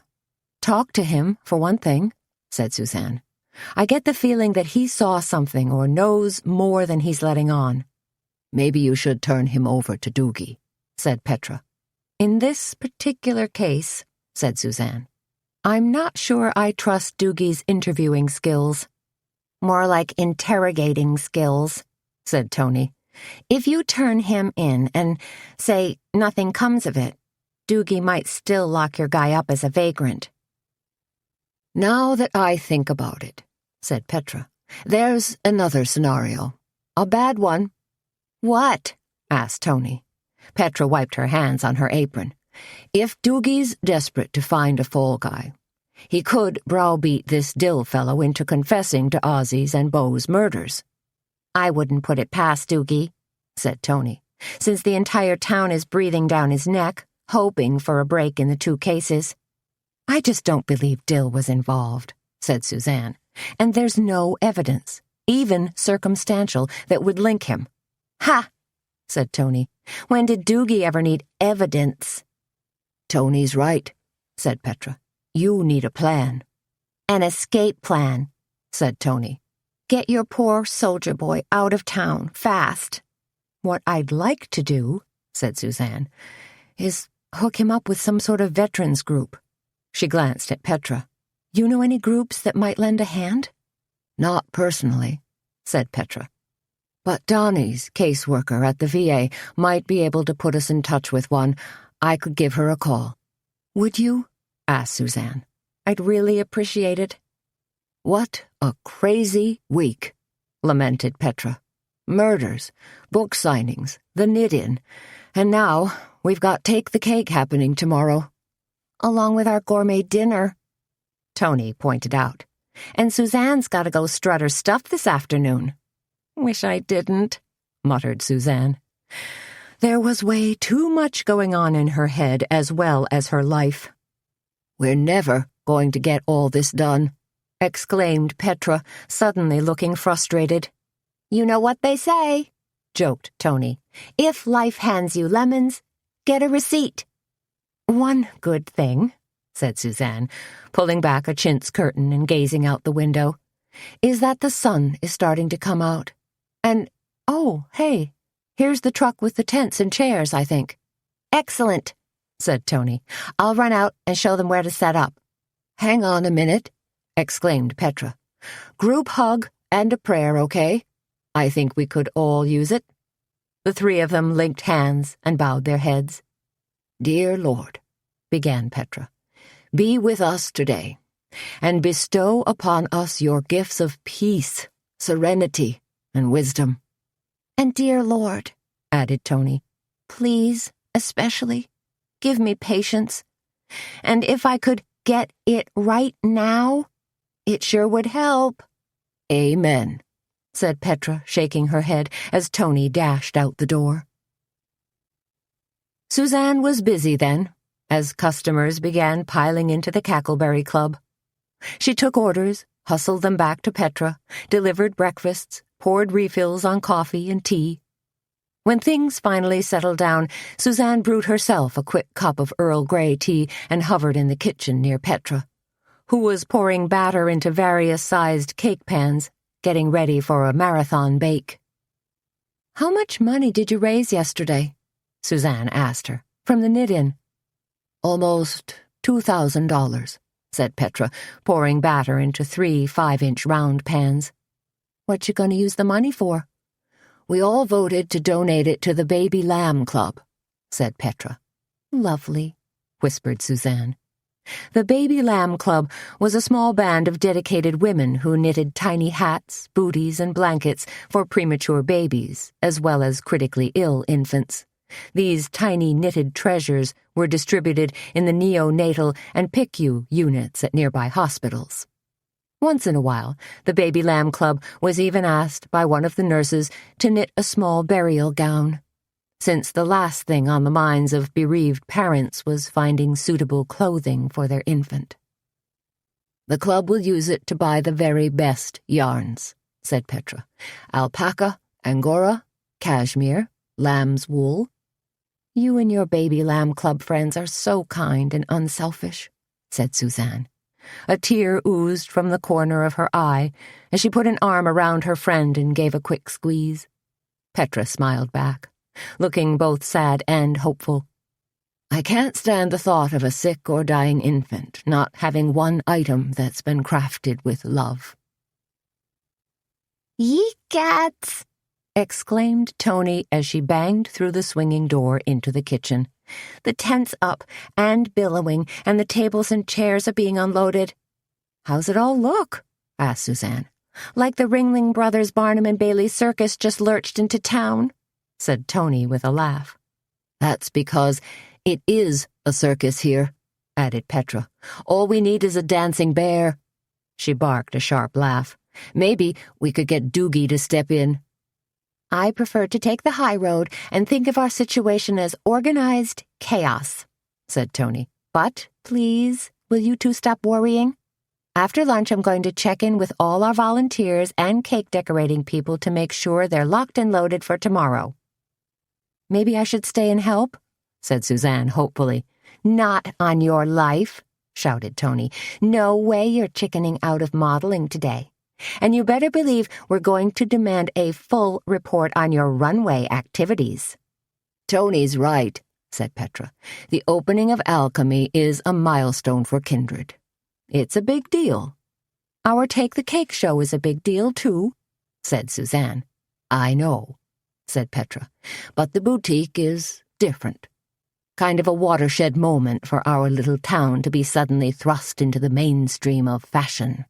"We'll see about that," said Suzanne, wondering if liquid leggings and Ed Hardy t-shirts really were that big a deal.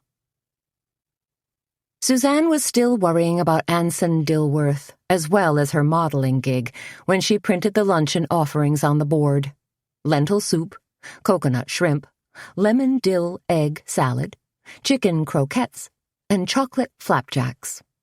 2 farmers in plaid shirts sitting at the marble counter watched carefully. "Is that croquet?" asked the first one. "Like with mallets and balls?" "Couldn't be," the second sniggered. "Croquettes," said Suzanne. "Like with chopped chicken and onions made into little patties and fried to a toasty brown?" Suzanne moved about the Cackleberry Club, taking orders, keeping a watchful eye on the clock. She wanted to get to the Super 8 before 1 o'clock, checkout time. "I talked to Marjorie Gregory with the VA," Petra told Suzanne when she ducked back into the kitchen. "She says there's a halfway house for veterans in Jessup, place called Honor House. It's transitional, not permanent, but if you can get your guy over there, they'll do what they can to help." "That's wonderful news," breathed Suzanne. "I'll drive Dill there today." She glanced around. "Now, if you think you can make do without me?"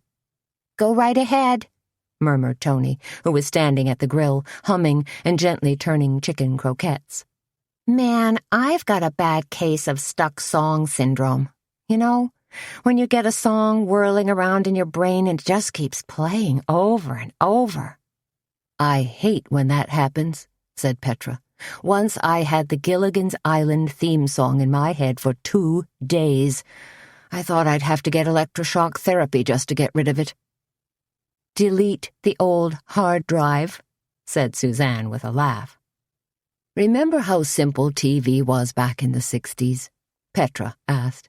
"Every show had an opening song that basically told the gist of the story." "Oh my gosh, you're right," said Suzanne. "Like, here's a story of a lovely lady who was bringing up 3 very lovely girls. And just sit right back and you'll hear a tale." "Don't!" shrieked Petra, covering both ears. "Look at you," Toni said to Suzanne. "Not nervous about modeling anymore." "Oh, I'm nervous," said Suzanne.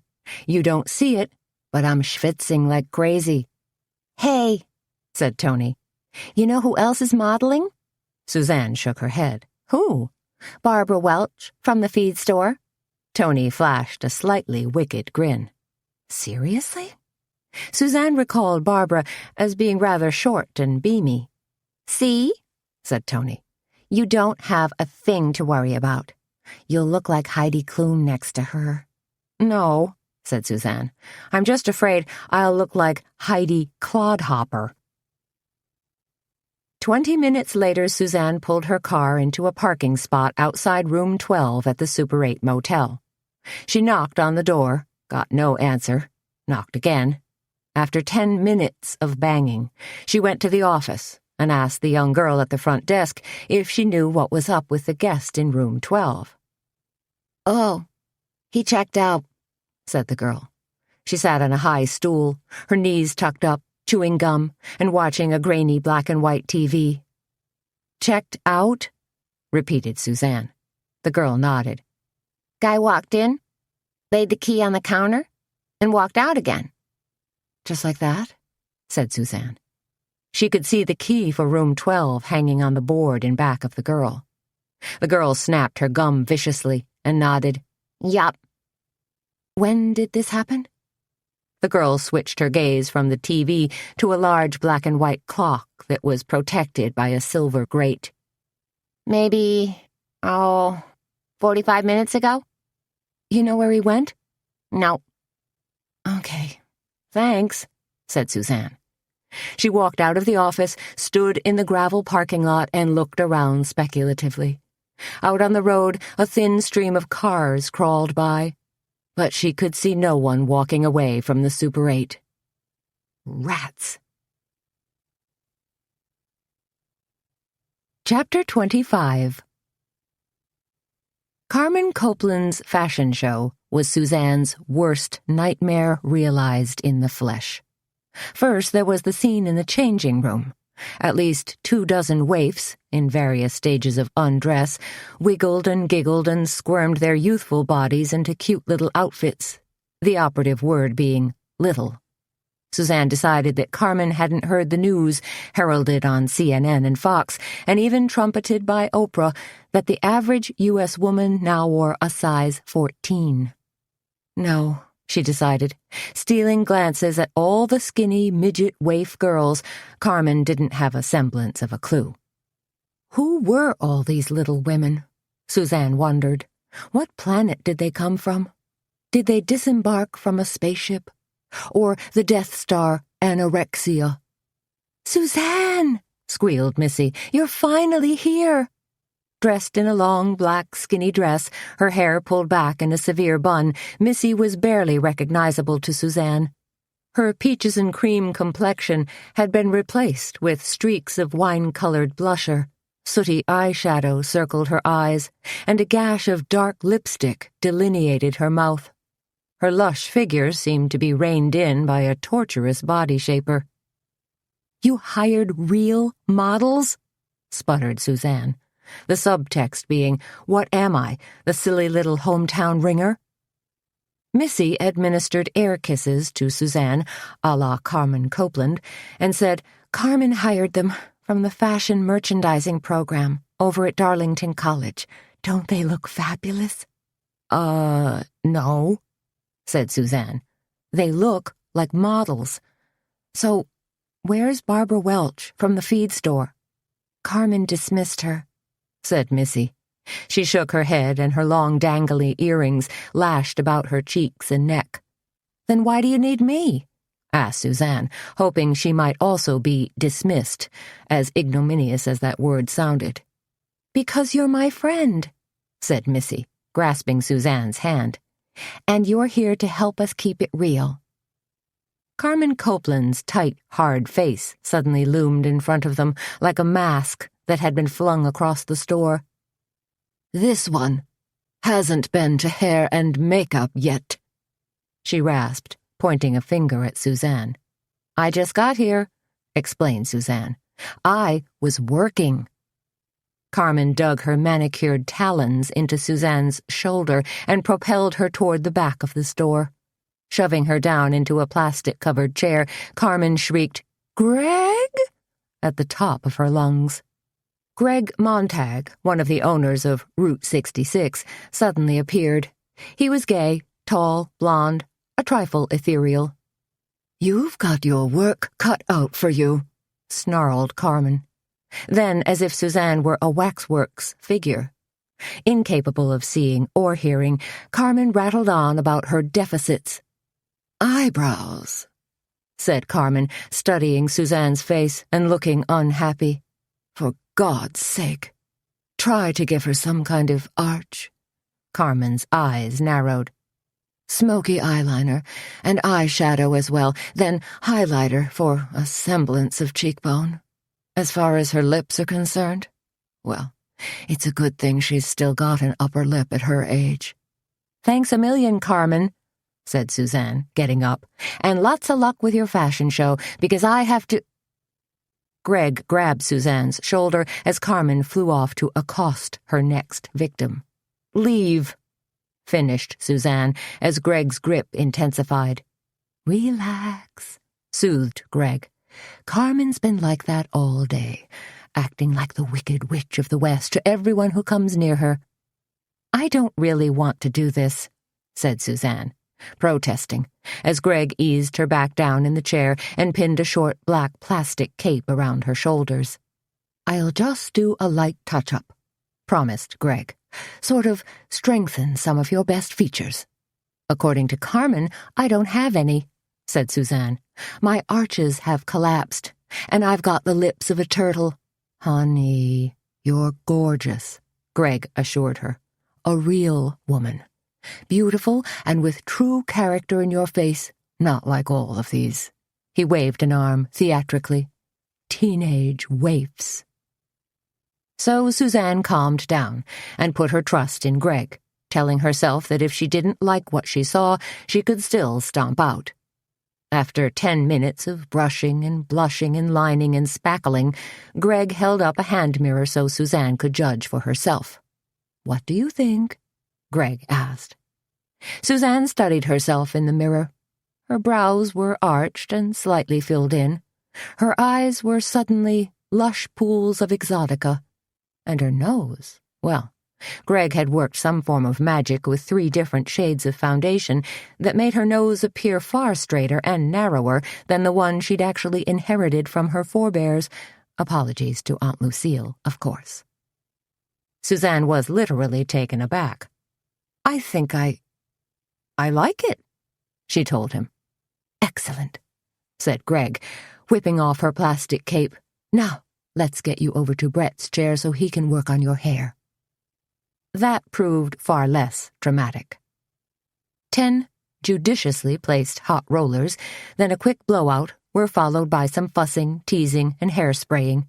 Suzanne's hair fell to her shoulders in a lush, smooth bob that was more elegant than she could have ever imagined. "This I love," she told Brett. "You've worked wonders. The look may be a trifle more socialite than fashion model," confided Brett with a wink, "but it becomes you." Suzanne tossed her head back and studied herself in the mirror as she struggled into her clothes. What unsettled her most was that suddenly looking different made her feel different.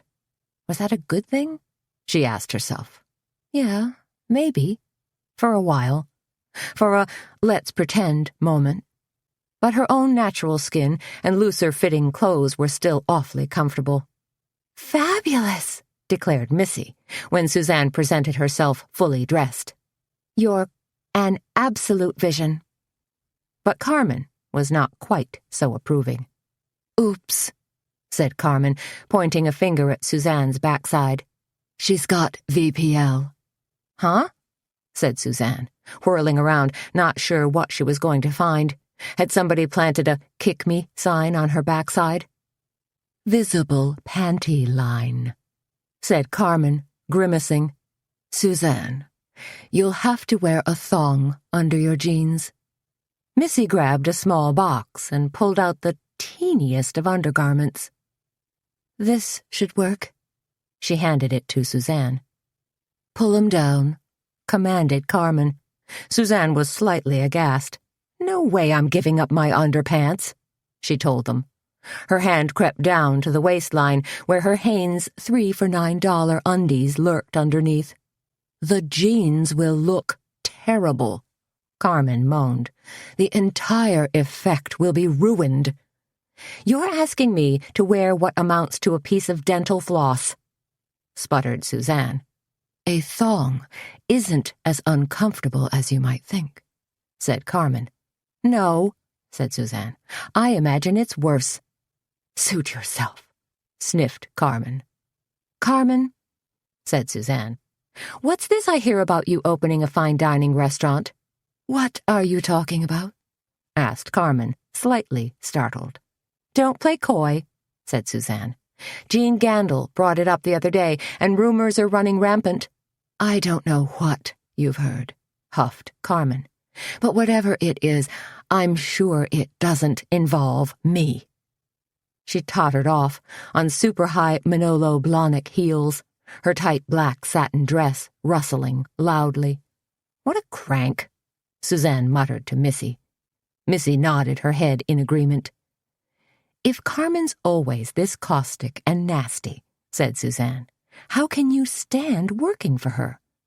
Missy gave her a hangdog look. It isn't easy. "People," Carmen hissed in a loud stage whisper. "Places. The show is about to start." "Oops," said Suzanne, starting to develop serious butterflies. "Where do I go?" "You're 10th in line," said Missy. "right after the girl in the purple cashmere hoodie."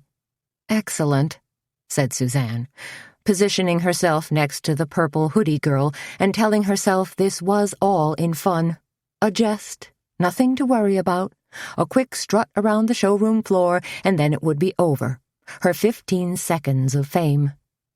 But when the music rose in volume, when Under My Thumb by the Rolling Stones blasted from the loudspeakers, Suzanne's knees began to shake. The pulsing, pounding rhythm seemed to sync with her rapidly beating heart. "The change has come. Thump, thump. She's under my thumb. Thump, thump."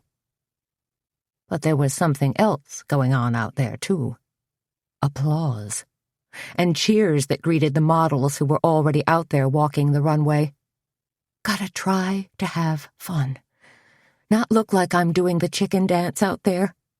And then, way too soon, Suzanne was at the head of the line. Missy put a hand on her shoulder and urged, "Smile." Suzanne gritted her teeth and smiled. "You look like you're bracing for a root canal," Missy hissed. Suzanne tried again. "Better," said Missy. She put her hand on the small of Suzanne's back, gave a slight push. "Now go!" Suzanne stepped out from behind the curtain to face a low bank of stupendously bright lights, as well as a sea of familiar faces. She smiled, cocked her head, stuck her hands into the pockets of her oh-so-stylish leather jacket, and strode down the white mylar runway. 6 steps in, she felt the excitement and the beat grab hold. The high-heeled boots she'd been given lent her walk a little swagger. Gaining confidence now, she kicked up her heels a bit and moved her shoulders in a slight exaggeration, appropriating the walk of the supermodels she'd seen parading around in teddies and glittery angel wings on the Victoria's Secret TV fashion show. Suzanne high-stepped down the runway, chin up, smile for real. She was headed for the sweet spot Missy had pointed out, the point where you were supposed to pause, pose, then turn around. "I can do this," she told herself. "I'm feeling it." She swished past Purple Hoodie Girl, who was returning from her pause and pose moment, and heading for the second half of the runway. And that's when it all fell apart. The front door of the shop crashed open loudly, and a large shadow suddenly loomed in the doorway. Then the figure surged forward, and the sound of stomping boots contrasted crazily with the thumping soundtrack. Heads turned, models suddenly faltered in their tracks, and from the back of the shop, Carmen yelled a shrill, "What, the Sam Hill?"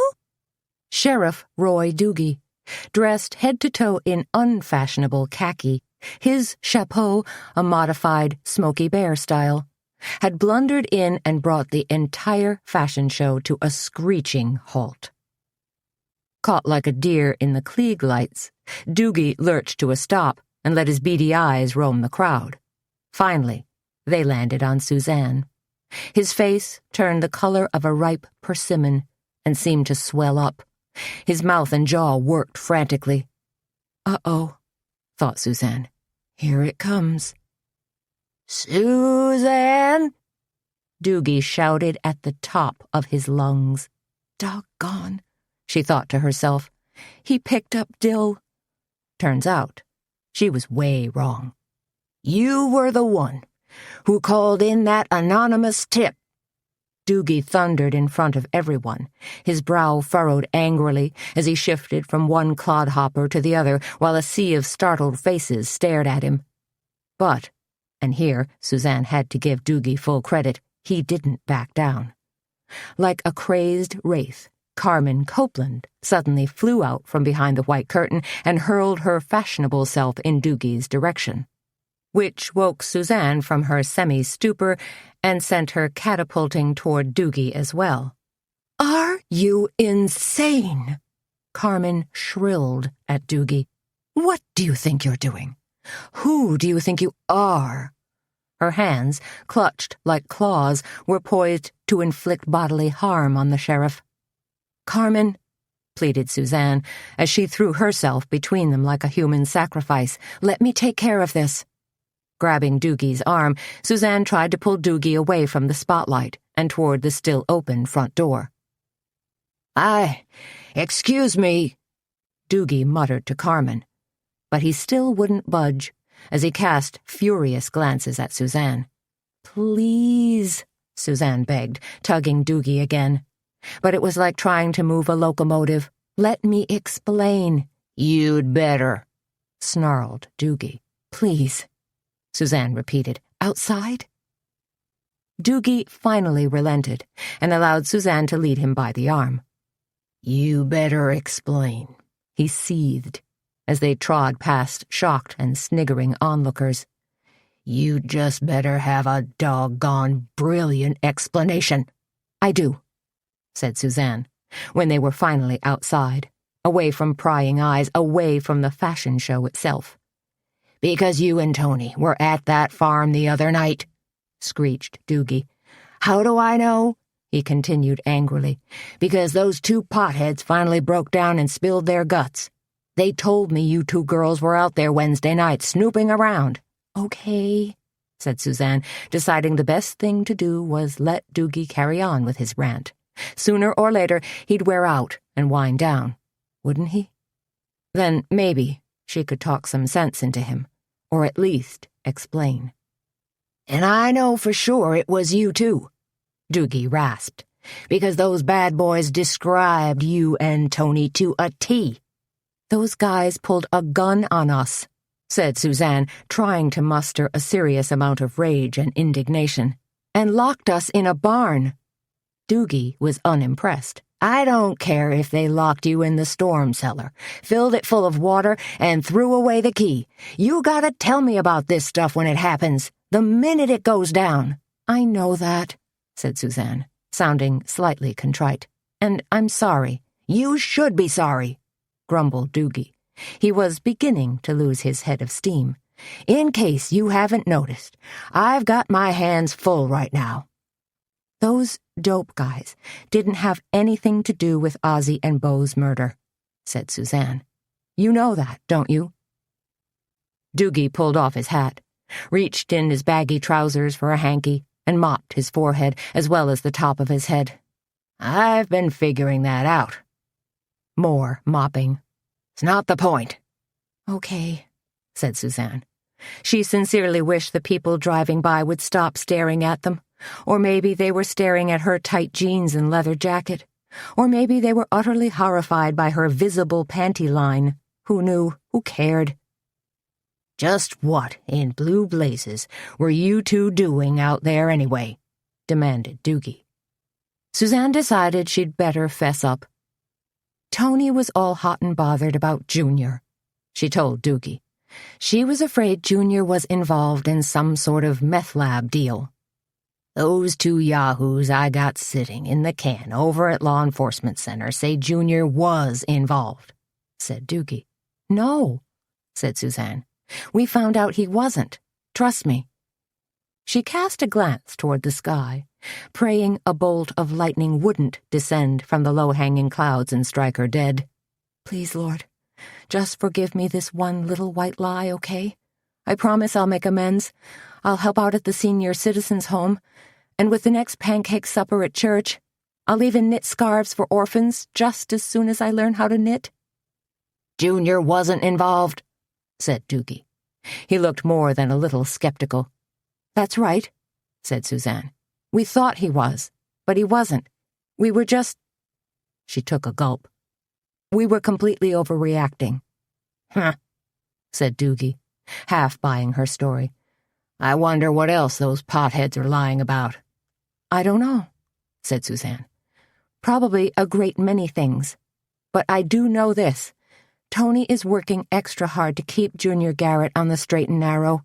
"That's so?" asked Doogie. "Absolutely," said Suzanne, holding up 2 fingers, changing it to 3. "Scout's honor."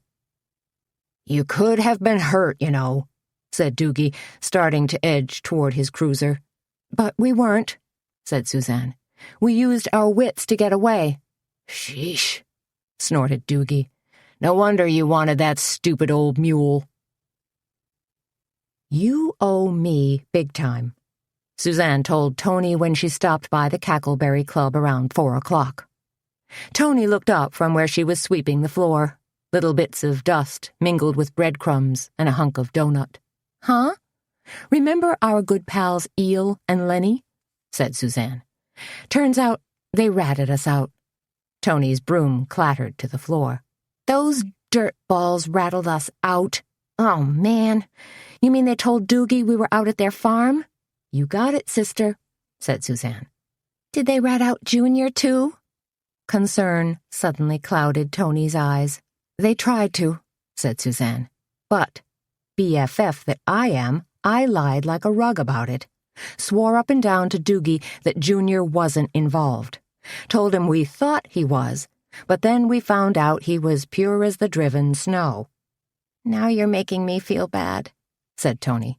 I mean, I'm happy you pulled Junior's fat from the fire and all, but sorry you had to lie. Yeah, well, let's just say it's not the first time I blew past the 9th Amendment, replied Suzanne. It's the other commandments that are the real biggies, said Toni. Although, she frowned, thinking, maybe it's best we don't go there. Let's not, agreed Suzanne. And you're sure Junior's safe? As long as his phony baloney story jibes with ours, said Suzanne. Toni clapped a hand to her heart. As long as Junior fibs, too, she murmured. For now, said Suzanne, let's just think of it as moral relativism. Toni blew out a glot of air. Okay. She stared down at her broom and dustpan for a couple of moments, then knelt and gathered everything up. So, how was the fashion show? I see you got to keep the clothes, and may I just say your makeup looks fantastic. Did Greg do your eyes? Because your look kind of reminds me of Kathleen Turner back in her gorgeous pre-pudgy days. I'll take that as a left-handed compliment, said Suzanne as they walked into the kitchen together. Was it really fun? Toni asked, almost wistfully. The fashion show, said Suzanne. Where to start? First of all, there was a phenomenal turnout. It looked like one of those paparazzi scrums you see at the Academy Awards or something.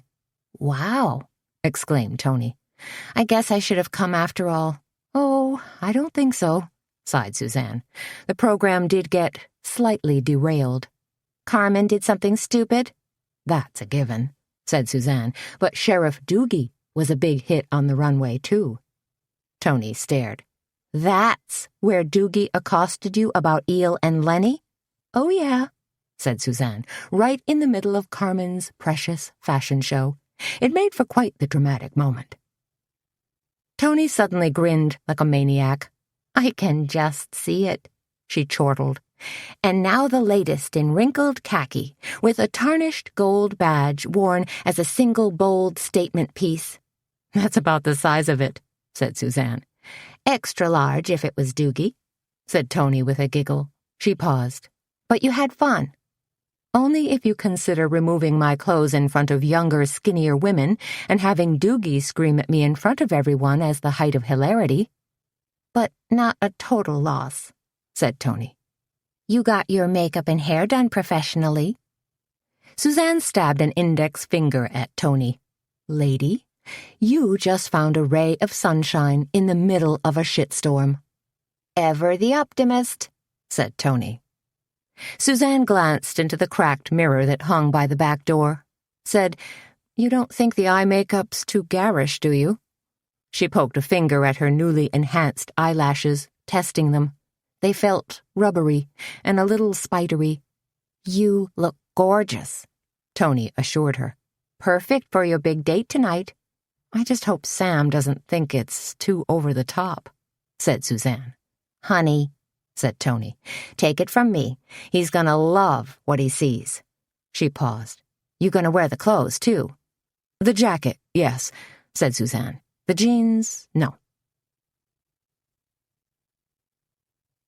Chapter 26. Toni wasn't far off with her prediction. In fact, the date was going swimmingly well. Sam Hazlitt had arrived promptly at 7 o'clock, parked his BMW right in front of Suzanne's house, and ran up the walk to meet her at the door. Very proper and courteous, unlike Junior, who tooted his horn outside Toni's apartment, then scowled and drummed his fingers impatiently while he waited for her to dash out. Then they'd driven over to Koppel's restaurant and B&B in nearby cornucopia. Sam had popped a Rihanna CD into the player, and they'd chatted easily as they enjoyed the music. Once they'd arrived at Koppel's, they were shown to a cozy table for two near the fireplace.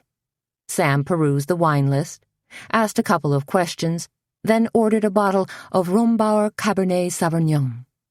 Once the cork was popped, and they'd gone through the swirling, sniffing, tasting ritual, the Cabernet turned out to be quite spectacular. "You know wine," Suzanne said, sounding pleased. "Just enough to be dangerous," Sam told her, pouring a little more into her wineglass. "You like this cab?" "Love it," Suzanne told him. Actually, she was loving the evening out. It had been well over a year since she'd sat across a candlelit table from a man, feeling relaxed, enjoying each other's company.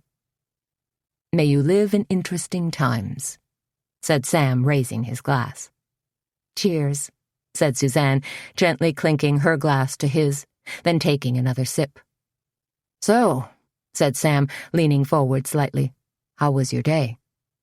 "You wouldn't believe it if I told you," said Suzanne. "Then you have to tell me," said Sam. "I let someone twist my arm and convince me to be in a fashion show." "Huh. The one at Alchemy?" "How would you know about that?" asked Suzanne. Men didn't really pay attention to fashion and clothing trends, did they? "Are you serious?" said Sam, rolling his eyes. "That's all the women at the clinic have been talking about. They're all charged up because now they can buy K-brand jeans in Kindred instead of driving all the way to Minneapolis or Sioux Falls." "J-brand," corrected Suzanne. "And something called Spanx?" said Sam, looking puzzled. "I assume Spanx are also some kind of fashion item." Yeah," said Suzanne, deciding this might not be the ideal time to elaborate. "That Carmen Copeland's quite a go-getter," remarked Sam, "though I'm not convinced she can wave her magic wand and turn all the women of Kindred into fashion plates overnight." "She's convinced she can," said Suzanne. Sam leaned back in his chair. "I also heard something about Carmen making an offer on the Driesden and Draper funeral home." "That's the rumor around town." Sam looked interested. "I got the feeling it's more than just a rumor." "Not sure," said Suzanne. "Carmen's pretty sly about getting a buzz going, over anything. But if she wants the property bad enough, I imagine she figures now's the time to take advantage of the situation." "The murders," said Sam. Suzanne nodded. "Sure, with George Draper still being a suspect. And I heard Earl Stensrud, too," said Sam. "And, well, I probably shouldn't say anything because she's a friend of yours." "Missy Langston," said Suzanne, "who now works for Carmen at Alchemy." "Does this whole murder conundrum strike you as being slightly incestuous?" asked Sam. Suzanne thought for a moment, then said, "A little, but that's pretty much the small-town way." She peered at him. "You didn't grow up in a small town, did you?" Sam shook his head. "Not really. Lynn, outside Boston." "In a small town, everyone is always slightly involved with everyone else," said Suzanne. "Or at least they think they have a pretty good bead on them." "One big happy family," said Sam. "Oh, there are always a few enemies tossed in for good measure," added Suzanne. "Although for the life of me, I'm not sure who had it in for Ozzie Driesden. He always seemed like a pretty decent guy, got along with everyone." "You're talking about motive," said Sam. "Sure. What about the kid who worked for him? The kid they found hanged?" "Bo Becker," filled in Suzanne. "Did he hate Ozzie? Or have his own enemies?" "No clue," said Suzanne.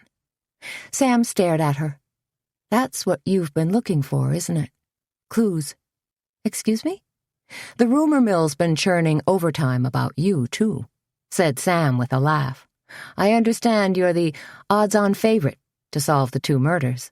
Oh, I don't think so, said Suzanne. She grabbed the linen napkin from her lap and blotted her lips. But you've done it before, said Sam. Solved a murder, I mean. Suzanne let a hand flutter, as if to say, not really. Come on, he urged her. Stumbled on an answer is more like it, she finally admitted. But you've been nosing around, said Sam. Suzanne's shoulders lifted half an inch. Some. More than some, said Sam. You were the one who found Becker's body, so... He waggled his fingers in a friendly, gimme gesture. I'm not any closer to solving those 2 cases than Sheriff Doogie is, said Suzanne. But you must have a theory. Suzanne picked up the menus and handed one to Sam. The Muscovy duck is excellent, she told him. So is the standing rib roast. But watch out for the hanger steak. It can be a little on the tough side. I'm just going to keep asking you, Sam told her. And maybe if I ply you with enough wine... He grinned at her. Maybe, she replied, her mouth twitching at the corners. While Sam perused his menu, Suzanne glanced about the dining room.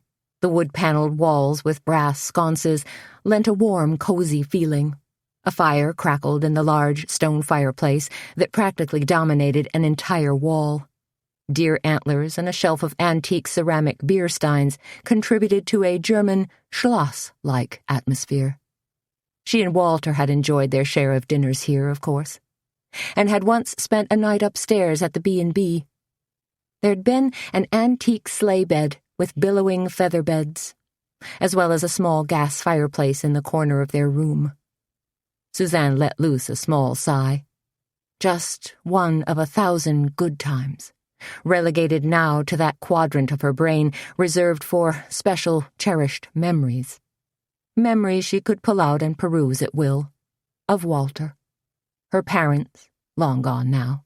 A few uncles and aunts.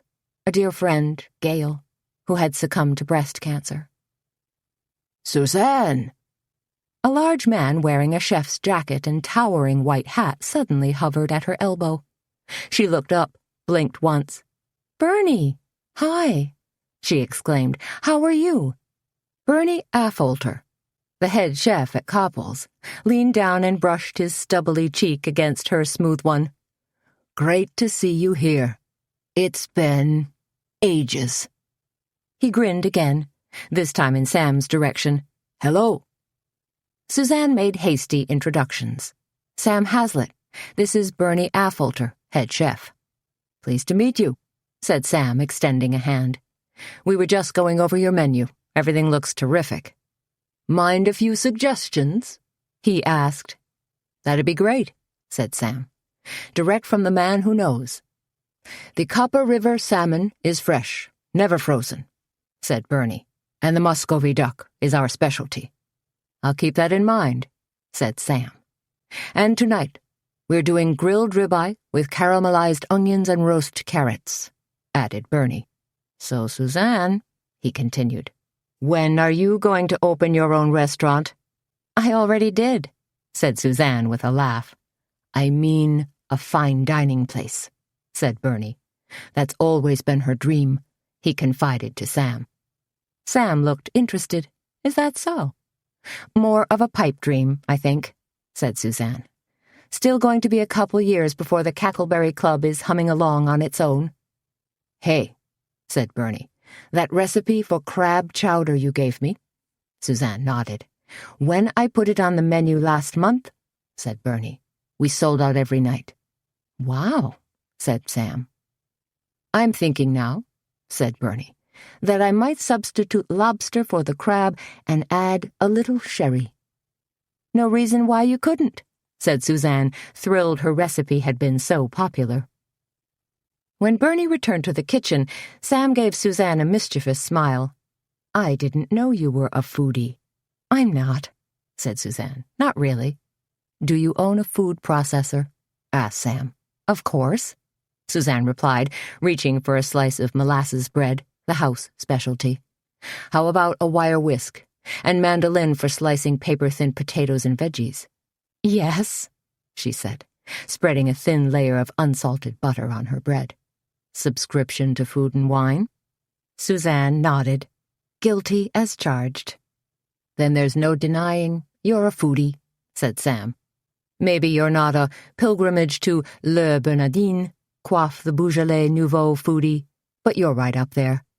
Could we please change the subject? Asked Suzanne. Nope, said Sam. I enjoy talking about food. It's one of my passions, too. Of course, what I really prefer is eating it.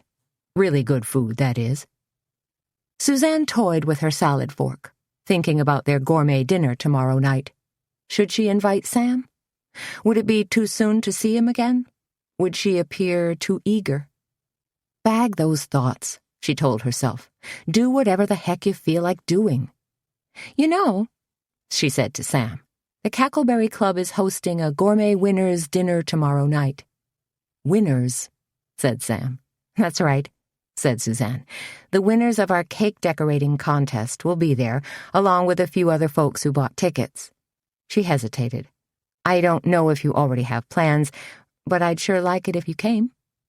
Sam dropped his chin into his hand and stared at her across the table. Really? Tell me the menu. Oh, now you're being selective? I'm curious, he told her. Let's see, said Suzanne, feeling slightly flustered.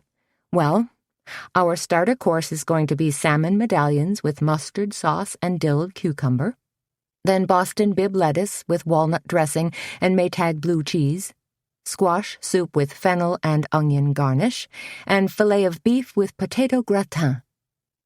That's it, said Sam. Dessert will be honey poached pears with gingerbread and fresh brewed espresso. Sam's dark eyes stared intently at her. Uh-oh, she thought. So, what do you think? Are you kidding? He exclaimed. I wouldn't miss a dinner like that for anything. Thank you. That seemed to really break the ice, or what small chip was left of it. Sam had the grilled ribeye, while Suzanne ordered the Muscovy duck. They ate, chatted, ate some more, drank wine, gabbed, and laughed. By the time dessert arrived, a cheese sampler accented with thin slices of Granny Smith green apples and a balsamic vinegar reduction. The candle in the center of their table had burned low, and the wine bottle was pretty much empty. Sam pushed what was left of the Cabernet toward Suzanne, drew a breath, then said, I know that your husband passed away, maybe 6 or 7 months ago? Suzanne nodded. She figured the subject would rear its head sooner or later. How could it not? You seem very pulled together, said Sam. Like you're really charging ahead with your life. You think so? She asked. He nodded. Absolutely. Otherwise you wouldn't be sitting here with me. You're probably right, said Suzanne. No, you are right. But I want to tell you something, okay? A little story? Sam nodded. Sure. One rainy Tuesday night, Suzanne began, I was going through Walter's top dresser drawer when I came across a lovely white shirt. She gazed at Sam. The shirt had never been worn. In fact, it was still carefully swaddled in tissue paper. Then I remembered that Walter had bought that shirt a couple of years earlier at a fancy shop on Michigan Avenue, when we'd driven up to see the Matisse show at the Chicago Art Institute. I'd ribbed him mercilessly about the price of the shirt, and he'd taken it to heart. He was obviously saving the shirt for a special occasion. Sam continued to gaze at her, brows arched, not quite certain where she was going with this.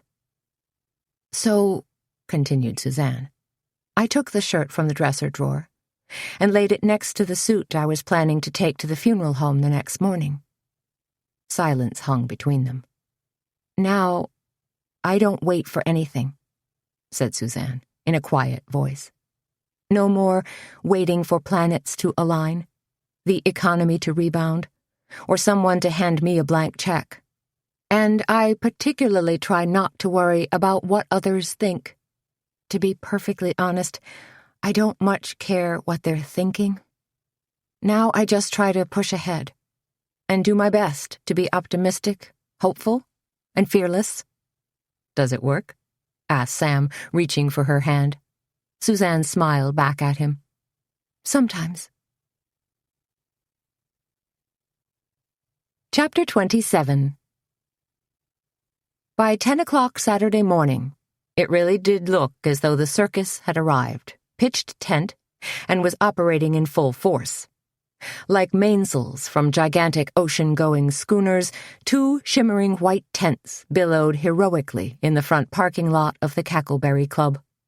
Riding the soft breeze were the mingled aromas of Jamaican Blue Mountain coffee, fresh-baked orange muffins, brown sugar scones, melted chocolate, fresh marzipan, and powdery confectioner's sugar.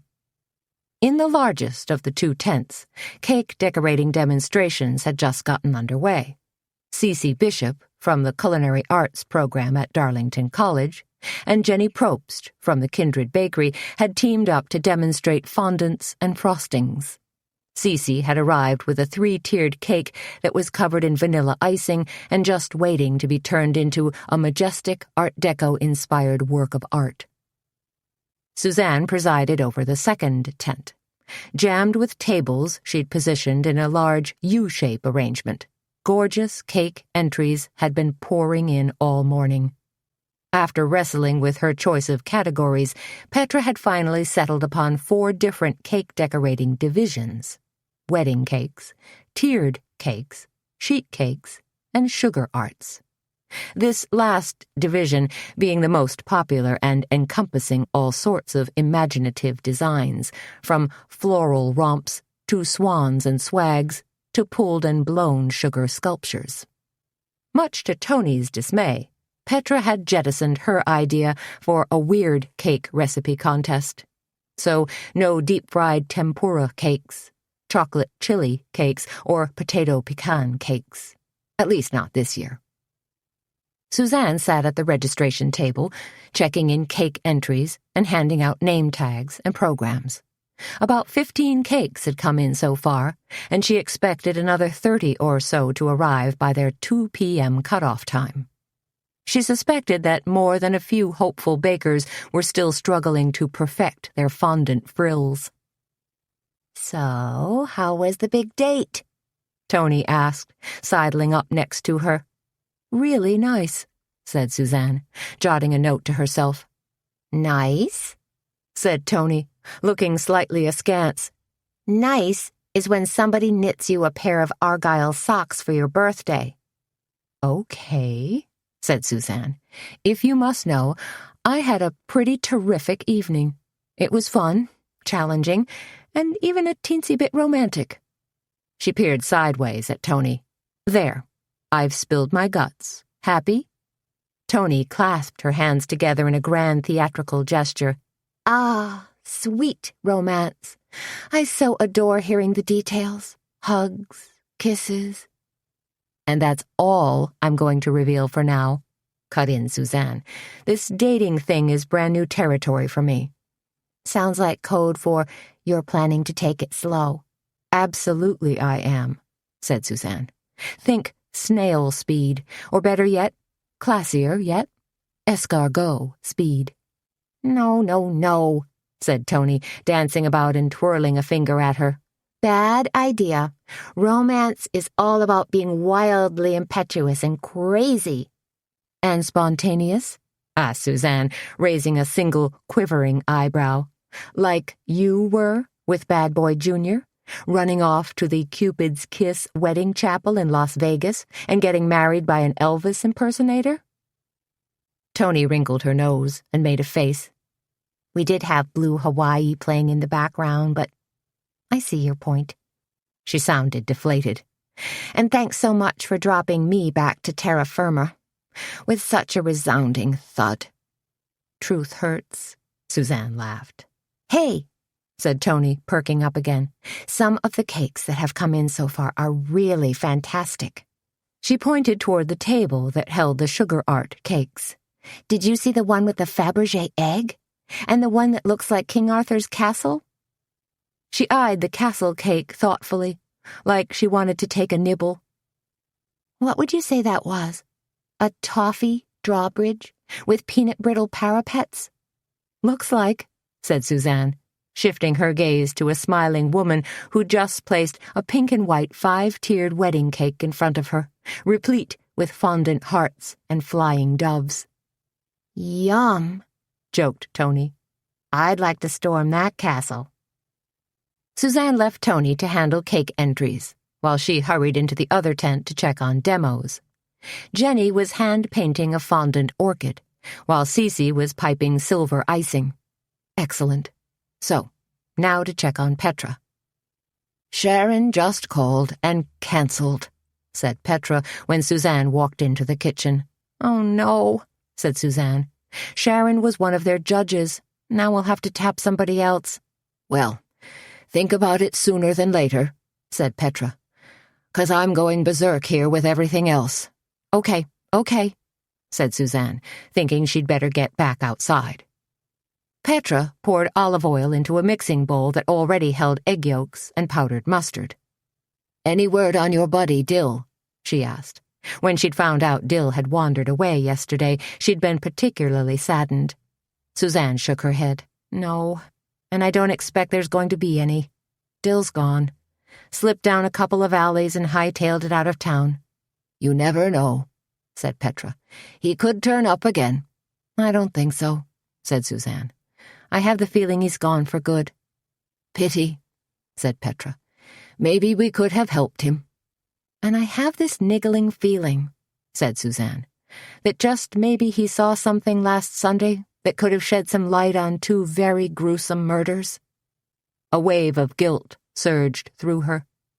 Should she have driven Dill directly to the law enforcement center and let Doogie question him? Or would her actions simply have pushed Dill over the edge? "Now we'll never know," said Petra.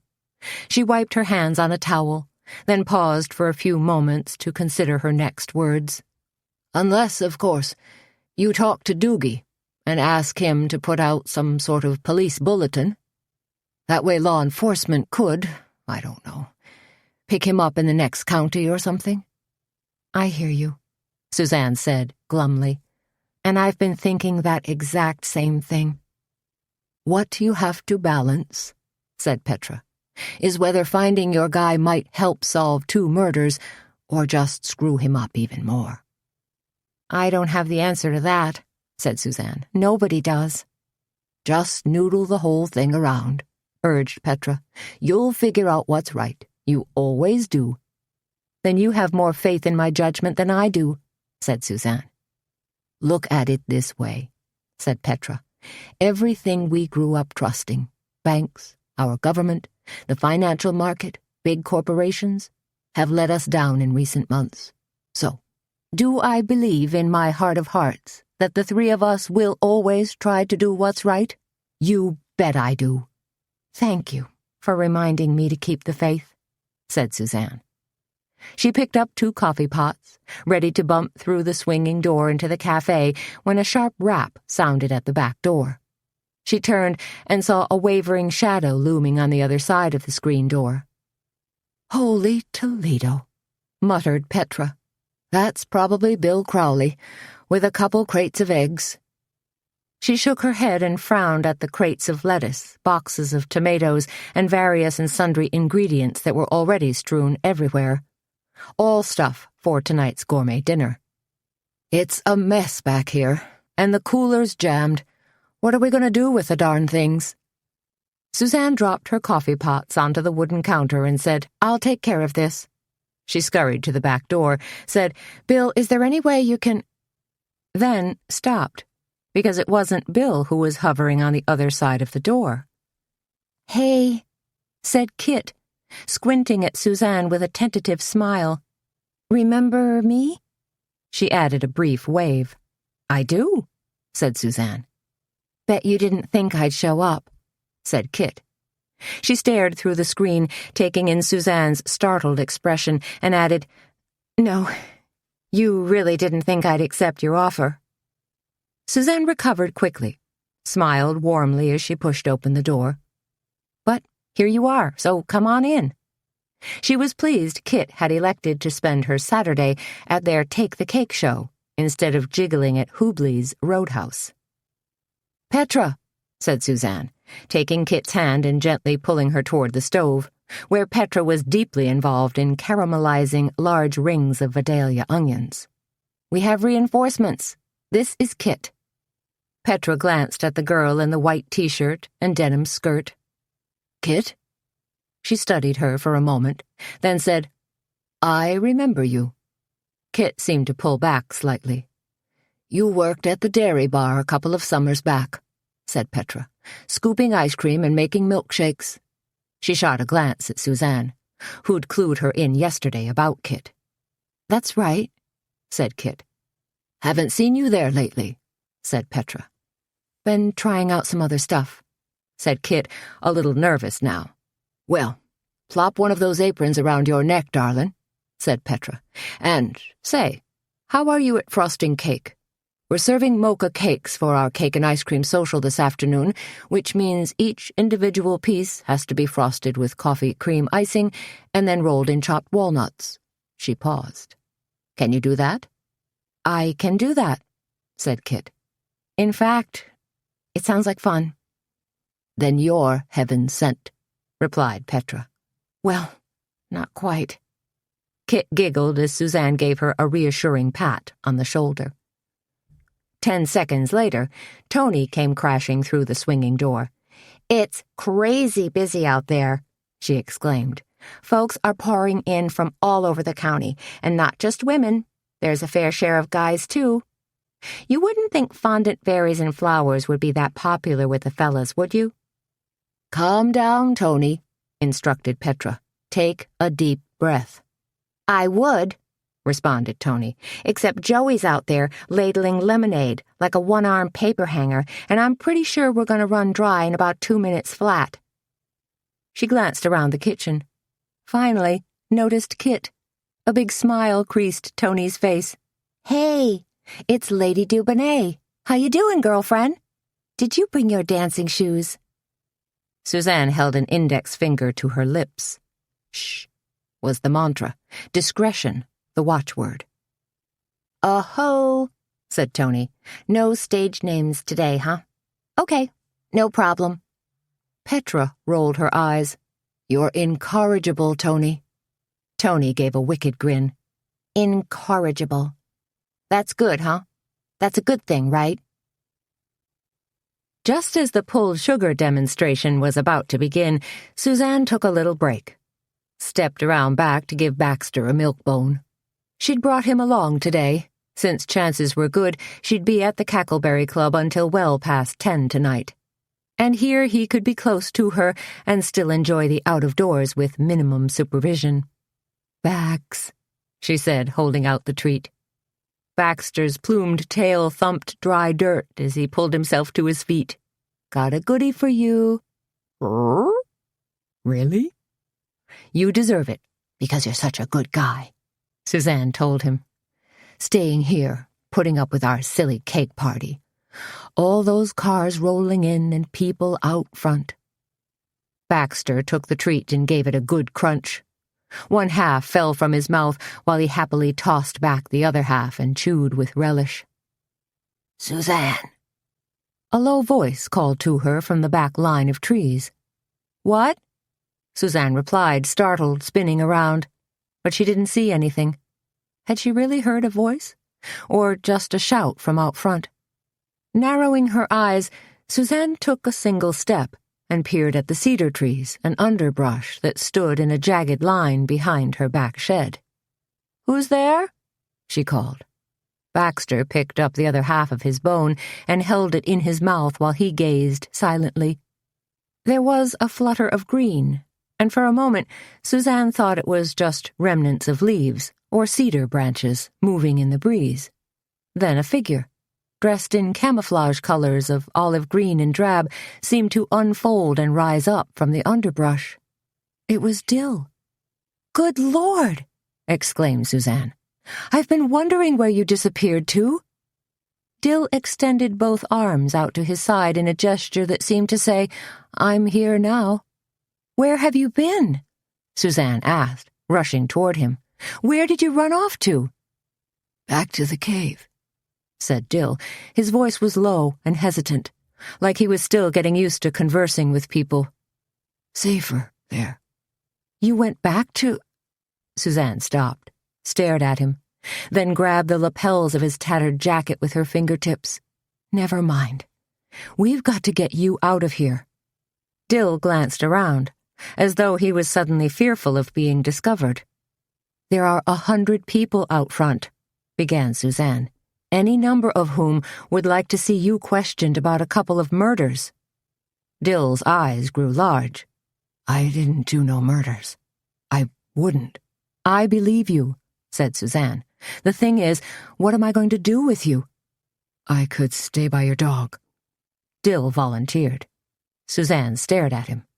"What do you—" He made a casual gesture. "Over in that shed." "The tool shed?" said Suzanne, suddenly catching on. "Gotcha. Great idea. Brilliant idea."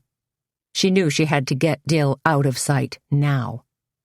Grabbing one arm, she half-pulled, half-dragged Dill into the shed where her old Toro lawnmower was stashed. "Now, you stay here," she told him quietly, "until I figure things out." Slamming the door, Suzanne dusted her hands together. "Okay, now what?" She turned, a little unnerved, and found herself staring directly into the steely gray eyes of Sheriff Roy Doogie. Chapter 28. "Doogie!" Suzanne screamed. "Whoa!"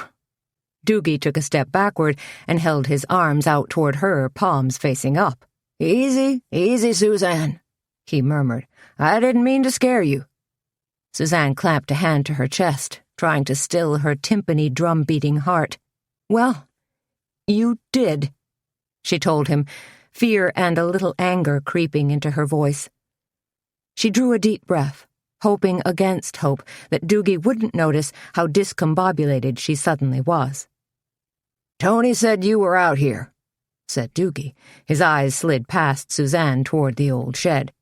"Said you were just putting stuff away?" "Right," said Suzanne, adding a touch of brightness to her voice. "Packing stuff away, hoses and things. Probably don't need them anymore. Sure don't need them today." Still panicked, she glanced up at the sky where storm clouds seemed to be bunching in the west, ready to crowd out the gradually thinning sunshine. "It's probably going to rain later on." "Could be," said Doogie, who turned his languid focus back upon Suzanne. Suzanne smiled. "How you doing, Sheriff? How's the investigation going?" She was terrified Dill would suddenly come lumbering out from the shed and announce his presence. Get himself arrested, plunge her back into hot water. "I'm still pretty ticked at you," said Doogie, arranging his face in a stern, stoic gaze. "Going out to that farm and all." "Sorry," said Suzanne, trying to lead him toward the back door, praying Baxter wouldn't give anything away. "It was all a big oops, a complete blunder." "No kidding," said Doogie. He stood with his feet spread wide apart, listing ever so slightly. "You didn't find anything else out there, did you?" Suzanne asked. "Chemicals or anything?" "Nope," Doogie told her. "If they'd had some of the same chemicals that were stolen from Driesden and Draper, then I'd be onto something. But for now," he blew out air, making a slight whistling sound between his front teeth, "I'm perplexed." And with his bushy brows knit together, Doogie really did appear perplexed. "So you're back to square one?" Suzanne asked. "It ain't that bad," said Doogie, backpedaling now, trying to save face. At the same time, he certainly wasn't bubbling over with hot new leads. "My money's still on Earl," Suzanne told him. "There's something hinky about him, especially his, what would you call it? Whirlwind second courtship with Missy?" "Some people are just naturally hinky," said Doogie. They look suspicious and act suspicious, but they don't really have anything particularly sinister going on." Suzanne nodded. She understood what Doogie was talking about. "Although," continued Doogie, "that hale-hearty type of personality can sometimes be an outward manifestation of someone who's actually quite secretive." "Seriously?" said Suzanne. "Did you read that in a book, or did you postulate your own theory?" Doogie glowered at her and struck a slightly defensive pose. "For your information, I once took a class on psychological profiling, given by an ex-FBI agent fella, and that was the basic gist of one of his hypotheses." Doogie shook his big head, and his jowls sloshed. "Geez, Suzanne, sometimes you make me feel like I'm some poor doofus who can't find his way out of a corn maze." Suzanne patted his arm. "Sorry, Sheriff. I didn't mean to insult you. Truly. Last thing on my mind. And the number one thing on my mind is to get you as far away from here as possible. I think you're running a heck of an investigation." Doogie cast his eyes downward and did everything but dig his toe in the dirt. "Also," said Suzanne, "I'm delighted you dropped by. I have a favor to ask." "What are you talking about?" asked Doogie. "I was wondering if you could lend your expertise and be a guest judge." "Guest judge?" said Doogie, looking faintly surprised. "For what?" "You saw all the tents and people and cakes?" "Yeah," said Doogie. "I ain't blind."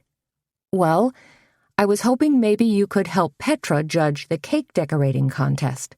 One of our judges canceled at the last minute." That simple request seemed to throw Doogie for a loop. "Really? Cakes, huh?" He looped a finger through his belt. "Do I get to taste them?" It took all the fortitude Suzanne could muster not to smile. "No, but there's going to be a cake social later on. That's a cake tasting of sorts. We'll be serving up little slivers of 5 or 6 different kinds of cake, along with dabs of ice cream and sorbet." Doogie straightened up. "That sounds mighty good," he said, then glanced over toward Baxter. "What's your dog sniffing at?" "Coyotes," Suzanne said quickly. "Doggone things are all over the place, running wild." "Little pests," agreed Doogie. "So, let's go get you a piece of cake," Suzanne cajoled. "And then you can help with the judging. You'll be a duly elected official serving in the Cackleberry Club's official capacity." "Yeah," Doogie said, playing a little hard to get. "I suppose I could help out. But I gotta be out of here by 3. I'm on my way to check some county records, then do a patrol." "This won't take long," Suzanne assured Doogie as she led him around to the front of the Cackleberry Club and into the large tent where Petra was hovering at the back, watching a silver and Tiffany blue wedding cake take shape. "Look who I found," Suzanne told Petra. "And it's our good luck that Sheriff Doogie's graciously agreed to help with the cake judging." "Wonderful," trilled Petra. "Pleased you can lend your opinion, Sheriff. We have 4 dozen cakes already, and there are more trickling in." She fluttered her hands nervously at Suzanne. "Suzanne, could you— in the other tent—" "Of course," said Suzanne. Together she and Doogie strolled into the other tent, where 5 of the 6 tables were laden with cakes waiting to be judged. "All these cakes need to be judged?" asked Doogie. He seemed surprised and a little overwhelmed at the number of entries. "Well, there are only 4 basic categories," said Suzanne, "so it's not as tricky as it looks." Doogie gazed across the sea of cakes toward the parking lot, where a silver SUV was just pulling up. It rocked to a stop. Then Missy climbed out the passenger side, followed by Earl from the driver's side. "Huh," was all Doogie said. Suzanne watched Missy and Earl as they headed for the demonstration tent. "Couldn't you just sort of talk to Earl again?" she asked Doogie. "Question him?" "What I'd really rather do is find that homeless guy, who's probably still squatting up in those caves," replied Doogie. "Why?" asked Suzanne. "Because he was near the park last Sunday. said Doogie, still following Earl and Missy with his eyes. "And he's been spotted around town." "I don't think he's your guy," said Suzanne. Doogie gave her a studious look. "Now why would you say that?" Suzanne shrugged. "Call it a hunch? An instinct I have about this whole thing?" Doogie planted his feet wide. "You're not keeping something from me, are you, Suzanne? Like when you scouted that farmhouse of dopers."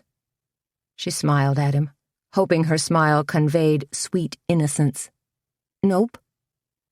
Doogie studied her for a moment. "Good. Because I'd sure hate to arrest you for obstructing justice." "I only want justice," said Suzanne. "What people want and what people do are often two separate matters," said Doogie. "I couldn't agree more," said Suzanne. "Sheriff," said Petra, coming up behind Doogie, "are you ready to feast your eyes on a few cakes?" "Ready as I'll ever be, I guess," said Doogie, as Petra took him by the arm and led him toward the table filled with decorated sheet cakes. "Phew," was Suzanne's only thought. She plopped down onto a folding chair, picked up a stack of entry forms, and tamped them briskly on the table, straightening them. "Oh, Suzanne," came a sugary voice. Suzanne stared up into the hard, bright eyes of Carmen Copeland. What was she doing here, was her first thought. And then she spotted the cake Carmen was carrying. A compact, 4-layer cake, frosted in luscious, orchid-colored frosting. It was covered with delicate green swirls and twined with miniature dendrobium orchids. "I've come to enter your cake decorating contest," Carmen said in a smooth voice. "See?" She placed her cake in front of Suzanne, looking infinitely pleased with herself. "It just so happens I know a bit about baking and cake decorating myself." Suzanne stared at Carmen, a vision of sophistication in her sleek black shift and matching emerald earrings, and then at her cake. Just like Carmen, the cake was sleek and gorgeous, a total knockout. In fact, it looked like something a Park Avenue patisserie had created for a New York high society party. And Suzanne was pretty sure, no, she was almost positive, that Carmen Copeland had not slaved in her kitchen all morning long, sifting flour, beating eggs, baking and frosting her cake, then piping on swirls and arranging live orchids with her own French manicured pinkies. No, Suzanne figured Carmen had probably placed a discreet phone call, instructed some commercial baker to whip up this amazing creation, then nonchalantly charged it to her gold American Express card. What if she wins? Was Suzanne's next troubling thought. It won't be fair, and we won't know how to reward her. "Oh," said Carmen, touching a delicate forefinger to the hollow at her neck. "Looks like the judging's already started." "Actually, you just squeaked in," said Suzanne, pushing an entry form across the table to Carmen. "Fill this out and we'll get you registered." Carmen pulled a Mont Blanc pen from her crocodile bag and in big, swooping letters completed her form. "Great," said Suzanne, without much enthusiasm, wondering if Carmen was going to scold and rebuke her about the fashion show yesterday or demand she bring the clothes back. "That should do it." "Dear," said Carmen in a simpering, nattering tone, "are tickets still available for the gourmet dinner this evening?" You'd have to check with Toni," said Suzanne. She tilted her head. "Inside." Carmen slipped away with a whisper of Gucci-shod feet. Rats, thought Suzanne. Carmen Copeland is the absolute last person I want at our winner's dinner tonight. Chapter 29. But it turned out Carmen wasn't the only late entry. Just as Suzanne was arranging registration forms in 4 neat piles, Nadine Carr rushed in, balancing her cake. "Did I make it?" Nadine asked, a little breathless. "Can I still enter my cake?" She placed it carefully on the table in front of Suzanne with a worried, anxious look. Sorry I'm so late. Suzanne glanced at her Timex. It was 5 minutes past the deadline they'd set, but Nadine looked so eager and hopeful, and, of course, she'd just lost her husband a week earlier, so Suzanne felt more than a little compassion for her. "Of course we can squeak you in," she told her. "No problem. Let's see what we have here." While Nadine filled out her entry form, Suzanne studied her cake. It was a small, round, 3-layer cake, covered with vanilla crackle glaze and artfully decorated with chocolate swirls. On top, enormous pieces of shaved chocolate formed a glistening, poofy bow. It was beautifully done. A cake that might even give Carmen Copeland a run for her money. Nadine pushed her completed entry form across the table as she uncrumpled a blue flyer. One of the flyers Toni and Petra had passed out all over town advertising the cake decorating contest. Are Sharon and Petra still doing the judging? She asked. Suzanne shook her head. Slight change in plans. Now Sheriff Doogie will help do the honors, along with Petra, of course. She indicated the two of them, who had their heads together, whispering down at the other end of the tent. "Oh," said Nadine. "Doogie." Suzanne reached out and patted Nadine's arm. "Don't worry. I know what you're thinking. What does Sheriff Doogie know about cakes anyway? Am I right?" Nadine's head moved slightly. But Suzanne continued. "But Doogie actually has a rather discerning palate." She laughed. "And at the very least, he can tell a cinnamon scone from a cake donut." "Well, that's something," agreed Nadine, with a good-natured grin. It took Petra and Sheriff Doogie some 40 minutes to study all the cakes, jot a few notes, then decide the winners in each of the 4 cake decorating categories, as well as first runner-ups. In fact, they were still marking their judging sheets when Ray Lynch poked his head into the tent. "Sorry," Suzanne told him, waving her hands and hurrying over to bar him from entering. "This tent's closed for judging." She gazed at him, wondering why Ray Lynch, of the Roth Funeral Home Consortium, had chosen to show up here and now. Lynch seemed to spot the question mark in Suzanne's eyes, so he said, "I was just driving by and noticed all the commotion." "It's our Take the Cake show," Suzanne explained. Lynch regarded her with a slightly curious look. Suzanne let loose a deep sigh. "If you'd like, there's a cake social starting in about 10 minutes. You can go into the other tent and take a seat." "That sounds lovely," said Lynch. Lovely, thought Suzanne. This from a guy who buys distressed funeral homes for a living? Petra was suddenly standing at Suzanne's elbow. "We've got a problem," she said in a terse voice. "Hmm?" said Suzanne, whirling about. "We simply don't believe Carmen Copeland decorated her own cake," said Petra. She cast a conspiratorial glance at Doogie. "Do we?" He shrugged. "If you say so. It's awfully nice and fancy, though." "It's gorgeous," agreed Petra. "But since she already asked me to create that handbag cake, do you really think Little Miss Romance Writer knows how to feather frosting or do garret frills?" Suzanne's mouth twitched. "Maybe she took a class?" "And maybe she's outclassed," replied Petra in a huff. "A lot of hard work and love went into baking and decorating all these other cake entries. They're the ones who are the most deserving." "So what are we going to do?" asked Suzanne.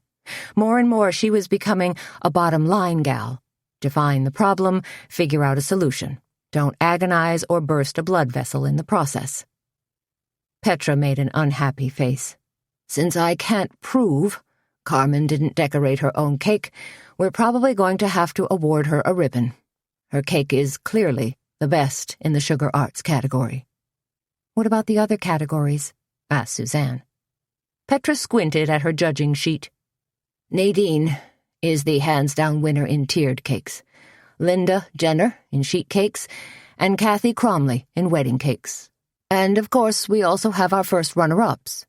"Okay," said Suzanne. "So, 7 out of 8's not that bad. The contest's not a total disaster." Petra was still unsure. But don't you think everyone will guess that Carmen didn't decorate her own cake? Suzanne raised an eyebrow and flashed a snarky, knowing grin. Yes, I think that might well happen. So, it's not a total capitulation on our part, is it? Petra stared at her. Then a gradual smile stole across her broad face. Yes, she said, clearly warming up to the idea. I see what you mean. The cake social proved to be an even bigger hit than when the Kindred sluggers faced off against the Jordan Brewers in the state finals. Toni and Kit brought out all the cakes Petra had baked and set them up as a veritable cake buffet. Thin slices of coconut cake arranged on a sterling silver tray, devil's food on a 3-tiered curate, chocolate cake decorated with fresh strawberries on a tall crystal cake pedestal, marble cake on a marble slab balanced atop 2 silver columns, petit fours on a fancy lacquer tray, and scattered among the cake display were flickering candles and elegant floral bouquets. "Oh, my goodness!" Laura Benchley marveled to Suzanne. "Forget Old Country Buffet or the potluck at St. Sebastian's. This is what every buffet should look like." As editor of the Bugle turned eager reporter, Laura was snapping photos and jotting notes like crazy. "Sugar, gobs of frosting, and fruit glazes," agreed Suzanne. "I think I could live on this stuff. And sometimes I have," she thought, feeling a small pang of nutritional guilt. "What kind of ice cream are they serving?" asked Laura. She pointed toward the far end of the table where Toni and Kit were doing the honors, scooping ice cream and sorbet. "Vanilla bean and peach mango," said Suzanne, "along with Petra's homemade strawberry sorbet." "Dear Lord," murmured Laura. "Petra makes her own sorbet." "She's just an old-fashioned gal," laughed Suzanne. "Deep down, don't we wish we all were?" replied Laura. Suzanne worked her way down the cake buffet line and stepped behind Toni and Kit, who were scooping like mad. "How's it going?" she asked.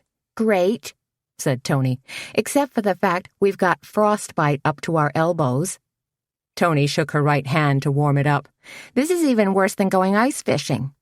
"You never," said Suzanne with a laugh, then did a double take. "Ice fishing? Really?" "I'll have you know Junior dragged me out onto Lake Elmo last winter," said Toni.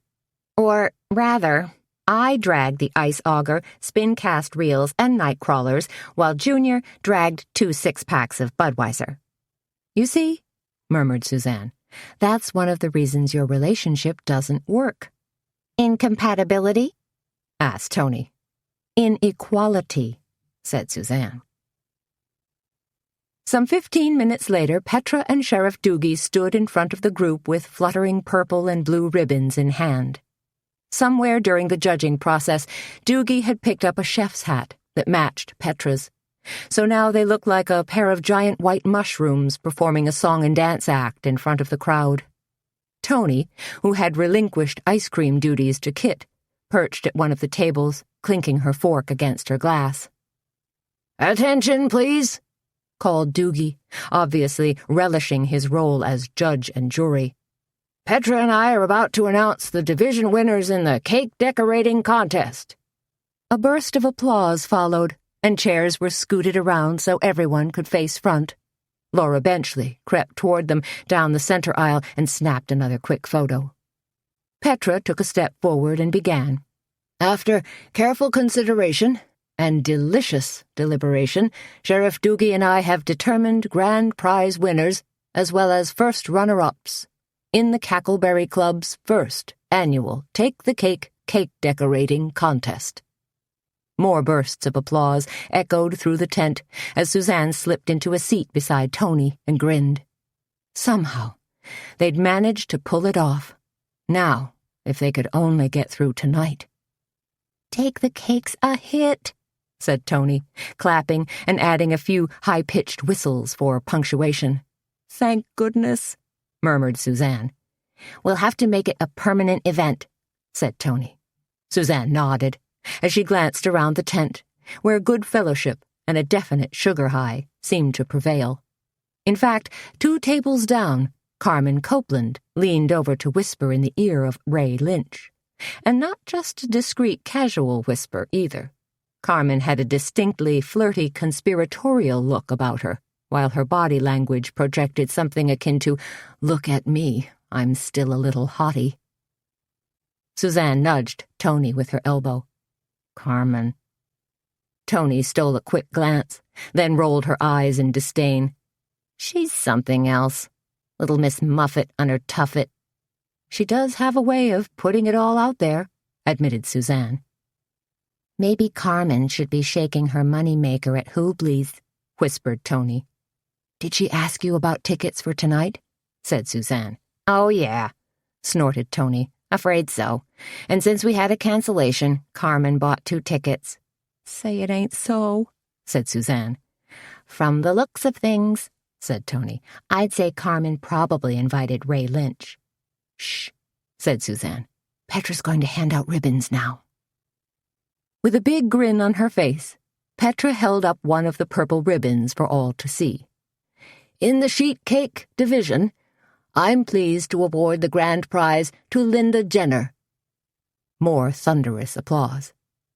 "In the tiered cake division," said Doogie, "grand prize goes to Nadine Carr." He looked around. "Nadine, come on up here, girl." Nadine, shy little lady that she was, shuffled forward reluctantly to accept her purple ribbon. "In the wedding cake division, our grand prize winner is Kathy Cromley," said Petra. "And last, but not least," said Doogie, "grand prize in the sugar arts division goes to Carmen Copeland." Carmen clasped a hand to her chest and dropped her jaw in mock surprise. "Me?" she mouthed, even as she leapt from her seat and ran to collect her purple ribbon. When Carmen finally settled down, Petra announced the 4 runner-ups, and Doogie proudly handed them ribbons. "And so," said Petra, wrapping up the awards ceremony, "all of our grand prize winners are cordially invited to our gourmet dinner this evening." "The winner's dinner," shouted Carmen. She searched for the camera, smiled prettily, then waved her purple ribbon like a crazed cheerleader shaking her pom-poms. "Hooray!" Toni sighed deeply. Don't her batteries ever wear down? Chapter 30. "Where's the peppermill?" shrieked Petra. She spun fast with a saucepan full of melted butter in her hand, bumped the table, and watched helplessly as butter spattered everywhere. "Oh, great!" Suzanne grabbed a rag and knelt down swiftly to wipe up the glistening mess. "Don't worry about it," she told Petra. "Calm down, take it easy." Suzanne, Petra, and Toni were all jammed in the kitchen, trying to pull together their gourmet dinner. Suzanne had just trimmed out the salmon medallions, Toni had set out stacks of plates for the various courses, and had just finished rinsing and drying the Boston bib lettuce. It didn't help that it was pouring like crazy outside, rain drumming on the roof of the Cackleberry Club and gurgling loudly in the downspouts. And, of course, just steps away in the café sat a full complement of dinner guests, cake-decorating winners, runner-ups, and another dozen or so assorted diners. "Everything simpatico out front?" asked Petra. "Quaffing their apéritifs," said Toni, who'd poured out judicious servings of Lillet into small crystal glasses. "Sipping," said Petra, still a little stressed. "They should be sipping." "They are," said Suzanne, snicking open the door to the pass-through and peering out. "And, believe me when I say this, everyone has been highly complimentary so far. We've even gotten compliments on the table arrangements." "See?" said Toni. "Who says you can't take dried milkweed, judiciously coat it with a little gold spray paint, arrange it in white country crocks, and then light the room with 1,000,000 white candles?" There are a lot of candles, allowed Suzanne. Toni had gone slightly overboard in that department. Petra allowed herself a smile. It looked like midnight mass last time I peeked out. The café is simply gorgeous, Toni said with pride. They had set the tables with crisp white linen tablecloths, laid out the good silver, and rented crystal stemware from Fancy Nancy's party rental over in Jessup. Petra turned her attention toward the mustard sauce cooling on the counter. There's so much going on. I feel like I'm in an old Marx Brothers movie, a day at the races, or a night at the opera. Which Marx brother am I? Asked Toni, playing along. You're Groucho, said Petra, always making with the cryptic comments. No, Toni laughed. You're thinking of Suzanne. Not me, said Suzanne. You take the honors on that front. She glanced around quickly. What now? I'm going to lightly grill our salmon medallions, said Petra. Then we'll arrange them on individual appetizer plates, drizzle on mustard sauce, and add our dilled cucumber garnish. Joey Ewald creaked open the swinging door and peeked in. Got any more of that fancy wine? He asked. Some guy is asking for a refill. Earl Stensrud, said Kit, shuffling in behind Joey. The answer's no, said Toni. Honestly, we only had 3 bottles to begin with. Doesn't he know Lillet is an aperitif? Doesn't he know there'll be more wine with dinner? Oh, he knows, said Kit. He was just being rude to me, said Joey, 'cause I'm a kid. Earl was being rude, said Suzanne, because he's a rude person. It's not about you, it's about him. Or maybe it's about the Lillet, thought Suzanne. The wine's sweet notes of candied orange and mint are awfully intoxicating, appealing even to a lout like Earl. Joey flashed a lopsided grin at Suzanne. Will you adopt me, boss? Can I be Baxter's half-brother? Sorry, cutie, Suzanne told him. No can do. I'll take ya, said Toni, linking an arm around Joey's neck. You're too permissive, said Petra, gently slipping her medallions onto the grill. Witness the way you deal with Junior. No, she continued. Joey needs someone who'll ride herd on him. Help unleash the gentleman hidden within. And maybe channel his aspiration into something besides skateboarding. Skateboarding's cool, said Joey. But you can't make a living at it, argued Petra.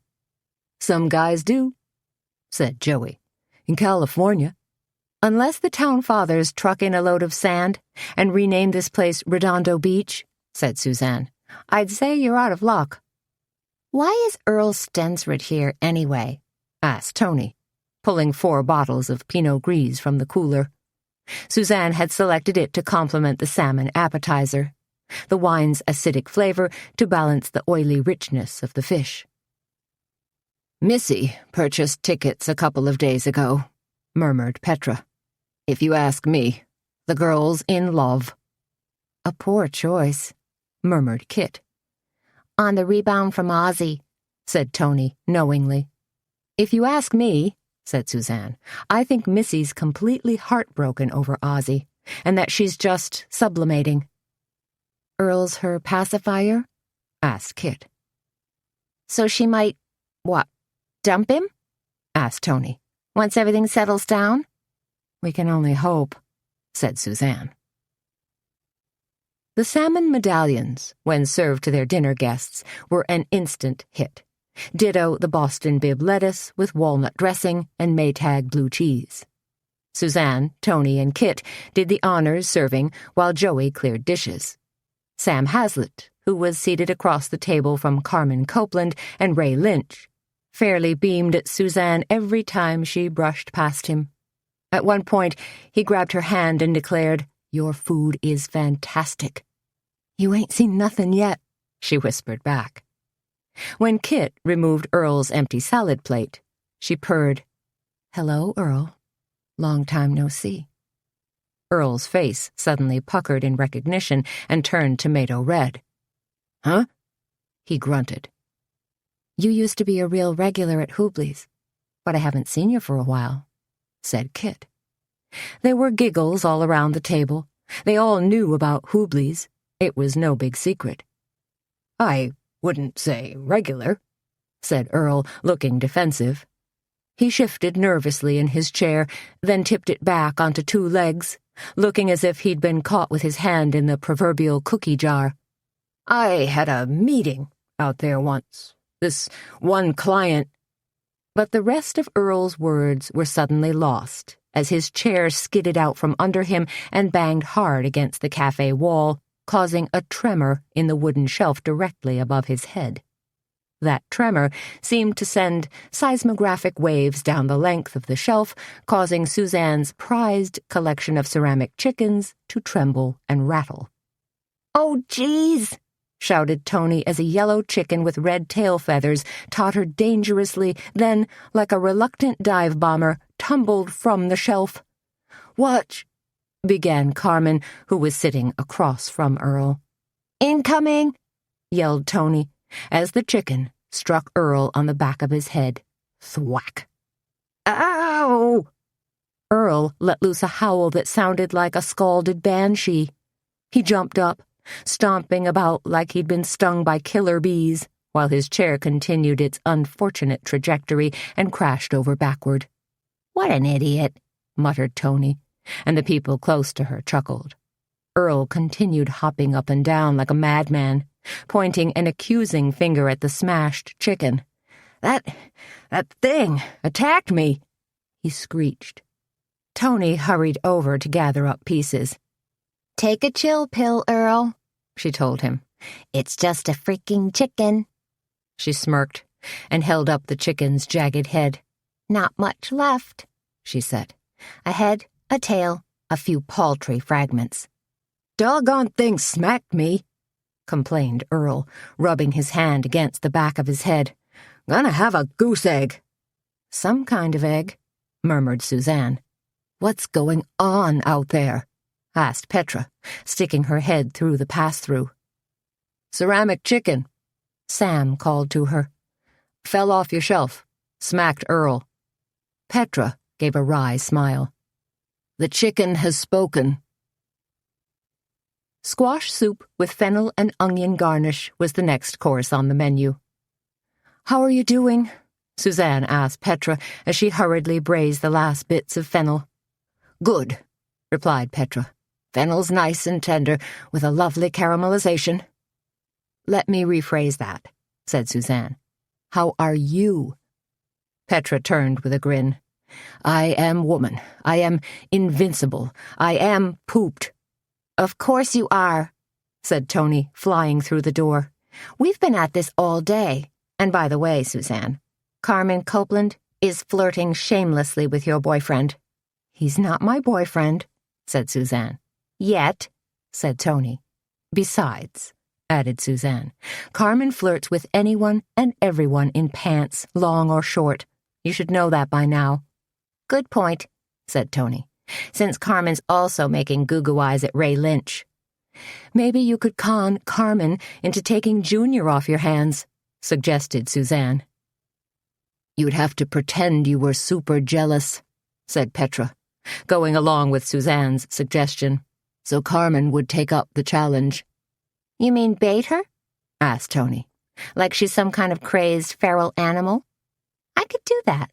In fact, it sounds like fun." Chapter 31. Thunder pounded and lightning flashed overhead, but the rain had let up for the time being. One cell passing through, another one chugging its way toward them. Suzanne glanced out the window as another brilliant flare lit the backyard, leaching color from the grass, trees, and far farm fields, giving everything the curious appearance of a black-and-white negative. Earlier, she'd run out and stashed Baxter in the shed with Dill. Now she fervently hoped they were okay together. In fact, as soon as she got a chance, she was going to sneak out and check on them again. "I hope the power stays on," worried Petra. Their guests were enjoying the soup course, and now she was in the process of broiling the fillets. If not, we're going to be slogging away in the dark. Not to worry, said Toni. We've got enough candle power out front to keep things cheery, and my handy-dandy flashlight sitting on the back shelf.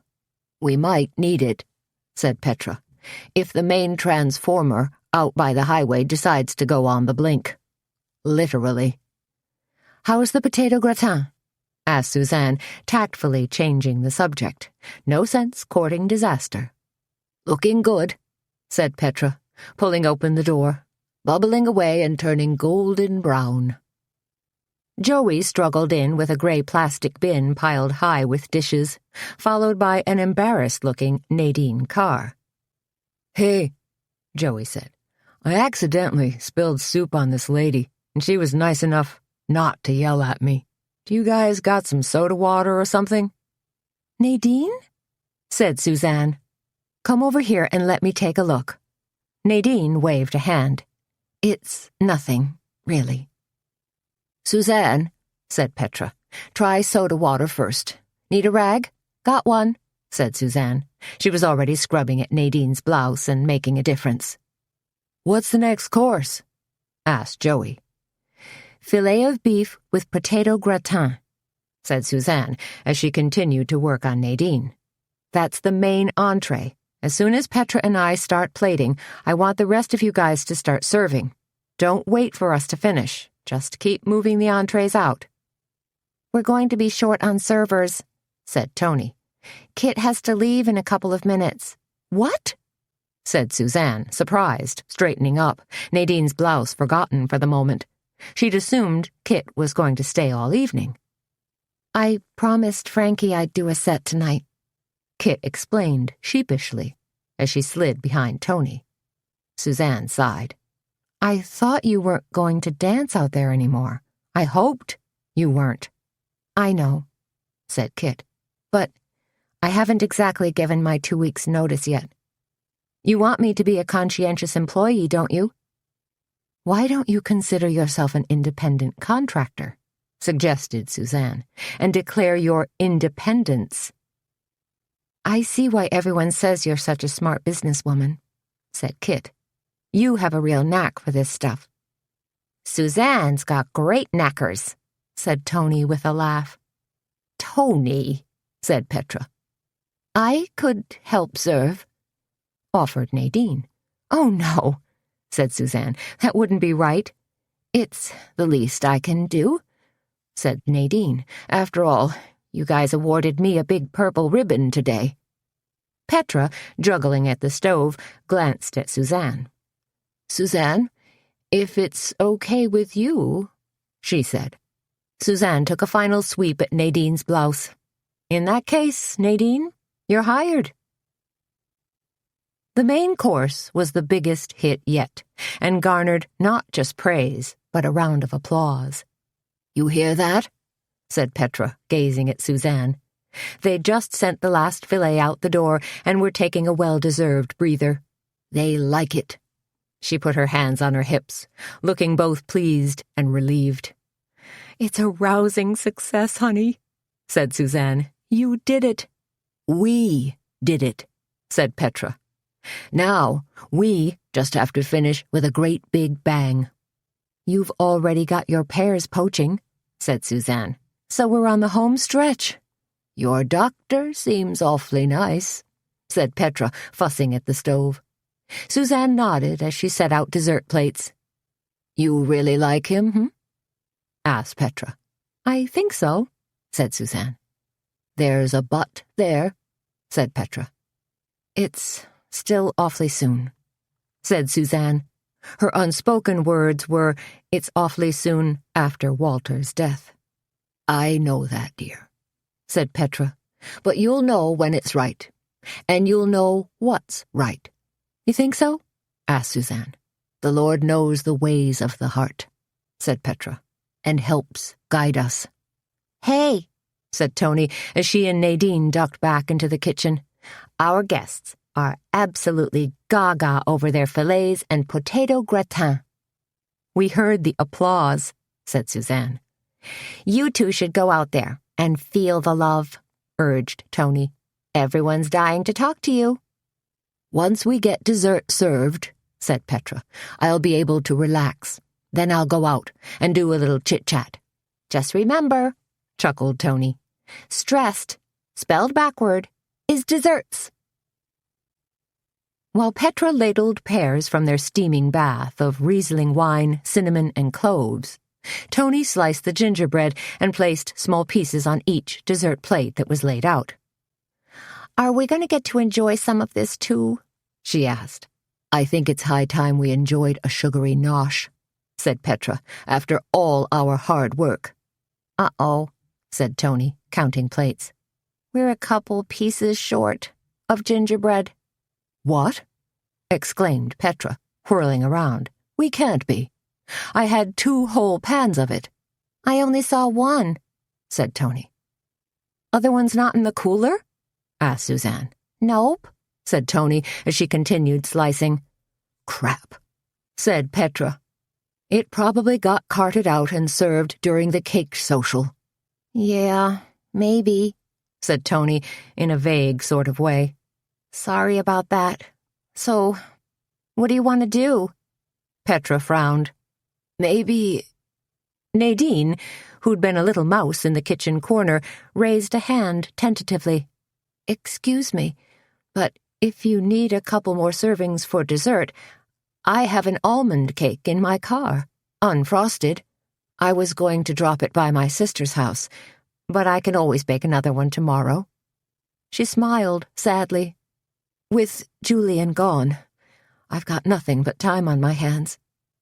Petra took 2 giant steps toward Nadine and swept her into her arms, pressing Nadine against her ample chest. You're such a dear, she said, hugging her. It's no surprise you're a wonder at baking cakes. You're so sweet. I'll just slip out the back door and get it, said Nadine. You know what? Declared Toni. This has been a charmed day. Pretty much everything has gone right for us. It has, hasn't it? Agreed Suzanne. When the poached pears were finally being served, and Petra and Toni had stepped into the café to pour glasses of Moscato dessert wine and answer the myriad of questions posed about the various food courses and ingredients, Suzanne hastily put together a plate of food and carried it out to Dill.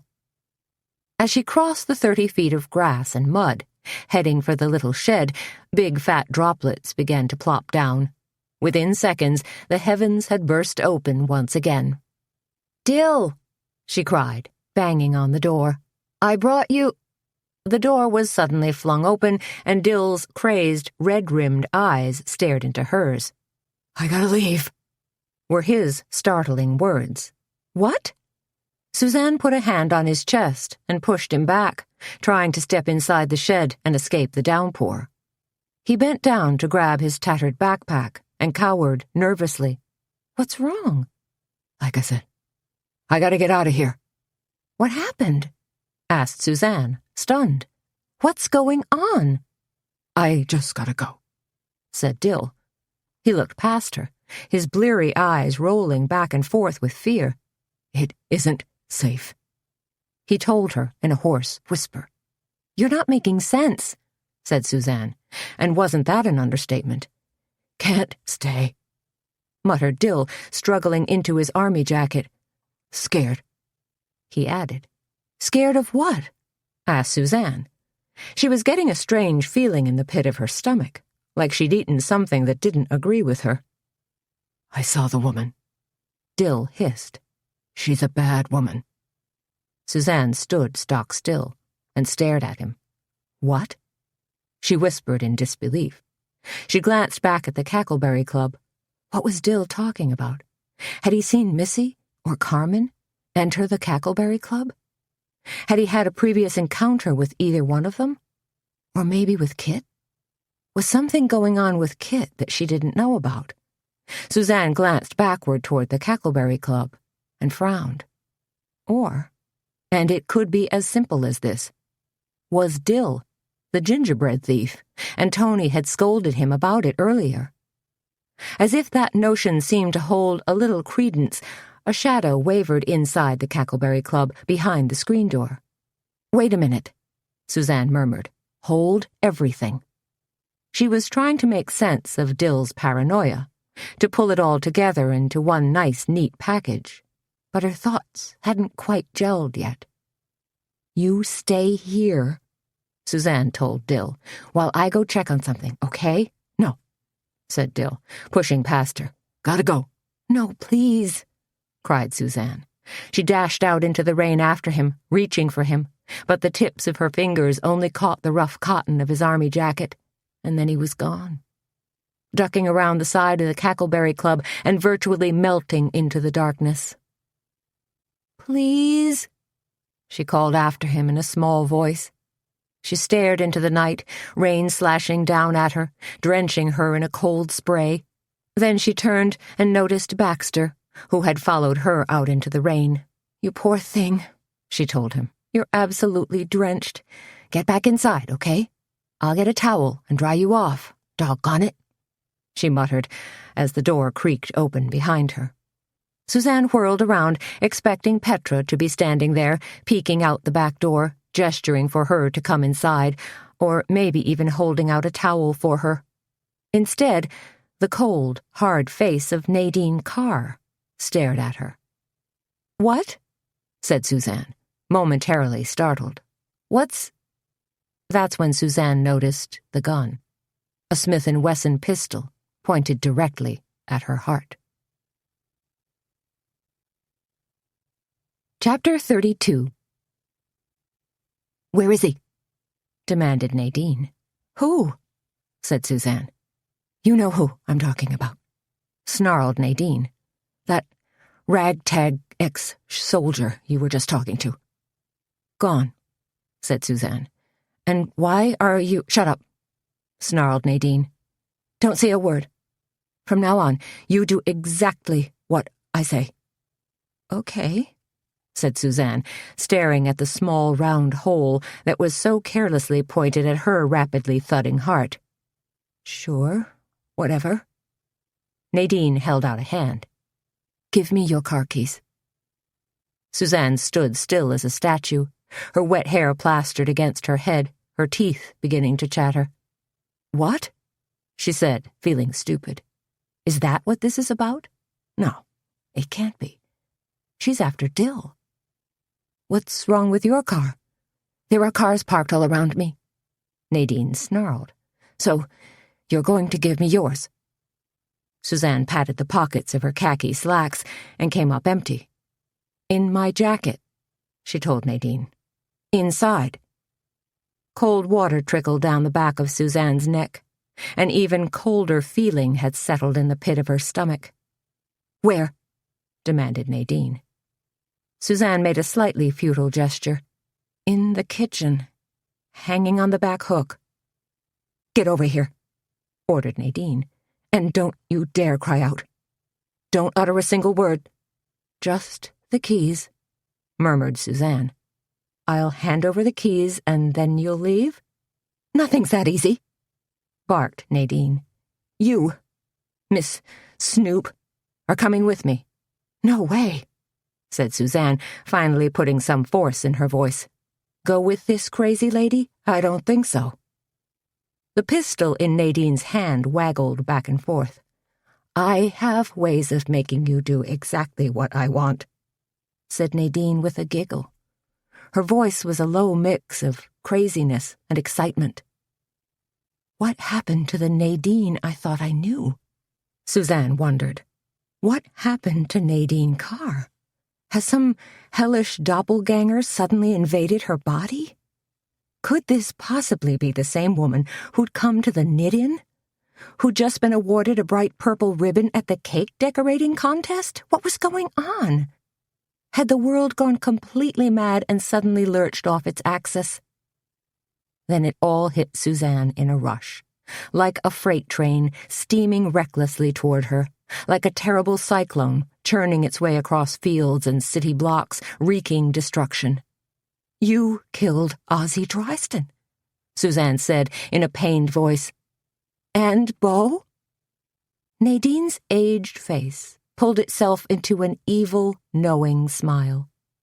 Aren't you the clever one? But why? Asked Suzanne. Why on earth? Not remotely your business, said Nadine. Even though you took it upon yourself to make it your business, always trying to stay one step ahead of our illustrious Sheriff Doogie. Well, we'll just see what happens when you disappear. See how fast it takes him to find your dead, decaying body. Suzanne stared at her. You're insane. No, said Nadine, her voice dripping with venom. I'm just tying up loose ends. Because you, Suzanne Dietz, have been way too interested in my personal business. Nadine pulled her lips into a tight rictus of anger. Now, move. Not gonna happen, declared Suzanne. No way. No how. She knew she had to make a stand. Here was as good a place as any.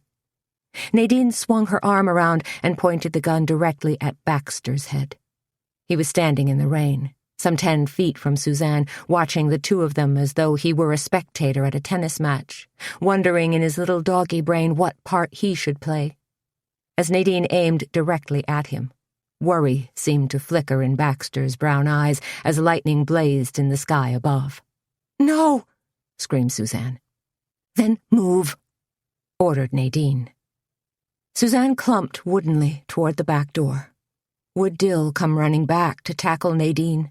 Or would Baxter come charging after them like Rin Tin Tin on a rescue mission, grab Nadine from behind and shake her like a rag doll until the pistol flew from her hand? None of that happened. Even though the night sky crashed and boomed above them, no deus ex machina descended from heaven to serve as Suzanne's ultimate salvation. All Suzanne could do was grab the spindly little door handle and yank the back door open. And hope, fervently hope, that someone would come to her rescue without anyone getting shot. There was another loud crack of thunder, a flicker of lights, and then a strange, sulphurous electrical smell seemed to permeate the air. And just as Suzanne stepped across the threshold into the steamy, warm kitchen of the Cackleberry Club, every light in the place winked out. Nadine jabbed the hardness of the pistol into the small of Suzanne's back. Don't get any funny ideas, Suzanne. I'm right behind you, and I know how to use this pistol. My husband showed me how, a long time ago. I can't imagine you'd want a bullet fired directly into the base of your spine, would you? Not really, babbled a nervous Suzanne. I'll do whatever you say, okay? Just get the keys, Nadine told her in a cold voice, and hurry up. Suzanne batted helplessly at the couple jackets that hung on the back pegs. Can't see, she told Nadine. She was feeling disjointed and spacey, struggling to make her hands coordinate with the impulses in her brain. Got to grab a flashlight. Then do it, snarled Nadine, jabbing the gun harder against Suzanne's backbone. How can I signal Sam? Suzanne wondered. Or even Toni. She's skinny, but she's feisty. Maybe the two of us together could take Nadine down. Feeling like an unwilling participant in a slow-moving dream sequence, Suzanne was acutely aware of Petra making an impromptu speech out in the café. This was followed by a round of applause. Would someone come tromping through the door into the kitchen? She held her breath. No. Now Petra was talking again. Suzanne's fingernails skittered across the back shelf, touching upon the hard rubber of Toni's flashlight. But she was shaking and shivering so badly that when she grabbed for it, the flashlight slipped through her hand. Tumbling wildly end over end, it hit the floor with a loud clunk. Clumsy idiot, snapped Nadine. She shoved Suzanne roughly aside, then reached down and grabbed the end of the flashlight. And that's when the gods finally smiled down and played their cool little trick. Because the instant Nadine's fingers touched the flashlight, her body jerked and spasmed like it had been struck by 1,000,000 volts of electricity. Her back arched sharply, her jaw snapped shut, her eyes bulged, and even her hair seemed to stand on end, "Ah!" came a strangled moan from deep within Nadine's throat. "Ah!" "Dear Lord," muttered Suzanne. "She's grabbed the taser end of Tony's flashlight." "Ah!" screamed Nadine. Now she sounded like a wild animal caught in a leg trap. "Ah!" The voices out in the café seemed to falter. There were hurried footsteps, and the door swung open. Petra and Toni peered into the kitchen, each holding a candle aloft and looking scared. Joey was right behind them. "What's going on?" asked Petra, her voice squeaky, scared. "We heard weird noises," Toni said in a rush. "Horrible noises. Is somebody sick?" "Or at death's door?" asked Petra. Suzanne did a quick sidestep and kicked the pistol as well as Tony's tricky flashlight away from Nadine. Then she leaned down and carefully grabbed the right end of the flashlight and shone it on Nadine's crumpled body. "Holy crap!" exclaimed Toni. "It's Nadine!" "What did you do to her?" gasped Petra, as Nadine continued to gag and twitch. Joey let out a low whistle as he peered over Toni and Petra's shoulders. "Get a load of her," he exclaimed. "She's thrashing around like she needs an exorcist. Cool." Suzanne shook her head and backed away, as if Nadine were some nasty, poisonous reptile. "I didn't do anything to her," gasped Suzanne. "She did it herself. Grab the taser end of Tony's flashlight." Suzanne kept the flashlight's wavering beam focused on Nadine, who was still jerking and quivering on the kitchen floor. "She murdered Ozzie," Suzanne said shakily, "and probably Bo Becker." Petra let out a sharp scream. Then her mouth opened and closed like a gasping fish. "Yowza," breathed Toni. Suzanne was trembling as she went on to explain. "Nadine held a gun on me, and when I wouldn't cooperate, she threatened to shoot Baxter." Suzanne stumbled backward and sat down heavily in a cane chair that was parked there, while Nadine continued to writhe slowly. Petra took a step closer. "She's in a very bad way, like she's having a fit." "She kind of is," said Suzanne, drawing a shaky breath. "And thank goodness for it." She glanced at Petra. "Can you go back into the café and tell everyone that I dropped the ice cream or something? Or banged my thumb? Tell them there's nothing to worry about?" Unsure, Petra shifted from one crock-shod foot to the other. Her nature, of course, was to help, to nurture.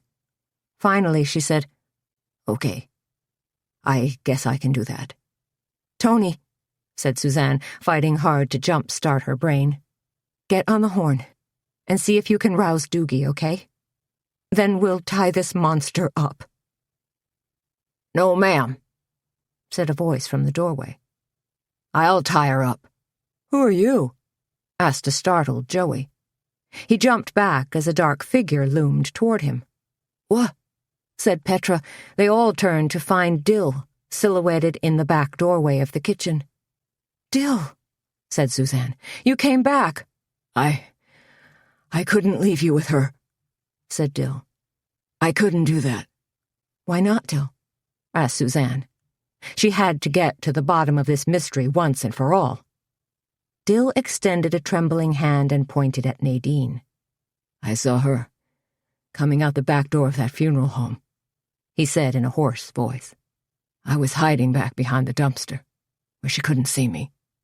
"And then what happened?" asked Suzanne. "What did you see?" "I saw the cops.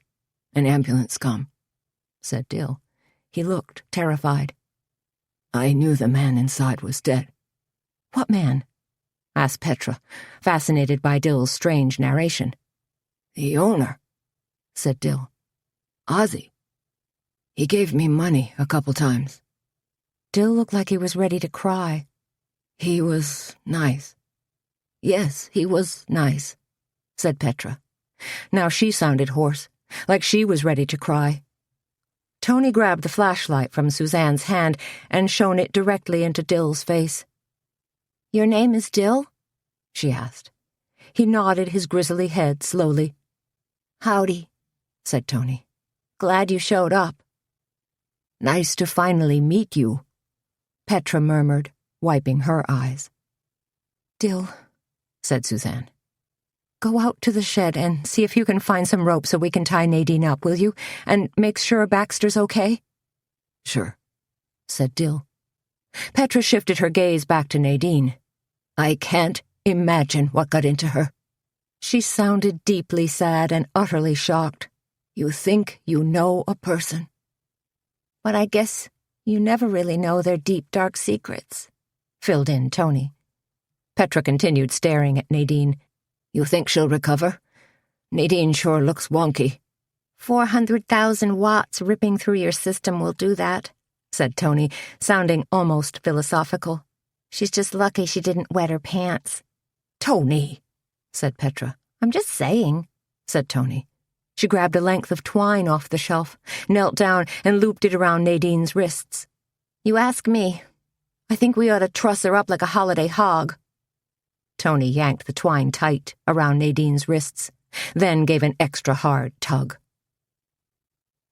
Petra did better than just explain the so-called mishap in the kitchen.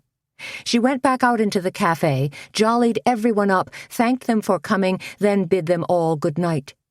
Happy and sated from good food and drink, from companionship and laughter, their guests trooped out the front door of the Cackleberry Club and into the night, commending Petra for a job well done, a dinner elegantly prepared.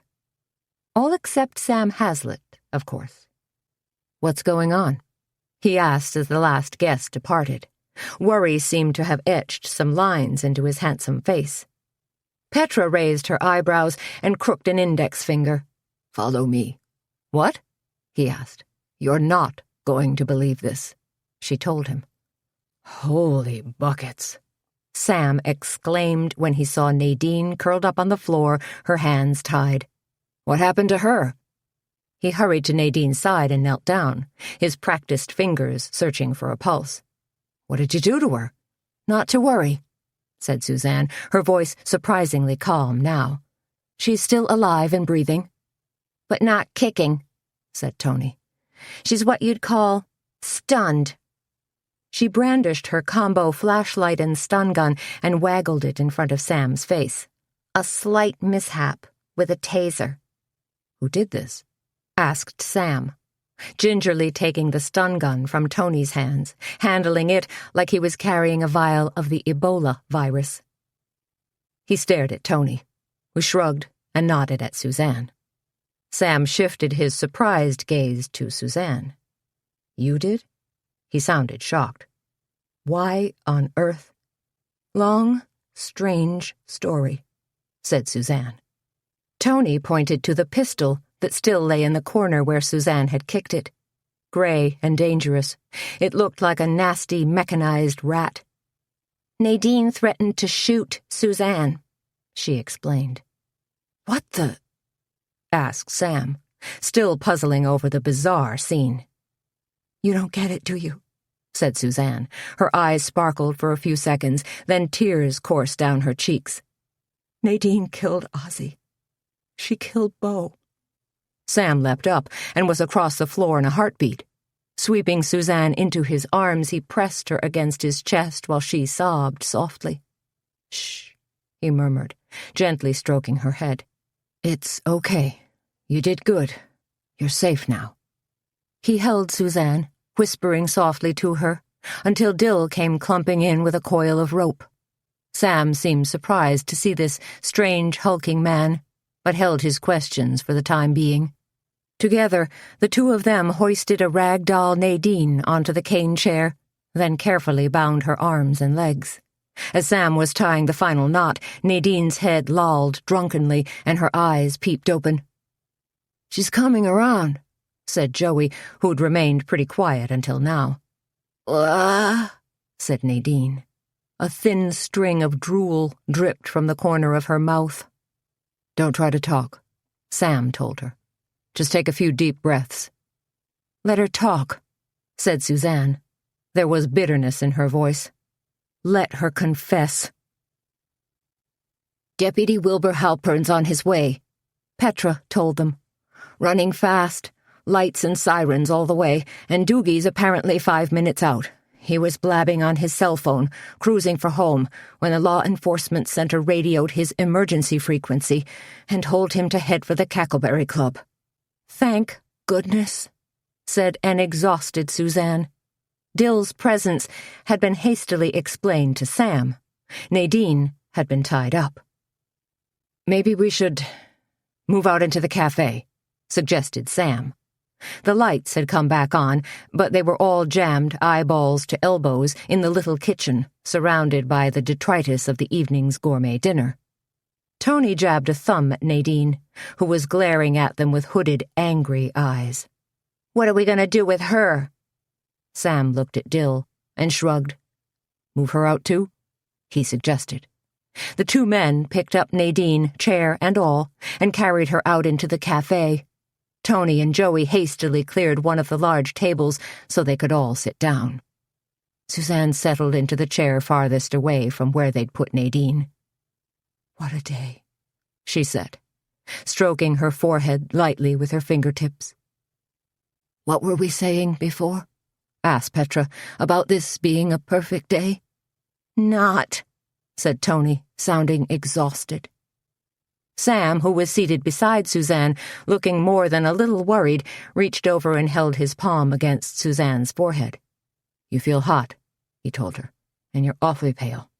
Shaking a little, too." "Haven't eaten," she told him. The evening's events were starting to catch up with her and manifest themselves physically. "Suzanne's always had a slight problem with low blood sugar," offered Petra. "Then she should eat something," said Sam. "Right away." He peered anxiously at Suzanne. "Could you eat something?" Suzanne nodded her head. "I think so." She was feeling slightly dazed and anxious. "Can somebody feed Baxter, too?" she asked. Dill jumped up. "I'll do that." Sam was still more than a little concerned about Suzanne. "Let's try to get her blood sugar level up. A few sips of orange juice, something sweet." He started for the kitchen. "Some cake," said Toni. "And some protein?" asked Petra. She jumped up and followed Sam. "Want me to help?" called Toni, but Sam shook his head. "You stay with Suzanne. Holler if there's a problem." "I'm okay," Suzanne said, glancing across at Nadine. Nadine, who seemed to have recovered some of her angry defiance and contempt, stared viciously at Suzanne while a nasty smile played at the corners of her mouth. "Don't pay any attention to Nadine," Toni told Suzanne. "That lady's kapow crazy out of her mind." She twirled an index finger near her head. 30 seconds later, Sam was back with napkin, silverware, and a small slice of cake on one of Petra's floral china plates. "Petra's grilling a steak for you, but have a few bites of this first." Suzanne, who really hadn't eaten much of anything all day, picked up her fork and stabbed a small piece of cake. She smiled a wan thank you at Sam, put the fork to her mouth, and nibbled gently.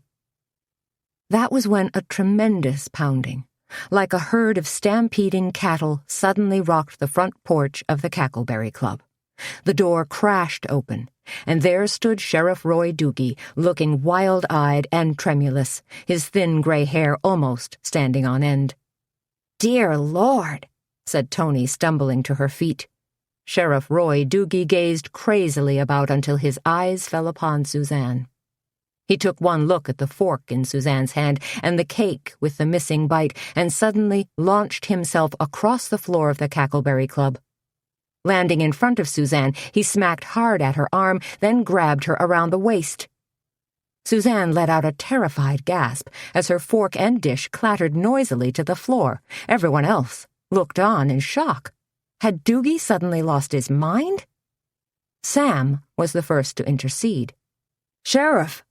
He screamed at the top of his lungs. "Be careful! What on earth?" But Doogie was a man on a mission. Spinning Suzanne around, he flipped her forward and thumped a big paw hard against her back, causing her bite of cake to come flying from her mouth, almost as if she'd been burped. "Poison!"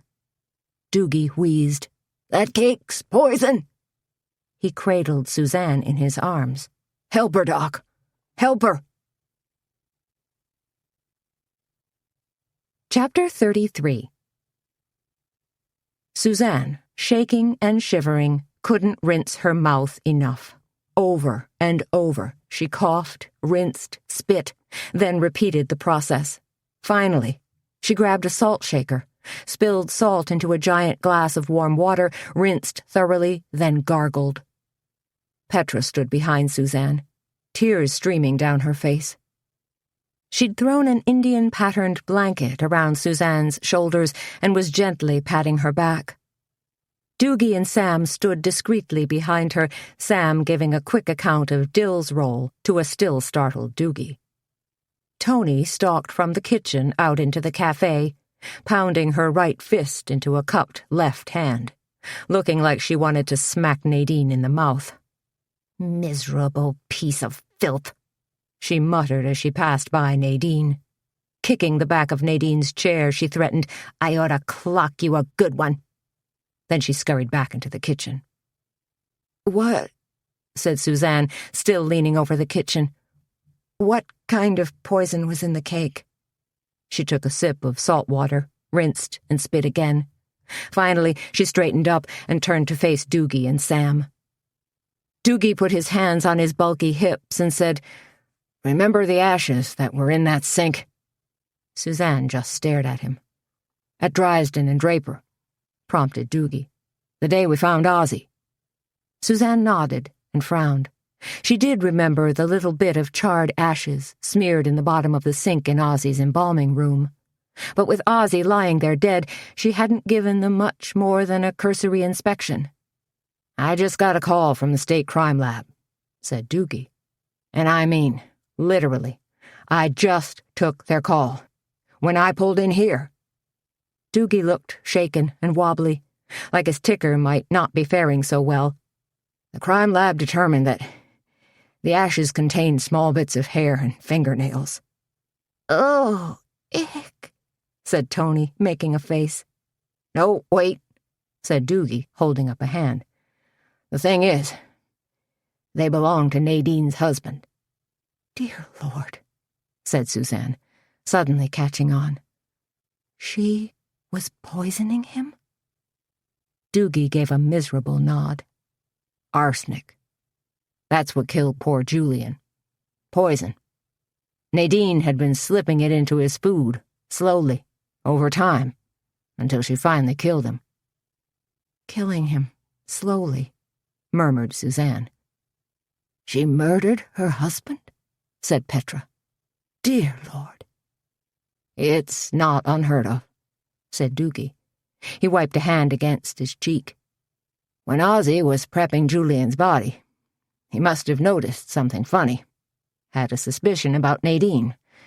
That's why he collected evidence. Hair and fingernail samples to send to the lab." "But Nadine got nervous," said Suzanne. "Or maybe Ozzie even said something to her.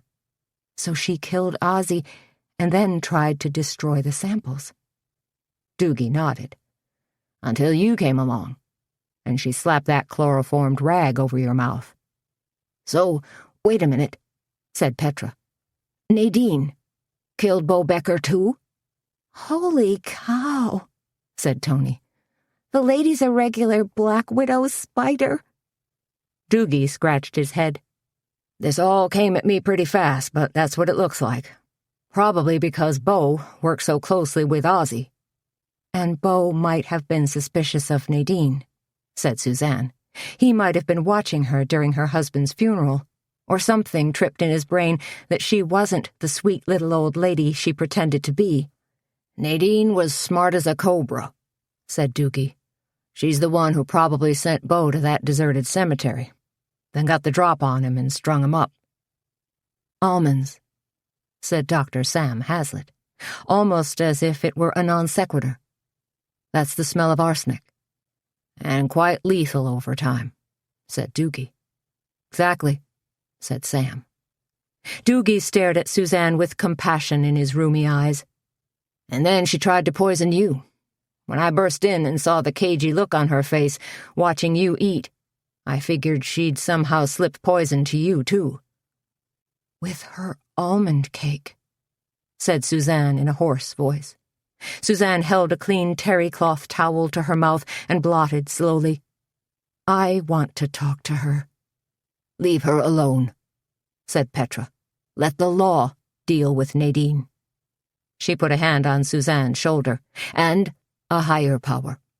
She paused. There's really nothing you can say to her. Oh, yes, there is, said Suzanne.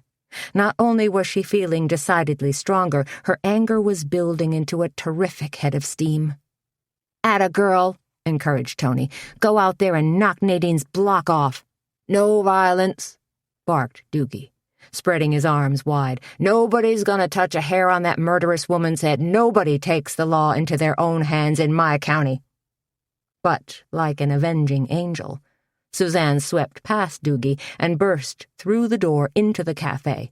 Nadine, she shouted, definitely had her energy back and her hackles up.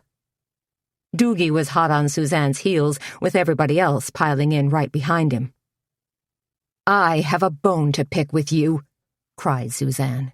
Her blue eyes were frosted ice. Her voice resonated with anger. She circled around Nadine, footsteps echoing sharply off the wooden floor of the Cackleberry Club. Easy now, called out Sam. Be careful, yelled a timorous Dill. Suzanne came to a halt in front of Nadine, who was still tied to the cane chair, her coat draped over her shoulders, her purple ribbon pinned to one lapel. You are hereby disqualified from the Cackleberry Club cake decorating contest, said Suzanne, as Nadine stared mutely at her. A spatter of applause broke out behind her. It was a lousy cake anyway, yelled Toni. But Suzanne wasn't finished. Like lightning, her hand suddenly shot out toward Nadine. Dear Lord, gasped Petra. She's going to smack her. Instead, Suzanne grasped Nadine's purple ribbon and ripped it from her coat. Your grand prize ribbon is hereby revoked. You go, girl, chortled Toni. Suzanne rolled up the ribbon, slowly twining it around an index finger. Turning her back on the sullen Nadine, she walked across the Cackleberry Club and into Sam Hazlitt's open arms. You okay? He asked her. Suzanne nodded. I think so. So, he said, that optimistic, fearless thing you mentioned the other night? How's that working for you? This time Suzanne managed a crooked grin. I think pretty well. She tilted her head back, hesitated for the briefest of moments, then kissed him full on the lips. Now that, exclaimed Toni, really takes the cake. This recording of Eggs Benedict Arnold was presented by Dreamscape Media, LLC. Text copyright 2009 by Laura Childs. Sound recording copyright 2019. Dreamscape Media, LLC. Thank you for listening. Please check dreamscapeab.com for Dreamscape's latest releases.